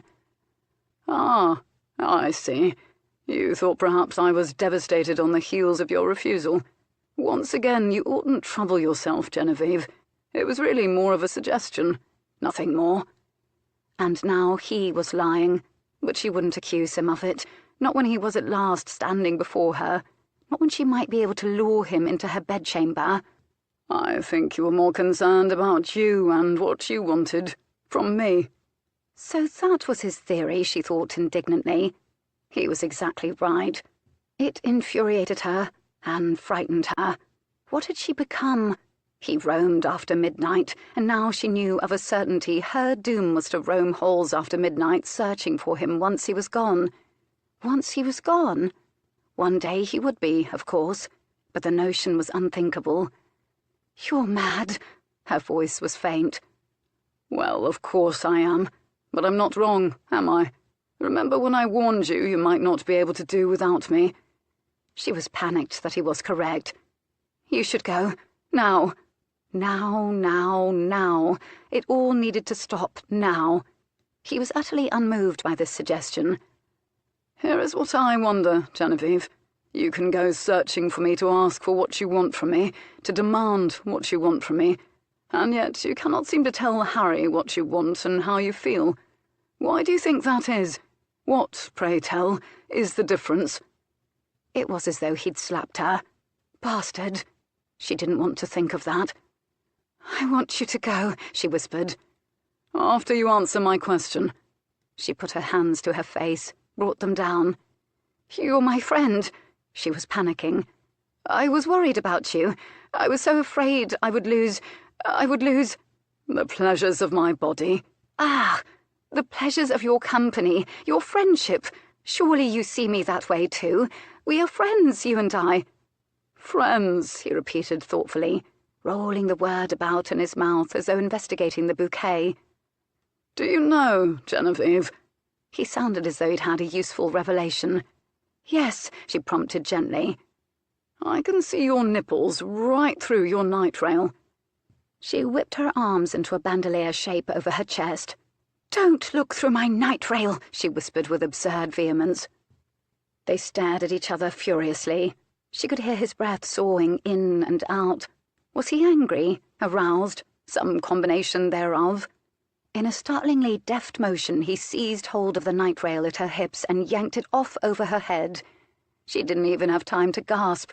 So surprised was she that she all but assisted him as her arms shot up high. She was entirely nude. He looked at his hand, filled with bunched fine muslin, almost in surprise. "There, I'm no longer looking through your night rail, and, oh look, it's just like the Veronese." They glared at each other in fury for a ridiculous moment, rather like Venus and Mars, Botticelli's version, and then he swore under his breath and came at her. She backed away swiftly until she was in the centre of her bedchamber, and he closed the door behind him, sliding the bolt, and she backed swiftly away while he stood just inside the door. They stood at a safe, wary distance from each other on the carpet, like two stalking animals, and then, suddenly, they weren't. He'd reached out and pulled her to him, or she'd all but flown to him, it was all the same. Regardless, the meeting was violent and sudden. He lifted her up, she nearly climbed him. Her arms locked round his head, pulling his mouth to hers. Their lips met, tongues tangled, and teeth clashed before the kiss became settled, became a battle, a celebration, a point proven. No kiss had ever been deeper, sweeter, more melting, more seductive, more of a relief. He scooped his hands beneath her arse, lifting her higher, so he could bury his head against her throat, and he groaned, uttered a filthy and thoroughly erotic epithet. His mouth was so hot and insistent on the soft flesh of her throat there, she feared, half hoped it would leave marks, a brand. And his hands seemed everywhere on her. She was clothed in his heat, protected and ravished, utterly exposed. He slid her down the length of him to the floor, down over the swollen cock straining behind his trousers, and she moaned. She was shockingly close to her release, trembling on the brink. He got her by her shoulders and turned her abruptly to face the dressing table. "Look at yourself," he demanded, the words hoarse. "Look at us." He lifted her hair away from her face. It slid down one of her shoulders, a caress against her bare skin, colluding with him to give her pleasure. She saw in the mirror a girl with a heart-shaped face that was hers, and yet not. It was wickedly flushed and languid-lidded from lust, and glinty-eyed with desperation for it to be sated. Her skin was all over rose from heat. Her mouth was kiss-swollen. Her own sensual beauty, viewed this way, shocked her. She sensed she saw what he saw in her, the white, curving girl with full breasts and long neck and a body that craved his, and this was why he wanted her to look. Who wouldn't want this girl? The realization was disorienting, embarrassing, a gift. "Watch," he ordered into her ear, and his rough, ragged breath was a caress too, raising gooseflesh along her arms, her throat. And so she did. She watched as his hands covered her breasts, roughly thumbing her nipples to peaks. She watched herself ask for more of that by arching back against him. She saw her mouth part, her ribcage jump on a helpless gasp of intense pleasure as she writhed beneath his touch. Their eyes met in the mirror. His were dark and luminous and fiercely intent, his mouth unsmiling, jaw tense as his big hand slid down over her ribs, the curve of her waist, the seam between her ribs, sliding down to cover the triangle of hair between her legs. Lamplight glanced from the gold signet ring, and one of his fingers slipped between her dark curls and expertly stroked. Hard, just once, but her white body arched as the bolt of pleasure cleaved her. He did it again. "Please." "You feel incredible to me. So wet." His voice was hoarse, drugged-sounding, wondering. She was beyond shame. She wanted him. Her body made that clear. His hands disappeared from the mirror, from her body, and she was about to protest when she realized he was unbuttoning his trousers. He got them down as far as his hips, springing his cock. He dragged his hands down her narrow back and pushed her inexorably forward. Not knowing what else to do, she tipped and gripped the edge of her dressing table. His hand slipped swiftly between her legs, stroking, lulling, and then his knee urged her legs farther apart. Then she felt his cock nudging against her, and she moaned softly as she gave a throb of anticipation. He impaled her with one swift, deep thrust. She saw the wanton in the mirror, thrown forward by the force of his invasion, then toss her head back and bite down on her lower lip from the exquisite primal shock of the joining. He pulled slowly back and brought a hand around to stroke her. He pulled back and thrust forward again, hissing out his pleasure, his fingers moving against her with the rhythm of his body. But he wanted to take, and he did. He cared more about his pleasure in the moment than hers. Selfish, demanding, primal, male, he took. She was helpless against it, and she loved it. He gripped her hips and pulled them back against his as he drummed into her, each thrust taking him as deeply into her as he could go, and she felt him everywhere in her body, in the soles of her feet, at the outer reaches of her being. Her hair dropped down over her eyes, blinding her with silky, tangled darkness as they rocked hard together, their bodies slamming rhythmically, and then she could feel it soaring toward her. So soon, so soon. "Alex, But his breath was a rapid, savage rasp behind her. He plunged and plunged again. Her release was surprising and total, a nova of pleasure exploding with her inside it. It bowed her body with its force. His name was her silent scream. Her knees buckled, but he held her fast round her waist, and in the mirror he was nearly a blur as he drove himself to his own release. A ragged groan tore from him, as though he'd been ripped from his own body. He never came inside her. He kept her from falling. His arms were steel bands round her waist. She could have crumpled to the floor, just like her night rail. He scooped his arms beneath her and lifted her as though she were made of down, and gently settled her on the bed. She'd never felt more precious, and she covered her eyes with her arm at the rush of feelings, too many to sort, all of them bigger than she was, most of them new. She was abashed. He stretched out next to her and gently but firmly lifted her arm away from her face. He wanted to see her, apparently. She still didn't want to open her eyes. It felt safer somehow to keep them closed. Through the cloud she floated upon, she felt his lips, soft, achingly tender, brushing over her eyelids, her cheek, her forehead, her throat, her lips. So soothing, a tender inventory. He murmured things that may have been endearments. "Your feet are ice," he murmured, and his hands matter-of-factly rubbed heat into them, then slid up her calves. He gently combed them through her hair, smoothing it gently, efficiently away from her face. He strummed them over her forehead softly. She sighed and opened her eyes, and met his.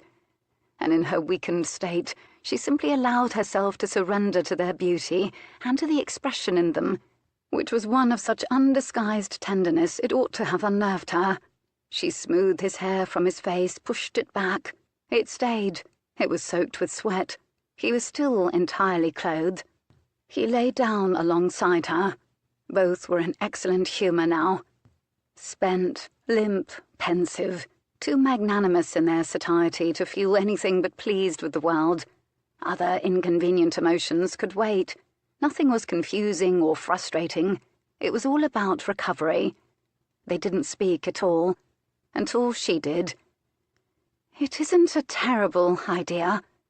She was certain he knew what she meant. She'd expected him to snort. Instead, he stiffened next to her. "Are you perchance describing my suggestion of marriage?" Suggestion? She was never going to get a proposal. She lifted one shoulder in a nonchalant answer. "Tell me again, it isn't a terrible idea when you're not addled from sex." She supposed she was rather addled from it. How odd that this existence could feel more vibrant than the one she lived during the day. But it wasn't at all real, and it was entirely temporary.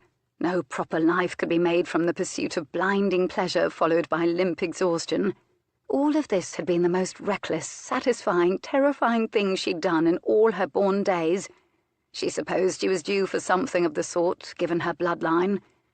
She had the uneasy sense that she'd only just begun discovering the magnitude of what her body demanded. "Very well, Genevieve. If Harry proposes to Millicent before the week is out, then I will marry you. I will consent to be your consolation prize." Something about his tone was a bit wrong, but she was still addled, and she couldn't put her finger precisely on it. If Harry proposes to Millicent. With those words, reality intruded unpleasantly, and once it made inroads, she noticed that the fire was lower now, the wick on the oil lamp was burning down, sweat was drying on her body, and she was now cold. The soreness between her legs made itself known. And the notion of Harry marrying anyone but her was painful enough to penetrate the haze of it all. She sighed gustily, remembering how all of this that had come to pass had begun with Harry. The Duke had become her means of forgetting, her brandy, her opium. "Shouldn't at least one of us marry for love?" "I thought you loved only Harry, and would only love Harry until the mountains crumble into the sea and so forth. And are you telling me now you wouldn't mind being a duchess should your love for Harry not come to fruition? You can live with that?" There was a taut note in his voice. It wasn't his usual dryness. She couldn't read his mood, and when she couldn't, it made her uneasy. "If you can," she added. Silence. "Anyone would be honoured to be your duchess," she tried softly. The softness just made him smile, some sort of secret, rueful, dark and private smile, and shake his head. Kind, she suspected he was thinking, and not kindly either, disparagingly. "It isn't a weakness to accept kindness," she told him tartly, which was ironic, as this was hardly a kind thing to say. "It isn't a weakness to allow yourself to be cared for." "It is if the kindness is given out of pity. If it is, then it's not called being kind. It's called being patronizing." "I simply cannot bear seeing you unhappy." The admission was an intimate one, and so fierce and almost anguished it startled both of them into stillness and silence. "You cannot bear to see me unhappy, or anyone, Genevieve," he said ironically. She wouldn't answer. She knew the answer. You. But what did this mean? How had this come to pass? Tension was drum-taut between them. "This will be the last time we make love," he said almost conversationally.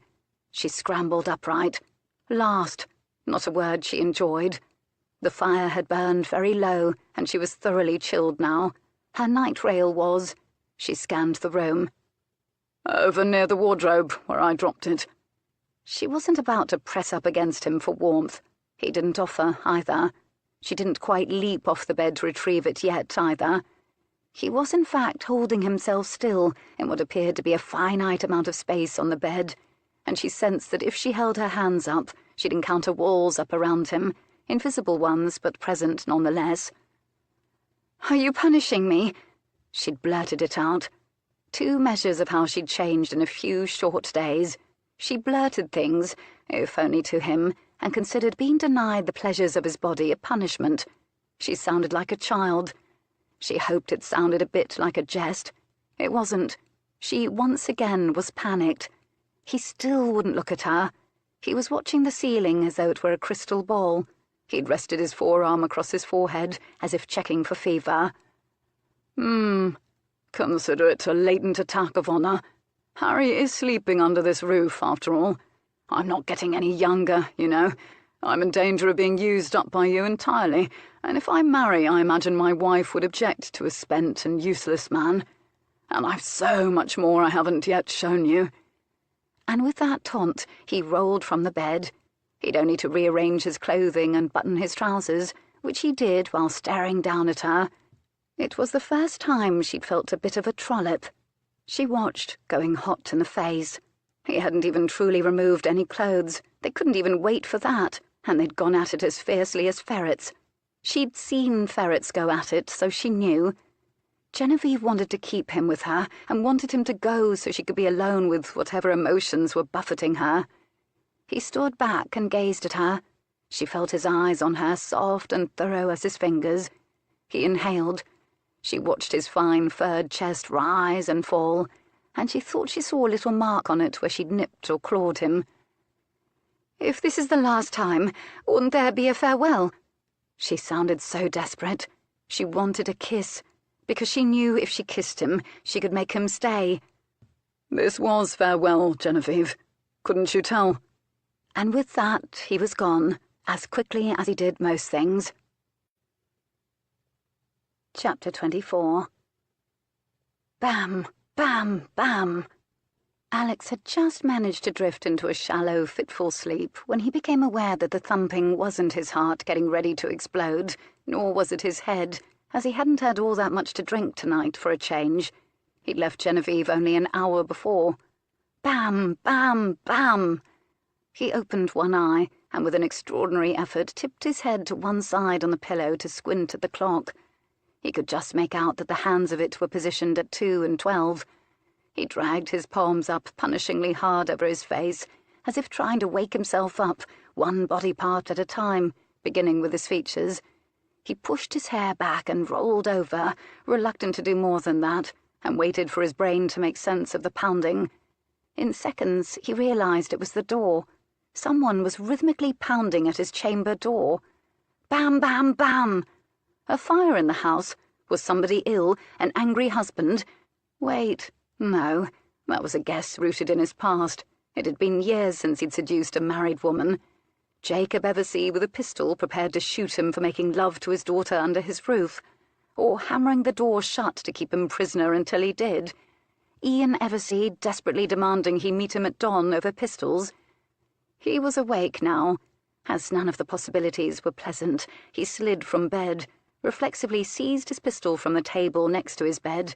Always clean, always loaded, powder always dry, such was his trusting nature, and so beloved was he by the ton, and unlocked and cocked it. He seized his trousers and shoved his legs in, and with another stride was at the door. Bam! Bam! He slid the bolt abruptly and opened the door about 2 inches. Someone nearly fell in. He shoved the door hard back to keep them from landing on top of him. The hall was dark, all the candles in the sconces long since doused, and yet the damned golden hair still gleamed. I need to talk to you, Moncrief. Good grief. The man had slurred an entire sentence into a single multisyllabic word. He pushed open the door a few more inches, and Osborne all but poured through the opening.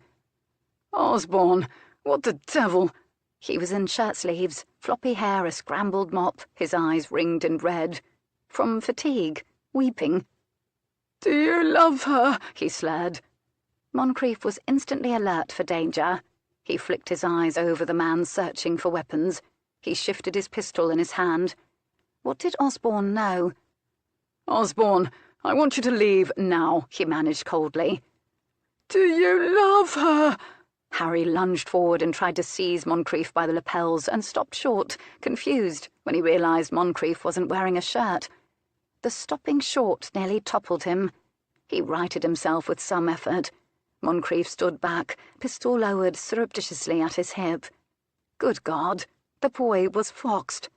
Harry immediately looked sincere and apologetic and frantic.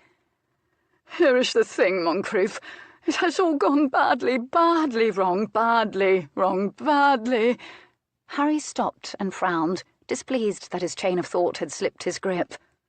Wrong, Moncrief suggested darkly. Yes, Harry agreed in almost angry surprise. That's precisely it. You see it too. Oh, for God's sake. I'm not certain I do. What have you been at, Osborne? Whiskey? Brandy? Harry waved impatiently, vaguely, and the gesture nearly swung him off his feet. Whatever was in all the bottles in the library, for the pain. Well, naturally, it's why liquor was invented, for the pain. There were quite a few bottles in the library.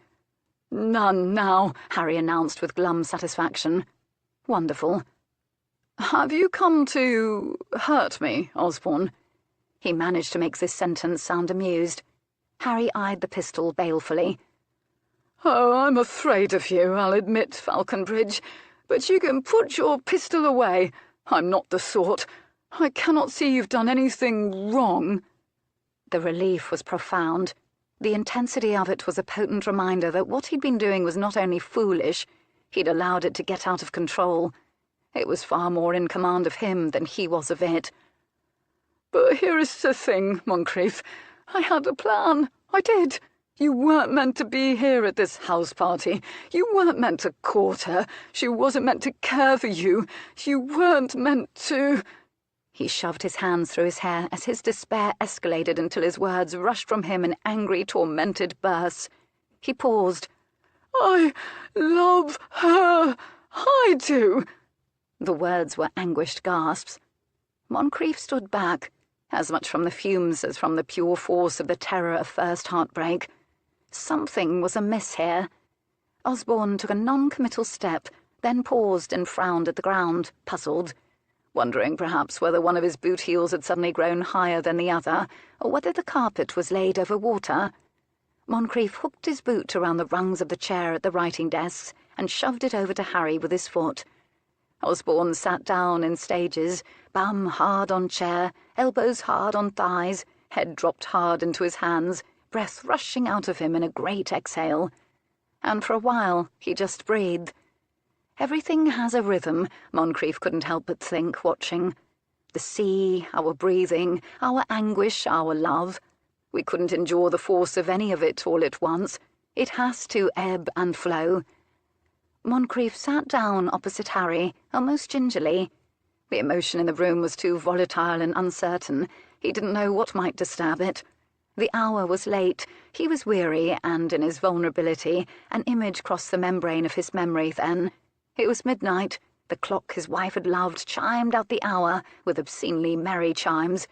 He was hunched over in a chair, and another man, a doctor, stood near him, having delivered his news. She was dead in the next room. Agony. Emptiness. He watched Harry. He tried to ignore the creeping contempt he felt for himself. Oh, he'd been so clever, with his games and strategy. He'd nearly had for himself what he wanted. He would have punished Ian Eversea beautifully. Instead, he'd managed to build for himself a brilliant trap with nasty teeth, and no matter how he turned, they tore at him. Then again, with the arrival of Harry, he may have just been presented with a brilliant opportunity. What a man he'd become to have such a thought in such a moment. He was not wealthy by accident. Harry sighed. His voice was steadier, but still muffled with emotion. "My whole life I've loved her, Genevieve." "Your whole life?" Moncrief repeated the words, stalling to give his mind space in which to unravel what was happening here. He didn't think he was witnessing his plan, Genevieve's plan, coming to fruition. The plan where they showed Harry his heart because he didn't know it. "I had a plan," Osborne had said. They'd all had a plan, apparently. Not one of those plans seemed to be unfolding as planned. It was almost funny. He sighed and reached behind him for the shirt he'd abandoned next to his bed when he'd fallen into it. He slid his arms into it, but didn't bother to button it. He seized the poker to poke at the fire, but the fire wasn't interested in giving off more heat. But she's beautiful, don't you think? For heaven's sake, don't answer that," Harry added hurriedly. "I don't want to know. I know I will do anything to make her smile. She has a dimple here." He pointed. "Have you seen her smile, Moncrief? What am I saying? Of course you have. She smiles for you all the time."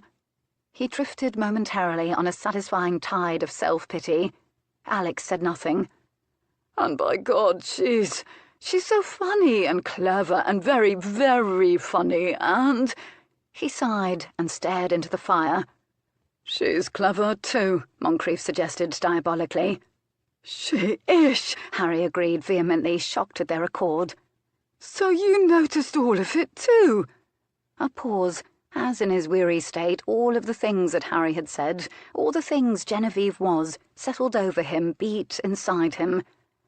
"Yes." With an effort, he said it in a voice of infinite, implacable patience and reason, a steady voice that gave away nothing. "I've seen it too." "From the first?" Harry demanded. As if he would answer such a question. From the first, he'd wanted to ruin her, abandon her to punish someone who had yet again taken something from him too soon. He didn't care at all about Ian Eversea anymore. He was standing once again on the precipice of losing her. When there was a hair's breadth of a chance after tonight he could have her forever, simply because her body wanted him. All he said was, "You ought to choose fewer words that contain S for the time being. You are spitting all over me." Harry inhaled deeply, as if hoping to suck a little of Moncrief's own patience from the air. "Likely you are right," Harry agreed gloomily. "I shall try. Why are you here? Why have you so rudely interrupted my sleep?" "I need to tell you this, Moncrief. It's my only hope. For as long as I've known her, I've loved her. From the start I knew. I don't know if you've ever felt such a thing, Moncrief, but I saw her, and it was like I could see." He glanced up sheepishly, then turned his face back toward the fire, mouth tilted wryly, abashed at his own hyperbole. "I could see what forever would be like. I liked it." His voice grew pensive again. The muscles of Alex's stomach tensed. Forever. He could see what forever would be like, and forever was what he was about to lose. Again. He couldn't allow it again. Harry looked up. "And then you came along." He was back to the self-pity now. "They say you plan to marry her." Moncrief neither confirmed nor denied this, because he was, at heart, a strategist. He wasn't in the habit of enjoying bosom chats with anyone, let alone drunken lordlings, and he sensed he might learn something that could get him precisely what he wanted. "Many a life has been made or broken on a misfortune of timing. I cannot be responsible for yours. The timing was perfect until you arrived. I had a plan. I needed a plan, because I'm not a bloody duke," Harry pointed out bitterly. "I cannot simply buy her with money and a title. Have a care, Osborne. You're enjoying my hospitality on sufferance at the moment. I do hope you'll arrive at a point soon." Harry jerked his head up in surprise at the tone, sobered, and then he looked about him as though he found the hospitality bafflingly wanting. "I thank you for hearing me out, then, Moncrief," he managed with sodden dignity, even if it was an afterthought. "As I said, I had a plan. For you see, I never could quite read her heart. I thought she loved me too, but I never dared propose because I hadn't enough money to suit her father. I'll inherit a title, but I've no home to give to a wife. Not yet. I've tried to earn money on my own, but I thought, well, if she loves me, I might very well chance it. If I knew for certain that she loved me, her parents might be persuaded to allow us to marry. And how I want her in my—" He was stopped from finishing that sentence by something dark and dangerous glinting in the Duke's eyes, because that last word was going to be bed. "But I didn't know whether she did. You see, she never showed it in a way that convinced me. I had to be certain, and so— He sighed. "I told her I intended to propose to Millicent, to see what she would say or do, to watch her face, to force her hand." Moncrief was difficult to shock, but the potent cruelty Osborne had perpetuated in the name of love speared him motionless. He leaned slowly back in his chair, and then froze, staring at the young man. He looked at handsome Harry, and saw Genevieve's white, hunted face, sick with misery, saw her entire being aglow at the very idea of Harry, and because he knew, he alone knew, of all the people in the world, not her family, not this idiot before him, the depths of her passion, her feeling and ability to love, he knew this boy had nearly killed her. Out of cowardice. He'd never known such purifying rage. It was a sour, metallic taste in his throat. He could scarcely speak. He stared at Osborne so long and so silently that Harry finally turned his head. He flinched at the black, scathing glare he intercepted. "Just to be very clear," Alex managed slowly, his voice thrumming with suppressed violence. "In order to force a confession of love from her, you thought you might frighten her into showing her feelings. You thought you might break her heart in order to win her heart." Osborne met his gaze. Chin up, his own eyes suddenly ablaze. "What the hell kind of man are you? You can't understand, Moncrief. How would I know? How would I know if she did? She's so serene, so self-contained, and so kind to everyone. I knew we were special friends, and yet I couldn't be certain she felt more than that for me. Serene. He thought of the nude girl flying at him, of savage kisses that rocked him to his viscera, of her body submitting to his, of her quickness in putting him in his place. He wouldn't curl his hands into fists, but he did press them flat against his knees. He had not invented this part of her passion. It was already a part of her. But Harry, peace and conversation and friendship, that was part of her too. And I have naught to offer her but myself. I would simply propose this instant if I had property, and this is why I know you can't understand. Haven't you ever been afraid? Haven't you ever wanted something so badly you can't imagine your life without it, but you can imagine the devastation and pity that will follow if you spill your heart, and she has to tell you, oh so kindly, because she's kind, that she doesn't love you in that way? Fear. Alex knew he was a fine one to pontificate about fear. He'd issued the world's most tepid, careful marriage proposal because he'd been afraid to tell Genevieve he loved her. Not that it would have made much of a difference. She loved Harry. Harry, in his youthful innocence, had put his finger right on it, and Moncrief pushed the realization away. He took in a sharp breath. Harry took Moncrief's silence as a reason to go on. God help me, it was only because I was afraid of losing her, and I honestly didn't feel I deserved her, for I'd nothing to give her. I simply needed to know whether she loved me. I'm not proud of it, but I've never loved anyone more. Moncrief could still scarcely get the words out. I just can't believe you would do such a thing to someone you loved. Osborne was very, very drunk, but he wasn't stupid. But I couldn't hurt her, could I, if she didn't love me? And now Harry's blue eyes fixed on him almost searchingly. Moncrief couldn't believe he had almost shown his hand.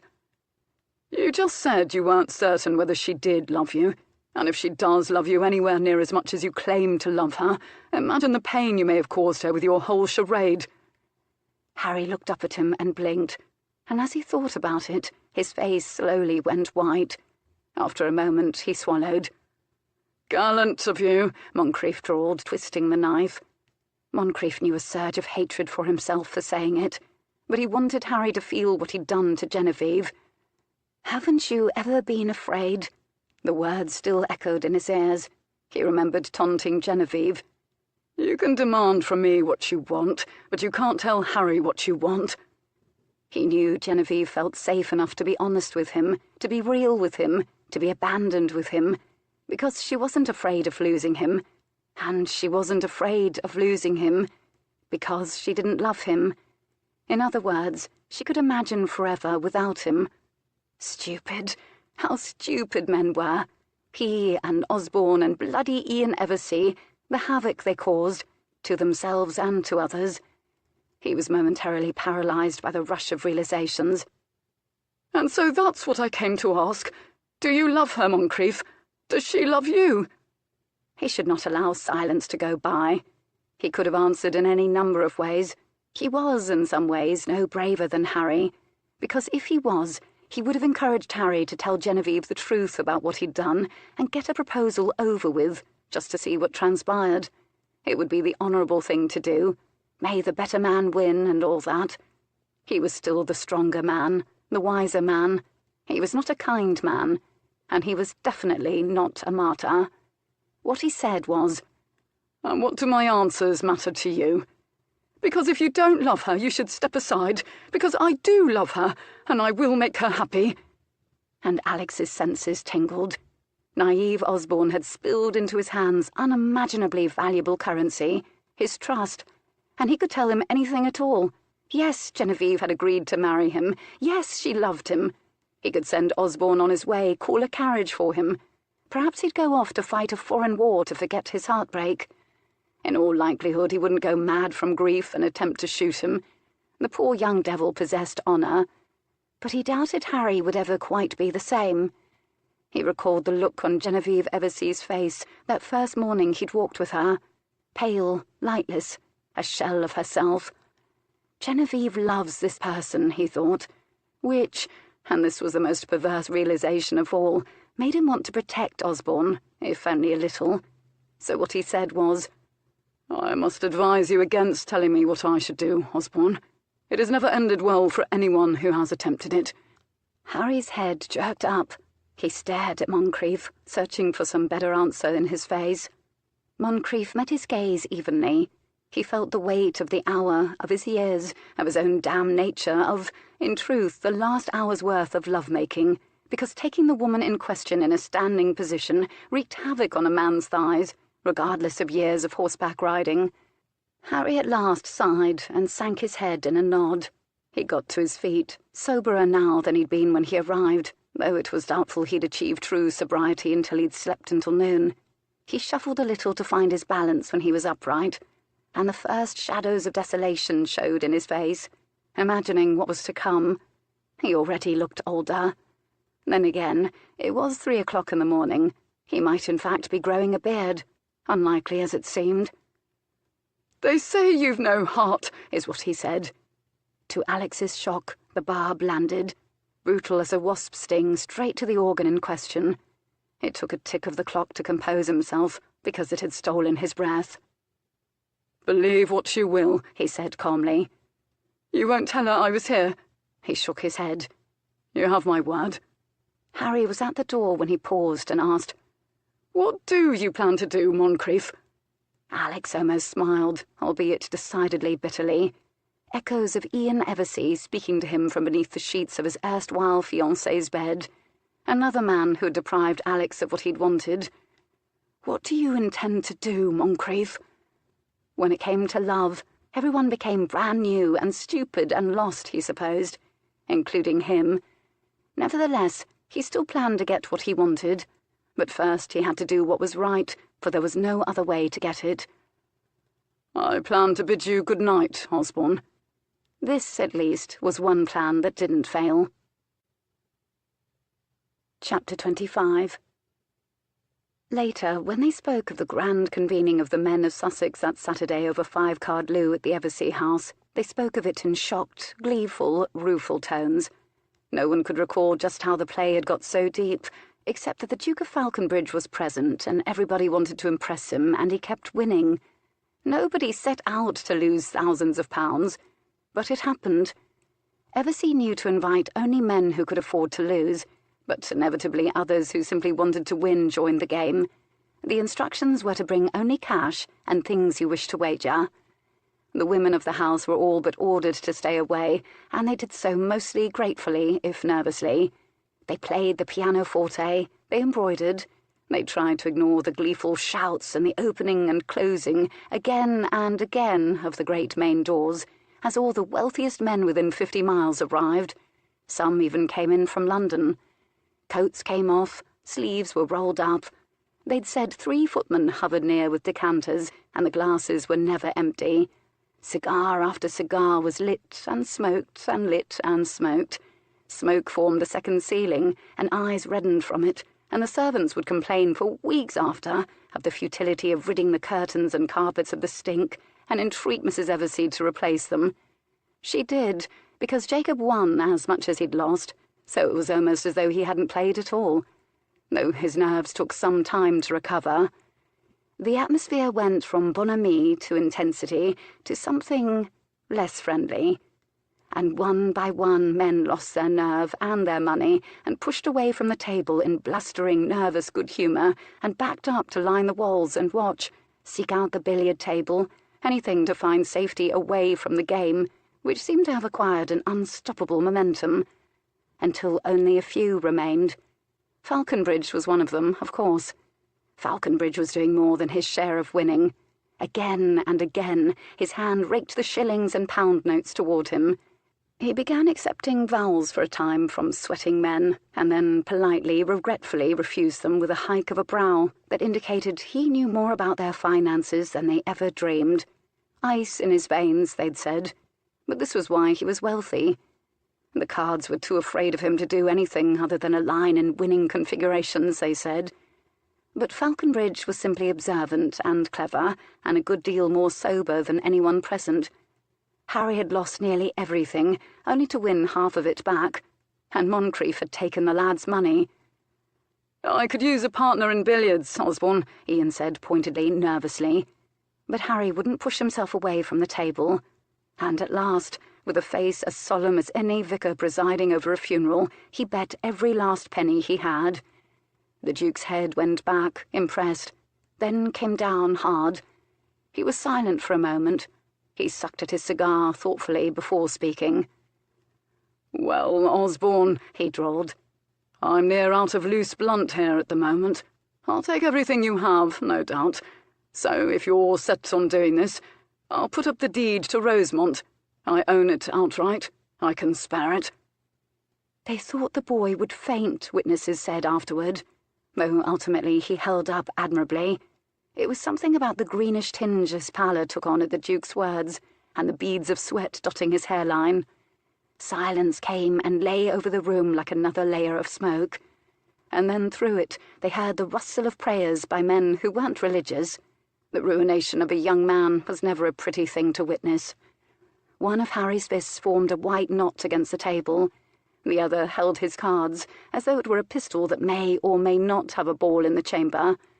Handkerchiefs came out to mop brows until the room looked white with surrender flags.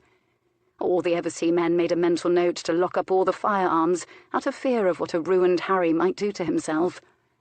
And then Falconbridge sighed, and all of the faces followed, slowly, slowly, in astonishment and rank disbelief, as time slowed, and with one sweeping motion the Duke turned his cards face down, and the breeze from the collective exhales in the room nearly served to clear the cigar smoke. "I fold, Osborne," Moncrief said quietly. "You've got me. I've no choice but to cede the deed of Rosemont to you." Harry was frozen. He stared, a faint frown on his face at the hand of cards face down. The words hadn't seemed to register yet.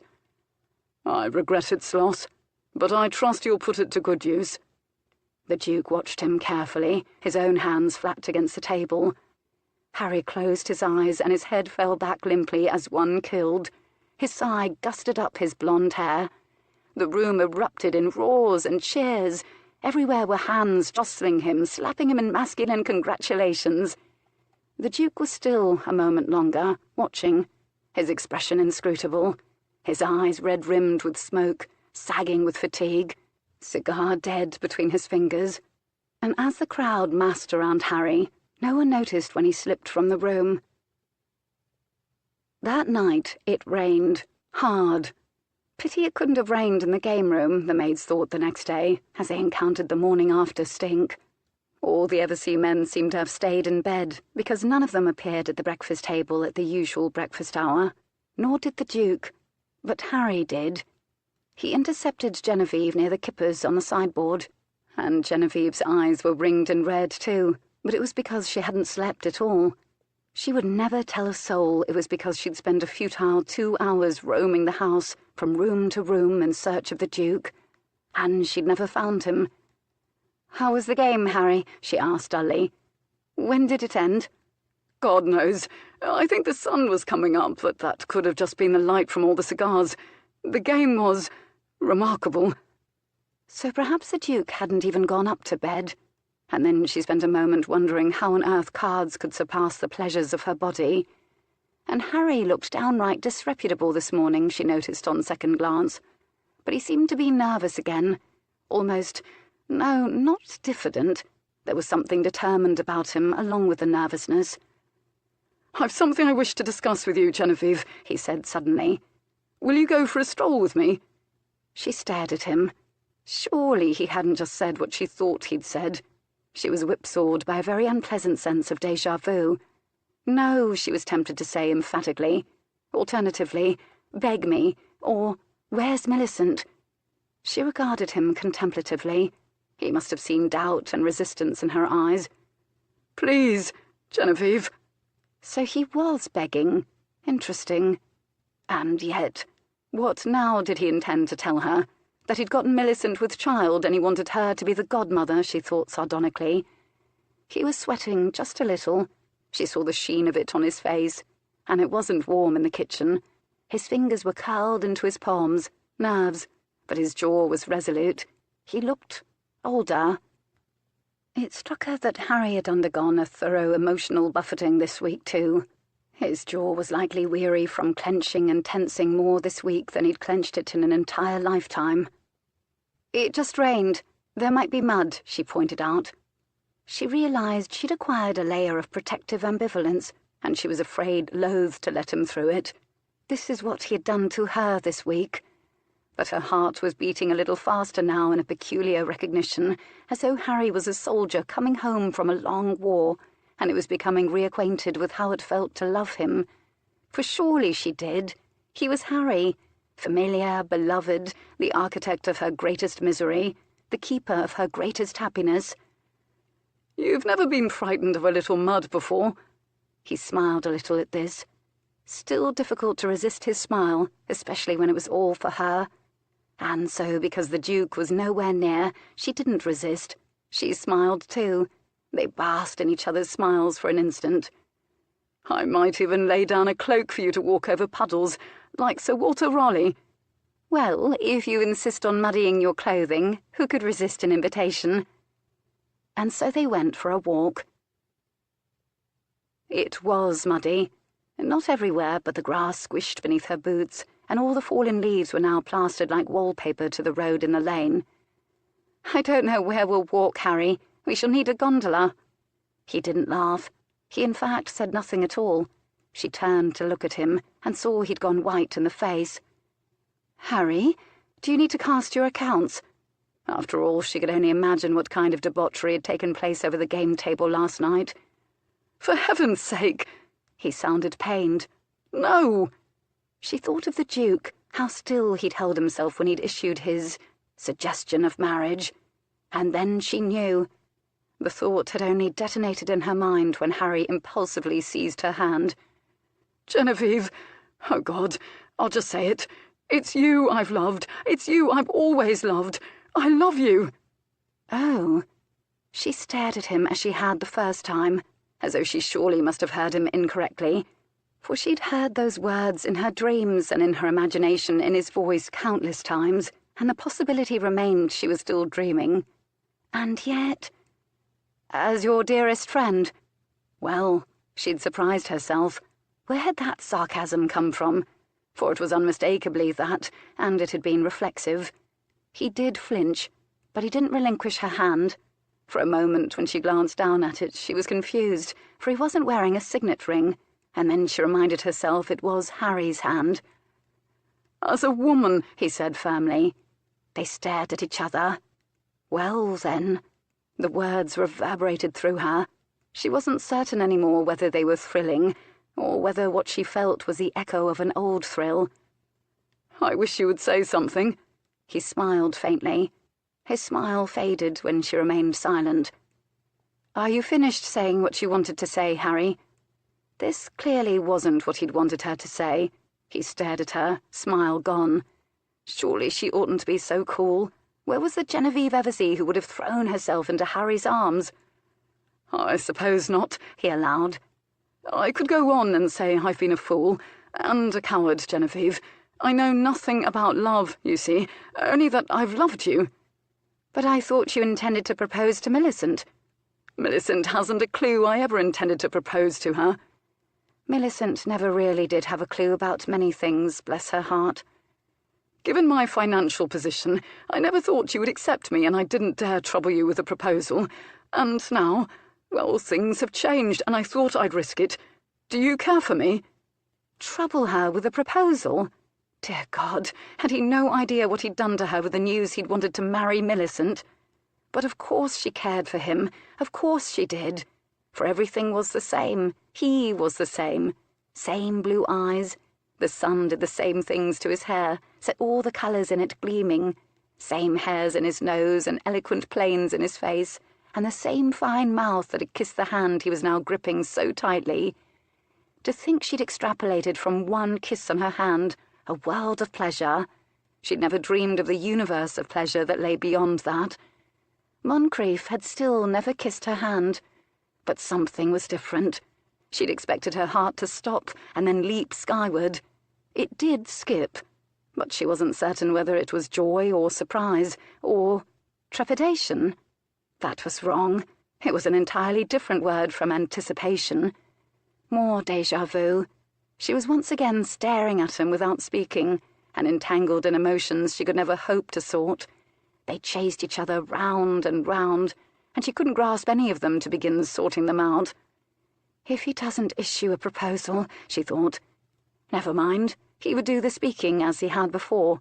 He continued into her silence. And I hoped against hope, you would consent to spend the rest of your life with me. As your friend? Why was she bedeviling him? He was crimson now and blotchy. As my wife? He said it almost defensively. She'd launched a yes at him before. Yes had been in her heart every time she looked at him, but now it seemed she'd forgotten how to form the word. Genevieve, please, you must tell me. Do you love me? She'd never seen Harry wretched before. It was fascinating. And she, of course, as always, wanted to save him from suffering. I love you. The words were hesitant. They didn't feel untrue, but they felt strange in her mouth. Not like the words to a song she'd sung for ages, which is how they'd once felt. Like words to a song she was remembering. But relief and joy suffused his face with light and relief that was almost holy, and she watched it with awe. She wondered how her own face looked to him. And will you be my wife? She would be choosing the rest of her life with the next sentence. She dreamed of this day her entire life. Or perhaps it was just the rest of her life had just chosen her, as she'd once told the Duke. Love chooses you. I will be your wife. He held her face in his hands and looked into her eyes. In her mind's eye she saw another man's arms curled in the shape of a baby. She allowed Harry to hold her face. She saw him too clearly in a moment when she ought not to be seeing or thinking at all, but feeling. And there was a flailing moment of dread. Surely only nerves, that she already knew all there was to know about him, that he would never surprise her, that he would never teach her anything, that she already knew him too well, that he was too safe, that they were too alike, that he was simply wrong. Nerves, surely. She'd got what she'd wanted, and naturally it was impossible to believe. She'd wanted safety and certainty. She'd wanted Harry. Genevieve, he breathed. She didn't so much kiss him back as allow herself to be kissed. At first, for he was good at it, and she'd learned about herself that so was she, and that she liked being kissed, though she had the presence of mind not to let this on. She also realized her mind oughtn't to be involved at all in a moment where she was being kissed for the first time by the man she loved. Certainly she'd done very little thinking when she was in the arms of the Duke, but there it was, whirring away, assessing. It was different. Where had Harry learned to kiss? Stop thinking at once, she told herself. And once again she was thinking when she ought to be surrendering to the moment. He took her lips softly with his, and parted them with his own, and spent a moment in soft kissing before he got his tongue between them, and her tongue met his warily, and so their mouths meshed.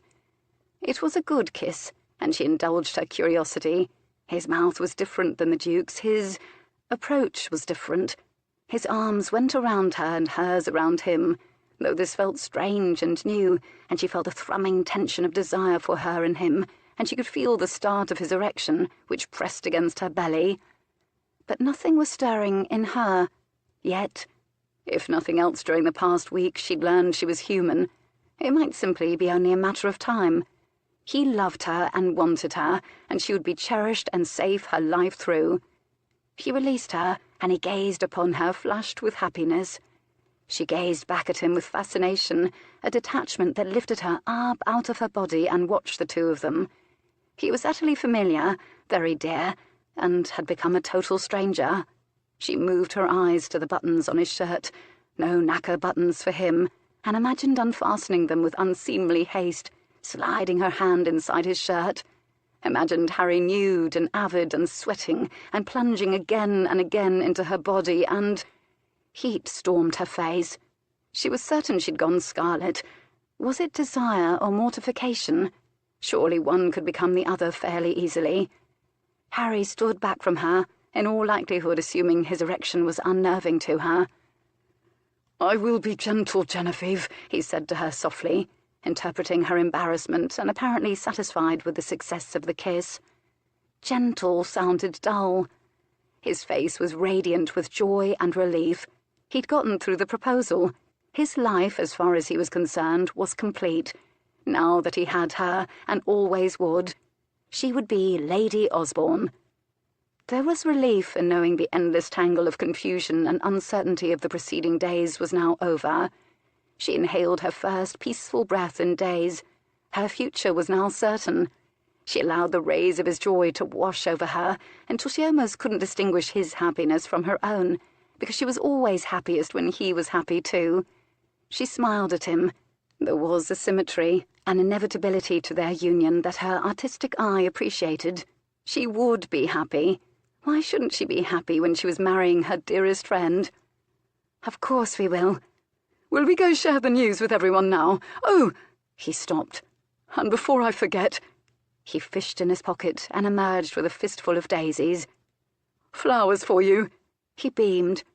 The sort you like. Chapter 26. Everyone seemed surprised, judging from the silence that greeted Harry's breathless announcement.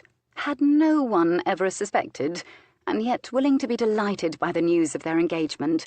Her brothers, all looking much worse for wear after the previous night's debauchery over the card table, and even Millicent professed delight.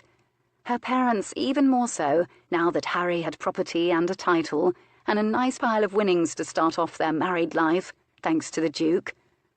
"We're used to you, Osborne," was what Jacob Eversea said by way of a blessing, with a clap on the back and a kiss on the cheek for his daughter. Still, he had a faint frown between his brows, even as his lips were smiling. He seemed a bit puzzled. "What's that in your hand, Genevieve?" her mother asked, after kissing her on the cheek and giving her a hearty squeeze. Genevieve proffered the daisies. "Harry gave them to me right after he proposed." "Nothing like those flowers on your sampler," her mother commented lightly, but it was accompanied by the sort of penetrating look that usually resulted in Harriet being ordered to prepare a simple for her. Genevieve was startled. "No." Her mother's mouth parted, as if she meant to say something, and then she closed it again.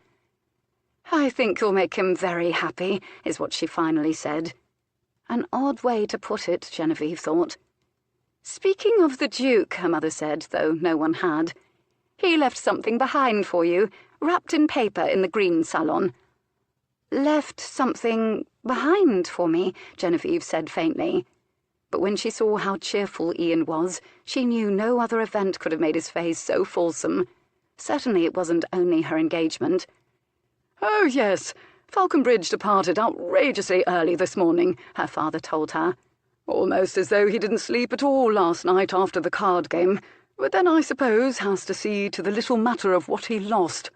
He winked at Harry. Genevieve was frozen in place. He was gone. "Well, go see what he left for you," her mother urged. Harry followed her into the green salon. The rectangular parcel in question was propped against the settee. She knew what it was before she knelt to unwrap it. She tore off the paper with trembling hands while Harry silently watched, and they both dropped to their knees in reverent silence when Titian's Venus was revealed. She read the message attached. "With felicitations for your every happiness in your wedded life, and with much gratitude for showing me the true beauty in it. Your humble servant, A.M." Humble, she almost snorted. Harry was silent. She read the message again and again, but no matter how often she read those few words, it never said anything else, never revealed anything more to her. She didn't know why she thought it ought to. She held it tightly, but it didn't burn her skin the way his kisses had. She didn't know why suddenly things were blurry, and her heart was pounding sickeningly. It wasn't pounding because she'd become engaged to the man she loved. It was pounding as though she'd been betrayed. He'd known. Somehow he'd known Harry was going to propose. But how? She licked dry lips. "Harry, what's the thing that decided you, that made you propose to me this morning, of all mornings?" Harry was as surprised by the question as he was by the gift. "I hesitate to tell you, but you may as well know, as I vowed to never keep a secret from you. I won an estate in the card game." She sat down hard on the carpet. "You did what?"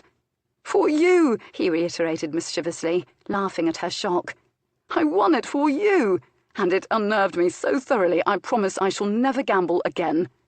She stared at him. "I suppose I should say, 'Well done,'" she began cautiously, which made him laugh.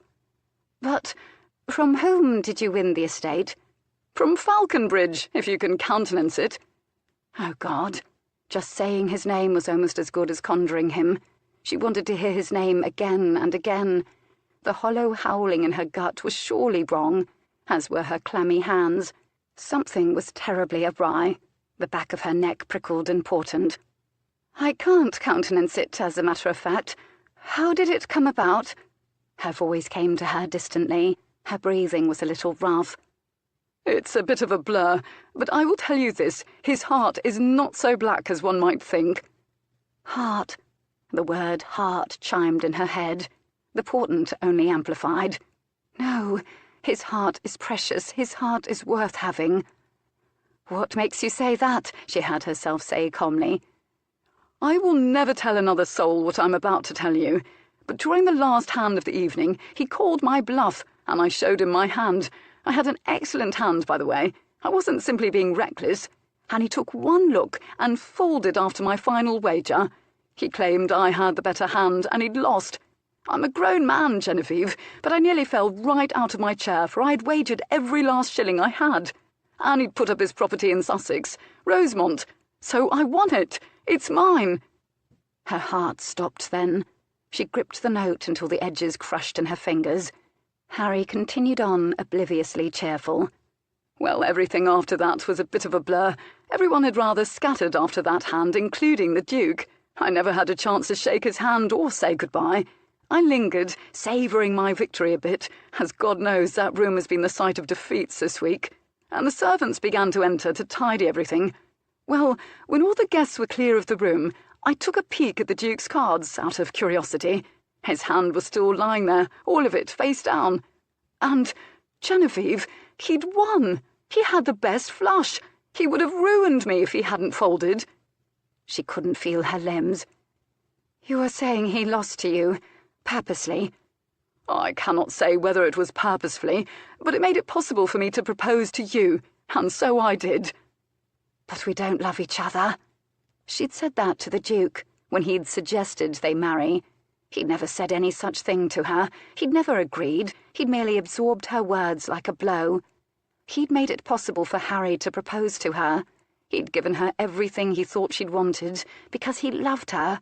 And it was all he could do for her, because he thought she loved Harry. "The greatest pleasure in my life was making sure she was happy and safe," he'd said about his wife. "Perhaps we can name a child for him, our first son." She didn't precisely recoil, but she looked at Harry in rank astonishment.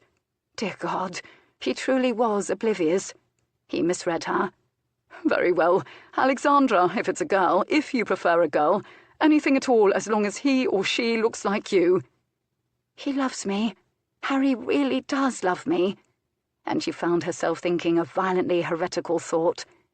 But what does he really know of love? "Genevieve, what do you think?" She looked at Harry for a silent moment. She touched a hand to his cheek briefly. The first time she'd done anything of the sort. He gazed back at her warmly. "That bastard!" she said vehemently. And then she bolted. She dashed past her astonished family out of the house at a run and learned from a shaken stable boy who was paralysed by the sight of the furious Miss Genevieve Eversea advancing upon him. She was the quiet one, the sweet one, and who would have nightmares for a week about it, that the Duke of Falconbridge had told his driver to take him to Rosemont. Genevieve promptly turned to the head groom. "Take me to Rosemont now," she ordered him. "Harness the team and have the driver take me there now." "Now, Miss Genevieve, now!" If she'd had a whip, she would have cracked it. He took a step back as surely as if she had, and put up an arm to do it, as if in defence of her lightning-bolt gaze. Her family and Harry were astounded a short time later when the Eversea barouche hurtled down the drive. She found him, after demanding his whereabouts from the footman who'd so kindly received them the other day in an office, sorting through the papers that would make it possible for Harry to take Rosemont.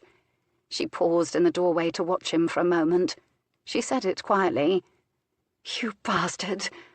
Moncrief turned slowly. When he saw her, he went motionless. If anyone could drink with eyes, he did it. He drank her in. Not that there wasn't a particle of trepidation in his gaze, too, because there was. It was a long while before he could speak. It was Badger before. She wouldn't smile. You would have let me go. You would have allowed me to marry him. I did let you go. I did allow you to marry him. Did he propose? He said it so coolly she nearly struck him. Her hand actually raised. She dropped it down again. She was shaking with fury. So much this man had unleashed in her. Laughter and truth and depth and passion, and oh yes, temper. He eyed that hand warily. Yes, he proposed. And did you accept him? Yes, I accepted him. There was a beat of silence. Ah. He stood watching her, a frown between his eyes. She could feel him beginning to retreat into himself. That is a dilemma. He thought this was amusing. She was in hell. You love me, she accused softly. He didn't admit it. He didn't deny it. He was breathing rather more quickly. Are you here for a reason, Genevieve? His voice was growing colder, his way of imposing distance. Her frustration howled from her. You helped me show Harry's heart to him, but you couldn't show mine to me? Listen to yourself, Genevieve. You sound like a child stomping her feet. How spoiled and greedy you've become. I can only teach you so much. You're a grown woman. I can attest to that. He raked a look over her that took in the wine-red walking dress that, yes, suited her beautifully and wouldn't clash with her complexion should she go scarlet with a blush or anger. And some things you have to learn entirely on your own. But you left, and you gave him Rosemont. You lost to him deliberately. Genevieve, I swear to you it wasn't meant to hurt you, or Harry. But tell me, how would you ever have seen it otherwise, and isn't it better to know? It being her heart, it being how she truly felt. Damn him, he was right. It didn't mean she was any less furious with him. I can't see it because you are my heart, damn you, and how can I see my own heart if it's beating in my own chest? She was practically raging at him. He had no answer to that, apparently, but something fierce and thrilling flashed in his eyes, and stayed there, and the devil... He smiled slowly, as though a dim pupil had finally come around. And so you see now. He was demanding clarification. She still wasn't ready to say it. And now, because of you, I have to break Harry's heart. Do you? He said softly, swiftly. He took a step toward her. She took a step back. I don't want to do it. Everything has a cost, Genevieve, he said softly, stepping closer. She took a step back. She put her hands up to her face, and yes, of course it was hot. It always seemed to be around him. It's a terrible cost. He loves me so much. Her voice cracked. She made it sound like his fault. You cannot get through life unscathed, Genevieve. Stop lecturing me. I don't want to hurt anyone. Then what a pity it is that you love only me, he retorted. Silence was absolute. They stared at each other, astonished to hear that word for perhaps the first time between them, and then wary. She inhaled and sighed out the breath and closed her eyes. Bastard, she murmured. This time it sounded very like I love you. His mouth twitched at the corner. He may have released a breath. They continued to regard each other warily from a distance beyond the reach of their fingertips. Have you stopped loving me? She whispered. Astonishing what she now had the courage to ask. Because of how stupid I've been. Tell me first what you came here to say, and then I'll tell you whether I ever did. His idea of humour, and she noticed he didn't rush to her defence when she'd called herself stupid. It would have been silent, except that her head thudded so hard the blood rang in her ears. Nobody spoke until... Bastard, he whispered mockingly, right along with her. She was going to say it. It was welling in her. Her head felt as though it might float away from her body from a sort of joyous terror. Vertigo again. Everything associated with love seemed to make a person either desperately physically uncomfortable or out of their minds with pleasure. But it was the kind of vertigo that deceived her into thinking she was flying. and all at once she could see forever, but she wasn't entirely certain the forever she wanted would be hers, that she would ever reach it. It was up to the man she had all but sent away, and she had to say it anyway.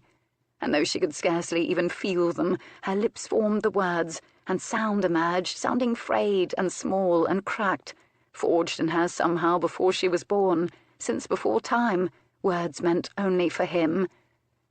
"I love you." 3 of the most powerful words in the world, offered to one of the most powerful men in London, in such a small voice. And at first she thought nothing at all had happened. He didn't blink, but then she realized she'd somehow set him softly ablaze. Emotion burned from him, and his eyes. She would never forget his eyes in this moment. His hands remained at his sides, which is when she noticed they were trembling. God help her, that's when she felt tears begin to burn at the back of her eyes. One got away, and she brushed her hand roughly against it. And the man who never cleared his throat, and his voice, in truth, wasn't a good deal louder than hers. "Then it's just as well that I love you, Genevieve."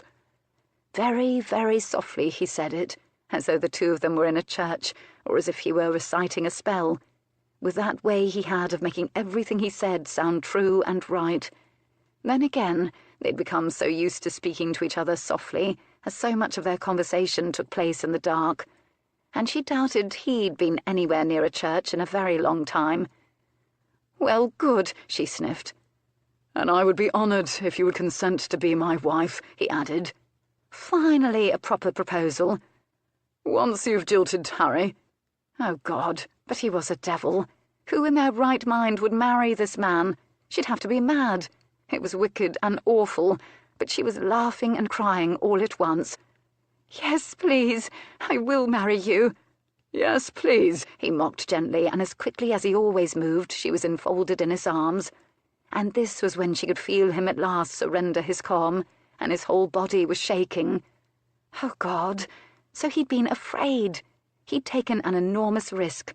He'd come so close to losing her, but he was a gambler, and the legend still held true. The Duke of Falconbridge always won, even when he lost.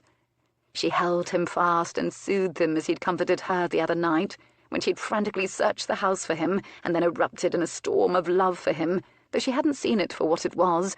He'd known. He kissed her hair, her forehead, and then her lips, and that's where his lips lingered. "But I will have to tell everyone now. I have to break Harry's heart. It will cause such distress, or at least an uproar." "Blame me. Everyone thinks I'm an evil bastard anyway." "I will kill anyone who dares say it aloud." "Then you'll be very, very busy shedding blood." She laughed. "Hush," he said. "In exchange for causing an uproar, I will dedicate myself to making you happy for the rest of your life." "Then you only need live for a good long time, for you are everything I need to be happy." He gave a short, wondering laugh at this.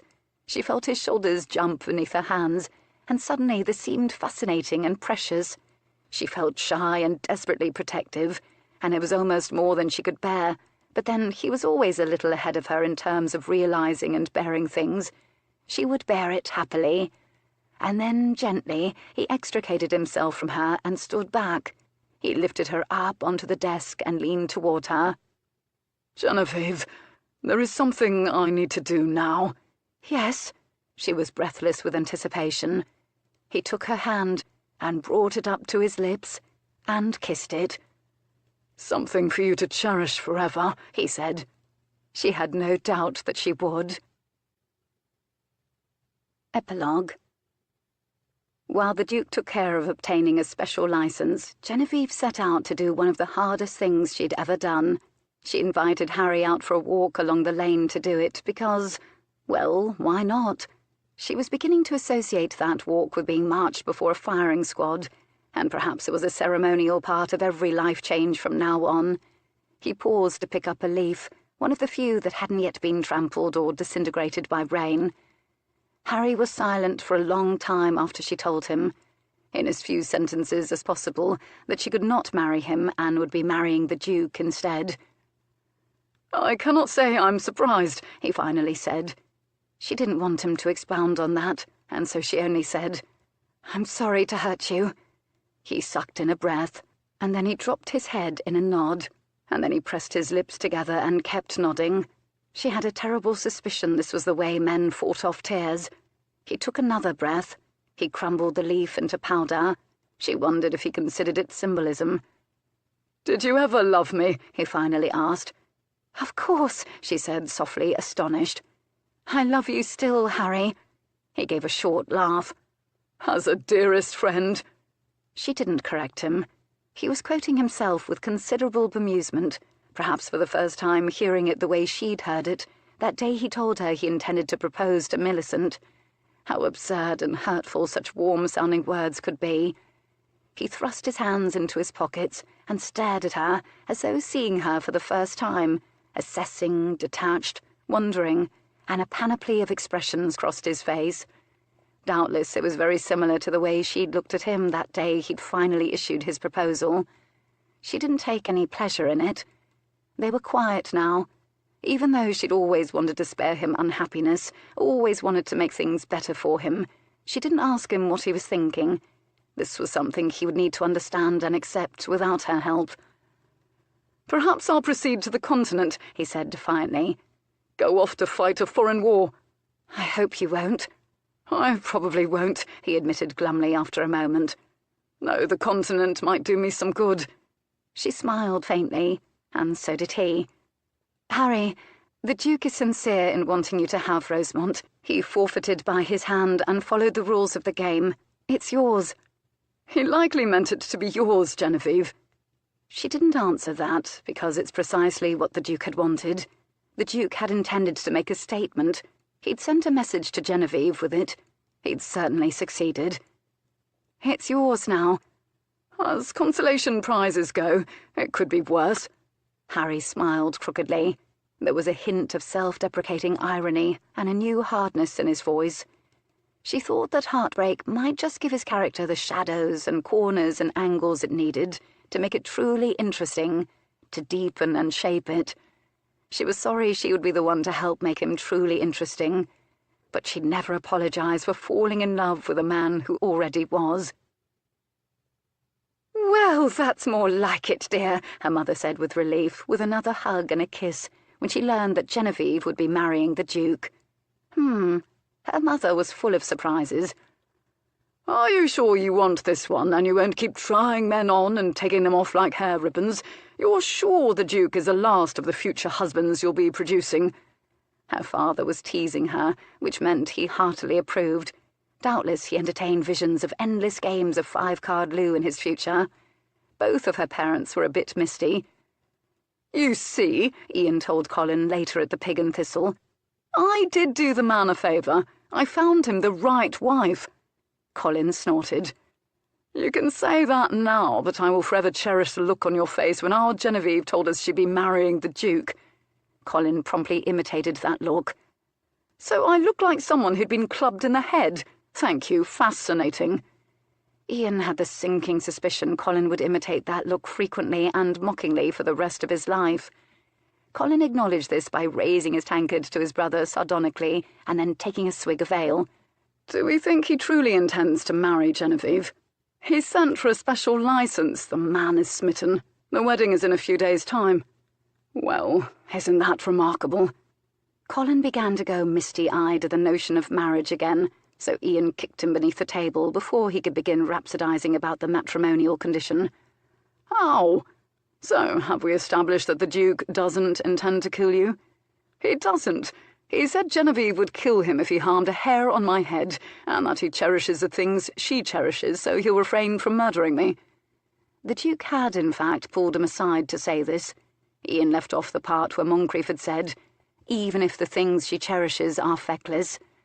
He suspected that he and the Duke might eventually, one day, dare he think it, be friends. "Who knew our Genevieve could be so surprisingly strict?" Colin mused. "I would never have guessed it." They toasted to their sister's happiness. And as for Genevieve and Moncrief, they were married in the church at Pennyroyal Green by her cousin Adam Sylvain, the vicar, and by the time the clock struck midnight on their wedding day, They were both fast asleep in each other's arms. They didn't wake until the sun was high in the sky the next day. This concludes What I Did for a Duke by Julie Anne Long, narrated by Justine Eyre. Copyright 2011 by Julie Anne Long. This unabridged audiobook is published by arrangement with Julie Anne Long, care of the Axelrod Agency, and was produced in the year 2019 by Tantor Media Incorporated, a division of Recorded Books, which holds the copyright thereto. Please visit tantor.com for more information on our growing library of unabridged audiobooks.